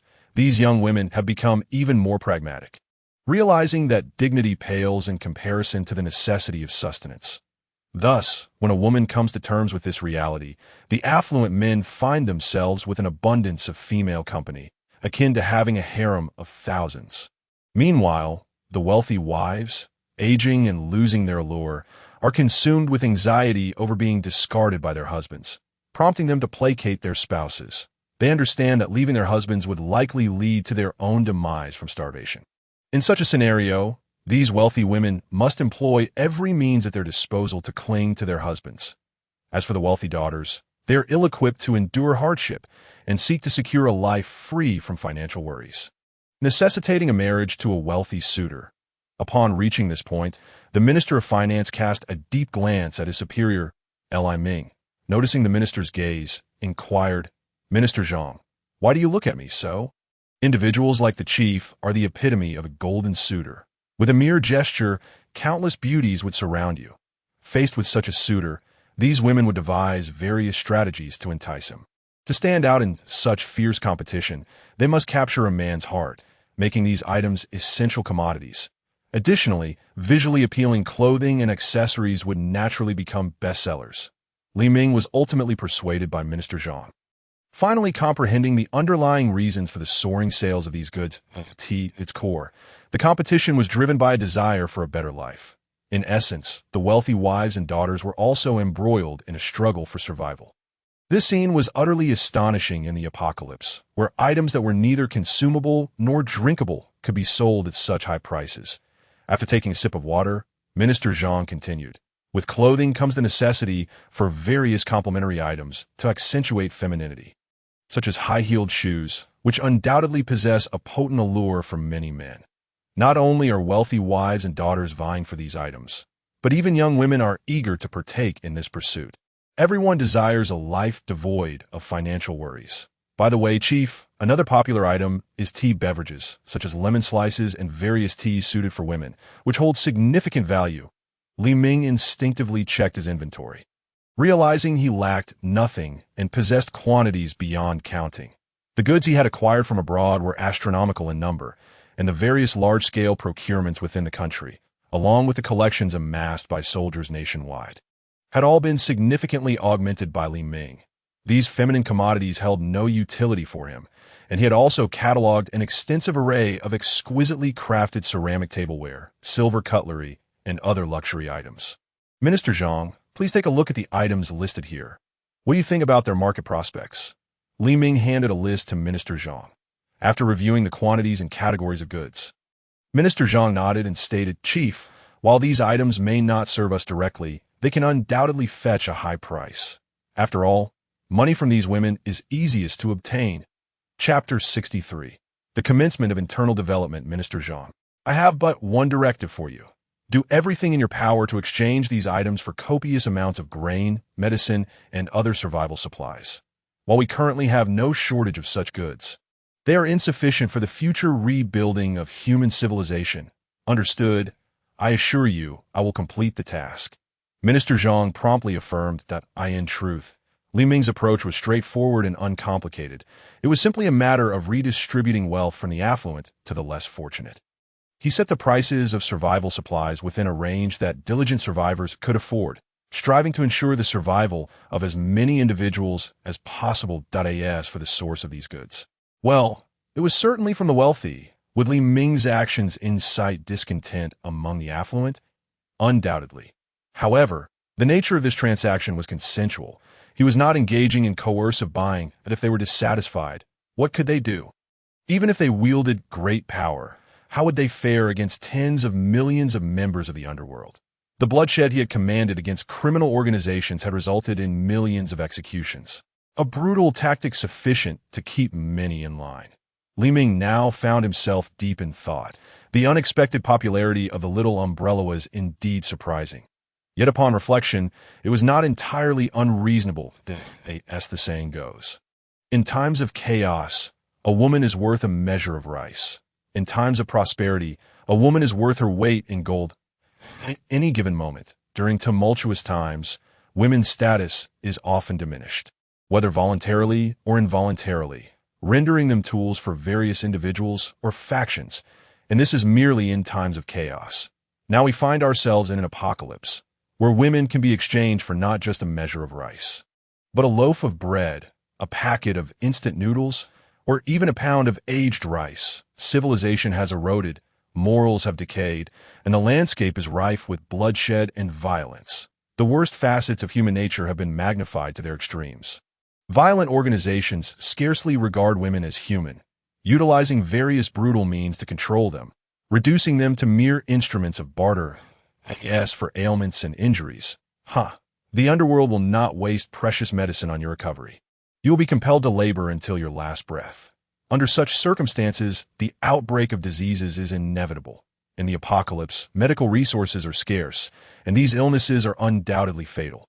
The notion that dying beneath the peony blossoms is still a romantic notion is mere nonsense. While it may provide fleeting pleasure, it can indeed lead to death. Moreover, the medical system has completely collapsed in this apocalyptic reality, with both medicines and medical equipment in dire shortage. Yet humanity is fundamentally an emotional species. The harsher the conditions, the more they seek solace in their spirits. In this context, it is hardly surprising that the value of these items has soared.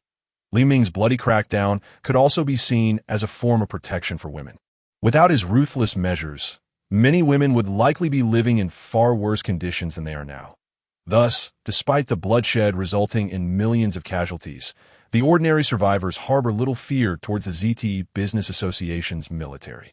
Everyone understands that this armed force fundamentally exists to maintain social order. Should it cease to exist, their lives would undoubtedly descend into misery. Although initially, during the period of the brutal crackdown, some ordinary individuals were indeed terrified. They soon realized that as long as they did not exhibit hostility or aggression towards this military, they would not be harmed. This realization instilled a sense of purpose for many regarding the military's existence. So what if it is a private army? As long as order can be maintained, we shall likewise support private military forces. Concurrently, many grassroots survivors have discovered that as long as they venture out and diligently gather various items throughout the day, they can exchange their findings for points at the Zhongxing Chamber of Commerce. This enables them to purchase the necessities they require, and thus, the existence of the Zhongxing Chamber of Commerce is met with widespread approval. Consequently, Li Ming's Zhongxing Chamber of Commerce has seen an ever-increasing share of the market. It has even attracted numerous merchants eager to conduct business. The Li Ming's market has become a veritable leader in commerce across the entire empire. Characterized by a free and secure trading environment, commendable credit, and a comprehensive array of goods that, to some extent, the Zhongxing Chamber of Commerce has assumed a role that surpasses that of the super-large state-owned enterprises that are crucial to national and civilian livelihoods. Survivors have realized that the Zhongxing Chamber of Commerce is willing to accept anything useful, from books and paper to office supplies, scrap metal, security doors, home appliances, hardware, and even timber, in essence, as long as one is willing to seek out resources and find a way to transport them here. There is always a path to survival. Although the recycling value of many items may not be high, their abundance and ubiquitous presence make them valuable. It is worth noting that Li Ming's forces primarily focused on collecting supplies from large shopping malls, markets, and supermarkets, with food items not being the main focus of their collection efforts. This indirectly provides survivors with a glimmer of hope for survival. Naturally, Li Ming is acutely aware that the current stability of societal order is merely temporary. As long as the apocalypse persists, natural disasters will continue unabated. Each large-scale disaster tends to spawn a multitude of marauders and nefarious forces. The harsh living conditions are the breeding ground for such thugs. Therefore, Li Ming has simultaneously strengthened armed patrols while enhancing his ability to cope with apocalyptic calamities that he decided to closely examine the progress of the rewards for upgrading his level 3 base. The two most crucial rewards are the cold-resistant potato, specifically developed for frigid conditions, that he promptly proceeded to the experimental center for an inspection. Wang Lao, how is the research progress on the cold-resistant potato? Li Ming inquired.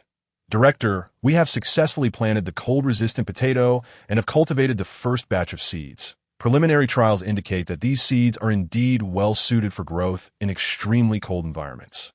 While the taste and texture of these cold-resistant potatoes cannot compare to regular potatoes, their yield is satisfactory. Under conditions utilizing only one application of nutrient solution, they can achieve approximately 60 to 70% of the normal yield of ordinary potatoes. Wang Lao explained. Li Ming nodded. Wang Lao, do we have a sample of the cold-resistant potato? Wang Lao promptly pressed a button, and soon a person arrived bearing a sample of the cold-resistant potato. Li Ming observed that the potato weighed about 2 taels. He then took a small knife and sliced the potato in half. Upon cutting it open, he examined its interior. The cold-resistant potato caused him to frown slightly, as its skin was rather thick and quite hard, making it difficult to cut. However, it did contain some moisture, and the starch appeared ample, though the internal structure seemed coarse, likely making it challenging to consume raw. Chapter 64.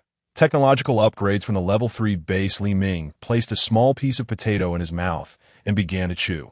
Its taste and texture were indeed far from commendable, proving quite unpalatable. Director, the taste of this potato when eaten raw is rather poor. Its texture is hard, rough, and sinewy, with a somewhat astringent flavor that cannot be compared to ordinary potatoes. However, it has its advantages. It can satiate hunger and provide a certain amount of energy and nutrition. Additionally, its cultivation is relatively simple. One merely needs to cut the potato into pieces, bury them in the soil, and then apply nutrient solution and antifreeze agent. Its water requirements are not particularly high, but it does necessitate some supplemental lighting. According to my calculations, the cost for producing 1 pound of potato seeds, along with nutrient agents and antifreeze, would be approximately equivalent to 3 points in extremely cold environments. These seeds can mature in about a month and a half, yielding around 40 pounds of potatoes. Li Ming was somewhat surprised by this cost. Wang Lao, what is the expected yield from mass production of these seeds? Wang Lao had already prepared for this inquiry. The cost will reduce to 3 points after at least 500,000 pounds of seeds are produced, which includes 1 pound of seeds, along with 1 nutrient agent and 1 antifreeze agent. If we continue mass production, costs will decrease even further. This cost is, in strict terms, quite reasonable. Li Ming issued an order to commence the production of cold-resistant potato seeds. Nutrient agents and relevant antifreeze agents, with an initial batch of 300,000 pounds to gauge market conditions. Understood. A staff member immediately began making arrangements. Li Ming then continued his inquiry. Wang Lao, what is the status of the drought-resistant potato? Director, as per your instructions, the drought-resistant potato is currently under development. We have employed advanced genetic technologies from our technical documentation to imbue ordinary potatoes with these special characteristics. According to our experimental data thus far, the drought-resistant potato exhibits commendable properties. It has low water requirements and can grow in high-temperature environments, making it suitable for cultivation in extreme conditions. Li Ming nodded in satisfaction with the research progress. He then departed for his newly established high-tech research center, a structure recently unlocked by the system. Li Ming had invested considerable survival points and credits to construct this building, which had just been completed, unlocking numerous new troop types for him. Ding! Congratulations, the construction of your high-tech research center is complete. Research efficiency is increased by 50, and research funding is reduced by 50. There is a 20% chance that researchers can be upgraded during research. Ding! Detection indicates the completion of the high-tech research center. New troop types and technologies have been unlocked. Please check your interface. Li Ming hurriedly began to examine the troop recruitment interface, that he indeed found several new units available in the infantry section, such as elite reconnaissance troops and specialized commando units. Additionally, having constructed an underground airstrip, Li Ming could now deploy approximately a battalion of paratroopers daily at any location on the system's global map. Li Ming deployed these paratroopers across various cities within the Tianhui Empire, primarily targeting areas not covered by his bases. The equipment for these paratroopers was particularly intriguing, with each soldier armed with an AKM rifle, and each squad equipped with an RPD light machine gun, providing formidable firepower and compatible ammunition. Li Ming arranged for transport helicopters to deliver substantial ammunition supplies to them. At this point, Li Ming's forces were present in many of the nation's larger cities. Yet numerous smaller regional cities remained devoid of his troops. Thus, he sought to establish control over these smaller cities through the deployment of paratroopers, aiming to create a network of military control and market influence. By the way, I still have an elite unit to recruit, someone named Lieutenant Lin, if I recall correctly. He then issued the command, System, recruit Lieutenant Lin. Affirmative, Lieutenant Lin is currently under recruitment. Please wait patiently for 7 days. The system's voice momentarily stunned Li Ming. Was the recruitment time for elite units truly so lengthy? Li Ming, possessing an abundance of time, patiently awaited the outcome and proceeded to review his recent technological advancements. System, what is the situation regarding the Phantom Fighter? Li Ming could not help but inquire, referring to a reward provided by the High-Tech Research Center. Ding, dear host, the Phantom Fighter is a manned stealth aircraft. This model employs a dual-engine layout, yet its internal engine design has been scientifically re-engineered, distinctly different from the stealth fighters currently in your possession. System, how do the stealth fighters I have compare to the Phantom Fighter? Inferior, none stand a chance, the system replied dismissively. Come on, system, that seems a bit exaggerated. They are all stealth fighters. What is the difference? Li Ming questioned, perplexed. Ding. Host, the Phantom Fighter single engine can generate a thrust of 30 kilonewtons. With 2 engines, that amounts to 60 kilonewtons. Without afterburner, it can effortlessly achieve speeds of 5 to 6 Mach. With afterburner, it can reach 10 Mach. Furthermore, the Phantom Fighter utilizes the latest composite radar-absorbing materials, allowing it to weigh at least 40 less than other fighters of comparable size. With its powerful engine and formidable internal weapon bay capacity, the Phantom Fighter can undoubtedly surpass any stealth aircraft currently in existence. Additionally, the production cost of this new composite radar-absorbing material is relatively low, making it suitable for mass production. Not only does it possess the capability of invisibility, but the aircraft can also absorb radar reflection waves, boasting enhanced structural integrity and superior heat resistance. Coupled with the latest missile rocket engine technology and the aircraft's unique fuel formulation, this fighter jet will render the host's air force invincible. Moreover, the latest anti-G overload suit technology for pilots can effectively reduce overloads by 6 to 8 G, a fact that the host should certainly comprehend. Wow! Li Ming could not help but exclaim in astonishment. This contraption is indeed extraordinary, with a minimum speed of Mach 5 and a maximum velocity of Mach 10. rendering traditional air-to-air missiles practically obsolete. Chapter 65. Cutting-edge scientific technology. Even if Li Ming were not well-versed in military aviation technology, he was still familiar with the fundamental specifications of fighter jets. With a minimum flight speed of Mach 5 and a maximum speed reaching Mach 10, the very materials used in the aircraft structure present a formidable challenge. Furthermore, the engine's thrust is astonishingly high, nearly equivalent to that of two existing aircraft engines combined. System. This engine must be significantly smaller than the engines currently used in fighter jets, correct? Li Ming focused on the system's explanation. Ding! Due to the use of the latest materials in constructing this aircraft's engine, along with cutting-edge design and layout, the engine can maintain substantial thrust while remaining compact. Additionally, with the unique aviation fuel formulation, it can be said that the aircraft combat capability is a synthesis of multiple factors. System. What about the aircraft's range, operational radius, and payload capacity? Ding! This model has a weight of 5.5 tons and a maximum takeoff weight of 52 tons. However, considering the requirements of stealth operations, the Phantom fighter jet, with its ample internal space, can carry a substantial amount of fuel. Without external fuel tanks, its range can reach 7,000 kilometers, while the operational radius is approximately 300 kilometers, with a maximum payload capacity of 15 tons. When equipped with the latest missiles provided by this system, and achieving stealth combat capabilities, it can carry a total of 16 air-to-air missiles. Configured as 8 long-range, 6 medium-range, and 2 short-range, that, if multi-role stealth capabilities are taken into account, the internal weapons bay can carry 4 air-to-ground missiles in addition to the 8 medium-range air combat missiles. Ultimately, it all hinges on the host's tactical requirements. Additionally, regarding takeoff and landing operations, pilots can choose different modes based on the actual battlefield conditions that if a vertical takeoff is selected, fuel consumption will increase, resulting in a reduced range of 5,500 kilometers. Li Ming was utterly astonished. This aircraft can be understood as the most advanced fighter jet, disregarding all nations globally. In the event of a real aerial combat scenario, this system certainly did not exaggerate. This machine would indeed outclass all other aircraft. System. How does the fire control radar of this Phantom fighter jet perform? Li Ming was keenly interested in the avionics system, as it determines detection range. Ding! Esteemed host, the Phantom fighter jet epitomizes the pinnacle of human industrial technology from the Baldan planet. This fighter jet is equipped with a multifunctional radar that integrates search and fire control capabilities. This radar surpasses the current technological standards of this planet. In search mode, it can detect stealth targets approximately 600 kilometers away, while non-stealth targets can be detected at around 900 kilometers upon identifying a suspicious target.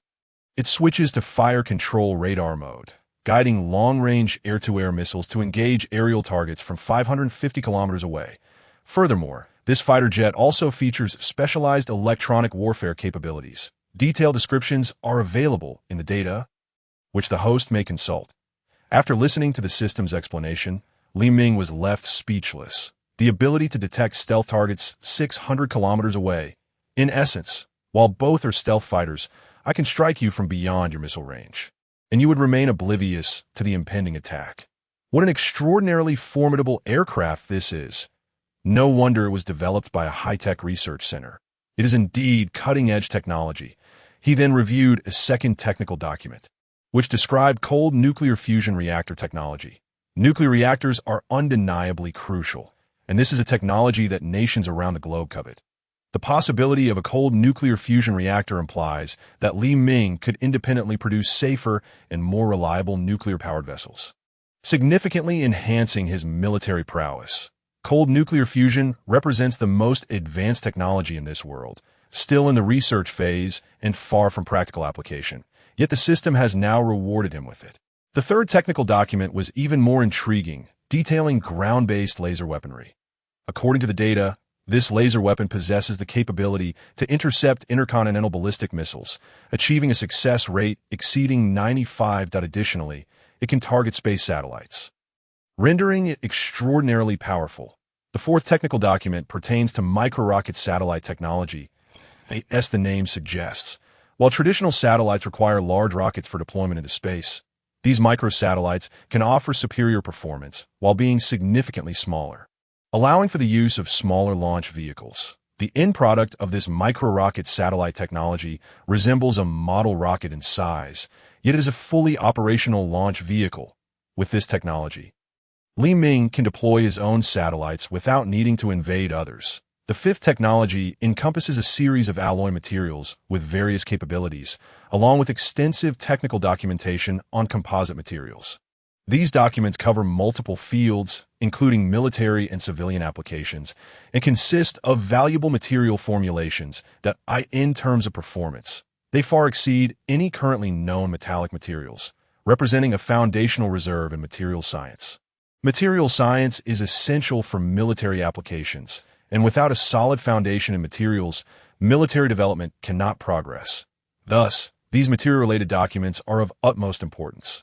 The sixth technology pertains to microbiological life engineering in pharmaceuticals, encompassing various medical devices, medicines, and medical consumables. The pharmaceutical field is notoriously capital-intensive, but now, with a portion of these technologies rewarded by the system and many others acquired from abroad, these advancements will undoubtedly illuminate Li Ming's future. Upon reviewing these advanced technologies, Li Ming felt that the substantial investment in upgrading the base was indeed worthwhile. At the very least, these technologies are tangible assets. The next step is to transform these technologies into tangible strength. He swiftly contacted the research department, relocating all research personnel to the high-tech research center to thoroughly investigate these representations of cutting-edge scientific technology and to achieve large-scale production optimization. The application of scientific technology is a systematic endeavor. A breakthrough in one technology often propels a cascade of advancements across related industries. Therefore, research must never cease. Even in an apocalyptic world, scientific inquiry must persist. The human spirit of climbing the peaks of science must never wane.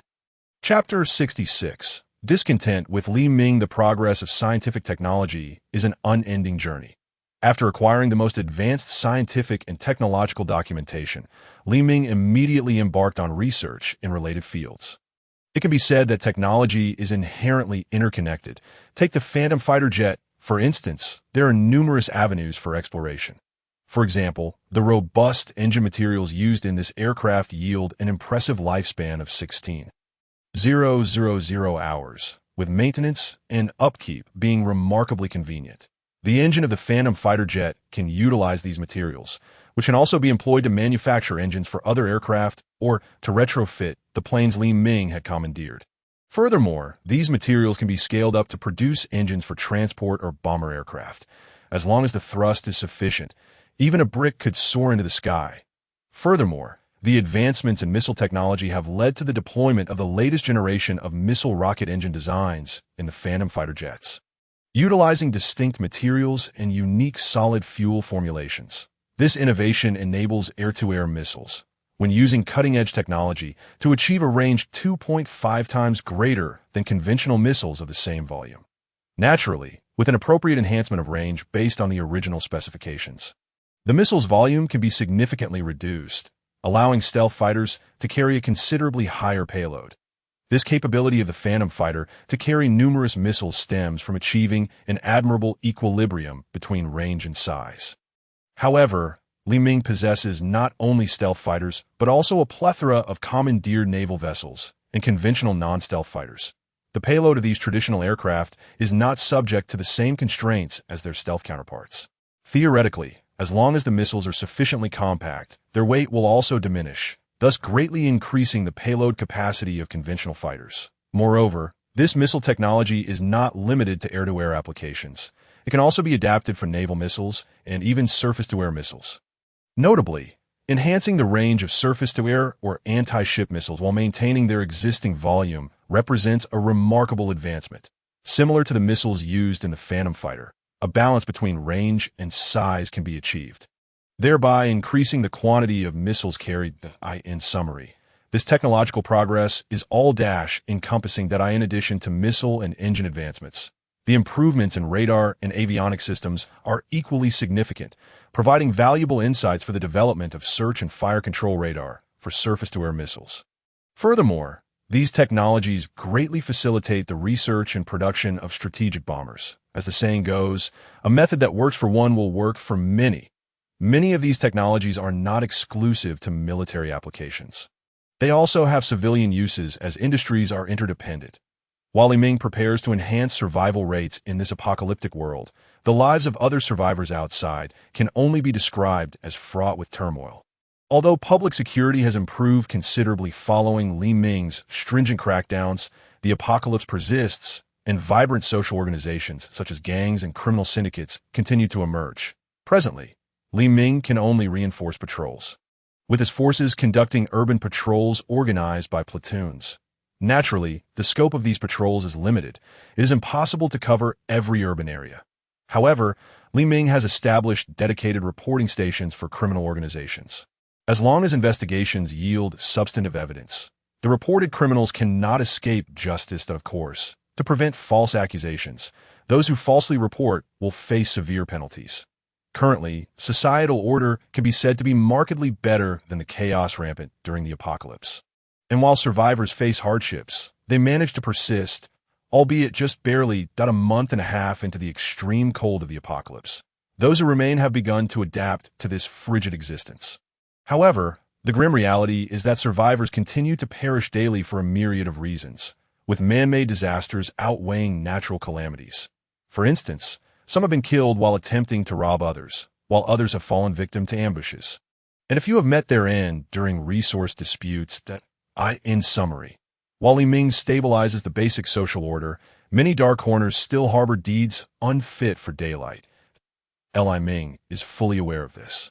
Yet he is not a deity. He lacks both the necessity and responsibility to intervene excessively.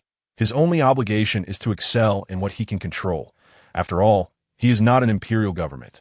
As long as he maintains the most fundamental order, he aims to ensure the survival of as many survivors as possible. Li Ming understands that over 95% of individuals will not survive the cataclysmic events, meaning that the vast majority of those currently alive are unlikely to endure in the coming years. This cruel. Indeed, it is profoundly brutal, yet it is also an inescapable reality, and Li Ming is powerless to change it. Survivors are flocking to the mountains surrounding the city to cut down trees, using the timber for heating and cooking in the struggle for this vital resource. Countless survivors have engaged in fierce battles. Heaven knows how many lives have been lost over a mere bundle of firewood. However, these matters are beyond Li Ming's jurisdiction, and he has little desire to intervene, provided they do not disturb his territory.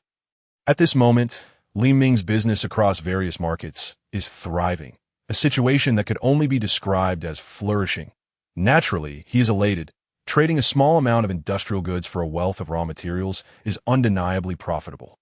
Aside from these transactions, the most lucrative items are undoubtedly the eye-catching clothing, along with stockings, designer handbags, and luxury goods. Through these sales, Li Ming has amassed a significant amount of resources. While some rejoice, others are discontented. Specifically, the affluent patrons behind these wealthy women. This group has merely leveraged the remnants of their resources from the apocalypse to recruit mercenaries and establish private bases, and there are indeed many of them. However, Li Ming holds little regard for the strength of these individuals. They are merely a collection of merchants. Even if some possess a degree of military might, it pales in comparison to that of a regular army, which is why Li Ming has not paid them much heed. Yet, these merchants have begun to conspire, attempting to oust Li Ming's influence. Their strategy involves covertly supporting factions to create disturbances in Li Ming's market during transactions, knowing that even if Li Ming discovers their involvement, he will lack the evidence to act against them. After all, they also possess private bases and are not entirely defenseless. Chapter 67.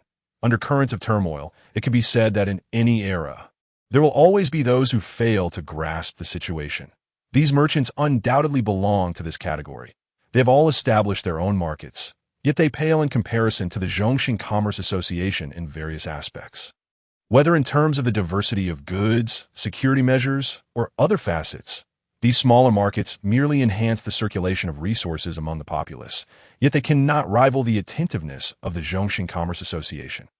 Many merchants choose to operate within the Zhongxing Commerce Association not merely due to its abundant resources. This is one reason, But a significant factor is the security escort services it offers to clients, essentially providing armed transport services.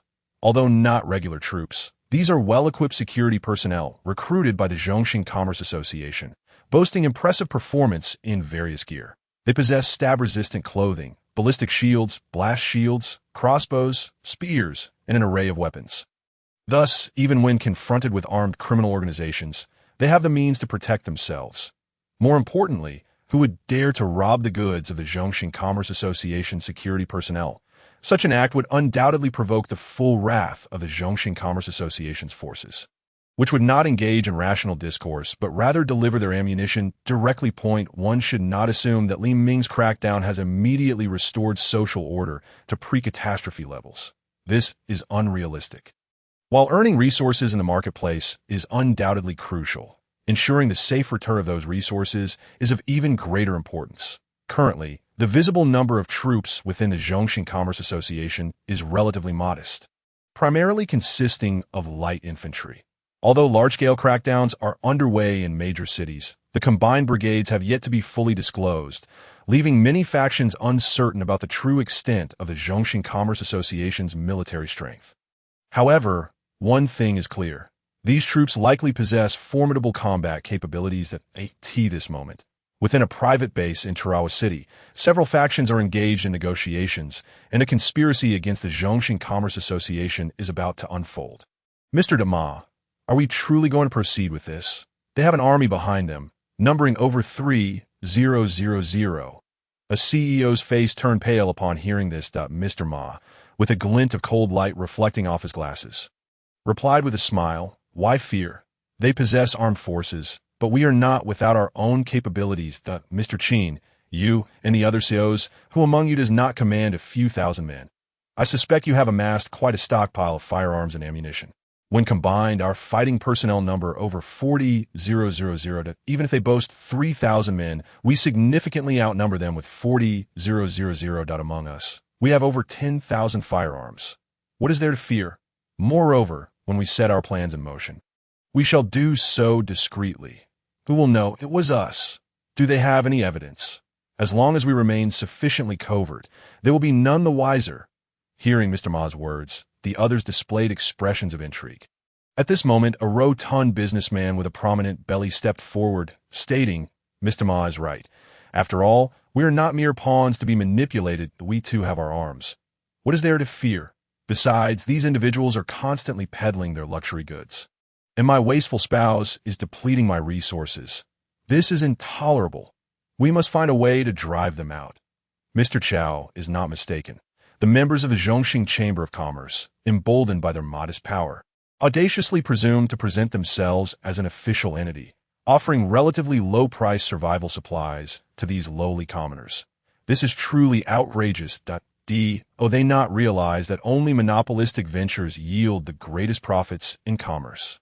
One cannot help but wonder what the leader of the Zhongxing Chamber is thinking, truly believing himself to be a benevolent figure, concerned for the welfare of these destitute individuals. If we do not drive them away, how can we sell our resources at a premium? Another executive expressed his agreement. Among the 8 individuals present in the conference room, 3 have already voiced their support for taking action against the Zhongxing Chamber, while the others, particularly the Wu family, are equally dissatisfied with Li Ming's association. Li Ming's enterprise has indeed severely impinged upon their interests. In the absence of other formidable forces, these 8 families could have easily established themselves as the true titans of Tarawa City, rising above the rest. Yet, now a certain Zhongxing Chamber has emerged, meddling in the affairs of these commoners. Were it not for the intervention of Li Ming's enterprise and army, these ordinary survivors would have no choice but to align themselves with the power of these 8 families, allowing them to reign supreme. They could have easily claimed the title of local emperors in this apocalypse. However, following the arrival of this group, a bloody purge of criminal elements was initiated, followed by efforts to restore social order.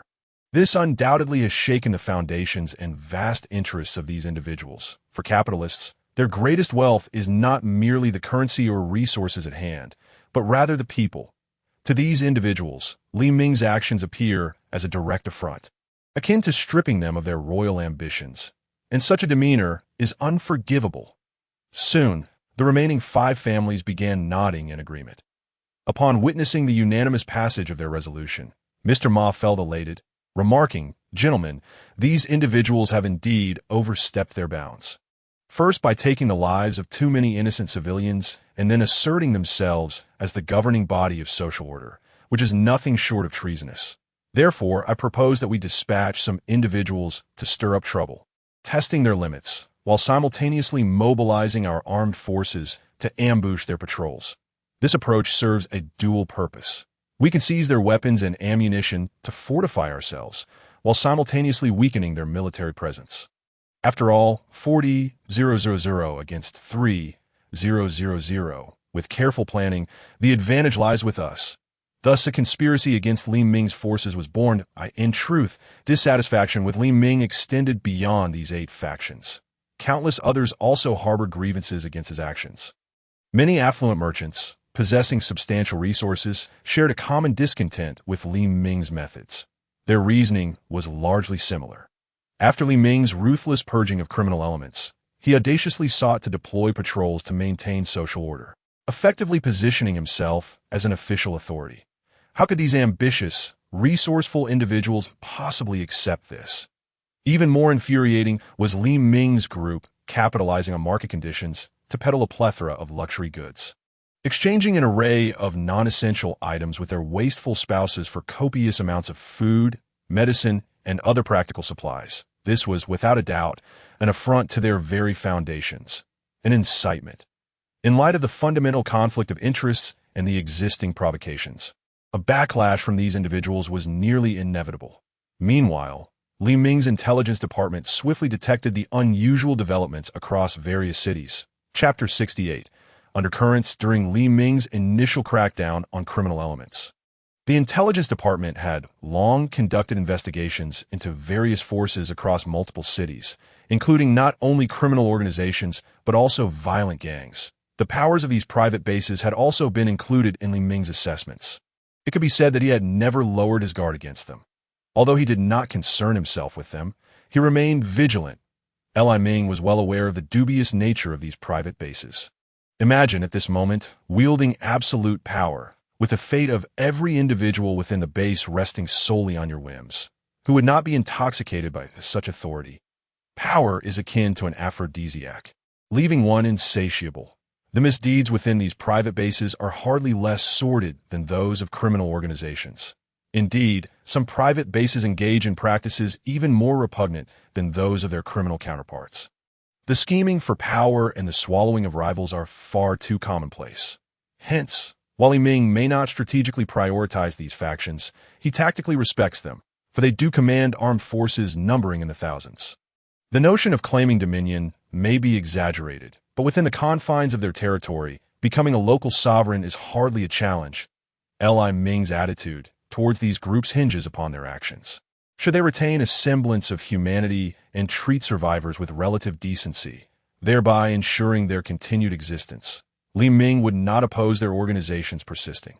However, if they, akin to criminal organizations, relentlessly exploit survivors, then there would be no mercy from Li Ming's iron fist. Such actions would encroach upon Li Ming's bottom line, and he would have little choice but to seize everything they possess.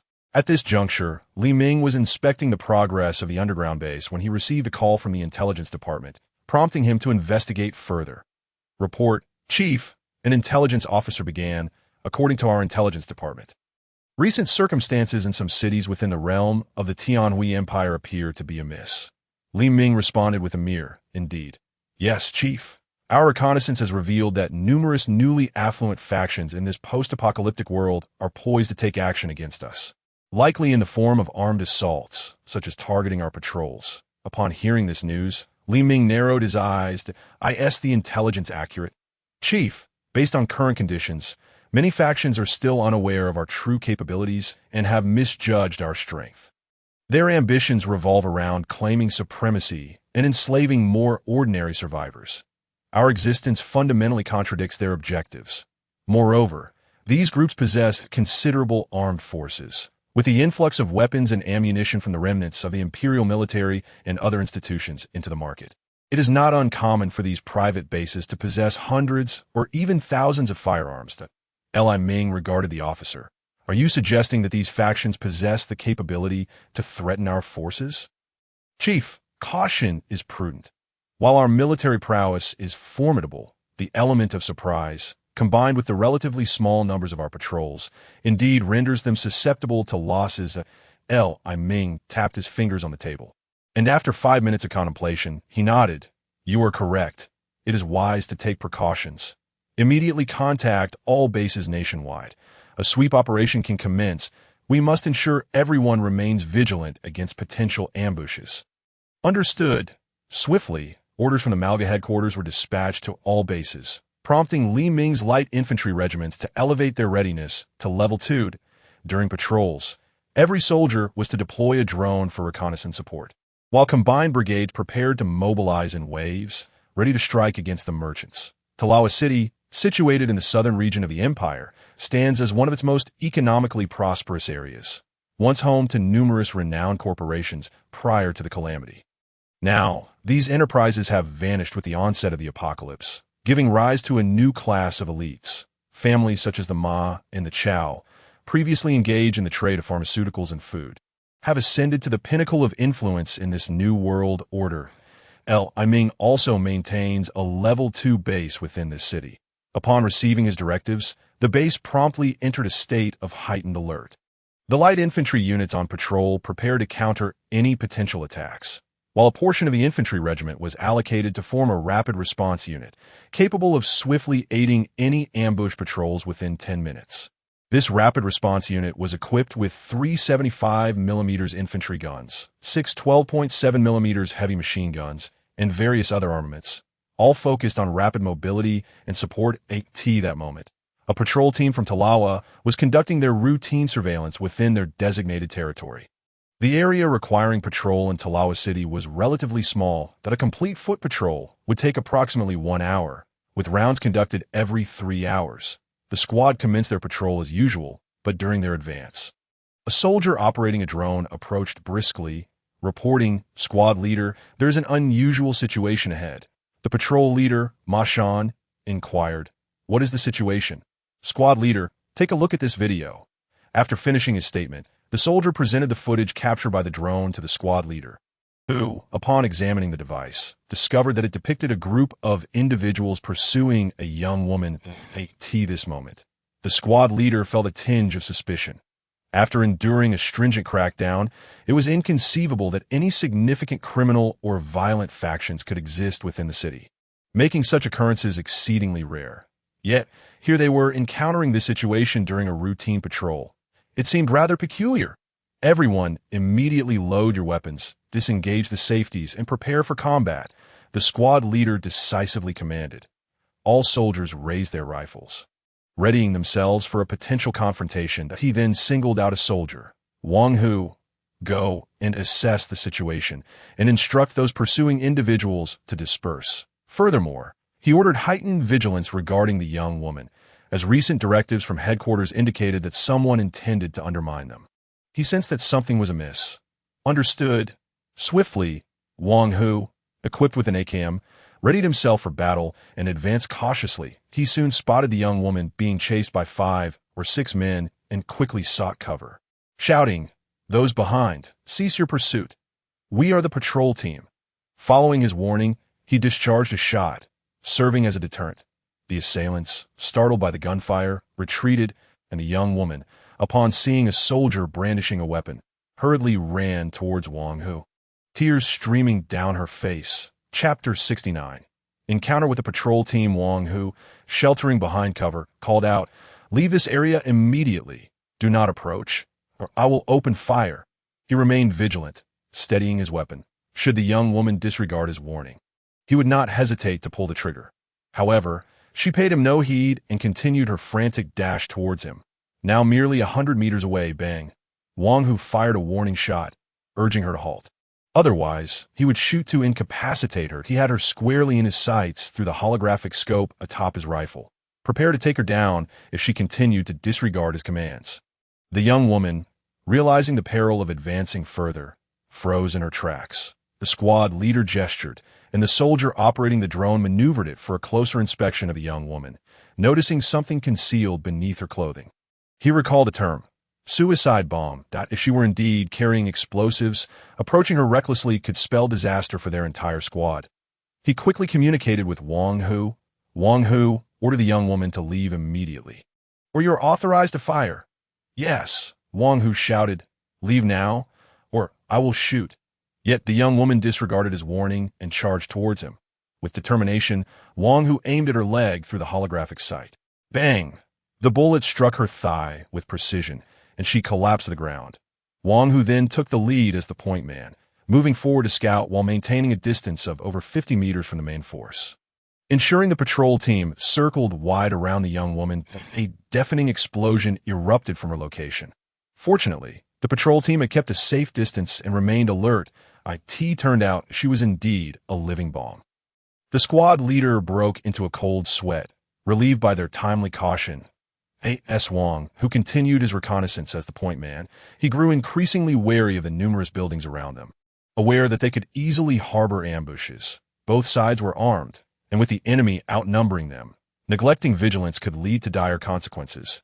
Inside the nearby structures lay over 300 unidentified armed individuals, all brandishing military rifles. Although lacking optical sights, they were equipped with mechanical ones, their barrels trained on the street, ready to fire at any moment. Wang Hu noticed that the street was eerily devoid of activity. Raising his suspicions, during harsh winters, people typically ventured out to gather supplies to trade for essential goods. The absence of any figures on this street was highly unusual. Realizing the potential danger, Wang Hu crept along the wall. But at that moment, a rifle from above was aimed at him. Bang! A bullet struck him squarely in the chest. Wang Hu felt as though he had been hit by a heavy weight.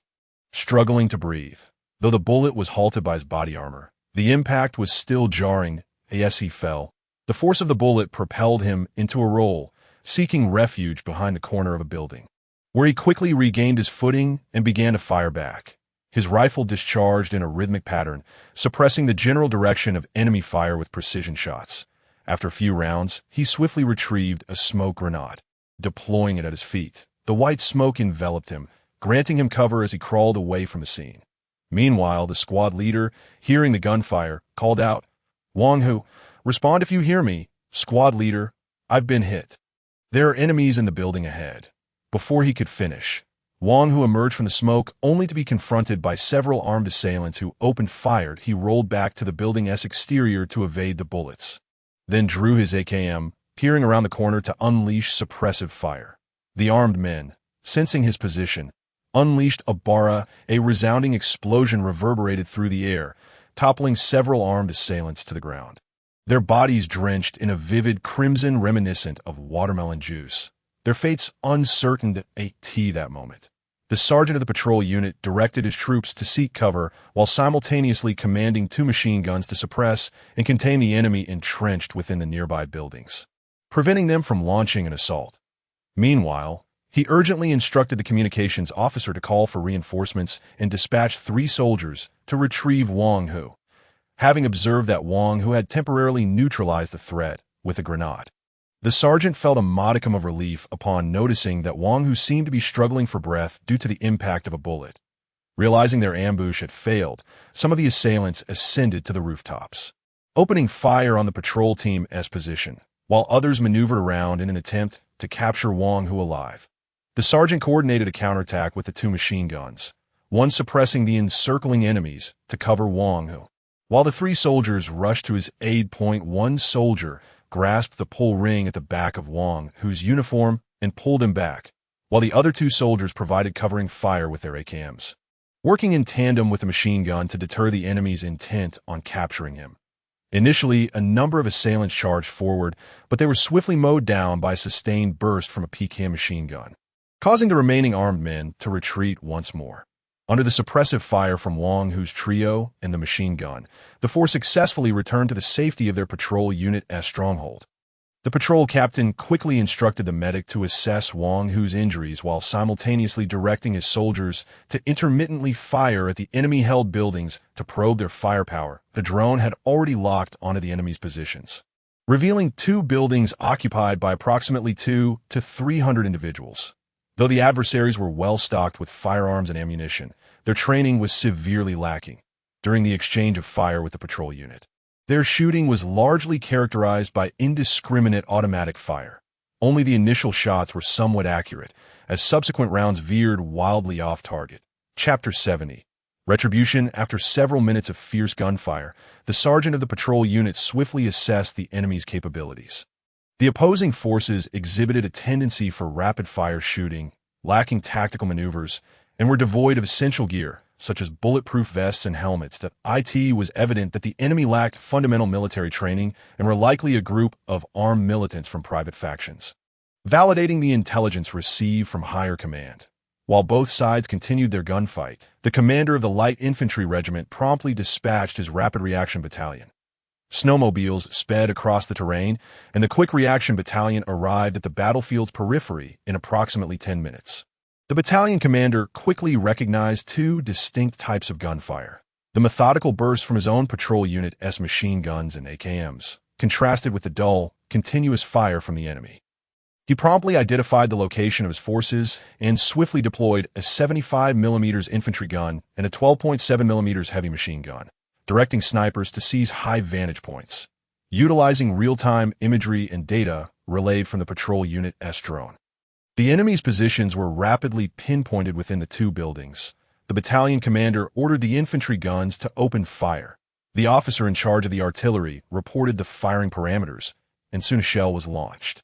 With a thunderous roar, a 75mm shell accurately struck the rooftop of one building, the resulting explosion and shockwave sweeping away a cluster of armed militants. In short order, several infantry guns fired successive rounds, causing casualties among the assailants, who retreated into the buildings in disarray. They were taken aback by the unexpected presence of artillery support. Under the relentless barrage from the artillery and the heavy machine gun, the armed militants sustained severe losses, teetering on the brink of a morale collapse. The battalion commander organized his troops to encircle the two buildings while sending a message to those inside. You are surrounded. You have 5 minutes to surrender and lay down your arms to save your lives. Otherwise, we will demolish the buildings with artillery, burying you all alive. Inside the buildings, the militants were thrown into a panic, realizing the enemy indeed possessed artillery, evidenced by the earlier casualties on the rooftop.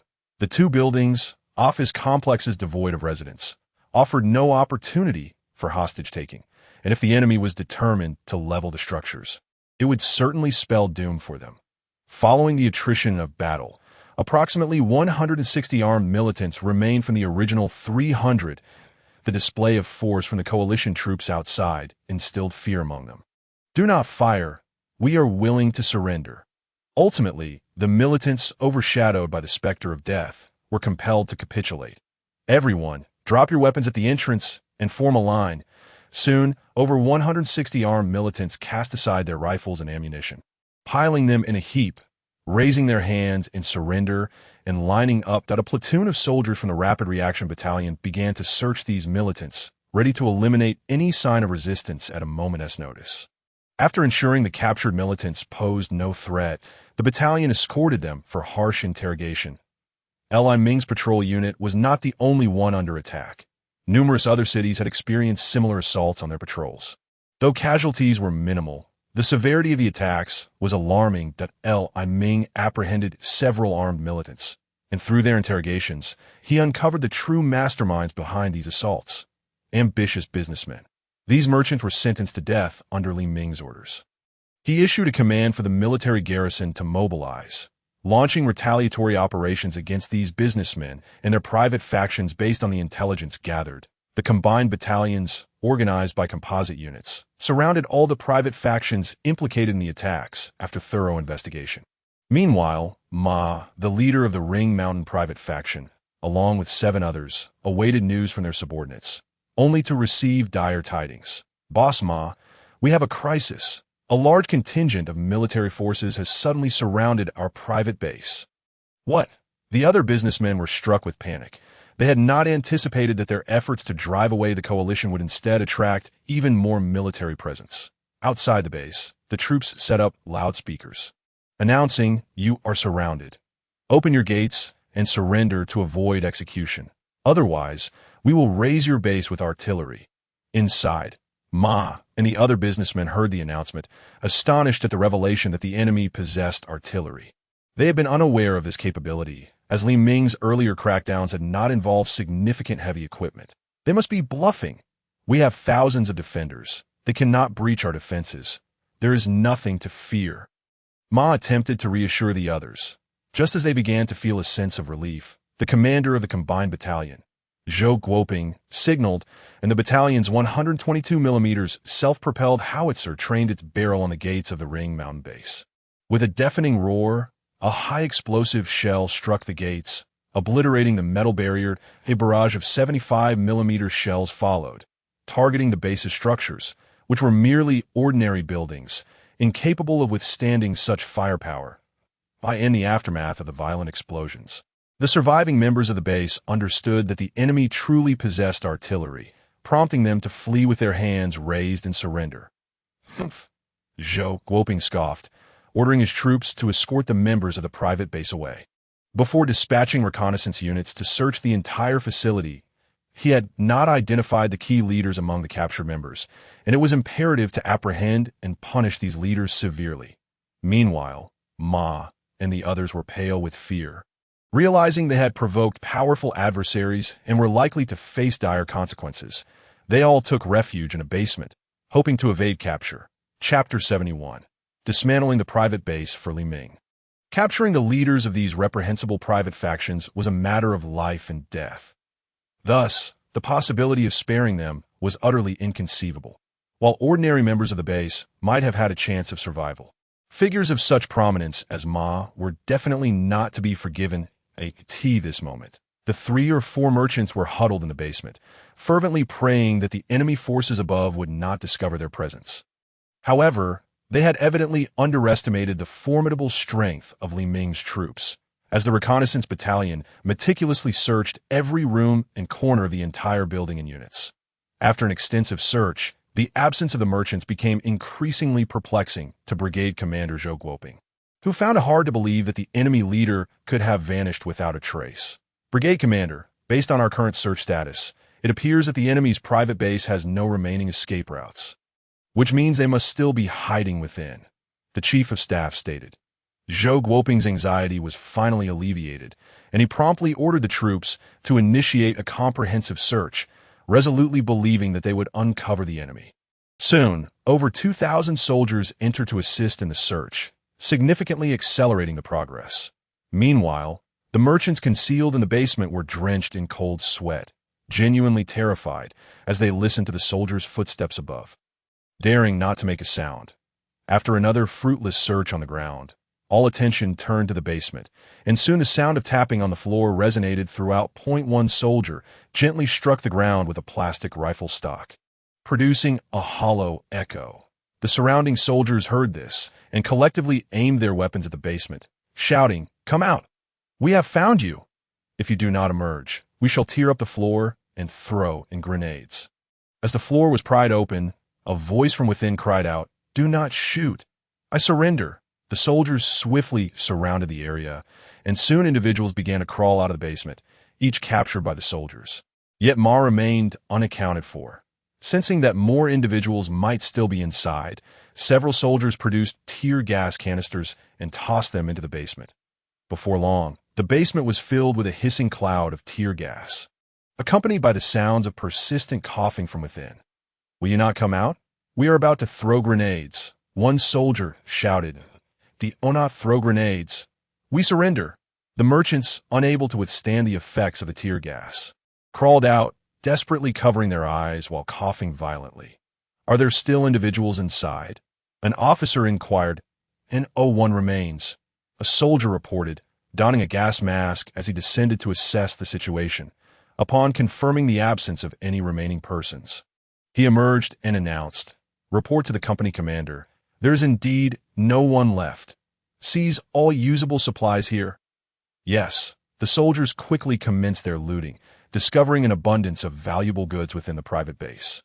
They meticulously searched and soon located several warehouses. Upon opening one, some soldiers were astonished, exclaiming, "What a treasure!"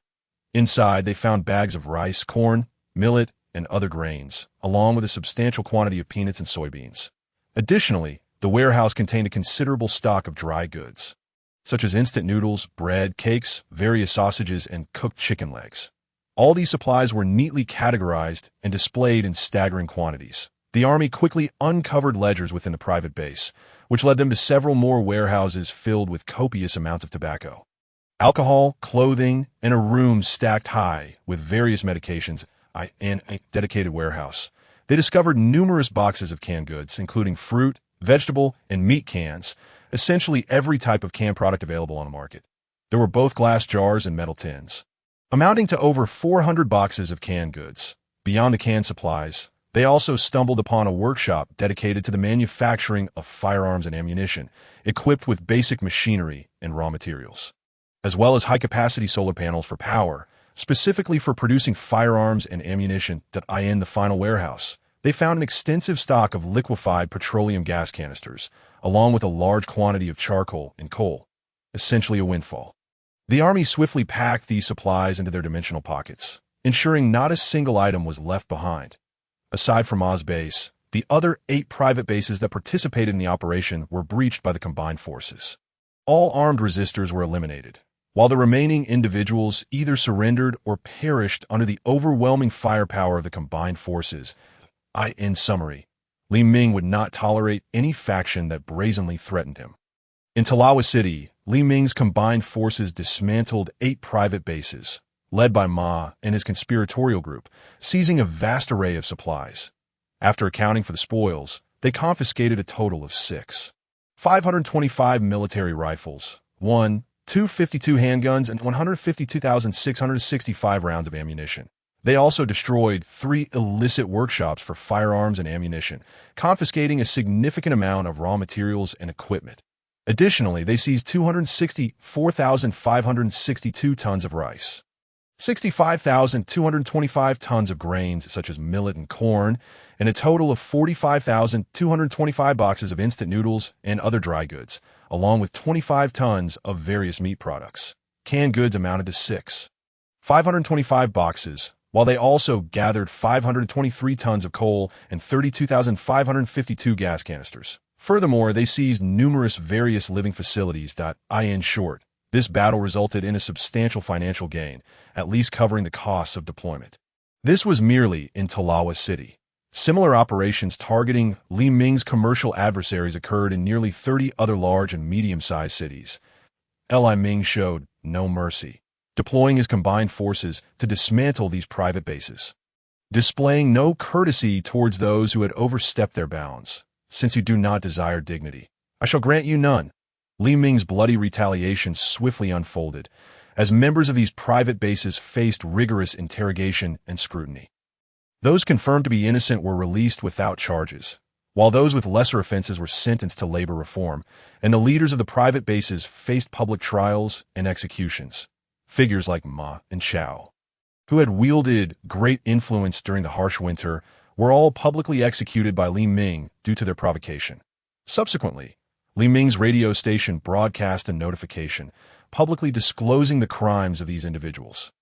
For Li Ming, it was essential to convey that he was not a bloodthirsty person. Chapter 72.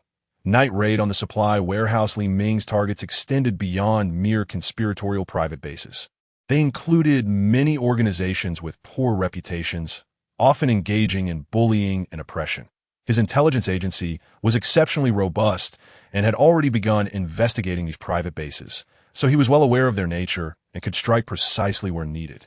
Meanwhile, in Malga City, darkness and silence reigned outside, as countless ordinary survivors struggled for existence in the frigid temperatures of -50 degrees. Within a wealthy individual's private base, however, a scene of warmth and harmony unfolded. If it were not for the howling winds and prevailing desolation outside, one might scarcely believe it was the apocalypse, as an ancient proverb states. The rich feast while the poor freeze in the streets. This phrase found tangible expression in that moment. Of course, for Li Ming, as long as these private bases did not harm others, he would remain indifferent to their revelries. However, should they cause harm, he would ensure they face the consequences. In a nondescript office building in Malga City, one would hardly suspect that it was a sizable private base. Inside, the atmosphere was one of merriment and revelry. Thankfully, we did not make an appearance. Otherwise, we would surely have been targeted by the Zhongxing Chamber of Commerce, exclaimed a corpulent man as he reveled in his good fortune while reaching into the clothing of a nearby woman to warm his hands. Wearing frameless glasses, Ma wore a self-satisfied expression, confident in their discretion. They dared not overstep their bounds, as this served as a warning, a message to temper their arrogance to Ma. I can't shake the feeling that the Zhongxing Chamber of Commerce is not merely an ordinary business. I suspect they aspire to establish themselves as an official entity, the rotund businessman remarked. Old Zhao, what is there to fear?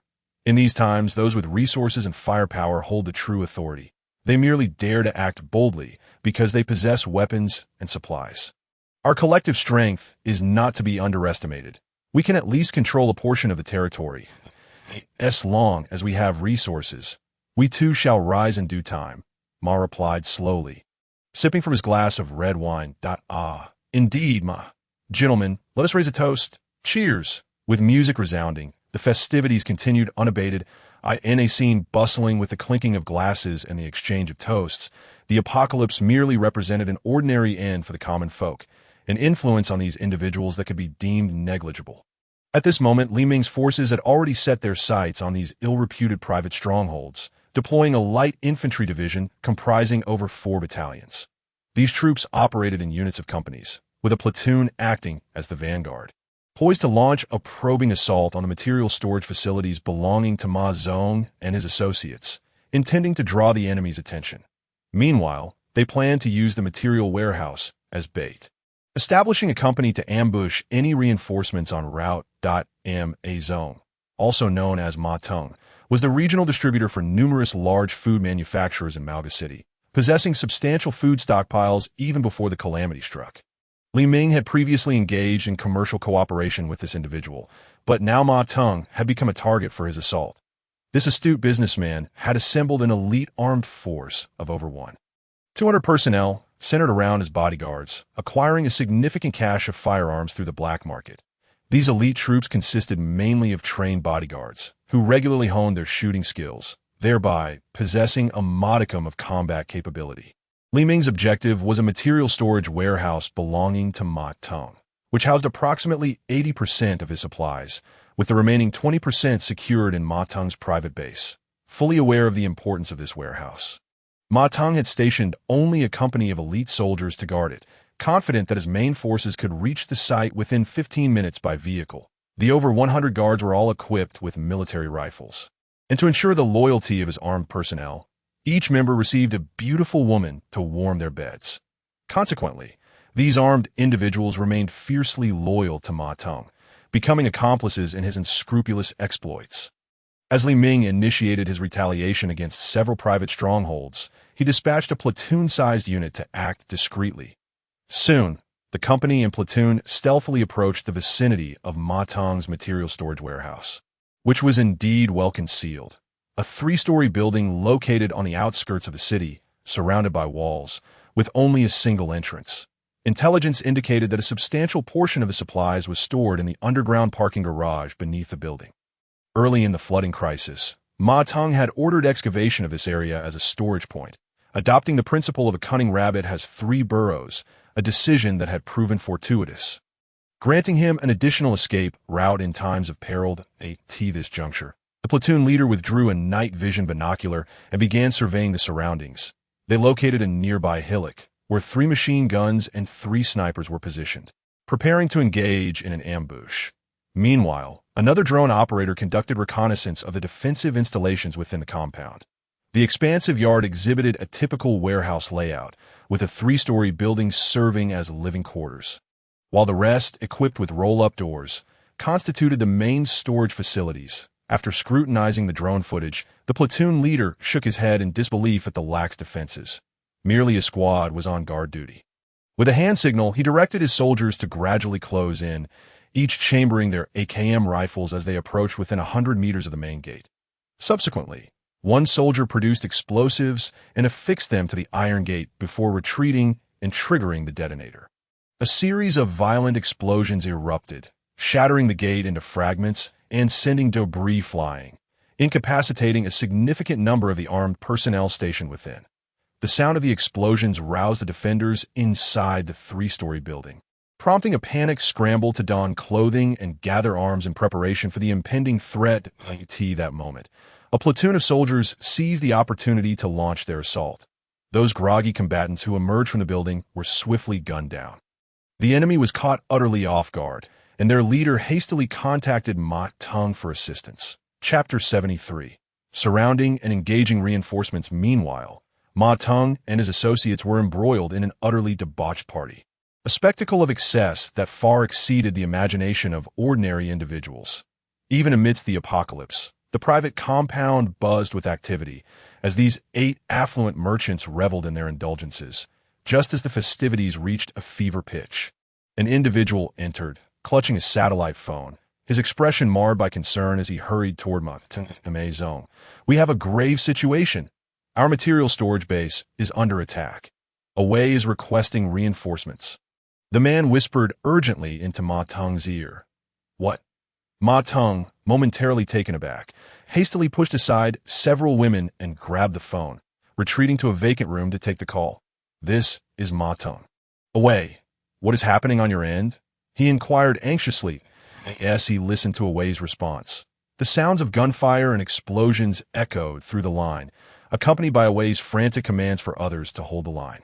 At that moment, Ma Teng fully comprehended the dire nature of the situation. His material storage warehouse was indeed under siege. "Away, respond," he urged, but the cacophony of gunfire drowned out his plea.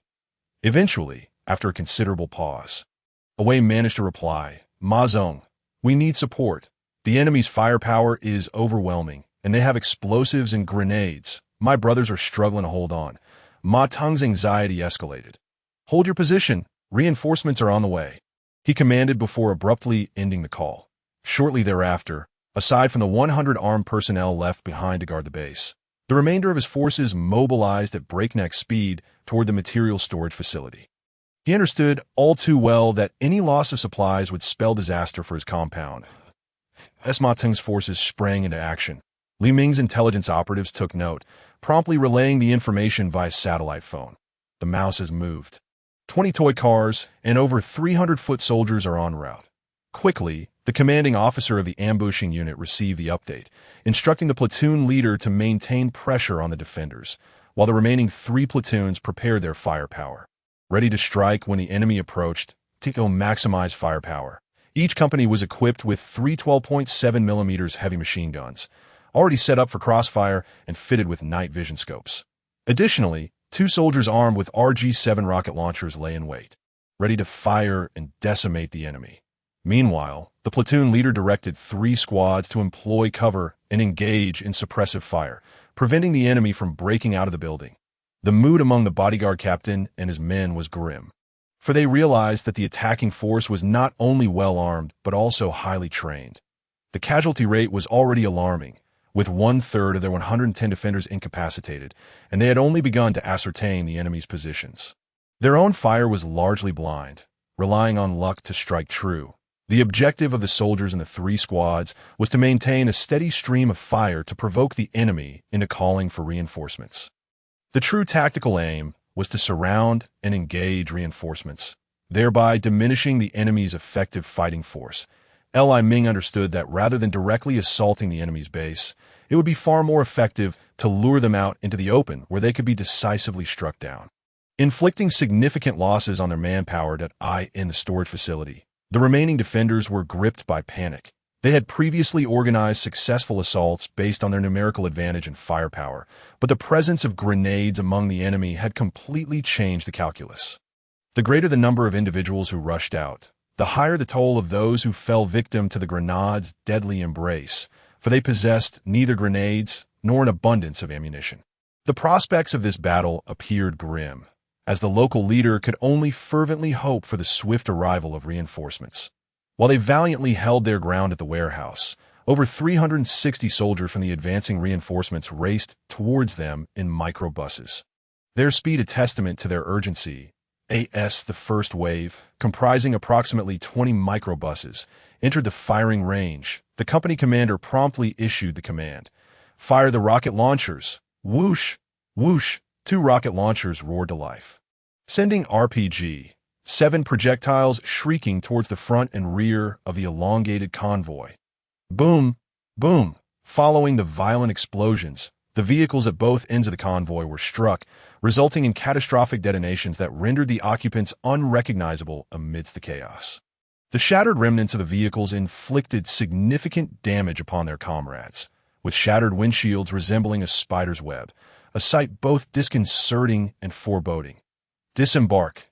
We are under attack." The convoy commander urgently ordered the passengers to exit the vehicles. Just as a concealed machine gun unit opened fire nearby, rat-a-tat-tat. Rat-a-tat-tat. The ominous thud of 12.7mm heavy machine guns echoed, unleashing a hail of bullets from over 600 meters away, perforating the microbuses with devastating precision. Some armed personnel, unable to escape in time, suffered grievous injuries, limbs shattered by the relentless barrage, while others met a more gruesome fate, their heads exploding like grenades, their blood splattering in a grotesque fountain. The carnage continued as 12.7mm bullets pierced through the vehicle's body, almost severing individuals in half, leaving a horrifying scene of carnage. I end this initial assault alone. Nearly half of the over 360 members of the convoy had sustained casualties. The convoy commander frantically directed the remaining personnel to take cover behind the wheels or the engines of the vehicles, returning fire in the general direction of the enemy. Meanwhile, the machine guns of the first company unleashed their fury. The staccato of light machine guns blending with the heavy artillery's thunderous blasts, igniting the microbuses in flames. The infantry, armed with AKM rifles, continued to unleash a relentless barrage, weaving a deadly net that claimed the lives of the armed personnel within the convoy. Chapter 74. Seizing the warehouse under the relentless fire of machine guns and rifles, the microbuses quickly succumbed to flames and explosions. Amidst the inferno, armed personnel fell one after another to the precise shots of snipers. After all, at a distance of 600 meters, wielding an SVD sniper rifle against these exposed adversaries was a task of utmost ease. The ambush operation had scarcely lasted 10 minutes before it reached its conclusion. The convoy commander had yet to relay the distress signal to Maiden and the foot soldiers en route, when a sniper, capitalizing on the chaos, found him first. The battlefield lay in ruins, littered with the wreckage of vehicles and the bodies of over 360 souls, all annihilated by the firepower of a single company. It is undeniable that there exists a significant disparity in combat effectiveness between armed factions and regular troops. The latter operates within a structured framework, and what Li Ming had deployed was merely light infantry, without resorting to the main composite brigade. Had a composite battalion been deployed, the enemy would have likely been annihilated within 5 minutes. As the artillery of a composite battalion is not to be trifled with, following the complete destruction of the enemy forces in the vicinity, the company commander promptly directed his troops to advance the ambush position another 300 meters, anticipating the arrival of enemy infantry. His predictions proved accurate, for just as the ambush site was prepared, drones confirmed that a large contingent of enemy infantry, numbering nearly 700, was advancing towards them. Faced with the enemy's infantry, there was no need for rocket launchers. The deployment of machine guns and rifles would suffice. The remaining 3 platoons of the company took positions on either side of the road, approximately 200 meters away, while heavy and light machine guns were stationed on elevated ground, creating a crossfire zone. Soon, the enemy's large infantry unit began to approach, their advancing ranks only able to vaguely discern the burning vehicles ahead, unable to ascertain whether they were friend or foe. Everything remained shrouded in uncertainty, and they had only faintly heard the sounds of gunfire and explosions moments prior, as they entered the ambush zone. The lead elements of the enemy unit finally recognized the peril, just as gunfire erupted. The mingling sounds of light and heavy machine gun fire filled the air, a relentless barrage of bullets raining down upon the unsuspecting armed personnel. Rat-a-tat-tat, thud! Rat-a-tat. The gunfire continued unabated, bullets cascading like raindrops upon the defenseless militants, swiftly decimating a significant portion of the nearly 700 armed personnel. The remaining militants promptly took cover, retrieving their rifles to return fire. However, lacking adequate cover, many were forced to use the bodies of their fallen comrades as shields. In a moment, the night sky was illuminated by bullets, darting about like fireflies, accompanied by the eerie cries of gunfire soaring overhead. At this juncture, the armed personnel fully comprehended that they had stumbled into an ambush. The burning vehicles ahead were unmistakably those of their fallen comrades, and retreat was imperative. The commander swiftly ordered. The enemy's firepower is overwhelming. First and second squads, alternate cover for withdrawal. Move quickly. It must be noted that these individuals exhibited a degree of combat effectiveness. Recognizing the dire situation, they sought to retreat. A prudent choice, albeit slightly belated. Several soldiers from the company produced signal flares, launching them into the air over the enemy's position, now engulfed in fire. As the flares ascended, the battlefield's dynamics became clear. Approximately 450 remaining armed personnel had left over 100 behind to cover their retreat, while the remaining 300 crawled backward. Meanwhile, the company's snipers, with smiles adorning their faces, locked onto the exposed militants with their SVD rifles. With each crisp shot, another armed personnel was identified and eliminated as the light and heavy machine guns ceased their fire. Illuminating flares continued to rain down upon the enemy. However, despite the cessation of machine gun fire, the rifles on either side remained relentless, continuing their assault for over 20 minutes, bullets relentlessly finding their mark among the armed personnel. One by one, the militants fell, and by the end of the nearly 700 infantry, fewer than 50 returned alive, the rest left behind as lifeless corpses. The company commander promptly dispatched one platoon to secure the battlefield and collect weapons, while the remaining 2 platoons advanced to support the first platoon in assaulting the supply warehouse. With the arrival of the main force, the remaining armed personnel within the 3-story building faced imminent doom. In short order, the last few militants inside were eradicated, and it was time to seize the spoils of war. The soldiers of the company, equipped with dimensional pockets, commenced their looting, splitting into 2 teams. One to scour the surface warehouses and buildings for supplies. The first items taken were generators and various electrical devices, followed by the opening of the 4 surface warehouses. The first warehouse was filled to the brim with cartons of assorted instant noodles, both cup and bag varieties. The company commander estimated there were nearly 3,000 cartons of bag noodles and approximately 2,000 cartons of cup noodles. The second warehouse was stocked with boxes of sausages, including but not limited to starch sausages, vacuum-sealed garlic sausages, red sausages, and chin-chin sausages, meticulously arranged, totaling over 11,000 cartons. The third warehouse housed a plethora of canned goods, featuring well-known brands. Glass jars of canned peaches, strawberries, pineapples, oranges, apples, and loquats. Additionally, there were vast quantities of canned pork, beef, and various fish, all neatly stacked, amounting to over 8,500 cartons. The fourth warehouse contained an assortment of snacks, including various egg yolk pastries, breads, small loaves, biscuits, and chocolate cakes, totaling over 300 cartons, along with approximately 600 cartons of assorted candies and chocolates. Furthermore, this warehouse housed a significant quantity of soft drinks, juices, kvass, and various dairy beverages, totaling around 4,500 cartons. There were also various brands of purified water and mineral water, amounting to over 6,500 units. Among them, an astonishing number of over 4,500 boxes of pure water suitable for immediate experimentation were found. This, however, represents only a fraction of the supplies available here, with the bulk residing in the underground warehouse.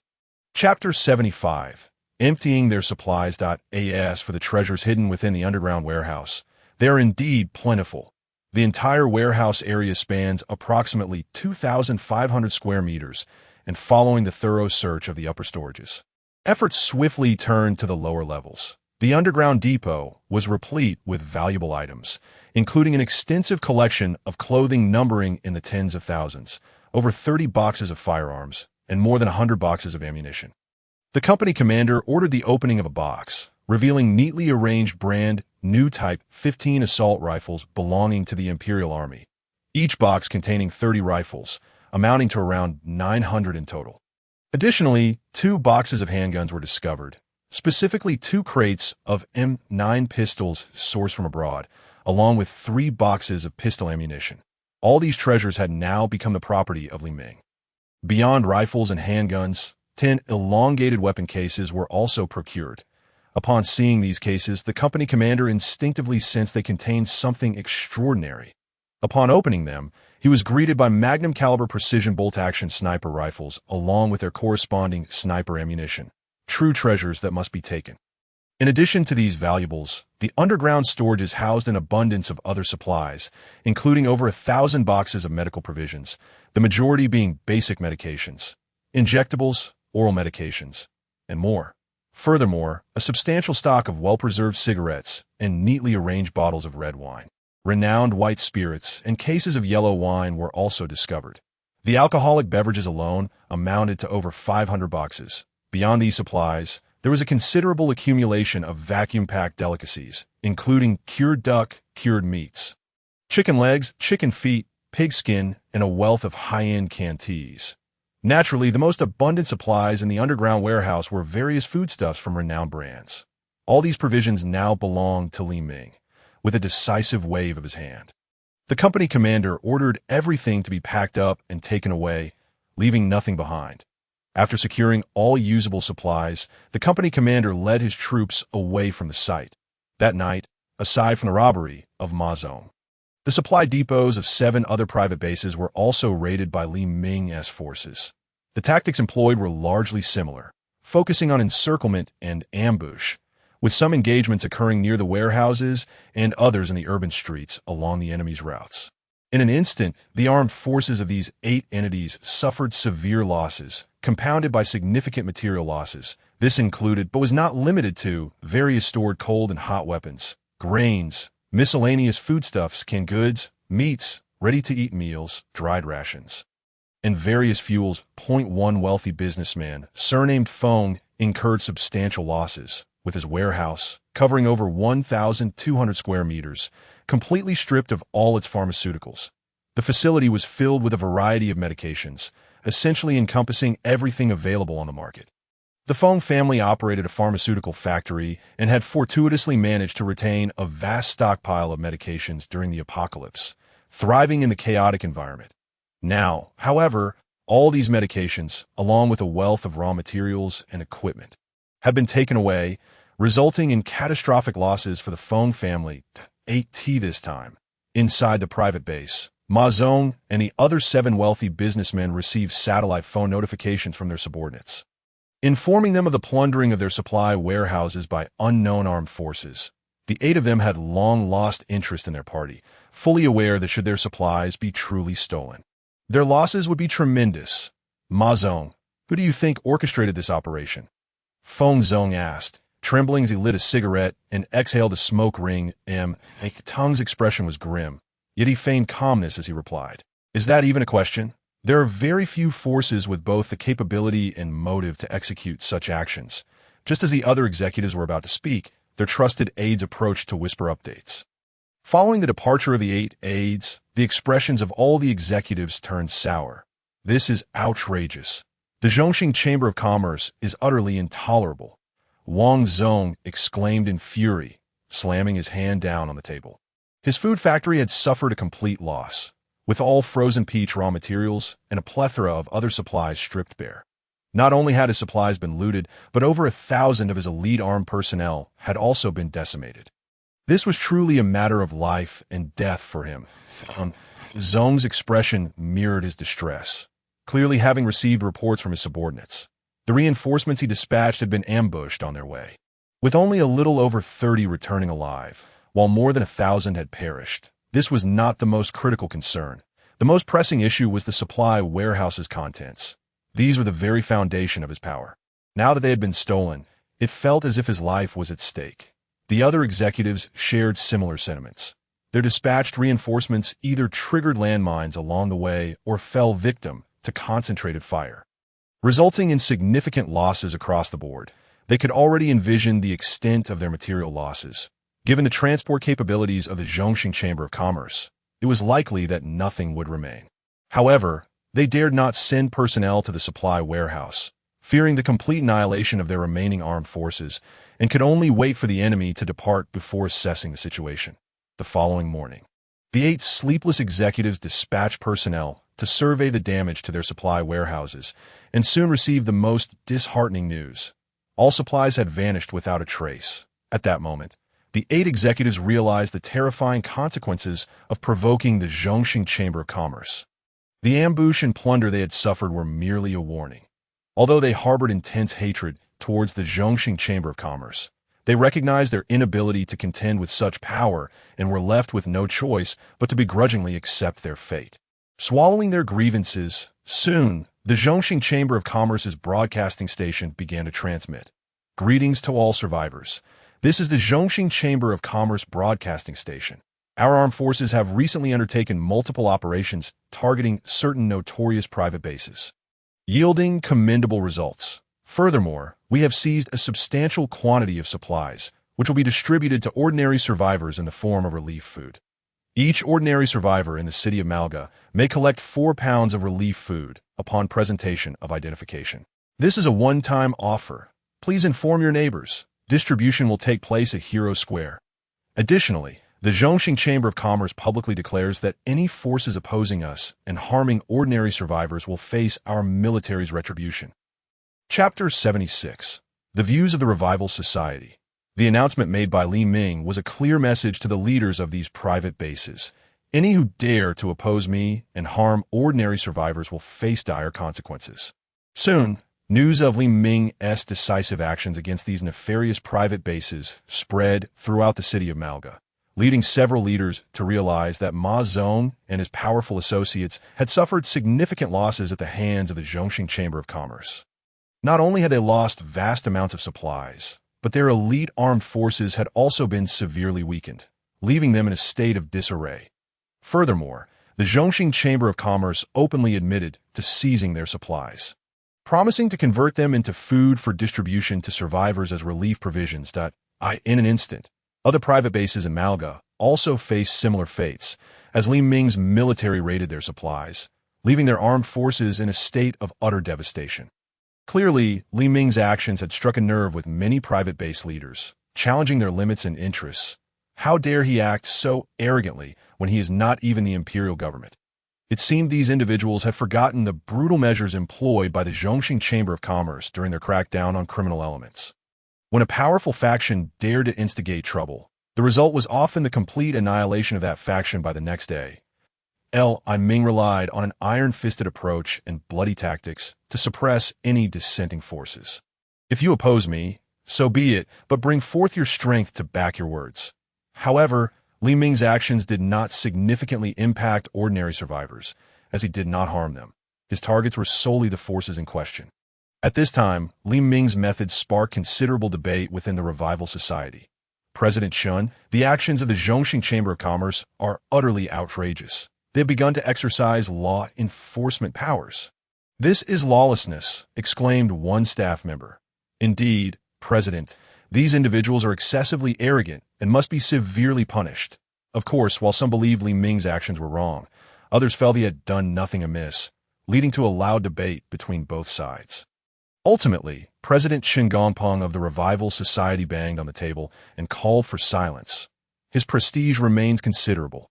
As soon as he speaks, the surrounding noise indeed quiets down. Ahem, I understand everyone has sentiment.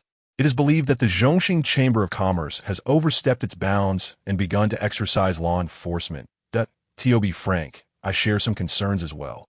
However, we must also consider the current social environment. We are living in an apocalyptic era, and the imperial government has collapsed. Now, only we, the various civil organizations, remain. The Tianhui Empire has always operated under a system characterized by a large government and a small society, which has significantly weakened the organizational capabilities of grassroots civil entities. Thus, once the imperial government is completely dismantled, chaos will ensue, rendering our civil organizations incapable of fulfilling their roles. Although the Zhongxing Chamber of Commerce has indeed overstepped, it is evident from their operational style that their highest leadership is a figure of iron. That we are not in an era of peace. We are in an apocalypse, a situation far more terrifying than mere chaos. There's a saying that rings true. In times of turmoil, harsh laws must prevail. From this perspective, the relative stability of social order in Malga City owes much to the Zhongxing Chamber of Commerce. I recognize that many of you may feel discomfort, but it is what it is that we need to understand the principal and secondary contradictions of the present, and we must adhere to the principle of addressing the major while neglecting the minor. Our foremost goal now is to ensure that more survivors can strive to survive. This is of utmost urgency. From this standpoint, the actions of the other party are not entirely unjustified. Furthermore, we could also establish our own point system, which would serve the dual purpose of collecting revenue akin to a currency tax while also positioning ourselves as a vibrant, large organization, striving to attract more survivors to join us in our struggle for survival. Qin Gongpeng, having spoken at length in a short time, took a sip of water and continued, "I am aware that many of you suspect that the actions of the Zhongxing Chamber of Commerce hint at a power grab. Frankly, their behavior does seem to lean in that direction. However, have you noticed that the internal organization of the Zhongxing Chamber appears to be quite cohesive? It should be an organization with a high operational efficiency and a strong sense of discipline. They do not misuse force. Each large-scale deployment of power is directed against those who harm survivors or represent heinous forces. From this standpoint, the intentions of the Zhongxing Chamber of Commerce should also be to enable more survivors to thrive based on their own capabilities. As for power struggles and profit-seeking, now is not the time for such discussions. Our organization as primary objective is to ensure our survival through this apocalypse and to endure until its conclusion. Everything else must be predicated on our ability to survive. Therefore, in the absence of fundamental conflicts of interest with the Zhongxing Chamber, you must strictly restrain our members from engaging in any conflict with them." Upon hearing Qin Gongpeng's words, everyone was taken aback. They had not anticipated that the president would express such sentiments. However, it wasn't too long before a director from the Revival Society stood up, asserting that the president's words were for the greater good. Given the harshness of our current survival environment, our priority is to ensure our own survival. Only by preserving ourselves can we hope for a future. Remember this: those who survive to the end are the true victors. Our first task is simply to stay alive. Only by doing so can we aspire to rebuild human civilization when this apocalypse eventually concludes. Do you understand? After hearing the president and the director's statements, everyone began to comprehend the gravity of the situation at this moment. Another director added, "I would like to emphasize that when venturing outside, you must always travel in groups, for in this apocalypse, your own kind poses a greater threat than any natural disaster. Thus, it is imperative to remain vigilant toward strangers. This is in the interest of everyone's safety." The Revival Society swiftly reiterated its true mission, to ensure its own survival, while striving to help as many survivors as possible endure. Moreover, they plan to introduce their own points system, akin to a currency, allowing survivors to effectively work for them in exchange for essential resources. With a resource reserve at their disposal, the Revival Society's stockpile was relatively satisfactory, and its membership had grown from a mere 20,000 to 200,000, establishing it as a formidable organization. However, becoming a member of the Revival Society did not imply one could simply idly lie about. It is essential to recognize the distinction between idleness and a balanced lifestyle. Chapter 77. New Battery Technology. Idleness refers to doing nothing all day, while a balanced lifestyle entails working normally, albeit without overtime, that we are in an apocalypse. Joining the Revival Society merely signifies that you want to starve, but it does not grant you the luxury of lying idle. Membership requires daily efforts to gather usable resources, which can then be exchanged for points within the Revival Society. For any survival necessities, you need only purchase them with these points. Currently, the widely accepted hard currency in the market is the points issued by the Zhongxing Chamber of Commerce. While many view the Zhongxing Chamber's methods as ruthless, every faction acknowledges that their points can indeed replace the former imperial currency, emerging as a universal currency in this new world. The credibility of the points issued by Li Ming is widely recognized, thus establishing them as a generally accepted equivalent in this apocalyptic context. More importantly, as long as one possesses Li Ming's points and visits his market, they can indeed procure a substantial amount of resources. With stable currency value, it is even possible to access medical services comparable to those before the disasters, provided one has sufficient points. Li Ming successfully laid a solid foundation for the credibility of his points through the provision of survival resources and essential medical services, gradually leading everyone to accept the monetary status of his points. Initially, transactions were primarily barter-based, but they have since evolved into exchanges of points alongside goods. This holds true for the Revival Society as well, which acknowledges the value of Li Ming's points. Conversely, the points issued by the Revival Society are limited to internal circulation and are essentially worthless outside the organization, akin to mere scrap paper. As Li Ming entered the third month of the extreme cold apocalypse, he received a system reward. Ding! Congratulations, host, for surviving 5 months in the apocalypse. You are awarded a complete set of high-tech solid-state battery technology documentation. Ding! It has been detected that the host has successfully maintained societal order during the apocalypse, granting an additional reward of a complete set of Hurricane-class Doomsday submarine technical documentation. With both rewards received, Li Ming began to examine the technical materials. The first was regarding the solid-state battery. He was not unfamiliar with this technology.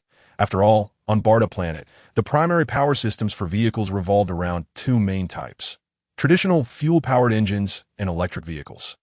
However, given the current circumstances, fuel vehicles were more widely accepted, primarily due to their mature technology, safety, and reliability in harsh conditions. Moreover, refueling takes merely a minute, allowing for hundreds of kilometers of travel, whereas electric vehicles are constrained by battery technology, presenting numerous issues. Presently, the main type of battery for electric vehicles is the ternary lithium battery, which fundamentally remains a liquid battery.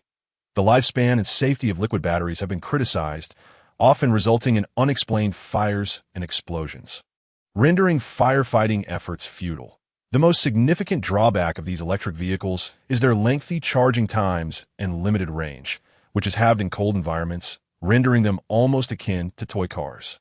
This fundamental issue arises from the limitations of battery technology. Li Ming was well aware of the technological value of solid-state batteries, and this awareness was shared by nations worldwide, which is why major automotive companies in the Tianhui Empire began researching this area. However, their endeavors were abruptly interrupted by the onset of the apocalypse. Crucially, Li Ming did not lack electricity. While he also had sufficient fossil fuels for the time being, solid-state batteries offered an additional option for him. Li Ming took the technical documentation directly to the High-Tech Research Center, where he had recently recruited several research experts through the military camp. Solid-state batteries were among the topics he was investigating. The expert responsible for this area, surnamed Qi, was someone Li Ming wanted to consult in detail about the future prospects of solid-state batteries. Qi Lao, here are the technical materials for the solid-state battery that I obtained. Please take a look. I have some questions I would like to discuss with you.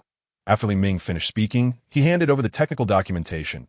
Qi Lao received it with great enthusiasm, opening his computer to examine the files on the USB drive. The more he looked, the more serious his expression became, until he finally slammed his hand on the table, exclaiming, "Good!" Li Ming was taken aback, saying, "Qi Lao, please remain calm." "Ah, General, I apologize. I had not anticipated that some of my uncertainties would be addressed in this technical documentation. I cannot help but express my surprise," Elder Qi awkwardly remarked.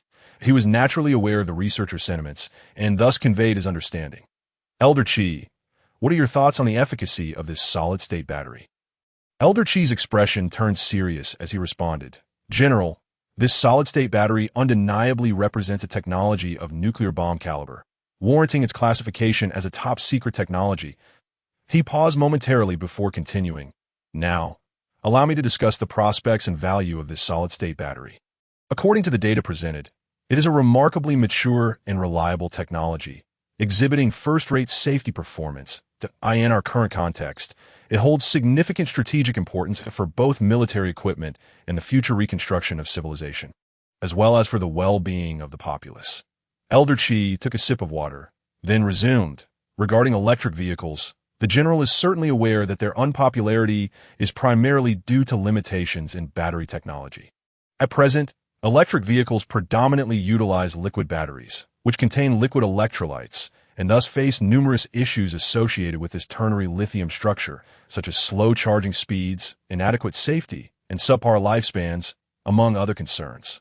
However, solid-state batteries are devoid of such troubles. The maximum energy density limit for liquid batteries is approximately 350 Wh/kg, which represents the pinnacle of their technological development. In stark contrast, solid-state batteries can achieve a starting energy density of 1,000 Wh/kg. This signifies that solid-state batteries far surpass liquid batteries in terms of endurance.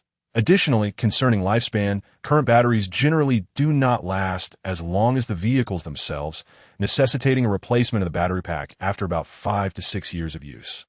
Solid-state batteries, however, are free from such inconveniences. Due to their solid electrolytes, their lifespan significantly exceeds that of conventional vehicles, maintaining over 90 performance even after 10,000 charge-discharge cycles. Chapter 78. The application prospects of solid-state batteries. This indicates that solid-state batteries could theoretically be utilized for over a decade or two. Furthermore, the good news is that these solid-state batteries can operate in environments ranging from -60 to 160 degrees Celsius. This implies that concerns regarding overheating during rapid charging are entirely alleviated, marking a substantial technological advancement that in truth, the current charging technology is not incapable of achieving rapid charging.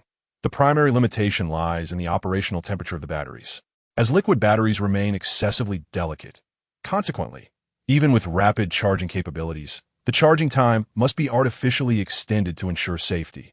All these issues are non-existent with solid-state batteries. Moreover, in terms of safety, liquid batteries pose risks such as electrolyte leakage and potential fire or explosion hazards upon impact or puncture. In contrast, solid-state batteries can continue to function even if punctured, representing a monumental leap in battery technology. In addition to these advantages, solid-state batteries can be manufactured in any desired shape without restrictions.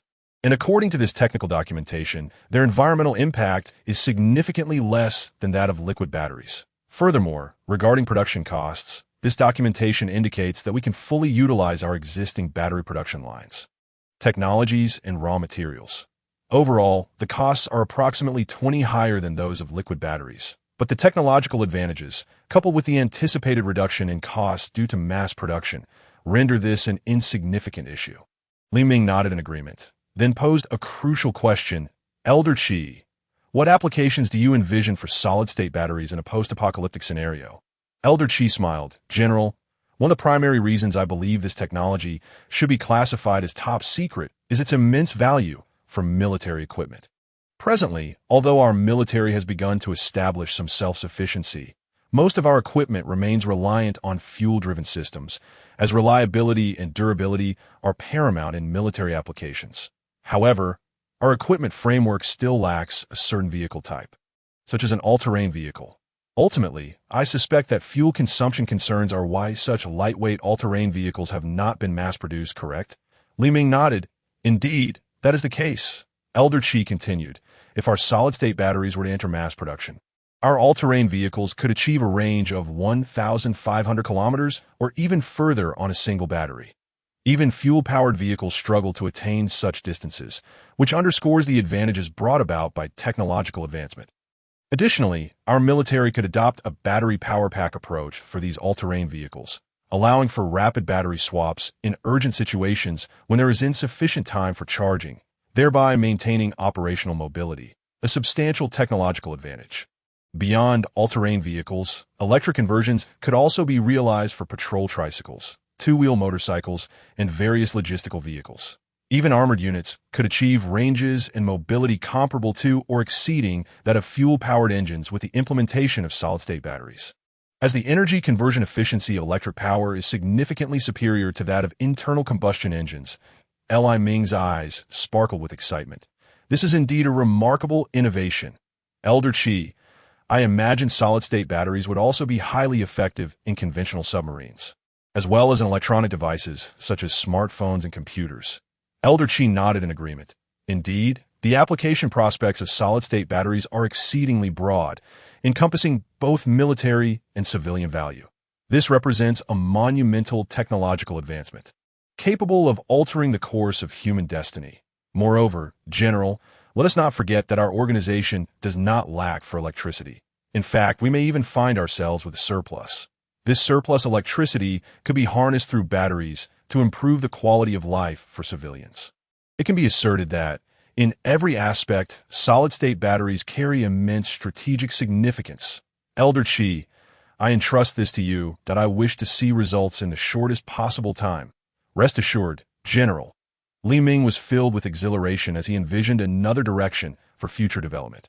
One in which, even in a world devoid of fossil fuels, combat effectiveness could be sustained through electricity, in a certain sense. In a post-apocalyptic scenario, acquiring electricity is far simpler than obtaining fossil fuels. Solar energy can be harnessed, or power can be generated through pedal-powered machines, possibly requiring no more than 4 steam buns for a dozen kilowatt-hours of electricity. He then took the documentation to consult with military-industrial experts Elder Zhao and Elder Qian, as he greatly valued professional insights in this domain. The discussion would center on the performance and production technology of the Hurricane-class Doomsday submarine under extreme conditions, as well as the military applications of solid-state batteries. Soon, the two esteemed experts met with Li Ming. They were somewhat surprised by his visit. General, do you require our assistance? Please take a seat that I have 2 matters to discuss with you. Firstly, we have begun to develop the capability to produce highly advanced solid-state batteries and require your insight on their military applications. Secondly, this documentation pertains to the Hurricane-class Doomsday submarine. After handing over the materials, the two began to examine them intently for a full hour. Li Ming spoke again. Elder Qian, Elder Zhao, I need your most professional recommendations. So please feel free to share your thoughts candidly. Hearing this, Elder Qian was the first to respond. General, let us first discuss the solid-state battery that I trust Elder Qi has already conveyed some conclusions. This technology is indeed a remarkable advancement that IT could be applied across numerous military platforms, including light armored vehicles and drones. However, there exists a lesser-known application for this solid-state battery, the legendary exoskeleton armor and mecha suits, which could become a reality thanks to solid-state batteries. What? Li Ming was taken aback, not anticipating that solid-state batteries would be associated with such concepts. General, this is merely our current speculation, but applying solid-state batteries to mecha suits could pose several challenges. Nonetheless, it certainly holds promise within our existing equipment framework. Chapter 79. The Super Large Transport Aircraft Project. Li Ming felt a surge of excitement. Indeed, professionals in the military-industrial sector understood his vision best. The significance of solid-state batteries was monumental. Elder Qian, if our conventional submarines were to incorporate these cutting-edge solid-state batteries, how long could they remain submerged? Old Qian adjusted his glasses perched on the bridge of his nose and spoke. Director, the most commonly employed method for conventional submarines at present is to surface and activate the diesel engines to recharge. In such circumstances, once fully charged, they can navigate approximately 2,700 nautical miles. Of course, this also depends on the type of liquid batteries utilized. Should solid-state batteries be employed instead, their endurance could be 4 to 5 times greater than that of liquid batteries of the same volume. Furthermore, if we incorporate our latest developed silent diesel engines, our conventional submarines would boast operational endurance comparable to that of nuclear submarines, thus enabling prolonged underwater missions. The military applications of solid-state batteries hold immense promise and represent a significant avenue for development. The notion that conventional submarines could possess an endurance on par with nuclear submarines is truly astonishing, yet it has indeed been accomplished. However, this is solely in reference to conventional submarines. Currently, in this apocalyptic era, typical submarines may not suffice for survival, but specially customized doomsday submarines can. After listening to their insights on solid-state batteries, Li Ming found himself contemplating decisively. He then posed a second question. Esteemed experts, what are your thoughts on the Hurricane-class Doomsday submarine? Old Zhao began to speak. Director, this Hurricane-class Doomsday submarine is an exceptionally specialized piece of equipment, specifically designed for survival in apocalyptic conditions that in a sense. It represents a highly specialized asset, capable of enabling individuals to sustain long-term existence within it. Judging by the information available, this submarine holds significant reference value for our existing naval vessels, including its hull materials, specially designed soundproof tiles, and various other facilities. Moreover, regarding the submarine's intrinsic performance, it is a vessel that seamlessly integrates survivability with combat capability, boasting an underwater range of 15,000 nautical miles, although it falls within the category of conventional submarines. Its fuel efficiency is remarkably high, allowing it to compete, to some extent, with strategic submarines. That we must prioritize the development of this submarine as a foundational step towards building our Navy. Li Ming nodded in agreement. The mere prospect of its doomsday survival capabilities was sufficient to warrant his commitment to its research and production. After discussing these matters, Old Qian posed a question. Director, since you've already proposed a design for a doomsday submarine, do you truly believe the situation could deteriorate to such an extent? Old Qian, who can predict when this apocalypse will conclude? Who can guarantee what natural disasters may arise in the future? We must ensure that our organization possesses ample survival capabilities and military strength. Preparation is ultimately wise, Li Ming remarked, with profound significance. Indeed, Director, I estimate that within a year, you will witness our progress. Once we establish a naval shipyard, we can genuinely begin the production of surface vessels. However, due to our technological advancements, we have proposed designs for both a transport aircraft and a bomber. Old Zhao suddenly revealed their design plans. Li Ming expressed his confusion. Transport aircraft and bombers? Yes, Director. The data from the Phantom Fighter has significantly enhanced our industrial capabilities, allowing us to adopt its engine design principles alongside specialized alloy materials, enabling us to produce transport aircraft and bombers with superior performance at unchanged costs. Li Ming's interest was piqued by Old Zhao's words. Old Zhao, please elaborate. Certainly, the transport aircraft we are currently designing, based on our calculations concerning the engines and new alloy materials, has a projected empty weight of approximately 120 tons, a maximum takeoff weight of 750 tons, and a payload capacity ranging from 300 to 400 tons. Of course, these figures are theoretical. Actual performance may be influenced by aircraft design constraints. Nonetheless, this transport aircraft could potentially deliver an entire lightly equipped combined battalion or a light infantry regiment of around 500 troops in a single operation. That we have established the aircraft's range, which can reach 21,000 kilometers without aerial refueling. Li Ming was taken aback by the performance of this machine. Gentlemen, are you certain that this can truly be developed and manufactured?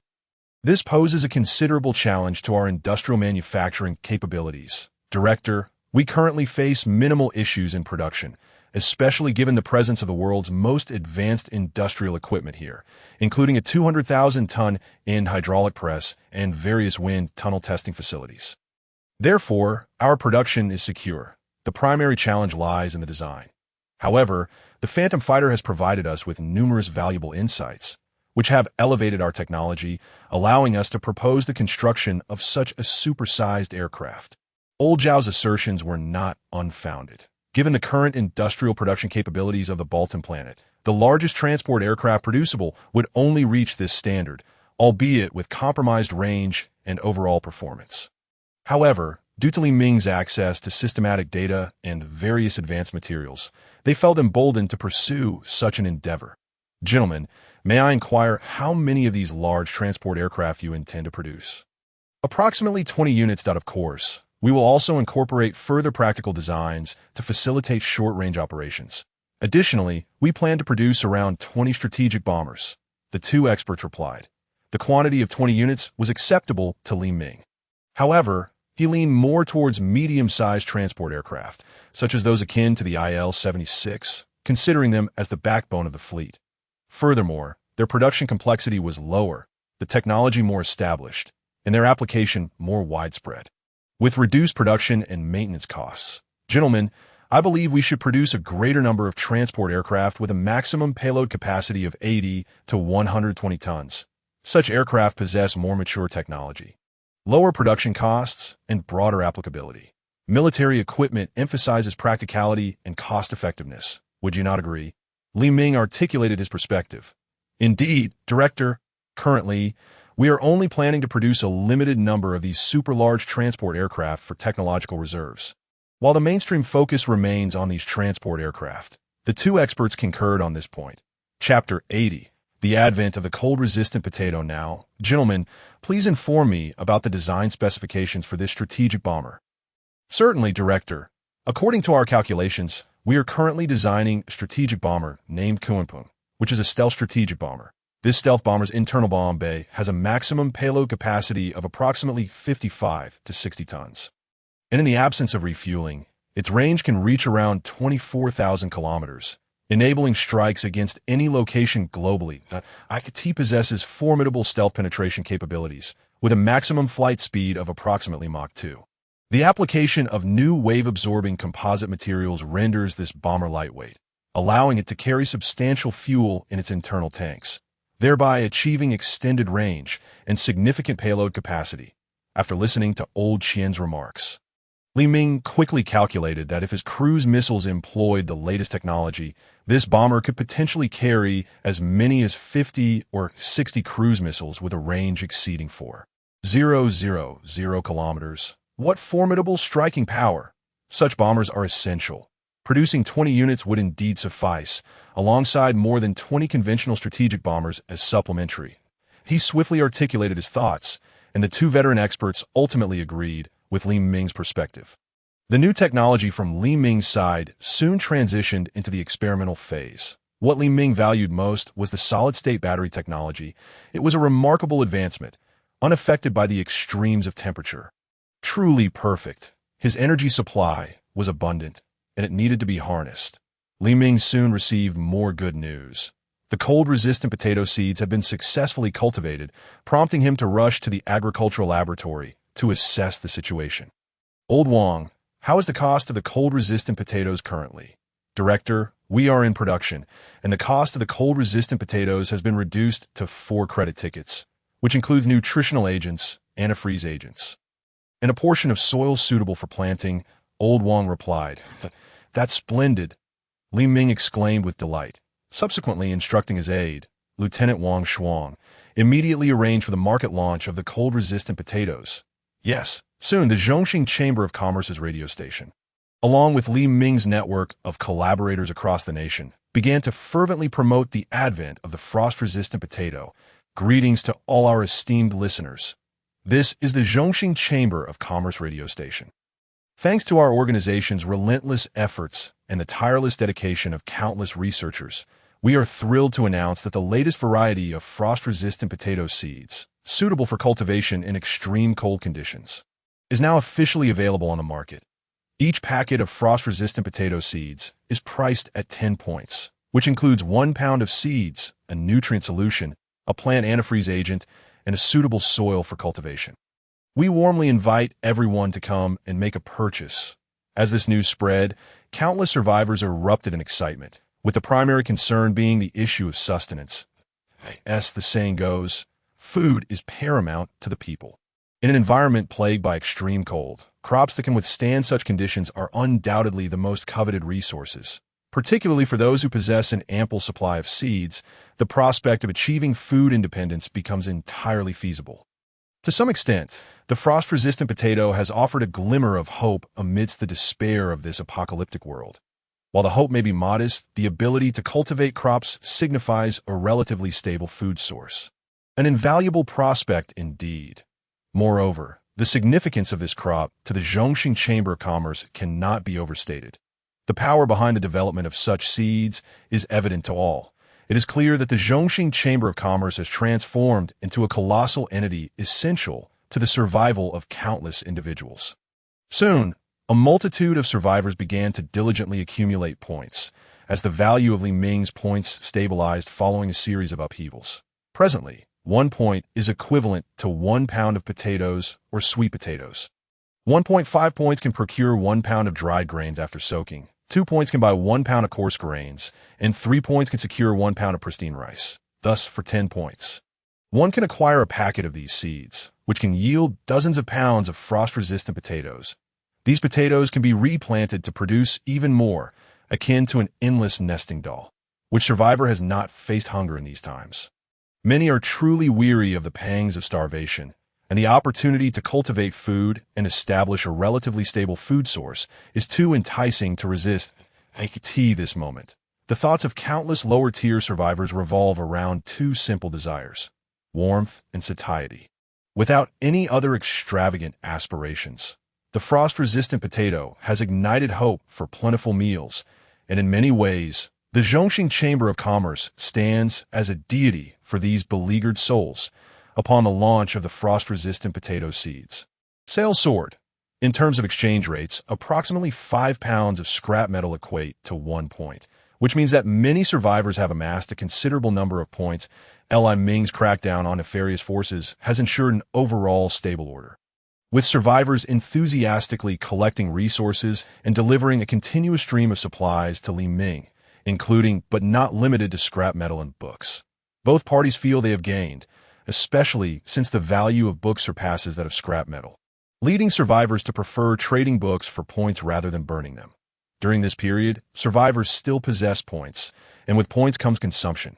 The frost-resistant potato undeniably represents Li Ming's latest flagship product, attracting not only ordinary survivors but also various private bases and organizations like the Revival Society, who does not desire a continuous supply of food.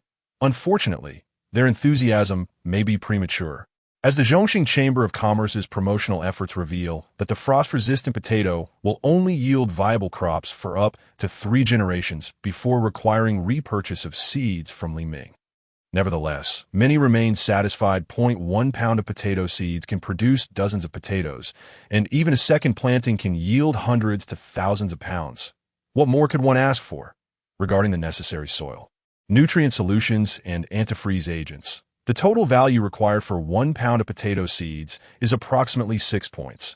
This is genuinely a commendable offer, at least in the eyes of these survivors, who believe that the Zhongxing Chamber of Commerce is operating with integrity. It is well understood that the antifreeze and nutrient agents are likely produced in-house by the chamber, necessitating petrochemical raw materials.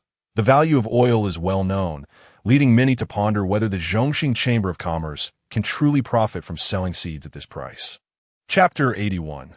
Li Ming's scientific prowess to a significant degree. The emergence of frost-resistant potatoes represents a momentous event for all survivors, symbolizing the indomitable human spirit in the face of severe calamities. Everyone recognizes the implications of the Zhongxing Chamber of Commerce's actions. It is not merely a simple commercial organization, but rather resembles a quasi-official entity. Observers can discern certain characteristics reminiscent of imperial governance within the chamber's various initiatives, leading some to speculate whether it is a collective of remnants from the imperial government. Those who entertain such thoughts are mistaken. Li Ming's sole intention is to exchange minimal costs for greater resources. After all, assorted scrap metals are valuable to him, as they can be recycled through the system, which restores these materials into various metal resources for future processing and reuse. Thus, even a dilapidated security door holds utility for Li Ming. Once Li Ming's frost-resistant potatoes hit the market, they immediately capture the attention of numerous factions across the nation's cities. Presently, a plethora of forces exist within these urban areas, including many private bases and grassroots organizations.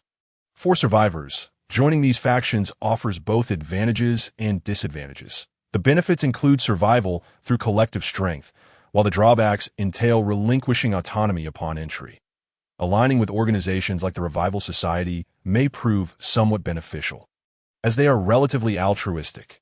However, joining private bases can lead to uncertain outcomes, as these are typically established by individuals with abundant resources and require survivors to contribute a certain amount of goods to join.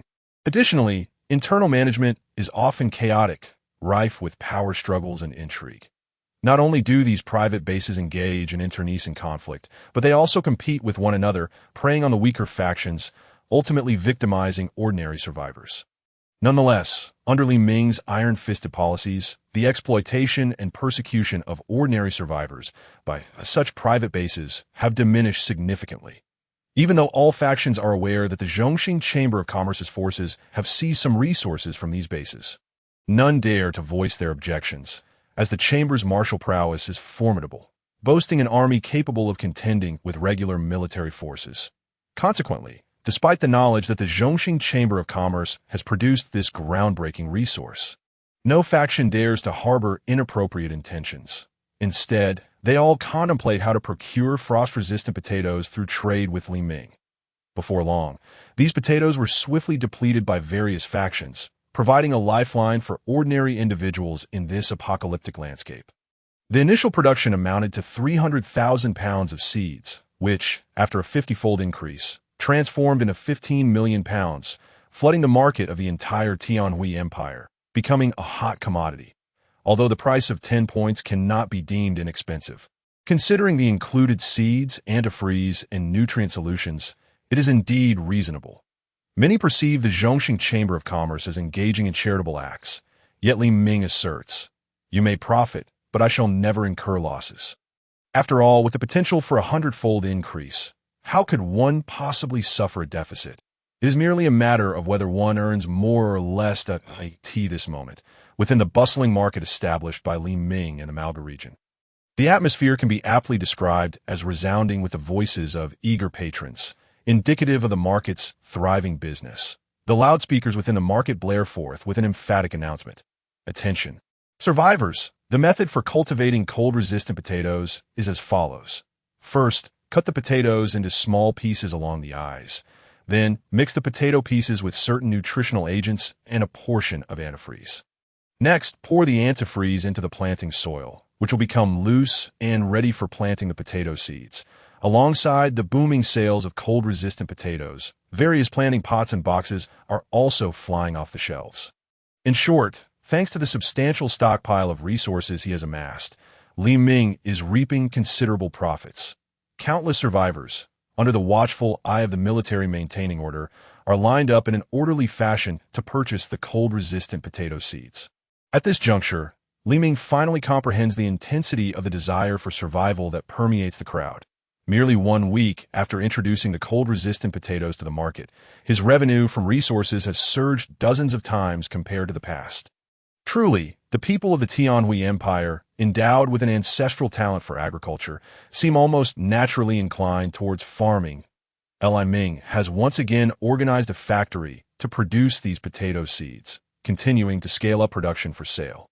It can be said that for a considerable period ahead, these potato seeds will become one of his best-selling products that a month after the release of the cold-resistant potatoes, drawing inspiration from their cultivation techniques. Li Ming successfully developed a new variety, the cold-resistant cabbage. Although many may not favor cabbage, it is undeniable that in this apocalyptic world, it is a rare treasure, being a form of vegetable. The introduction of cold-resistant cabbage seeds has propelled his market business to new heights. For in the apocalypse, vegetables are undoubtedly a luxury. If potatoes represent a combination of vegetables and staple grains, then this cabbage is unequivocally a true vegetable, specifically a leafy green that, of course, while this cold-resistant cabbage is excellent, its price is indeed steep. The seeds are priced by the gram, yet no individual or faction perceives this cost as exorbitant. In the apocalyptic world, while Li Ming does sell vegetables, the quantities are limited and the prices exceedingly high that a typical cabbage weighs around 10 jin and can fetch approximately 120 points, a price sufficient to make anyone pause before purchasing. However, for the wealthy, this is hardly a concern. It can be said that the primary consumers of fresh vegetables and fruits are those affluent individuals, such as base leaders of private strongholds. Even aware that Li Ming is profiting from them, they are still willing to pay. After all, neglecting to consume vegetables can lead to numerous health issues, which can indeed be fatal. Thus, upon the introduction of cold-resistant cabbage, countless factions flock to acquire this rare seed. With even ordinary survivors contemplating ways to accumulate points to secure a few seeds for themselves, to some extent, the price of cold-resistant cabbage seeds is truly invaluable. Chapter 82.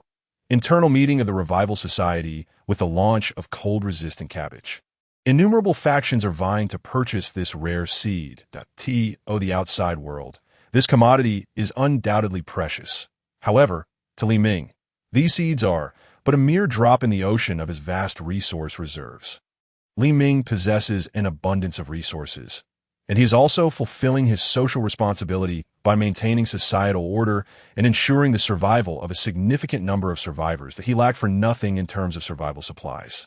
In fact, his base continues to produce a plethora of crops, yielding terrifyingly high numbers after a 100-fold increase that he intends to utilize these resources to enable survivors to secure their own chances of survival through their own efforts. In this apocalyptic era, if there are still individuals obstinately lying idle at home, such people are of no concern to Li Ming. If they perish, it is their own fault. the opportunity for survival is laid before them. Ultimately, it is a matter of personal choice. To some extent, Li Ming believes that even if the imperial government were to exist, it would not surpass his efforts. After all, he truly allocates resources judiciously, striving to provide every survivor with the opportunity to live. Li Ming's actions are, for many factions, beyond reproach. After all, their resources did not come from thin air.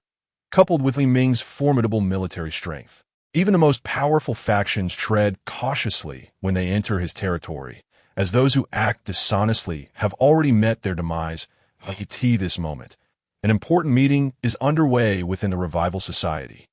President, may I inquire about the current situation regarding this calamity? How long might it last? A director within the Revival Society could no longer contain his curiosity. President Chen Gongpong sighed, Director Wang, to speak candidly. Based on the information I've gathered, this disaster appears to be global in nature. However, the calamities in the northern and southern hemispheres seem to have opposing effects. What? Chen Gongping's words elicited gasps of astonishment from all present. For if this news were true, it would signify the genuine onset of the apocalypse. Are you certain this is a global disaster? Someone cautiously inquired. Chen Gongping cast a glance at the individual before responding coolly. Indeed, it is global in scope. Describing it as the end of the world would not be an exaggeration. The gravity of the situation was now undeniable. While they may have resources, the mood among the attendees was grim. For if this truly marked the beginning of the apocalypse, what would they do? Anxiety rippled through the gathering. Cough, cough. Chen Gongping cleared his throat. Since you're all aware of this news, allow me to outline the actions we should take moving forward.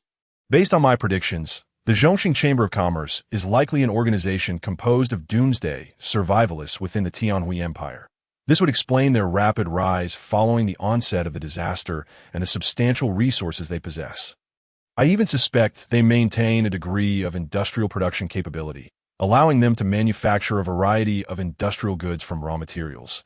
Upon hearing Chen Gongping's words, the assembly was momentarily taken aback.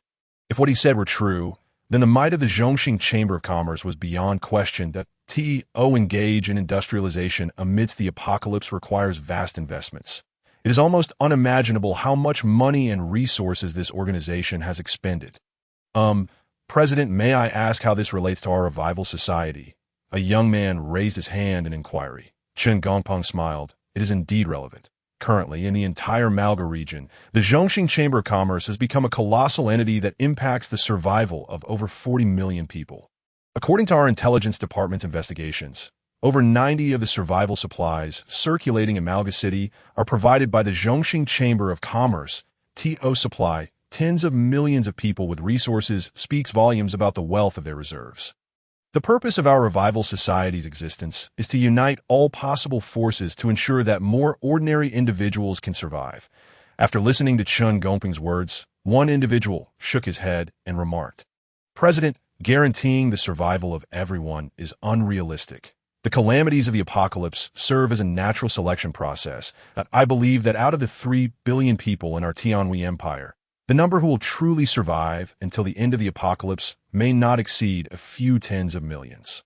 Chen Gongping did not directly refute this statement. Instead, he replied, after careful observation over this period, I have also noticed that the Zhongxing Chamber of Commerce appears to be engaged in selecting survivors. Their method is quite simple.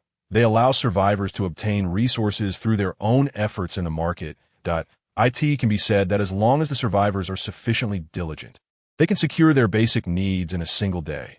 Moreover, I suspect that in the not-too-distant future, this extreme cold weather may come to an end, and new calamities may arise. The final statement sent shivers down the spines of all present. More calamities? Is there no end to this? Someone asked. President, is this your conjecture? Another inquired. Chen Gongping chuckled. It is indeed a conjecture. However, considering the current trajectory of events, we have first experienced typhoons, followed by torrential rains, and now extreme cold. Is it not conceivable that other extreme weather phenomena may follow? Everyone fell silent. Though they inwardly hoped for no further calamities, none dared assert that new disasters would not occur. I understand that none of you wish for further disasters, but I must caution everyone. These calamities are indeed unprecedented, and they are also tied to humanity's relentless destruction of the planet's ecological balance over the past few centuries. What will happen next is beyond anyone's foresight. However, my estimation is that this apocalyptic disaster is unlikely to conclude in the short term. President, if it is unlikely to end soon, how long might it last? Director Zhang inquired. Faced with the collective uncertainty, Chen Gongpeng found himself unable to provide a definitive answer, his expression growing heavy and bewildered. Perhaps it would be 10 years, perhaps 20, or even 50 or 60. The exact day remained shrouded in mystery. At this moment, a palpable weight settled upon everyone's hearts. Chen Gongpeng continued, urging the assembly not to succumb to despair. What we must focus on now is to amass as many survival supplies as possible, ensuring that we all have the means to endure the harshness of this apocalyptic world. Chapter 83. The progress of Li Ming's faction henceforth. Our primary focus will revolve around the collection of various materials. Regardless of whether we can utilize these resources ourselves, we shall gather them all. Those we can employ will be retained, while the surplus can be exchanged at the Zhongxing Chamber of Commerce for essential survival supplies. Furthermore, based on my conjecture, there is a high likelihood that the Zhongxing Chamber possesses a vast underground base, equipped not only with industrial production facilities, but also dedicated agricultural cultivation areas and a high-tech research center. Thus, it is imperative that we maintain a favorable trading relationship with the Zhongxing Chamber moving forward. The revelation of such an underground base within the Zhongxing Chamber left everyone astonished. After all, those present had previously served as officials in the imperial government, and they were acutely aware of the substantial investment required to establish an underground facility. President, are you certain they have an underground base? Director Qi inquired. Initially, I too found it hard to believe. However, when I witnessed the fresh fruits and vegetables they produced, it dawned on me that they almost certainly possess an underground base. Moreover, the size of this base should be considerable, akin to that of a small city. One could even regard it as an underground metropolis. Otherwise, how could they possibly procure such goods? Of course, some of it must have been collected, but a significant portion is undoubtedly produced by them. I must admit, these survival enthusiasts truly possess resources and are willing to invest. A profound silence enveloped the gathering. Not only the Revival Society, but various private bases began to reconsider their future prospects. Any leader with a modicum of intelligence sensed that this calamity might genuinely herald the end of the world. If prior to this, there had been any lingering fantasies about the imperial government, the silence of the past few months, without a single word from them, had decisively indicated their demise.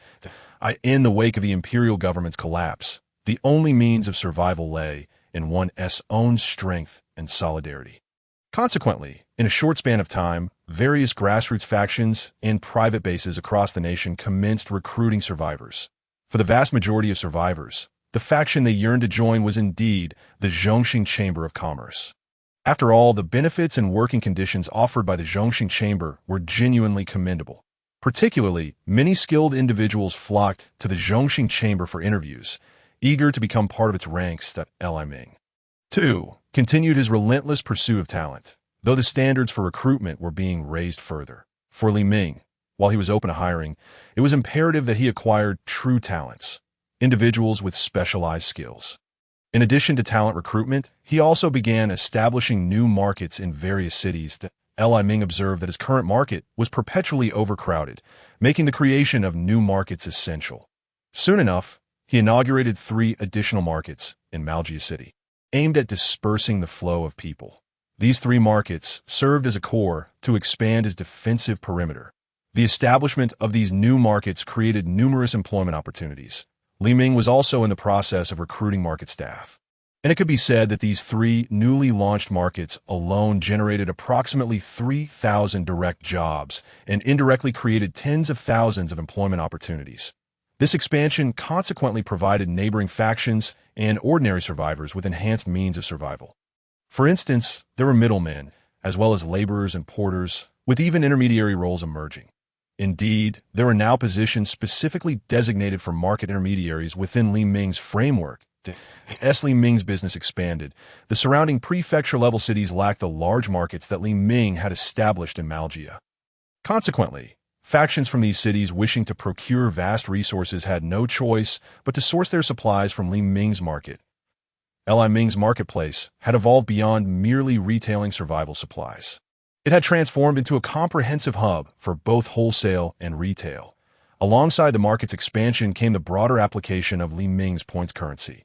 Now, across cities nationwide, the universally acknowledged hard currency, beyond essential survival materials like food and medicine, was the points currency issued by the Zhongxing Chamber. These exquisitely printed, nearly counterfeit-proof notes held an unimaginable value, given their stable exchange rate and ease of transport. Moreover, the points currency was issued against the reserves of materials held by Li Ming, meaning that as long as one possessed these points, they could exchange them for resources in any market where Li Ming operated. The points currency became widely accepted across the Zhongxing Chamber's markets nationwide. This discovery incited a fervent rush among numerous factions to acquire more points currency, leading them to exchange various and used materials at the Zhongxing Chamber. Moreover, transactions between private bases predominantly utilized points currency as the medium of exchange. In a sense, following the fall of the imperial government, points currency had effectively transformed into a universal currency for survival. The faith in the points currency was well established.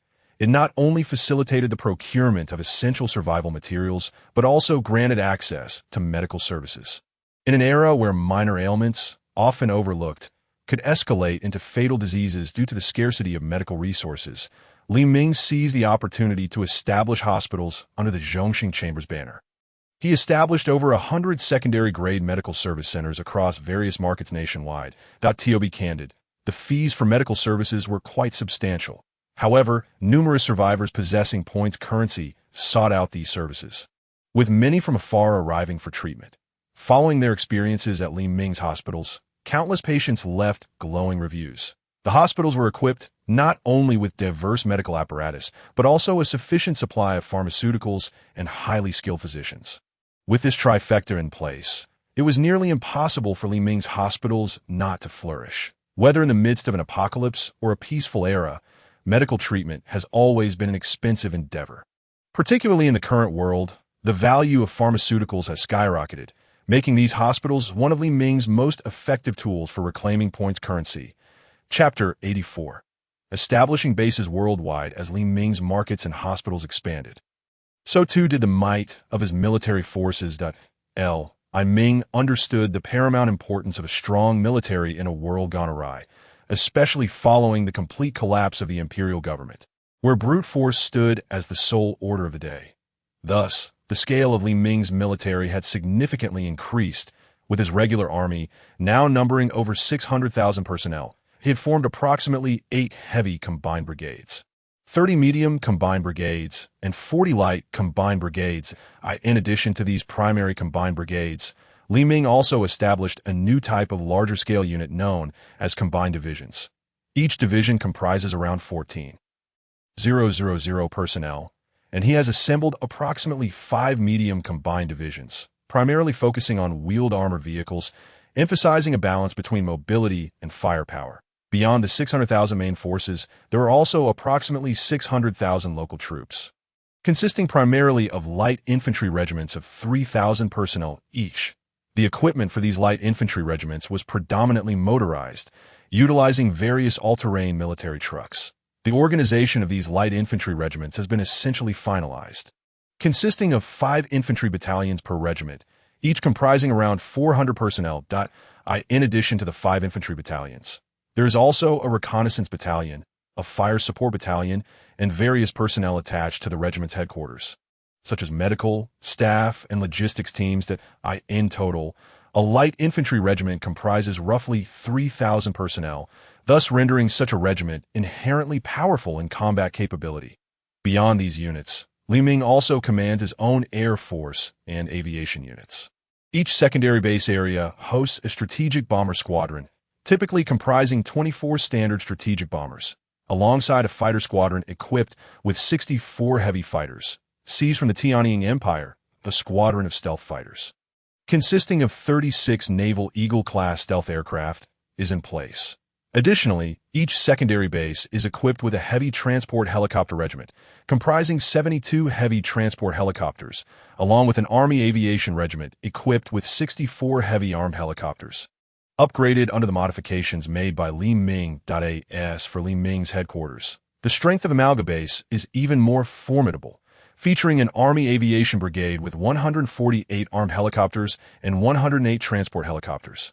In terms of Air Force capabilities, there are 36 stealth strategic bombers and 36 conventional strategic bombers, complemented by an aerial force of 180 Phantom stealth fighters, resulting in an exceptionally powerful combat strength. On this particular day, Li Ming was organizing his military structure when suddenly, the system's voice resonated. Ding! It has been detected that the supergiant transport aircraft developed by the host has successfully entered production. The host is rewarded with 1 airborne battalion daily, which can be deployed to any designated location. Ding!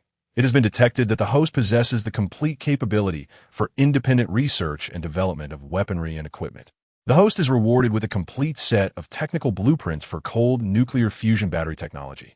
Ding! Congratulations to the host for successfully surviving for a year in the apocalypse. The host is rewarded with a complete set of technical blueprints for a high-performance flying backpack. Ding! It has been detected that the host has successfully survived for a year in the apocalypse. The host is rewarded with a global mineral resource distribution map, which the host can access via the system interface. The system's notifications rang out 3 times, and Li Ming realized that an entire year had swiftly passed. The time had now reached November of the solar calendar year 2026, and he had not anticipated the passage of time to be so swift. His influence had expanded from the initial Amalga base to encompass a total of 1 tertiary base, 30 secondary bases, and 170 primary bases throughout the empire. To achieve such rapid development in merely 1 year was quite unexpected. Even Li Ming himself had not foreseen such swift progress in his singular pursuit of development. In the secondary bases, the station troops typically consisted of several combined brigades or divisions as the main force, supplemented by light infantry regiments guarding the markets outside. In contrast, the primary bases generally featured light infantry regiments as the main force, along with various airborne troops deployed to maintain public order. With the capability to airdrop a battalion daily now available, the number of his forces would undoubtedly increase further. With the explosive growth of his military power, many of Li Ming's plans were set to advance. The first plan was to establish new bases abroad to exploit mineral resources. The second plan, referred to as the Doomsday Plan, aimed to construct bases akin to Noah's Arkansas clearly. The first plan was more feasible and necessary at this stage. Soon, Li Ming began selecting locations on the system's mineral resource distribution map for the Airborne Battalion to establish new bases. Accompanying the Airborne Battalion were interdimensional pockets deployed via global strategic drones. These pockets contained excavator robots and a base vehicle, along with a substantial quantity of survival supplies and weaponry. With the mass production of solid-state batteries, Li Ming prioritized their application in his drone forces, significantly enhancing their range and capabilities. Consequently, many of the drones he developed were now capable of striking and reaching any region across the globe. Li Ming swiftly dispatched the 1st Airborne Battalion to the Tian-Tua Kingdom, an area rich in oil reserves. In the extreme cold, oil extraction would typically be impossible, but only Li Ming's multifunctional mining vehicles could accomplish it. In no time, an airborne battalion was deployed in an oil-producing region of the Tian-Tua Kingdom. Approximately 2 hours later, a large drone landed before them, and many interdimensional pockets were retrieved by the airborne battalion. They then commenced the extraction of excavator robots to establish an underground base. Time flew by. Within a span of 7 days, Li Ming airdropped battalions globally, subsequently establishing underground bases. After about a month, the bases across the globe began to operate smoothly. Simultaneously, high-tech mining sites were established, each equipped with 2 mining vehicles, each armed for defense. System, do these mining vehicles have their own armament? Li Ming inquired, surprised. Ding host, these are multifunctional superspatial amphibious armed mining vehicles. Each mining vehicle is equipped with a 105mm rifled main cannon, alongside a paired 30mm autocannon as secondary firepower. Furthermore, These vehicles can achieve a maximum speed of 50 km/h and are powered by cold nuclear fusion energy batteries. Their armor can withstand 4 direct hits from anti-tank missiles, and they can endure 2 strikes from overhead attacks. In addition to these capabilities, the rear compartments of the mining vehicles are constructed using the same principles as interdimensional pockets, capable of holding 200,000 tons of raw ore. They can adapt their mining methods for various minerals, extracting resources such as underground oil and iron ore. Beyond the vehicles themselves, the mining sites are also equipped with advanced technology, capable of preliminary processing of ores and crude oil into various industrial raw materials. Li Ming was left astounded and asked, "System, what is the cost of 2 mining vehicles and 1 mining site?" Ding, esteemed host, each refined mining site, upon completion, will come with 2 mining vehicles at a construction cost of 3 billion survival points. Li Ming's eyes gleamed. The strategic value of such a mining site was immense, and he realized the necessity of constructing several more. That he understood that industrialization requires substantial raw materials. These mining sites could directly process ores into preliminary raw materials, making their construction imperative. Accompanying the establishment of these mining sites were Li Ming's various primary bases scattered across the globe. The purpose of these primary bases was twofold: to gather intelligence and ensure the security of the mining sites. Although the mining vehicles were powerful, they still required protection, especially since their utility was unparalleled. Representing a perfect amalgamation of mobility, defense, and firepower in the days that followed, Li Ming constructed approximately 300 mining sites worldwide, fervently extracting mineral resources. In addition to these mining sites, he produced an additional 600 mining vehicles to intensify resource extraction efforts. Given that others could not exploit these resources, they would all belong to Li Ming. Alongside the establishment of the 300 mining sites were around 150 primary bases in various global regions, reflecting Li Ming's relentless commitment to building these establishments.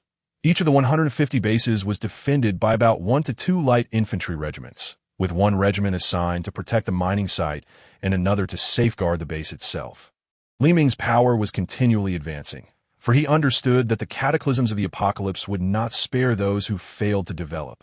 For humanity, combating the cataclysm and rebuilding civilization necessitated industrialization. Industrial civilization can be regarded as the pinnacle of human development, which is why Li Ming strived to establish mining sites and cultivate agricultural development.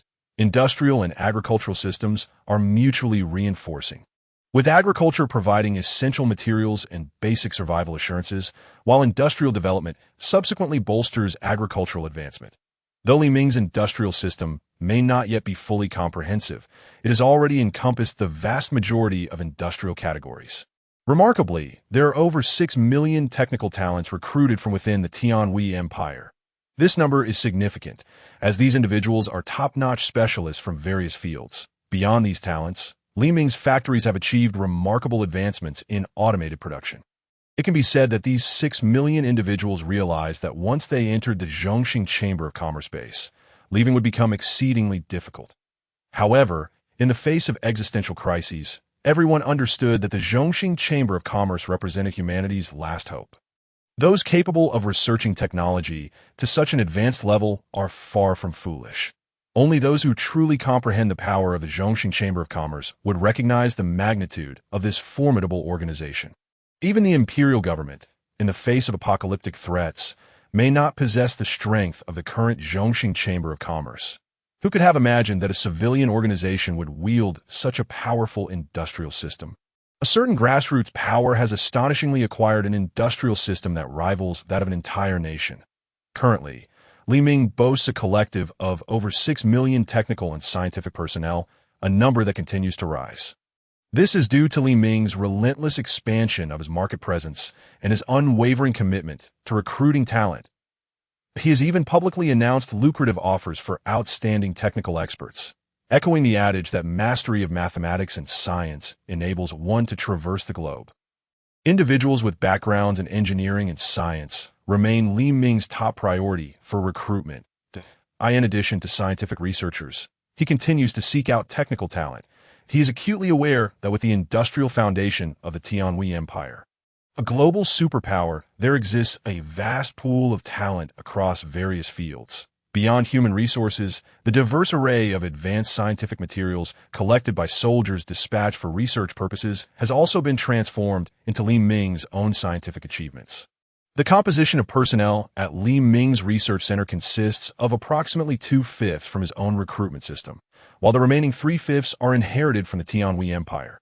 The research personnel recruited through the system, those slightly lacking in interpersonal skills, excel in various scientific and technical domains, forming a healthy competition between the two groups, a scenario that Li Ming welcomes. For him, talent is a resource to be utilized. In terms of managing research personnel, Li Ming has established a structure where each research center is led by a director and 4 deputy directors, making up the highest leadership of the center, along with mid-level managers predominantly appointed by Li Ming. Although those recruited from outside have integrated into the base, Li Ming has imposed the strictest technical surveillance on them through a special breed of super nanobots. He monitors the thoughts of all individuals, rendering them devoid of any privacy in his eyes. It is not that Li Ming infringes upon personal privacy. Rather, it is a necessary security measure, for after all, human intentions are often concealed. Thus, monitoring them is essential. The technology Li Ming currently possesses involves these robots administering what he labels a vaccine under the guise of health and sanitation, which is essentially a saline solution combined with super nanobots. It is evident that Li Ming is fully aware of their thoughts. Chapter 86. The flourishing control zone for Li Ming. He can confidently assert that he has abundant resources, a formidable military, and substantial scientific prowess, allowing him to lead a fulfilling daily life. His personal secretary, Captain Wang Shuang, was a reward from the system upon his upgrade to a level 3 base. According to the system's description, Captain Wang Shuang is not only strikingly beautiful, but also possesses exceptional combat prowess, surpassing the soldiers of the special forces Li Ming has recruited. Moreover, she is well-versed in various aspects of administrative management, which is why Li Ming appointed her as his close secretary. After all, as the saying goes, a secretary handles affairs. When there's none, ahem, I digress. Li Ming truly does not have a luxury of time for such trivialities. As Li Ming's personal secretary, Captain Wang Shuang maintains a busy schedule, primarily focused on grasping the intentions of her superior. Additionally, she is responsible for ensuring Li Ming's personal safety, making her proficient in the use of all weaponry. She is capable of piloting helicopters or transport aircraft independently. Furthermore, her combat abilities are formidable, as she carries 2 specially crafted automatic pistols, which are custom-made by Li Ming's military factory, renowned for their powerful performance and high reliability. With an effective range of 200 meters, these firearms possess excellent penetration and lethality against armored foes, along with remarkable accuracy and dependability. They also pose a certain threat to light armored vehicles. It is clear that Li Ming's personal secretary embodies a blend of martial prowess and administrative acumen. This is precisely why she was appointed to the position. Her capabilities are simply extraordinary. Thanks to such an adept secretary, Li Ming is able to organize the operations of the entire base with remarkable efficiency. Besides Captain Wang Shuang, Li Ming's administrative body includes a think tank, which serves as his advisory council, comprised of individuals he has recruited at great expense through the system. Additionally, there are heads of various departments, including logistics, general staff, equipment, finance, and resource management, among others. These vital institutions of power are entirely under Li Ming's control. In summary, the smooth functioning of Li Ming's commercial enterprise is greatly attributed to the existence of these departments. The personnel recruited through the system exhibit absolute loyalty to Li Ming, which is why he is able to implement his policies with remarkable speed across the various commercial sectors. Although he has yet to fully assume control of administrative powers in various regions, he undeniably possesses effective control over his military territory. Li Ming shows little interest in the control zones of others. However, within his own dominion, no one dares to instigate unrest. The fear that the underworld harbors towards Li Ming's organization is deeply ingrained, as they are acutely aware that it could cost them their lives. Thus, even in the presence of criminal elements, such groups dare not act openly within Li Ming's territory. Beyond these forces, many others have begun to thrive in reliance upon Li Ming's vast market. resulting in the emergence of distinctive red light districts. Indeed, you read that correctly. A red light district has arisen in close proximity to Li Ming's market, but to be candid, Li Ming held a neutral stance towards these establishments, neither opposing nor endorsing them. Initially, he presumed that these areas were controlled through violence by external forces exploiting women. However, upon investigation, he discovered that these red light districts are self-organized by women seeking to survive through the sale of their bodies. Li Ming does not impose hardship upon them, opting instead to manage their operations to prevent the spread of disease and other concerns. It is not that Li Ming wishes to abolish these establishments.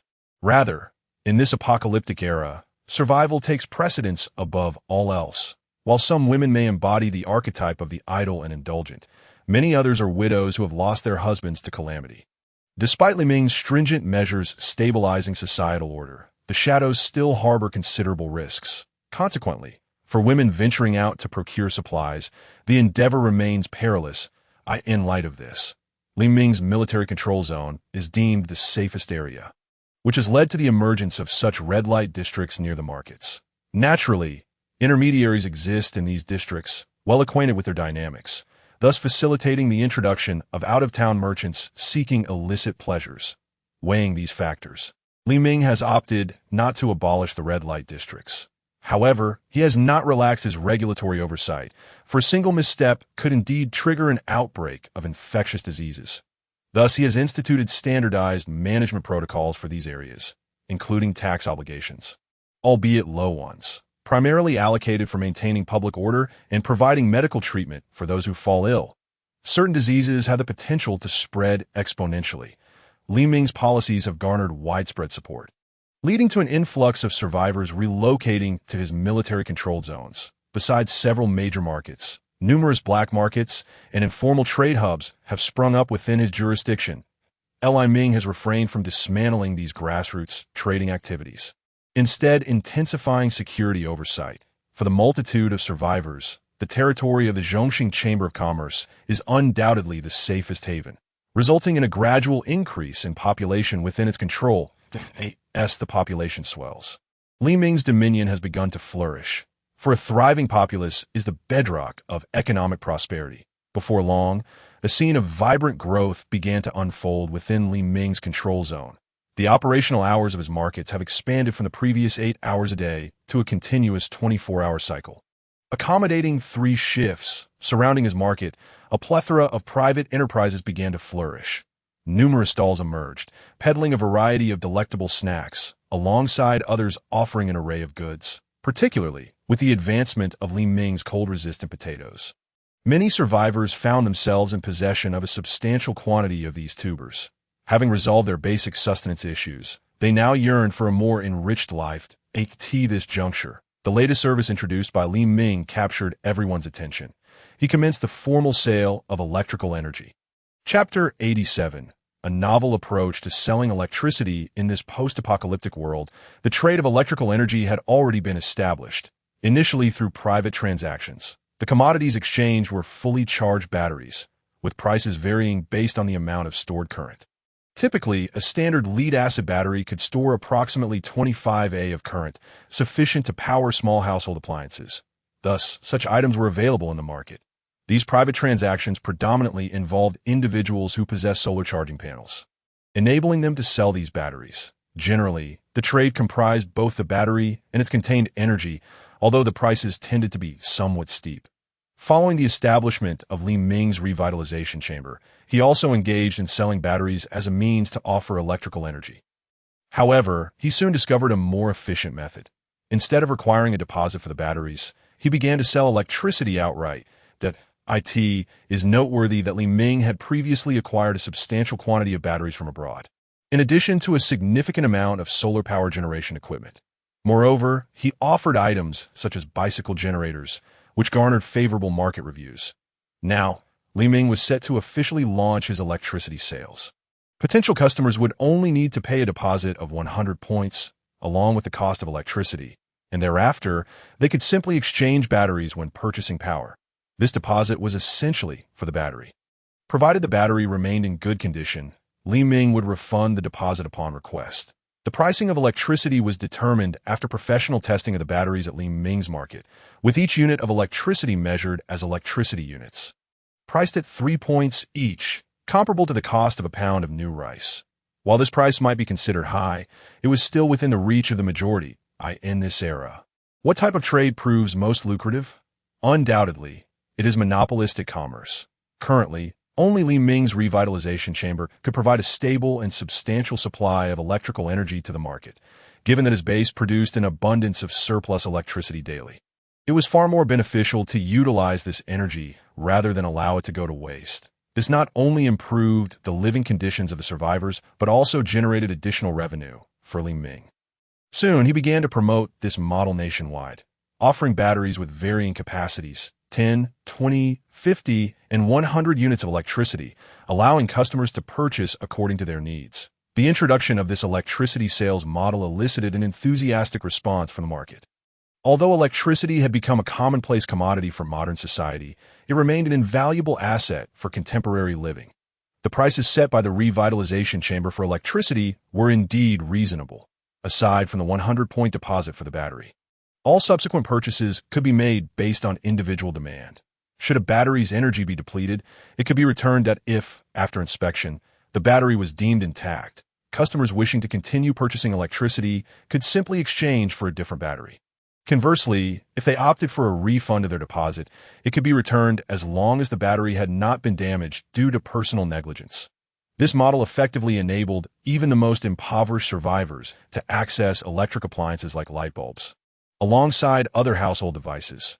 Regardless of the circumstances, the affordable electricity supply from the revitalization chamber received unanimous praise from the survivors. A T 3 points per unit of electricity. What more could one desire? Before long, the initial batch of 2 million batteries Li Ming had introduced to the market was completely rented out, prompting him to release another 3 million. Li Ming truly exemplified a conscientious businessman. Naturally, the 100-point deposit would not result in a loss for him, as the resources obtained for that sum were sufficient to produce several new batteries. With the increase in quantity, profits soared. You may reap immense rewards. But I shall never incur a loss. With the launch of Li Ming's affordable electricity supply plan, a glimmer of hope was rekindled for the previously despondent survivors. Electricity was now available, and the widespread distribution of cold-resistant potatoes had spared countless survivors from starvation. However, the most pressing challenge for these survivors remained the harsh winter. After all, temperatures plummeting to minus 50 degrees Celsius were no trifling matter. Daily, survivors succumbed to the cold. Residents of various communities often placed the bodies of those who perished from the cold in vacant apartments below, awaiting future arrangements for their disposal. Time passed, and more than a year had elapsed in this apocalyptic world, during which individuals began to adapt to their grim reality. For the vast majority of survivors, the greatest threat remained the bitter cold. However, the price of fuel was anything but affordable. Whether coal or firewood, these essentials had become crucial for survival. Conversely, food was not in short supply. After all, the promotion of cold-resistant potatoes had persisted for over 6 months, allowing many survivors who cultivated them to secure at least a meager sustenance. Nonetheless, heating remained an ongoing issue that it was only with the provision of inexpensive coal from Li Ming's revitalization chamber that the survival costs associated with fuel saw a significant reduction. To some extent, the revitalization chamber had emerged as a bona fide super-large state enterprise, a colossal entity crucial to the existence of countless ordinary individuals. The credibility of Li Ming's point system was intrinsically linked to the availability of survival resources, thus ensuring its value remained robust. It had become one of the universally accepted currencies of the Tianhui Empire during this apocalypse. Whether in private transactions or dealings between various factions, all exchanges were conducted using point tickets, significantly enhancing the living standards of the common populace. Yet beneath this facade of prosperity, a conspiracy was quietly brewing that, as previously mentioned. The existence of Li Ming's chamber threatened the interests of numerous organizations, as they found their ambitions disrupted by his emergence. While some had been chastened by Li Ming, others remained deeply resentful. They possessed ample resources, lurking in the shadows like a concealed cobra, poised to strike Li Ming with lethal precision. Chapter 88. The birth of a conspiracy at this moment. Not only in Malga, but across various cities, factions with substantial reserves of resources convened to discuss strategies to counter Li Ming. They were acutely aware that, militarily, they were no match for him, and the ruthless tactics he had employed during previous crackdowns instilled considerable fear. If a direct confrontation was futile, they would resort to economic means. The so-called economic strategy was not particularly complex. It involved short-selling Li Ming's point tickets and undermining their credibility. After all, in a sense, Li Ming's point system had become akin to a currency tax. And astute observers recognized that the revitalization chamber was gradually solidifying the monetary status of these tickets. By leveraging the universal currency status of the point tickets, they sought to reap the benefits of taxation, which naturally incited discontent among many factions already irked by the revitalization chamber's operations. Consequently, they resolved to tarnish the credibility of Li Ming's point tickets. Two primary methods emerged for undermining this credibility. The first entailed the production of counterfeit tickets to disrupt the market.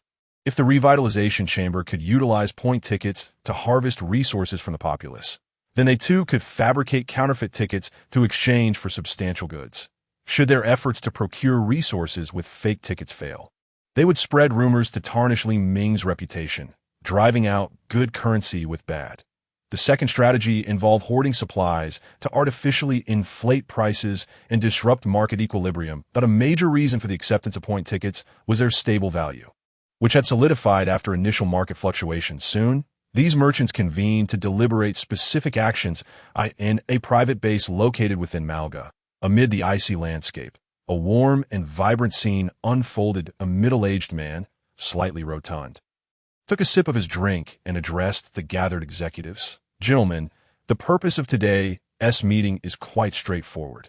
The revitalization chamber has been thriving a bit too comfortably, positioning themselves as if they were the imperial government.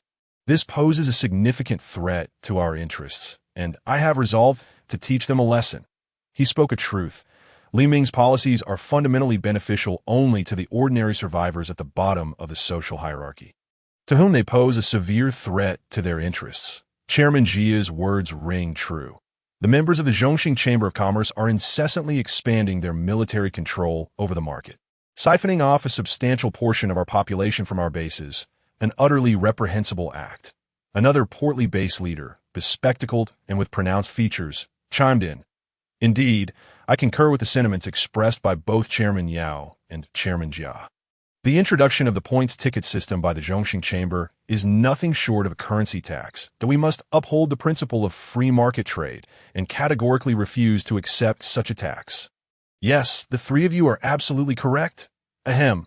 The initially speaking Chairman Jia cleared his throat and proclaimed robustly, since all my brothers here support my perspective, we must take decisive action against this audacious group. We need to make the Zhongxing Chamber aware that although we may not prevail militarily, when it comes to economic dealings, they are woefully outmatched. He continued, our forthcoming actions will be divided into two parts. The first involves printing our own counterfeit points tickets. As Chairman Jia laid out his entire plan, the room fell into a profound silence. In attendance were over 30 leaders of various private bases and heads of private markets, all individuals wielding significant influence in the city of Malga. This assembly collectively controlled a considerable portion of the resources circulating in the market, with approximately 20 types of goods flowing from their organizations. Should this plan succeed, their influence would undoubtedly amplify considerably. However, Li Ming's ruthlessly bloody crackdown left many executives hesitant to readily agree, as meddling in such affairs could indeed be perilous. Chairman Jia, do we really need to escalate matters to this extent? One executive questioned, beads of sweat forming on his forehead. The audacity of Chairman Jia's plan was truly alarming, involving the production of counterfeit points tickets. Should the Zhongxing Chamber become aware of this, none would escape unscathed. Their heads would surely roll. The mountain of corpses beside Hero Square serves as stark evidence. They certainly do not wish to join that grim tally d'ha. Chairman Wang, why the panic? As long as we furthermore, according to the intel relayed by our infiltrators within their ranks, this operation involves the participation of over 30 private bases, which control approximately 20% of the materials circulating in the entire market. It is evident that this represents a conspiracy against us. Additionally, similar situations have arisen in several other major cities. All the intelligence is contained within this matter. The Minister of Intelligence, Old Zheng, began to manipulate the projector while elucidating the intelligence to everyone. He spoke for about an hour, and Li Ming nodded in satisfaction, acknowledging that the intelligence department had performed commendably. Li Ming directly inquired, "Minister Zheng, do you know the locations of these individuals' bases and their material storage sites?" Minister Zheng smiled slightly and began to adjust the projector. After a moment, a map appeared on the large screen, marking the locations of all the material storage sites and bases. Comrade Chief, esteemed colleagues, these individuals have truly perfected the art of the cunning hare's 3 burrows. Their supplies are essentially divided into 2 or 3 segments for storage. Li Ming nodded, recognizing the intelligence department's effective work, and speculated, "You must have been monitoring these individuals for quite some time, correct?" "Chief, to be frank, the leaders of these private bases are hardly exemplary characters. You are well aware of their conduct. They have long drawn the attention of our intelligence department, and we can confidently say that every one of their movements is under our surveillance."